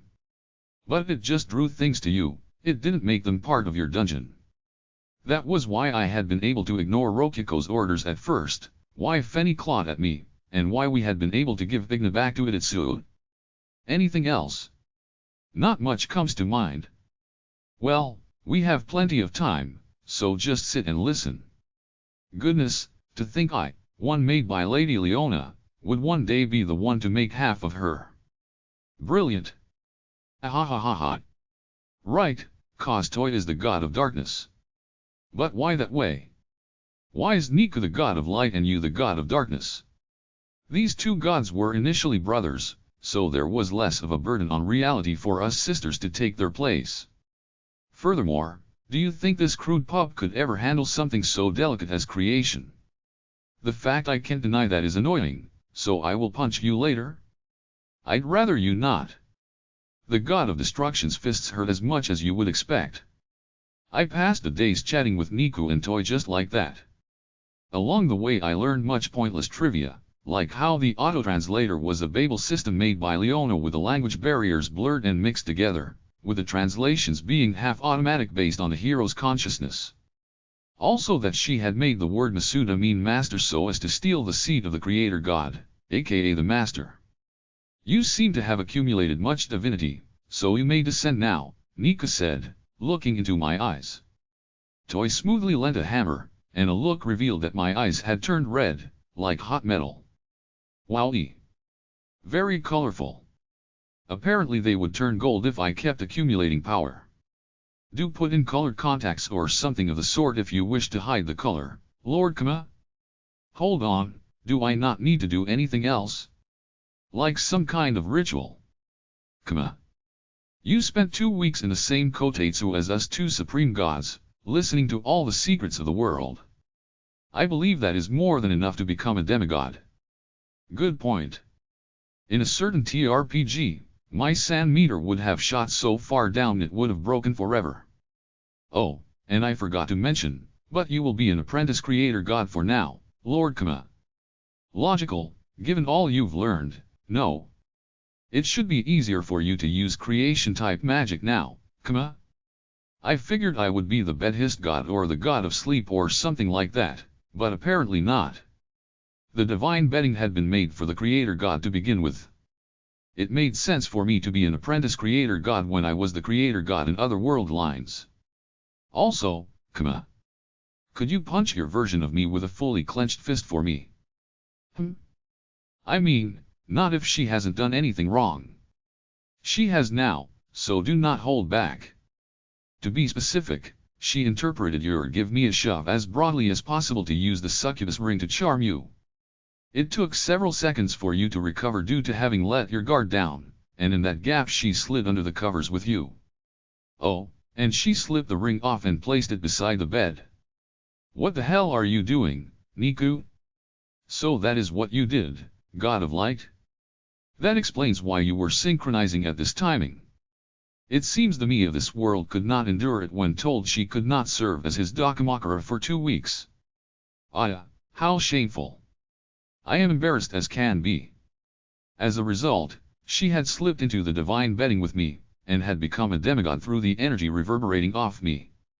Apparently she would become my subordinate god as a result.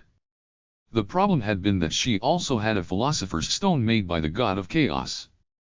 To think one was just stuck in a pendant we bought in Sia. So, Kama. From this point forward, we will return to being the god of light and god of darkness. Our speech will as well, and I recommend you do not mention our true forms. It will be annoying in various ways if you do not. There is no benefit in doing so, regardless. Toy put on her mask, and Nika began to shine. Well, go ahead, and mail me whenever you want. I'm your father, after all. Ahem. You can mail me when you like as well, Kama. And so, I was returned from the divine realm, and woke up in bed. Nika was in exactly the position the god of light had described, so I first ground my fist against her head. And so, we both became gods through collecting the divine instruments. What next? Well, go back to sleep, I guess. Plenty of time. Kama, you know a lot of work built up while you were asleep, right? Rokiko asked. Seems like there's plenty of time for work, too. Good grief. You do know I'm technically a god now, right? God or not, you're still town chief, and if anything, won't the Pope of Bedism becoming a god make you busier than ever? There are people flooding the town with questions about Sukuma, so it's good you became a god sooner rather than later. Who knows when else you'd have enough time to sleep for so long? Rokiko said with a smile. Wait, is that why you told me to hurry up and become a god? Man. It looks like I'm gonna be busy for a while. I guess I can think about the future once things settle down a bit. Ending. Hashtag the Four Braves and Chloe's perspective. Within a meeting room of the Ivory Villa, Chloe and the Empire's 4 Braves were gathered. We have discovered a weak point in the fact that if Our Lady is controlled, we cannot resist her. I would like to reflect on our failures here and form a plan for the next such incident, Chloe began, taking the role of meeting leader. Indeed.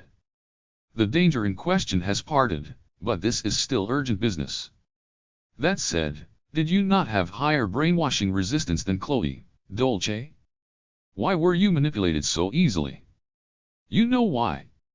He was an undead core, and I'm a wraith. It was a matter of affinity, there was nothing that could be done. Indeed.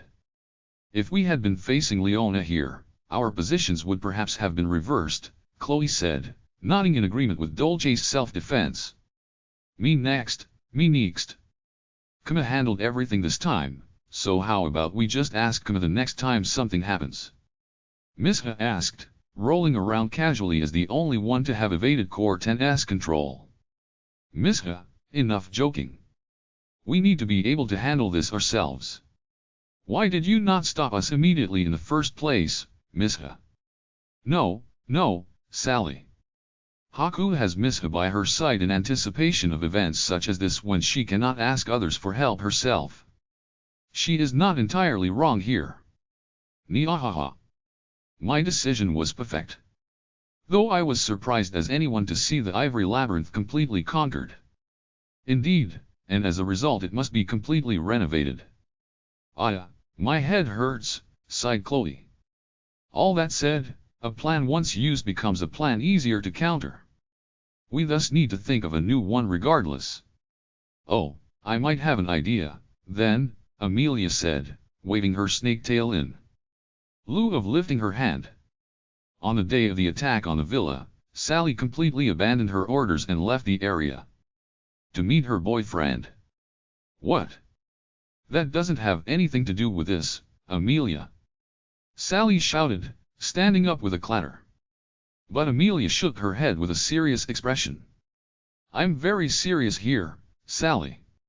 What I mean to say is, love might have the power to overcome the bondage of a dungeon core. Amelia declared, slamming a fist on the table.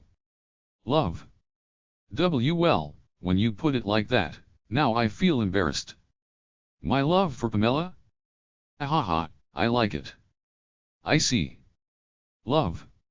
Even in stories, love often breaks brainwashing. I didn't think of that, since wraiths have nothing to do with biological reproduction. Now that you mention it, you could say that I resisted Core 10's control due to my love for Lady Haku. This seems like a valuable tool. Everyone collectively nodded. Which means, we must find partners to love. Meaning, marriage hunting. Well. Everyone found out through the broadcast that I'm a lamia. Do you think I will still be able to find a man? My whole lower half is that of a snake. I mean, I'm a wraith. I wonder if anyone would be okay with dying for me. Probably not, lamented Dolce. The public story is that Core 10's curse turned us into monsters, you know. Regardless, some will be turned on by snake halves and ghosts and such. Not that we need to limit ourselves to humans, Chloe said. Fixing the problem was urgent, but love was not something one could rush. Oh, but I'm fine, since I have Pamela. Sally declared, puffing out her chest proudly. Sally's identity as a monster hadn't been leaked since she just looked like a full set of armor, and even if she broke up with Pamela, another lover would be provided to her in secret. It was genuinely envy-inducing that she didn't have to think about anything. Good grief, everyone's being so romantic. Not that this has anything to do with me, Misha said, purring and pawing at the ceiling. Maybe we could just have Lady Haku drink a Futana or a potion and make kids with all of us. Oh ho! I've heard stories of people raising their children to their preference. In that case, my son with Pamela could be Dolce's husband. Dolce, Sally. I believe Amelia wanted to say motherhood is love as well, not that we should groom our children. The meeting went off track from there, and in the end it was settled everyone would just work on their own solutions. Hashtag 80s perspective. Oh, how wonderful and fun that was, 80 sighed. My lady. Could you stop daydreaming and return to reality soon? Sabas said, mercilessly. Do allow me to continue soaking in the bliss. Although I may be a dungeon core, dancing with the ivory labyrinth was surely a once-in-a-lifetime opportunity. So you say, but in only a year of this daydreaming, you will weaken into unforeseen levels. Geez, you are oh so pushy, Sabas, said AD, then instantly hardened her expression. Though he could predict that once again, she would be daydreaming with a goofy expression. The thought of being able to fight with such monsters as much as I want once I obtain enough DP is very motivating. Yes. Let us continue our training, so we might be ready for that day. Quite. I would like to fight with a fake god of light myself. Perhaps father will make one for me if I ask at the next meeting. Sabas gave an exasperated expression at that, which meant a lot. Incidentally, Sabas, have you any interest in immortality? Immortality? That would be needing to serve you beyond even a single lifetime. I could think of no worse hell. You may retire from being a butler once you have trained a successor well enough. Ah, then I am somewhat interested. AD smiled at her ever-honest butler. Then I would have you know there seems to be a set of equipment known as the divine equipment. Ah, and like the divine bedding, if you find them all you become a god. Perhaps. Shall we look for them? I have locations for 3 of them already, AD said, curving her lips up into a grin. Each had their own owner, and they were all deadly opponents indeed. Naturally, they would be fighting each of them and stealing them, as was the Demon Realm way. This does seem more entertaining than the Great Demon King's training. Then it's settled. Let us be off. Yes, my lady. I will prepare the baby slave near you were paid with. And so, AD and Sabas began their own journey for godhood.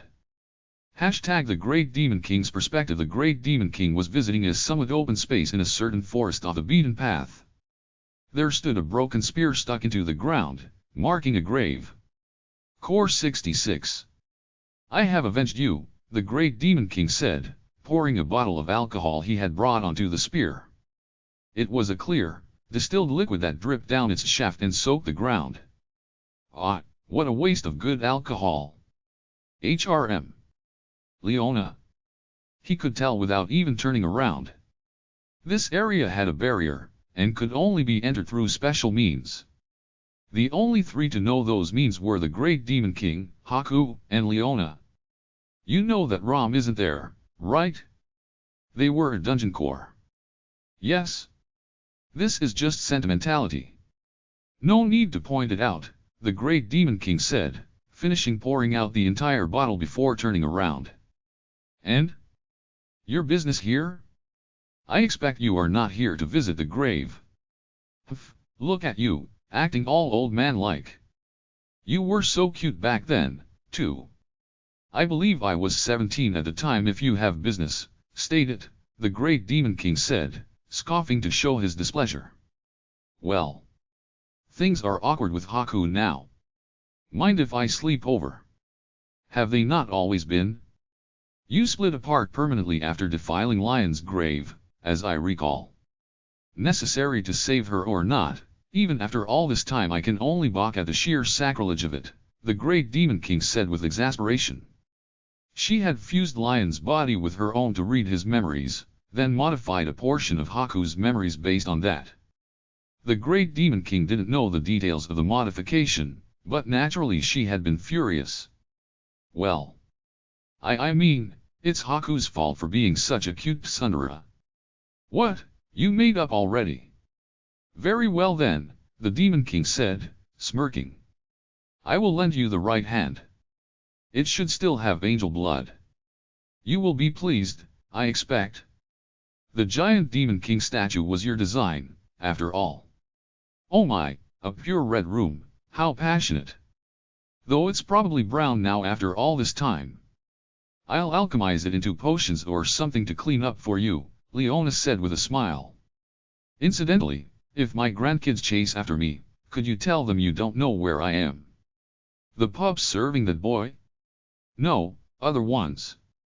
Well, I doubt you would give them an audience yourself, but still. She had some complex circumstances, it seemed. Explain yourself. I will treat you to dinner. I'll have standing udon, then. To be honest, that's why I'm here in the first place. Fine, but I will be going in disguise. I have a reputation to maintain. Ah, what? Wouldn't it be funny for the Great Demon King to stand in front of an udon shop and eat on his feet? The Great Demon King left the forest with Leona, considering now a good time to deepen old bonds. #Mimifi's perspective, I say, has another weird fortune been told? As astute as ever, princess. The messenger from the Imperial Fortune-Telling Division bowed his head. You know, I just completed the baffling fortune, after enjoying a live show. You would do well to give your freshly removed socks to the girl watching next to you, yes? Yes. We were grateful that fortune was actually clear. The actual fortune had used stiff phrasing such as, at the cacophony of fruit, but the fortune-telling division had Ichigo fans that immediately identified it as a live show. Ah, this is like a live show. Yep. The sticks of light are the glow sticks. Waving them refers to the front row. Soft feed cloth.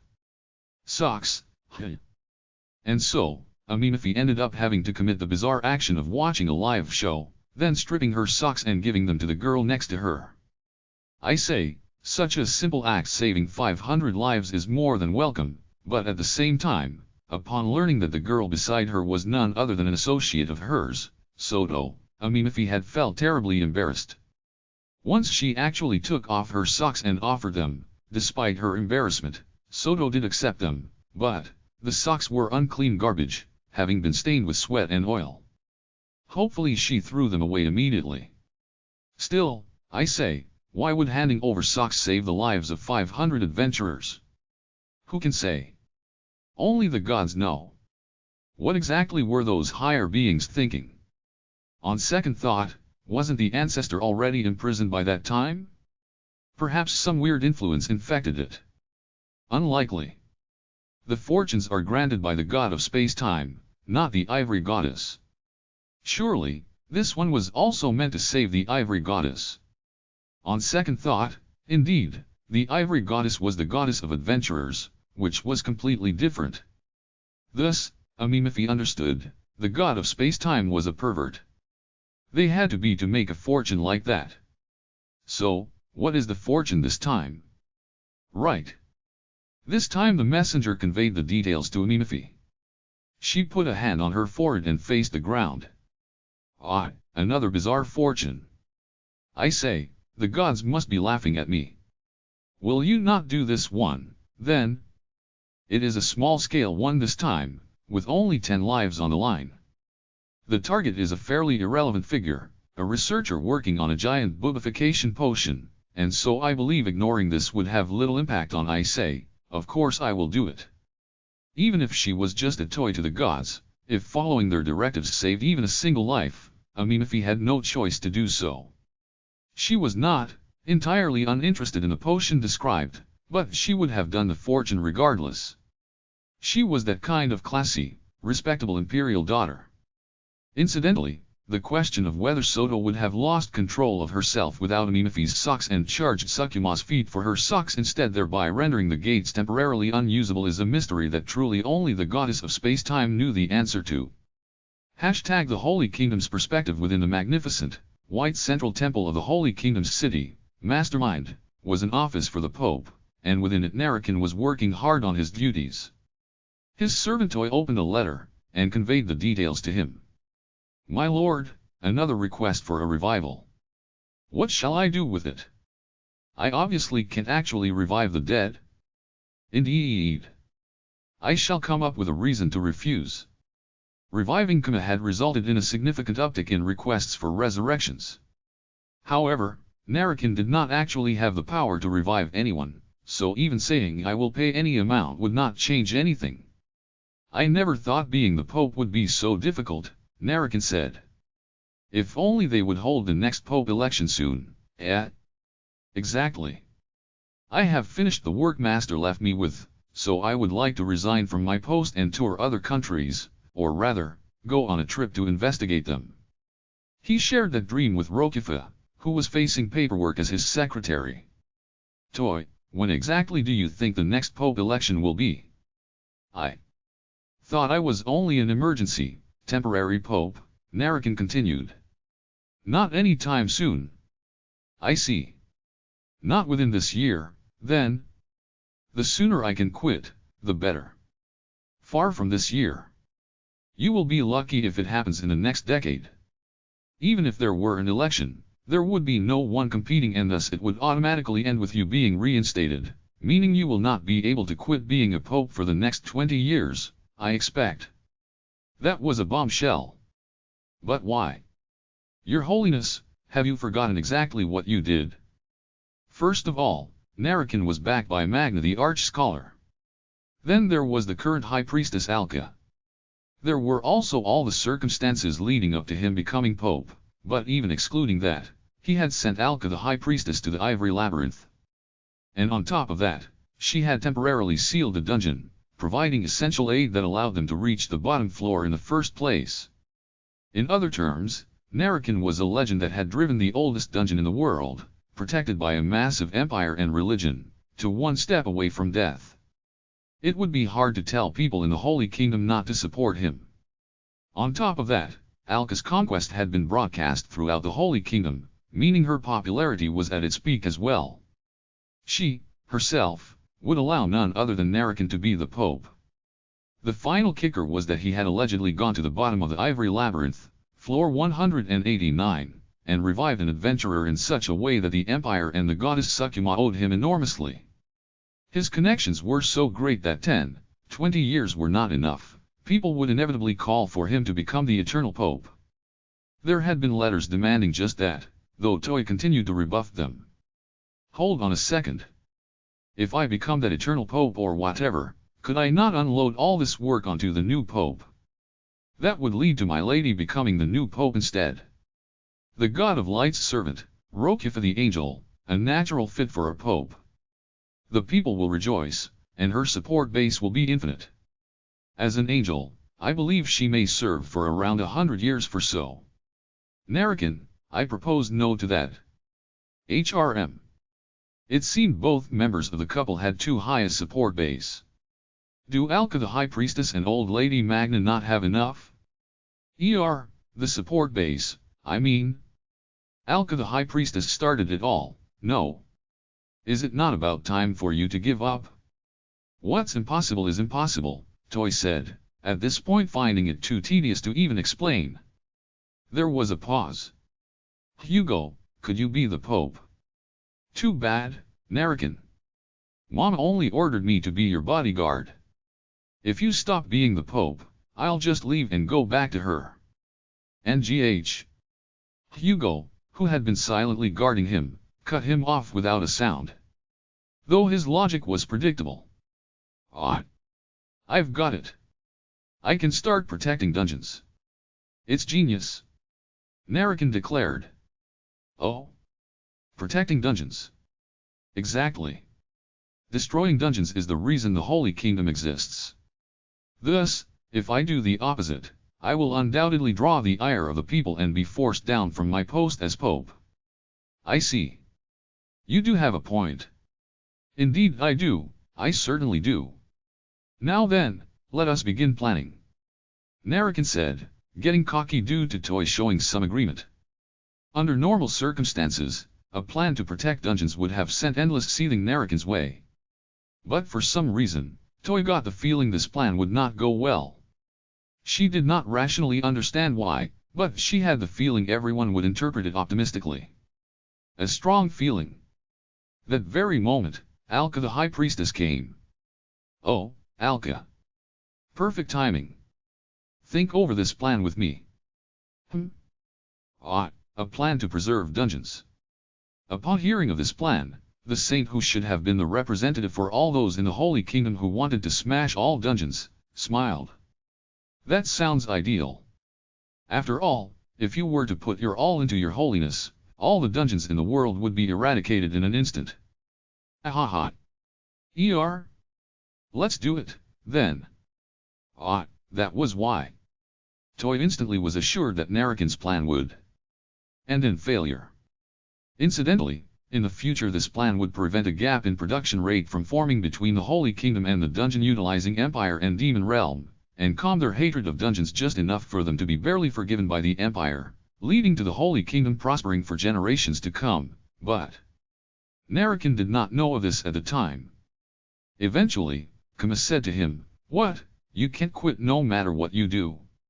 I mean, nothing will hurt your reputation more than dropping your job cold turkey and going on a trip, so just go wild." Narrakan took that advice, and would later be known as the Wandering Pope of Justice, a common figure in tales of a hero traveling the world to punish evil. Hashtag the Flame Caverns perspective within Itsu and Ridra's dungeon. The Flame Caverns of Mount Sia, a small bird-like wyvern came flying. It was a messenger. This was the proper means by which the Dragon King faction communicated with each other. "Hey! Word from the Dragon King faction. Seems like they wanna have a dungeon battle with you, Itsu," called Ridra. "Say fucking what? Are they complaining 'cause I lent my neighbor a fucking hand?" If so, Itsu would have to say that the Dragon King had become a shadow of his former self. However, if this were just a punishment, the king would have sent the dungeon battle challenge without a single advance word of warning. Sending notice through a wyvern meant something else was up. "Nah, they say they just want to use the gate for transport." What, is everyone thinking like fucking Kama now? Ridra had heard from 80 that dungeon battles were used for transport in the demon realm all the time. Apparently the Demon King wanted to use the same method to get to Mount Sia. What's the point with common over here?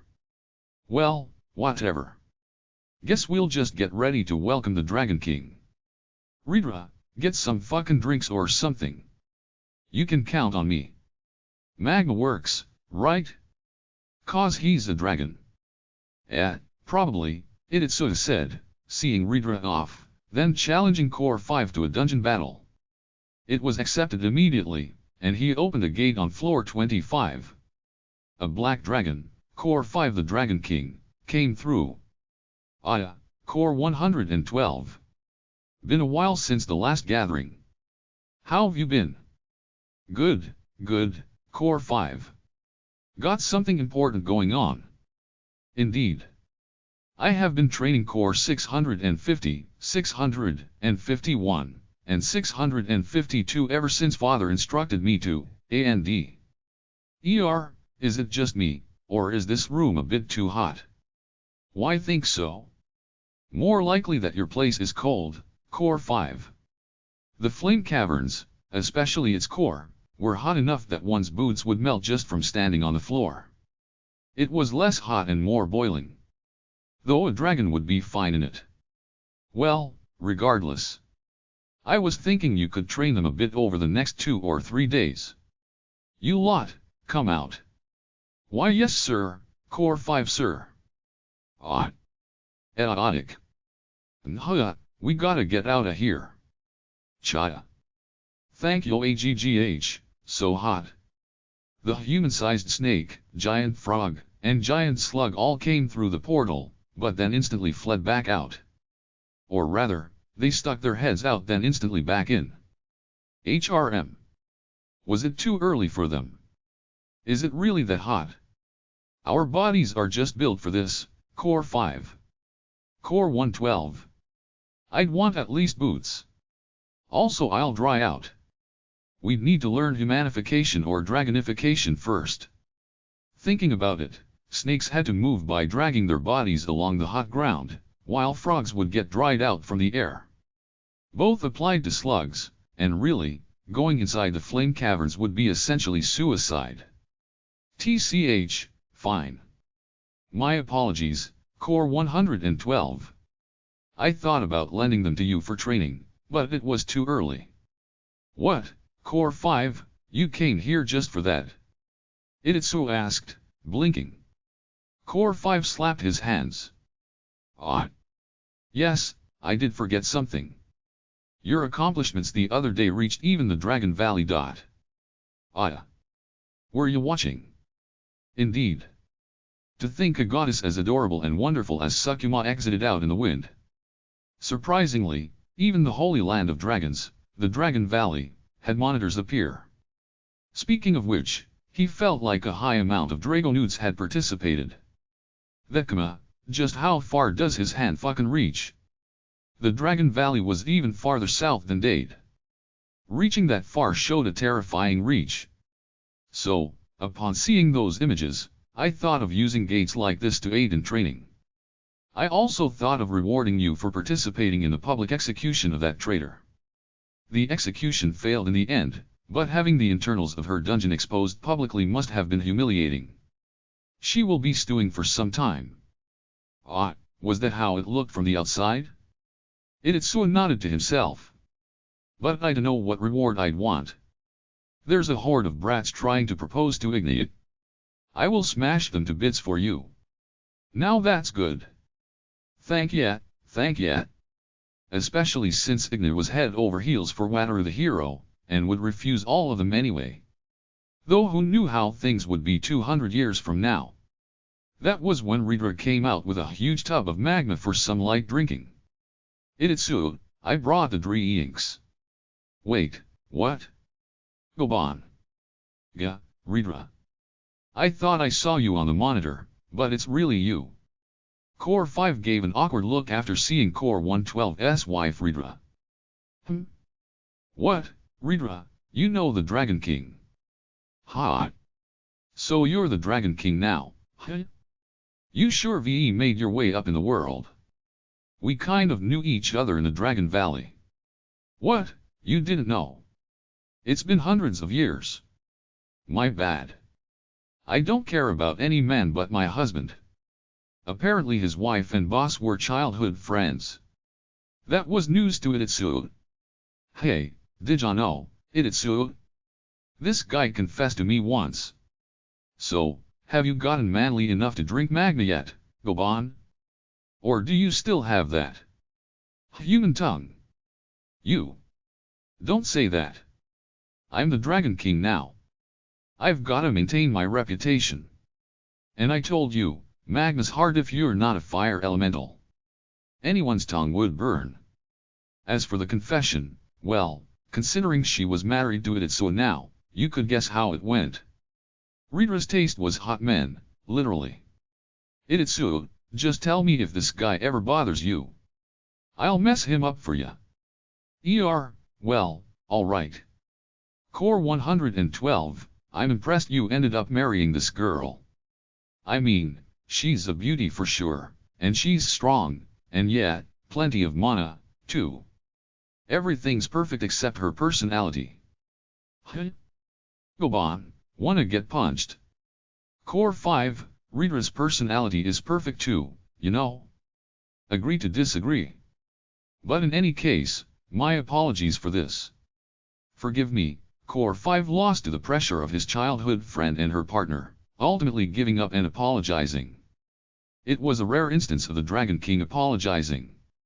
From there, they got hyped up talking about old times. Core 5? What should we be doing? Croak. So hot, I'm drying out. Water. Can we go home now? Meanwhile, on the other side of the gate in Core 5's dungeon, the 600 lot cores were all slumped over with exhaustion. Hashtag Mikon's perspective, I don't know about this one. What should we do, Mikon? Rinyu. Ichigo. Backstage, where only employees were allowed, Ichigo found Mikon and Rinyu worrying about something. They were looking at Suzuki, who had turned into an orichalcum statue. They had put him into a small jail, and he looked entirely like an imprisoned hero, or a local thug. What is this thing? It's kind of gross, even if it is a pretty color. Inside is the real Suzuki the hero, explained Rinyu. Eep. Ichigo jumped back fearfully. What's going on? Is he alive in there? It's our payment from Kama. He said it'll give us DP. Indeed, since Suzuki's ultra healing had been boosted to its limit, and he was in jail, the DP income was rather extreme. His berserk state was being maintained by the ultra healing, and not even the god of chaos could heal him. Nobody really felt the need to heal him, so he ended up being handed to Mikon as a DP source. The problem was, the way it looked. It's useful, but just look at it. I feel like it'll bring bad luck, and it looks so valuable it could get stolen if we put it in the wrong spot anyway. For now we'll leave it here in the staff area, but we need to make some kind of room to hide it, Youta said. She was bad at making hidden rooms and wanted to avoid that, but there didn't seem to be any other way. I have finished my cleaning, Mikon. HRM? What's that you have there? Core 564 asked, popping his head in, too. Oh, Mr. Core 564, Ichigo said. ERM. It's Suzuki the hero, apparently. Oh ho, a hero statue. And made of orichalcum, too, very fancy. Core 564 thrust his hand through the bars and touched the Suzuki statue all over. It's like it's alive. And this jail-shaped case is wonderful as well. It's exactly like the real Suzuki the hero is imprisoned within. Mikon, I would like this for myself. Huh? But Mr. Core 564, this is sure, Core 564. Mikon can have it, right? Rinyu shouted, covering Ichigo's mouth with her hand and granting permission. Oh, sure. Just don't take it outside the dungeon, and place it in a room the normal people won't see. Oh, you have my gratitude, Rinyu, Mikon. At last I have the perfect decoration to adorn my heretofore empty chambers. Tonight I shall celebrate with a cup of carrot tea. Core 564 declared, lifting up the cage and Suzuki with it. Ah ha ha ha, it is as if I can hear shouts of rage. La la la la. That was his aesthetic, it seemed, as one would expect from a demon-type core. In any case, it was settled that Suzuki would adorn the interior of Core 564's room without his knowing its secret. Alright. That saved me from making one room. ERM. Is this really okay? Ichigo asked. Core 564 wanted it, so yeah? We can also trust it'll be safe since he doesn't know what it really is. It was jailed, and he was covered in orichalcum, so the chances of Suzuki breaking out were nil. Even if he did give out actual roars of hate, Core 564 would probably enjoy them as BGM. More importantly, seems like Ichigo's shows are getting a lot more visitors. During the broadcast of the Conquest of the Ivory Labyrinth, Ichigo had filled in space between cuts with broadcasted live shows. Thus, people understood Ichigo as a shrine maiden of Supana, and made lots of noise at every single concert of hers now. The Wotaji at the front row was so busy, people were stuffed in and compacted. About that. I'm thinking it's about time to make a concert hall. A whole building for the shows. Kama's designing it for us, and I want to use Suzuki's DP to make a big one. What? A concert hall? Ichigo exclaimed. Supana had broadcast with a monitor, so they could even start broadcasting Ichigo themselves with monitors if they said Supana was letting them do it. A concert hall, huh? That reminds me, the Imperial Theater sure is sending a lot of offers for Ichigo to go play there, Rinyu commented. A wave of dizziness hit Ichigo. She was just one little monster, but it felt like she had turned into something much bigger. Must be rough for you to do all this alone, Ichigo. I'm thinking about maybe making new ideals too. I could add 4 war rabbits, and have an idol group with you as their leader, Ichigo. Oh, not bad. More people will lessen the burden on everyone. What? Me? L leader. Ichigo's heart pounded at the thought of having so much responsibility. It's like being the leader of an adventurer party. I'm counting on you, Ichigo. Let's aim for 10,000 regular visitors, squeaked Mikon. Pfui. 10,000 is too much. Ichigo sobbed, but once the live show began she would do her job with aplomb. Not to mention, a lot more than just 10,000 people had watched her sing on the broadcast. A lot more. Hashtag Sia's perspective within Archduke Sia's estate, and Maiodori's home, there was a dinner table. Surrounding it was Mayodori, Bonodori, and their family. The table was covered with white bread and soup made with Itsuya's duchy's own world-famous vegetables. The quality of flavor had even increased. Speaking of which, my Kama returned the divine pillow the other day, but putting that aside, how fares your relationship with Kuro Inu? Archduke Bonodori asked. The engagement had been made with Kama intending to get the divine pillow to begin with, and he was curious to know if his acquiring it had changed anything. Mayodori answered with a smile. Why, nothing has changed at all. If things continue as we are, it is inevitable we will be married, she declared. The happy flapping of her wings showed that to be true. Given that their relationship had not changed even after the ivory goddess had given him permission to borrow the divine pillow with or without their agreement, Bonodori could trust that indeed there would be no obstacles to the marriage. Furthermore, as Nikakuro Inoue had asked things like, "Will we be a couple like Master and Rokiko?" it was clear that Kuro Inoue did not think poorly of Mayodori either. Incidentally, Mayodori instantly replied, "Of course we will. Dear. This is Mai's wedding ceremony, but it will be Buddhist style, yes. Perhaps you should look into what we will need now rather than later." Good point, Waltz. Kama is not a fan of tedious work.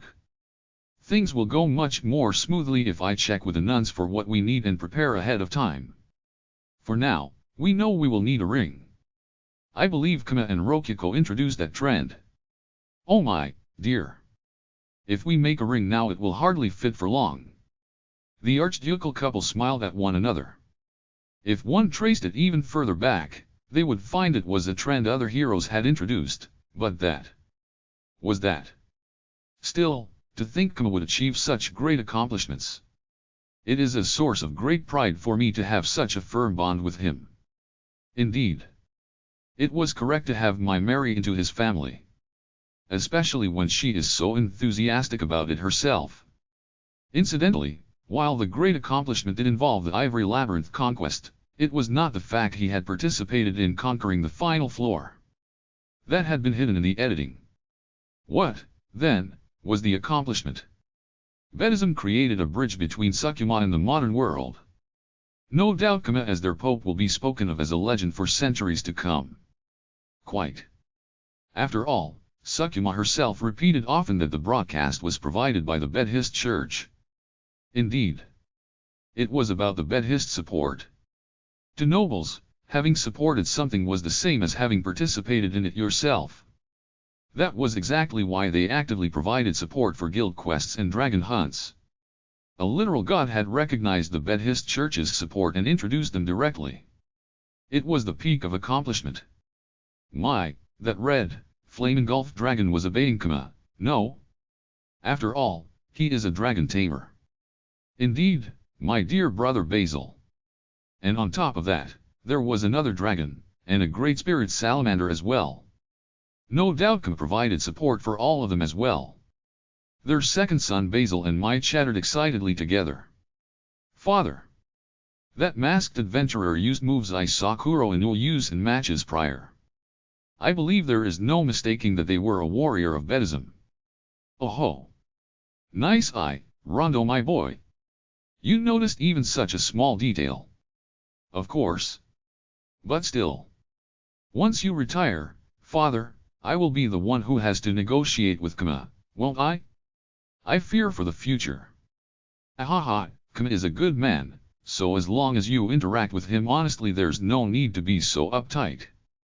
Furthermore, my health has been invigorated ever since I joined the Buddhist Church. I'll be alive and kicking for at least 2 more decades. That is a bit long, but relieving as well. Once I am wed to Lady Kuro, she will surely accommodate us in various ways. And even if that does not happen, we are friends, so it should still. No, we will get married. No matter what. And Soma Iodori's table was busy with conversation about Kama.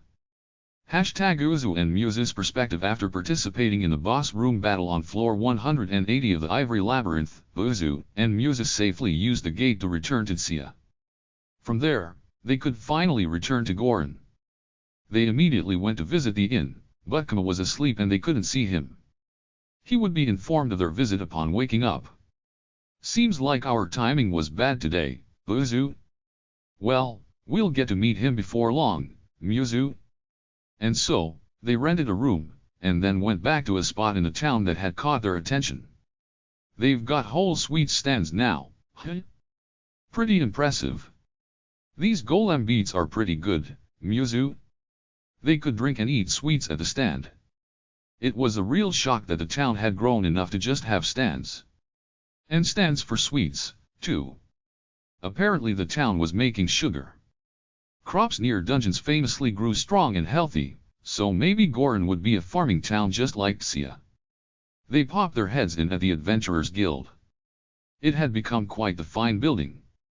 This was a long time ago, but back when they explored the ordinary cave after its paradigm shift, the guild had just been an ordinary tent. Hey, Cilia. It's me, Muzu. Been a ton of years. It's me, Uzu. Oh, Uzu, Muzu. It's been a long time, welcome back to Goron, smiled the receptionist. She was technically in charge of this branch office of the Adventurers Guild, but she often served as a receptionist as well. The population had increased again, and she was thinking of requesting more personnel from the Xia office. After dropping by the guild, Uzu and Muzu went to the church next. The inn's gotten bigger, and there's even a church now, Uzu. It's Her Holiness Sukuma's church, you know. We'll get divine retribution if we don't pray there, Muzu. However, there was a massive throng of people who wanted to offer their gratitude to Sukuma and join the Buddhist church already there, and a bunch of exceedingly beautiful nuns were busily dealing with them. Guess we should come back tomorrow. Yeah. Kama did say the Buddhist church is all about taking it easy. Dropping by a day late should be fine. They gave up on the church. Stopping by the inn and getting a room first had been the right call, they might not have had a room free otherwise. The bar had really turned into something as well. Once inside, familiar faces came to greet them. A dwarf male and a female human duo. Gozu and Rop. Hey, if it ain't Uzu and Muzu. Ya gods, man. How many years has it been? You two are still alive, huh? Oh, Gozu. And OL Miss Rop. It's been a while. Hasn't it been, Uzu? Yeah, Muzu. Never thought we'd get to see these two again. They celebrated their reunion, and sat down together. At the table was one other, Wataru the hero, drinking ale, and eating fried food. Oh. We met in the demon realm before. Your names were Lord Wataru. You remember us. It's been a while, I'm Muzu. I'm so moved. Oh, your work in the Ivory Labyrinth was incredible. I'm Uzu. They had met in the demon realm before. Their reunion was touching. What, ya lot know each other? Let's drink then. I'll treat ya both, so let's hear what's been going on with ya. Are you treating me, too, Gozu? Pay for yourself, Wataru. You paid off your debt, right? Yeah, but I need to earn money for the inn, and to pay for dates with Naruna. Although he had paid off his debt, that had led to his staying in the Grand Suite, which as expected cost money. Though, well, the food and service were both as good as it gets. And so, they drank until night, sharing tales of adventure and celebrating their reunion. It was a great time. Alright. I'll guide you through the dungeon tomorrow, Uzu, Muzu. Thanks for the help, Gozu. Though we were the first to explore the dungeon, you know, Gozu. It's changed a lot since you two were here, so you're gonna feel real dumb soon.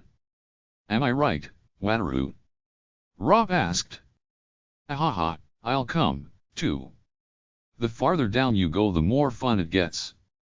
The drinking was so fun they drank too much, so the Uzu siblings ended up having to use potions to cure their hangovers before going to the dungeon. #Drag's perspective. The town of Drag rested behind the other end of a tunnel by Goron. There rested a group of criminals/Sukuma fanatics who demanded to have their forced labor sentences extended. Extend our punishment. We haven't come close to atoning for our crimes. We, the United Criminals, absolutely refuse to allow our sentences to be reduced. Let us dedicate our lives to Mama, Yusuke.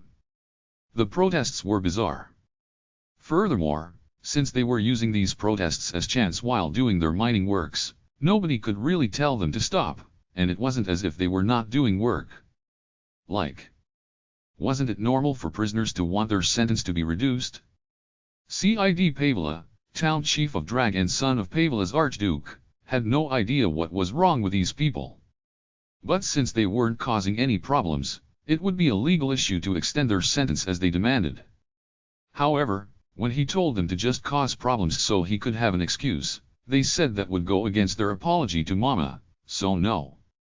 Frankly, it had been much easier to deal with the previous town chief, Count Lodal. Viscount Lodal. What am I even supposed to do here? I have a good idea, Cid, declared Mikaru, an apprentice bedhist nun who had just climbed through his window. Mikaru. This is the second floor, it's dangerous. Could you stop coming through the window? I'll be fine if you just come through the front door. It's fine, 'cause I'm a good nun. But anyway. Putting that aside, we can have them work at the church. They can be our servants. I can promote them to nuns or priests if they do good enough. Or something. The Bedhist church was presently extremely busy due to the influx of new believers inspired by Supana and such. The same was true for the Bedhist church in Drag. Goran was having it especially rough, as it was being considered a kind of holy ground. We need manpower. Please. It is true that having them serve Her Holiness Supana would follow their will. Perhaps they will accept their punishments being shortened. I'll try it out, thank you, Mikaru. Oh no, not at all. The Bedhist church just simply can't allow anyone to be so worried about something they can't sleep. Mikaru declared, grinning, and giving a thumbs up. To Cid, she seemed like an angel savior. Now adieu. Oyasumine say. Again, going through the window to leave is dangerous, too. And she's gone. Mikaru had left so briskly it was as if she could fly. Alright, guess I'll try it out tomorrow. This time, he was flooded with requests to the tune of, okay, we'll accept our punishment being reduced, please let us go work in the Bedhist church. That helped with their staff shortage. Cave of Greed's administration's perspective Gaia. I wanted to fight for Master with my life on the line, too. I wailed, slamming her mug against the table, causing no damage whatsoever to either in the process. During the fight I had been busy hosting guests as the High Priestess of Bedism, and managing supply lines. Thus, she had not been able to fight herself. Incidentally, the mug had tomato juice in it, not beer. She had more work at the Bedhist church later. Are you still saying that, Rei? I am satisfied. It is a maid's wish to support her master. Kainu had been running around working as well, but that was a dream come true to her. She had led the Silkies squadron and directed the succubus nuns for 3 days, pulling off stunning administrative work.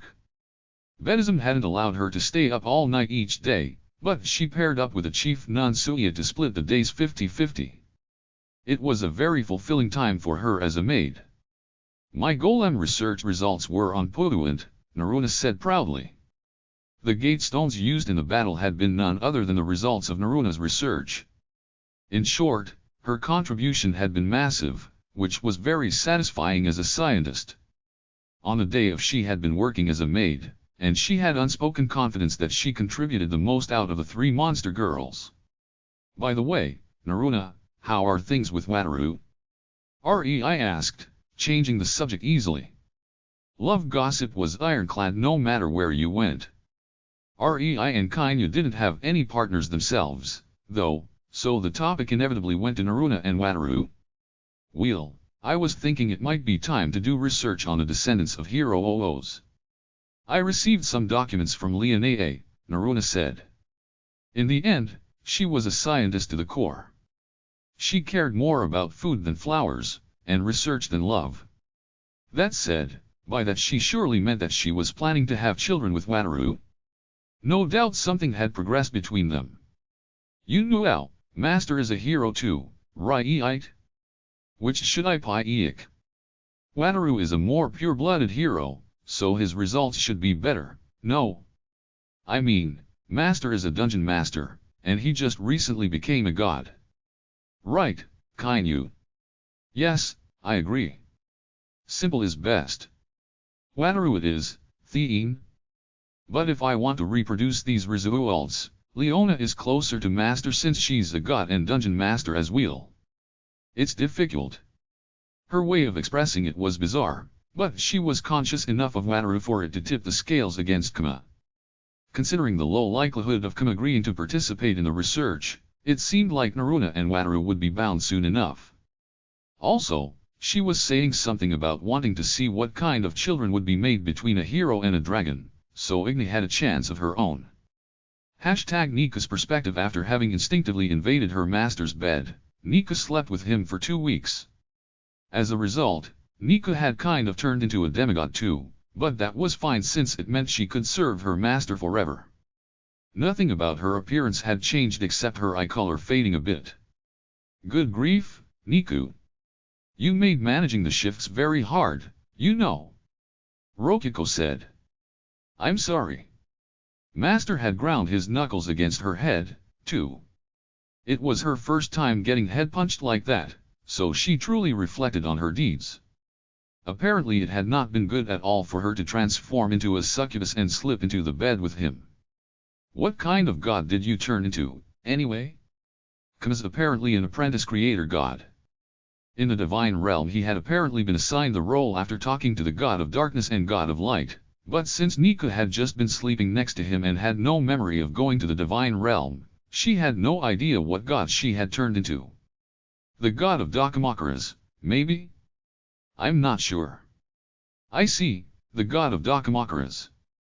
That's very like you, so that must be it, Rokiko said, nodding in agreement. As the god of Dakimakuras, I must be better than a divine pillow, then. Rokiko did not expect her to feel competitive with a pillow. Well, I'm curious about the god of Dakimakuras. Do you mind if I use you for a bit? Go ahead. Please do use me with Master. Right, I should use you with Kama. You in the middle, us on either side. Oh. That would be perfect, Nika said, her tail wagging rapidly. Hold it, Niku. I want in there, too. Soto exclaimed, jumping out of Nika's storage out of nowhere. Would you be on top of me, then? That is beyond perfect, and into a world of pure ideals. That would surely be too tight for you, Niku. Could you even breathe? I'll be fine. I'm the god of Dakimakuras. My body must have become perfectly adjusted for being a Dakimakura recently, and I am fine even when staying beneath the covers.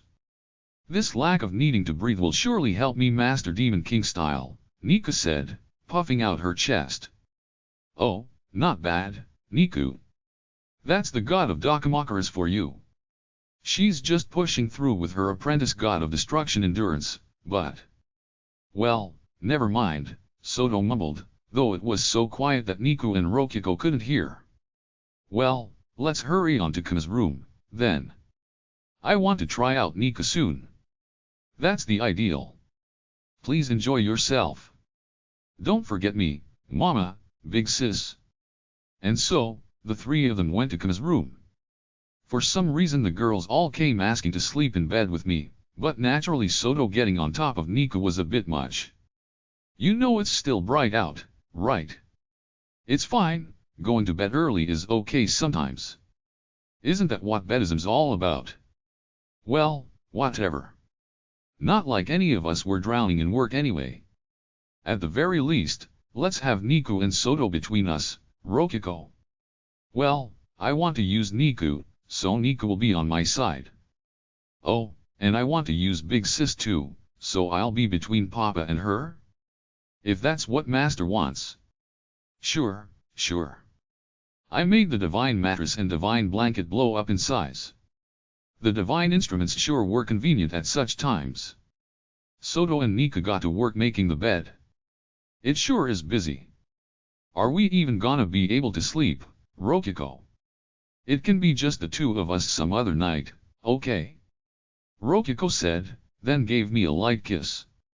Stealthily, so Niku and Soto couldn't see. Was I the only one who felt that was very much like something a couple with kids would do? Papa, Mama, the bed's ready. Well, you heard her. Let's go, Kama. Rokiko took my hand and pulled me into the bed.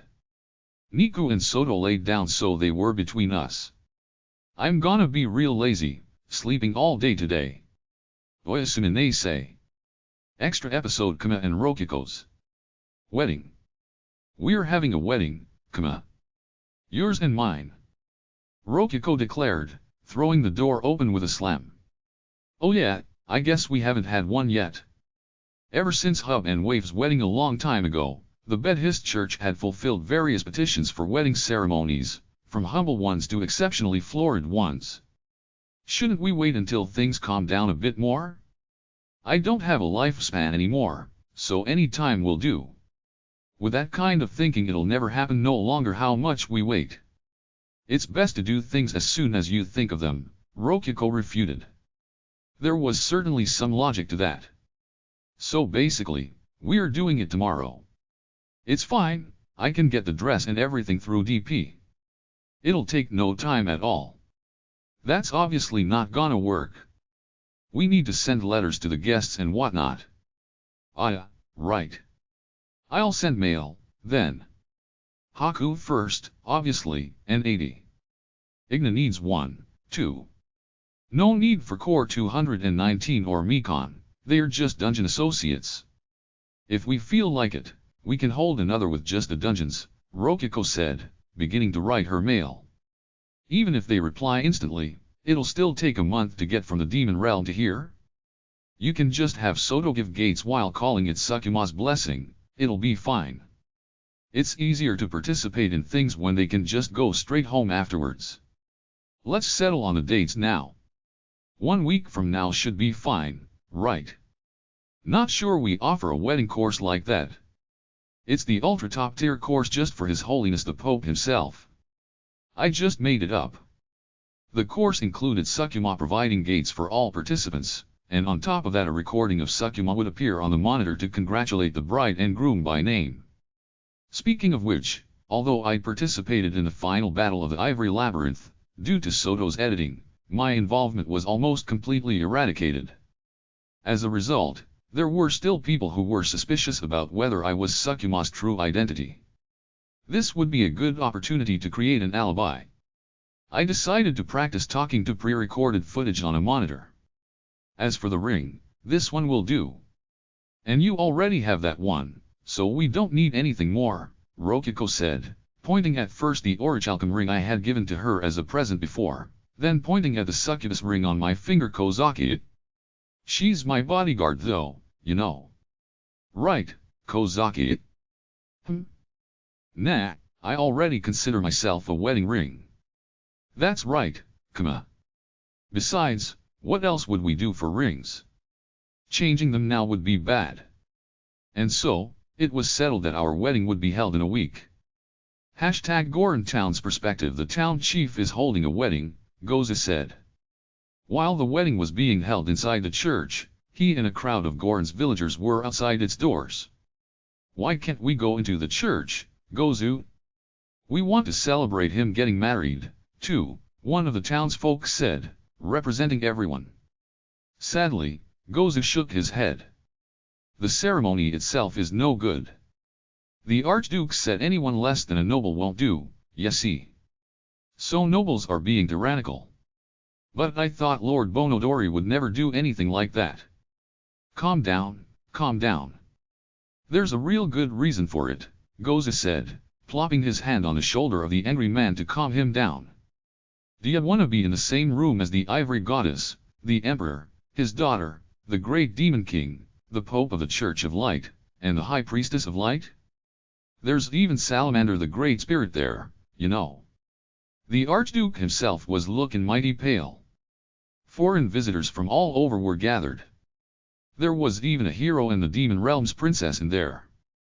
On top of that, Sia's Archduke and the town chief of the neighboring village. Just how much stress damage would it inflict on the stomach? One didn't even want to imagine it. Thanks, Archduke. I would have died in there. The Pope sure knows a lot of crazy people.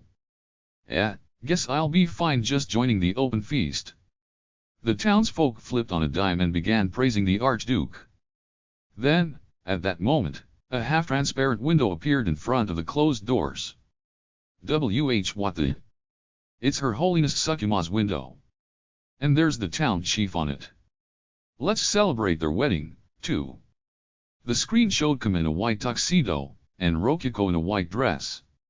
We met up in front of the Virgin Road, or rather the Stack Road, and then gathered in front of Rei, the High Priestess of Buddhism. Incidentally, the one to escort Rokiko the bride as her guardian was Haku.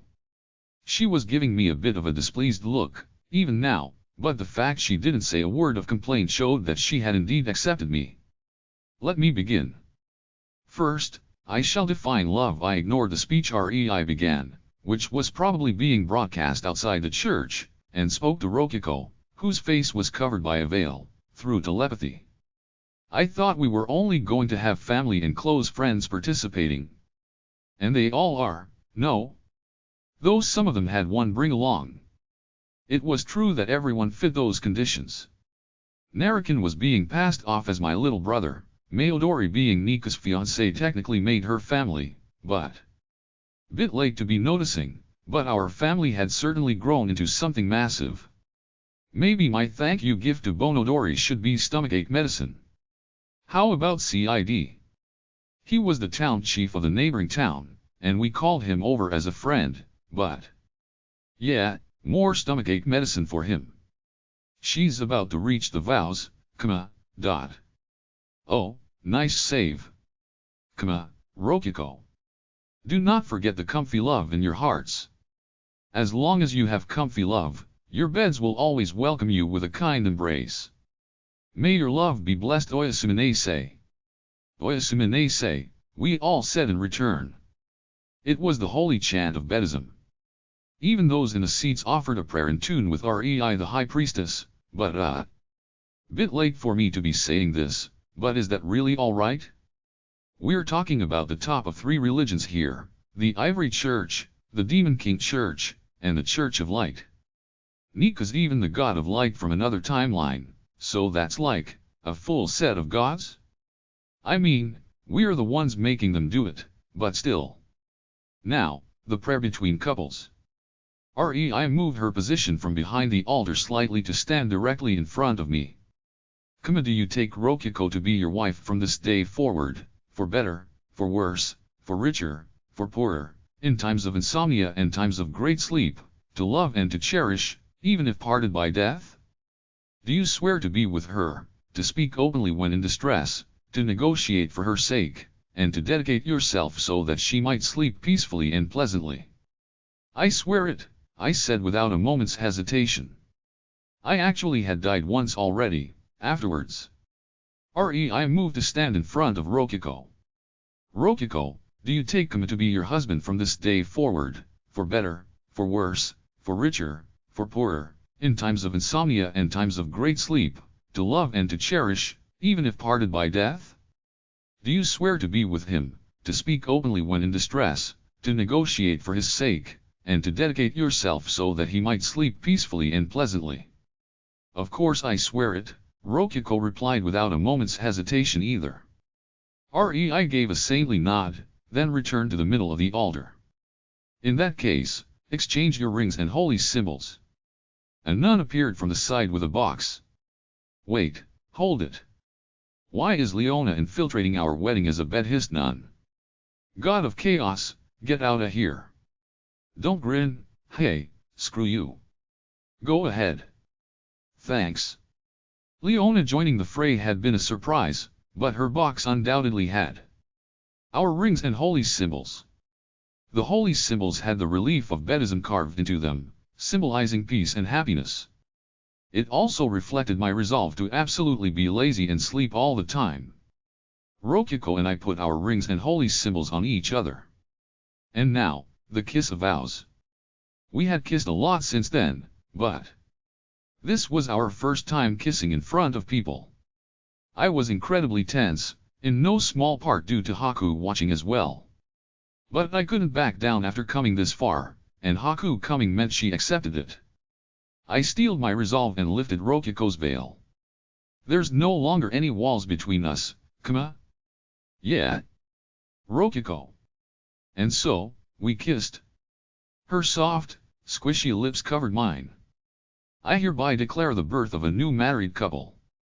Oyasumine say. Everyone, words of celebration. I declared triumphantly. Congratulations, my sweet little Rokuko. NNGH. Congratulations, Oyasumine say. Rokuko. I say, you are so beautiful. Haku blessed us despite looking vexed to no end. Then there was the Emperor and Mimifi. Not a bad face you have on there, boy. Congratulations, Rokuko. It is good to see you happy. The great Demon King and 80. Well, they were probably praising us. Congratulations, big brother. Oyasumine say. Oyasumine say, congratulations. Ahaha, another wondrous couple. Congratulations. Why is Lady Leona here? Congratulations. Oyasumine say. There was Pope Narakan and Rokufa, plus Alka the High Priestess and Toy. I had no answers for why Leona was here. Kuma, congratulations. Ya fucking did it, Kuma. Rokuko, congratulations. Just ask us if you ever need anything. Be sure to throw the bouquet my way. Congrats. Wataru, plus the Itsuki couple in human form. Also Ignite. Master, Rokuko, congratulations. Oyasumine say, Rokuko, Kuma. I'll find the same happiness with Lady Kuro. Congratulations you too. NGH, my stomach. Oyasumine say. Oyasumine say, congratulations. NGH, mine, too, Niku, Mayodori, plus Bonodori and CID. Yeah, their gift would be stomach medicine. Congratulations, you too. I suppose I should expect nothing less from the ceremony of an apprentice creator god, commented Leona the god of chaos. Yeah, not surprised she knew. Congratulations, Kuma, Rokuko. Oyasumine say. Papa, Mama, congratulations. And finally, Sukumon on the monitor, and Soto. Everyone blessed us all at once, and from there Rokuko and I were recognized as a married couple. I lowered Rokuko's veil back down. Oh, you're putting it back down? Yeah. It symbolizes my intent to protect you. Iggy I see. Rokuko grinned so widely I could see it through the veil. All right. Let's go, Rokuko. Eep. I picked up Rokuko with a bridal carry. And yes, I was using golem assistance. Hopefully no other couples try to copy you and get hurt. Wedding dresses are super heavy, you know. Sure, but this way's cooler, right? True. Rokuko hugged me tight. Blessed be the start of this new journey in life. Everyone, the couple will be departing. Applaud. Once I brought Rokuko outside the church, the townsfolk gathered outside gave their words of praise as well.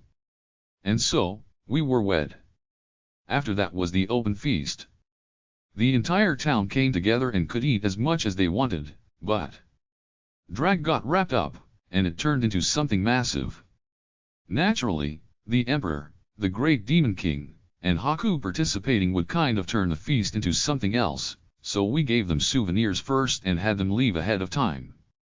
The Imperial Daughter, who really felt like a body double, and the Demon Realm Princess stayed. And well, Naruna took care of Wataru, while the Holy Kingdom group was catered to by Ichika. As for ourselves, We went through what was basically a performance for weddings at this point, doing the first tasting of the wedding cake, changing the dress at the reception, tossing the bouquet, and so on before ultimately, just like all the other grooms, I found the right time to take Rokiko back home to the inn's grand suite. The townsfolk really hurried me on, but well, they had nothing to do with this. "Well, I'm beat." "That was exhausting," I said, slumping into bed. The mattress was so soft. I could fall asleep just like that. Things just didn't wind down.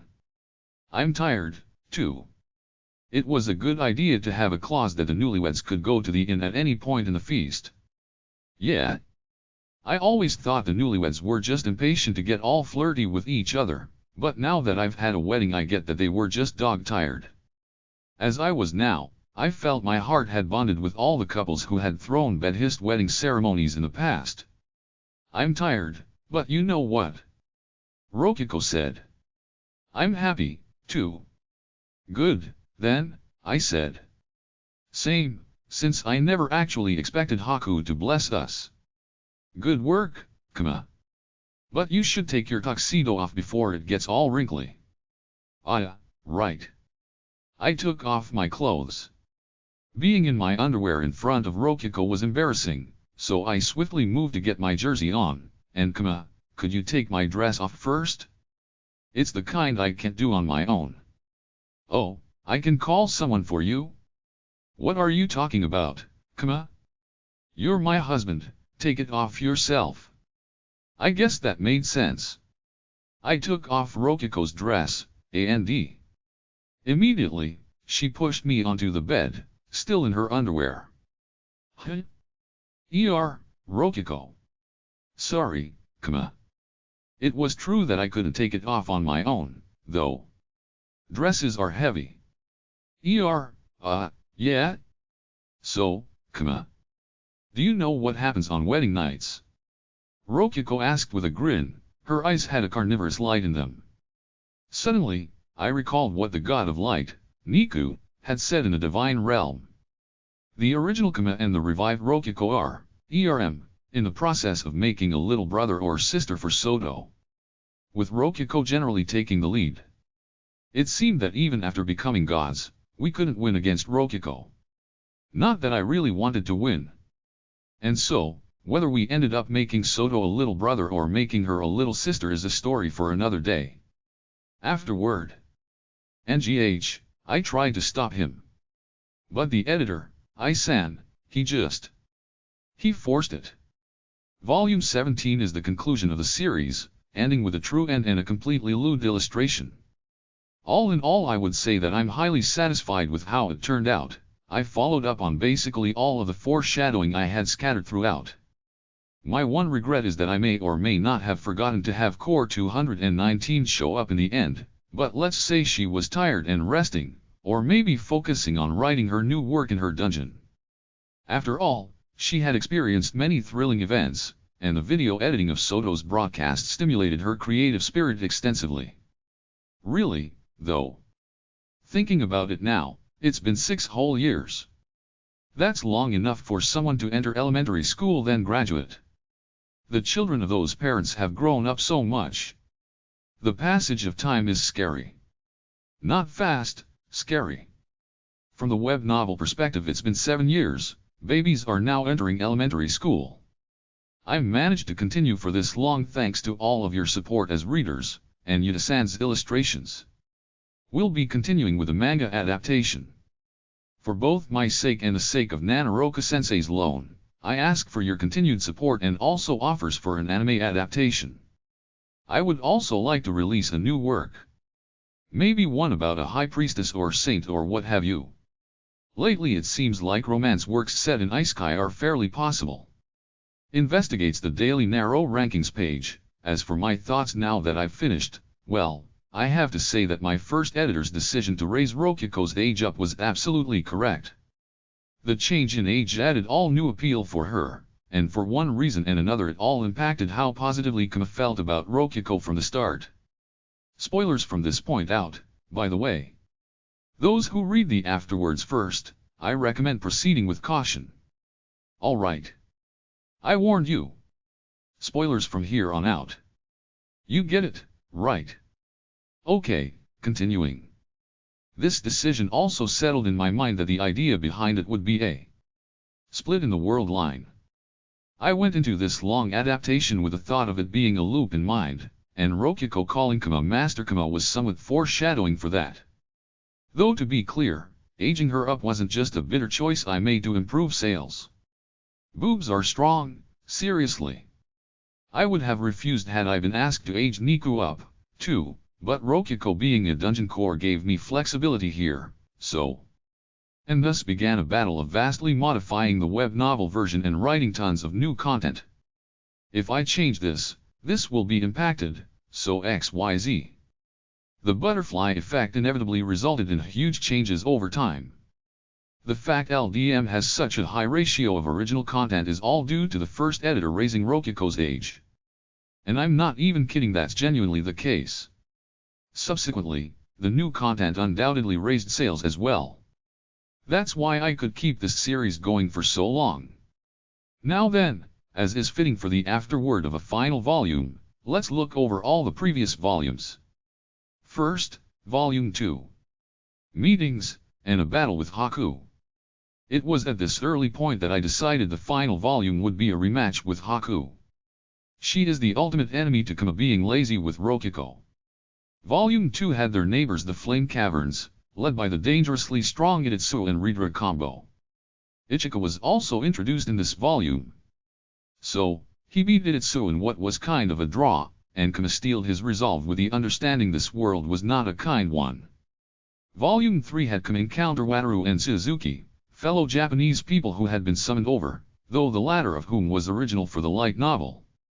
There's Gozu and Rop, too. Their names form a Japanese expression with Wataru's, Gozuropu and Ishime Wataru, to feel something profoundly with one's entire body. Team Bakos, aka Team Bakas, aka the Dumb Trio. Suzuki was absent in the web novel, and that was likely due to Haku executing him for disrespect on their first meeting. In the light novel, she instead used him as teaching material for Kama. Suzuki had said, she was some cheap shit. Didn't even cost 10 golds, and indeed, that was foreshadowing the fact that Suzuki hadn't negotiated the price down, and had paid such a small sum. I paid close attention to the phrasing here. And then he was buried alive in walls, with me planning to use him later as well. His very existence is foreshadowing. That's Suzuki for you. The 3 monster girls were also introduced. After all that happened, Kama became the town chief in Volume 4. Things finally calmed down for him, and they could rest easy. Or rather, if that were the case the story would end, so naturally problems came. Indeed, the mysterious slime Rin, and the dungeon-smashing high priestess Alka arrived. Alka's treaty is a contract with the god of darkness and god of light. It was introduced by a certain someone who wanted balance such that the dungeon side didn't have too much of an advantage. That someone was probably their boss. In the 5th volume, several dungeons came together for a dungeon battle. A bunch of dungeon cores appeared at once, and the whole world broadened. Kama stopped counting the dates, and decided finally to live and die in this world. In Volume 6, various things caused by the butterfly effect led to the order of events changing from the web novel, which resulted in the Buddhist church being founded and Leona arriving. Furthermore, Leona's positioning here impacted other things, and to fund her journey she sold insane potions and philosopher's stones in Sia. That was a short story I wrote. Anyway, Volume 7 finally led to the character being introduced. Tsukuma. You already know what happens when Tsukuma is used to her fullest extent. Will. Volume 8 showed a glimpse of Ichika's past, and showed the seemingly mortal enemy of dungeons, dungeon eaters. The Holy Kingdom was behind them. Incidentally, Isamu and Mimiko were Ichika's family that were being held hostage in her contract. They didn't really show up in this volume, but perhaps they will be returning to Goron like Uzu and Muzu one day. Volume 9 was Igna's first appearance. She's a cute dragon girl with sharp teeth. Kama ended up becoming a dragon tamer through this and that. Igna casually being summoned by the gacha showed that it was a system that could summon actual specific people, Volume 10 introduced Mimifi, the imperial princess, who for some unknown reason is very popular with a specific set of people. The trip to the imperial capital showed just how popular Wataru really was. The kidnappers were sent from the Holy Kingdom, as expected. I like the illustration of a giantess stomping on Kama, which seems likely to lead to some people developing a new fetish. Volume 11 was all about ideals. Onikage was used for warfare. Big thanks to my friend, who wrote the song lyrics. This showed that Haku and the Great Demon King were actually on good terms, and that they had a mutual enemy, which was foreshadowing leading to this volume. Volume 12 has the fake Goron town, drag. I like the part in the duel where Nika slammed her opponent back and forth. This volume also introduces artificial dungeons, the plot of the Holy Kingdom. The ruined golems indicated there might have been something undead about it. Incidentally, the artificial core was made from the pieces of Core 66's dungeon core. Volume 13 was a student trip into the demon realm. Core 50 can read minds as a powerful warrior, but Kama won through the power of friendship. This volume also served as an introduction to the demon realm's unusual culture. You can't talk about human farms without having enormous pornogen potential. Feel free to draw them. Anyway, Volume 14 has 80 coming to the Empire instead, and introduces the power artificial dungeons have to brainwash dungeon cores. Though 80 was mostly into it herself since she wanted to fight Rokiko. Volume 15 was Soto's birth. Soon to be Soto, temporarily the goddess of space-time, she is a powerful manipulator of random number generators. Subsequently, Leona was doing a time loop experiment in Dade. Yep, this was hinting that the world itself was looping. After settling things with Leona, Volume 16 went right to the Holy Kingdom, where the mastermind behind everything was. They used possession effectively, and Alka the High Priestess returned. The God of Light himself showed up in a showdown with Core 10. Incidentally, the city with the Church of Light's base is called Mastermind because the God of Light suggested to the first High Priestess that it be called such. For some reason the God of Light does not seem to like the Church of Light very much. And finally, we arrive at this very book, Volume 17. I used what I had built up one by one, finally having Kama face his true enemy Haku, and with that he arrived at the ending. He can finally be lazy and sleep. It's in the title. Oh, and by the way, Dungeon Cores 1 through 3 rule over gold coins, silver coins, and bronze coins respectively, and are based on full armored golem type dungeon cores made for practice with Soto, temporarily the goddess of space-time. They are actually the merchant gods, and markets, and places where people use wallet are considered their dungeon territory, leading to their growth expanding with economic activity. Furthermore, the ivory coins Haku made are officially recognized by Father, and so can be exchanged through wallets with Haku receiving a cut. But they are used only in very limited areas, so she does not earn much from them. Now then. It truly pains me to say this, but I'm all out of pages. Thank you for reading this final afterword, and thank you so much, seriously, for reading all the way until the end of this series. However, the manga adaptation will continue, so we will meet again in those afterwards. See you then. Supana Onikage.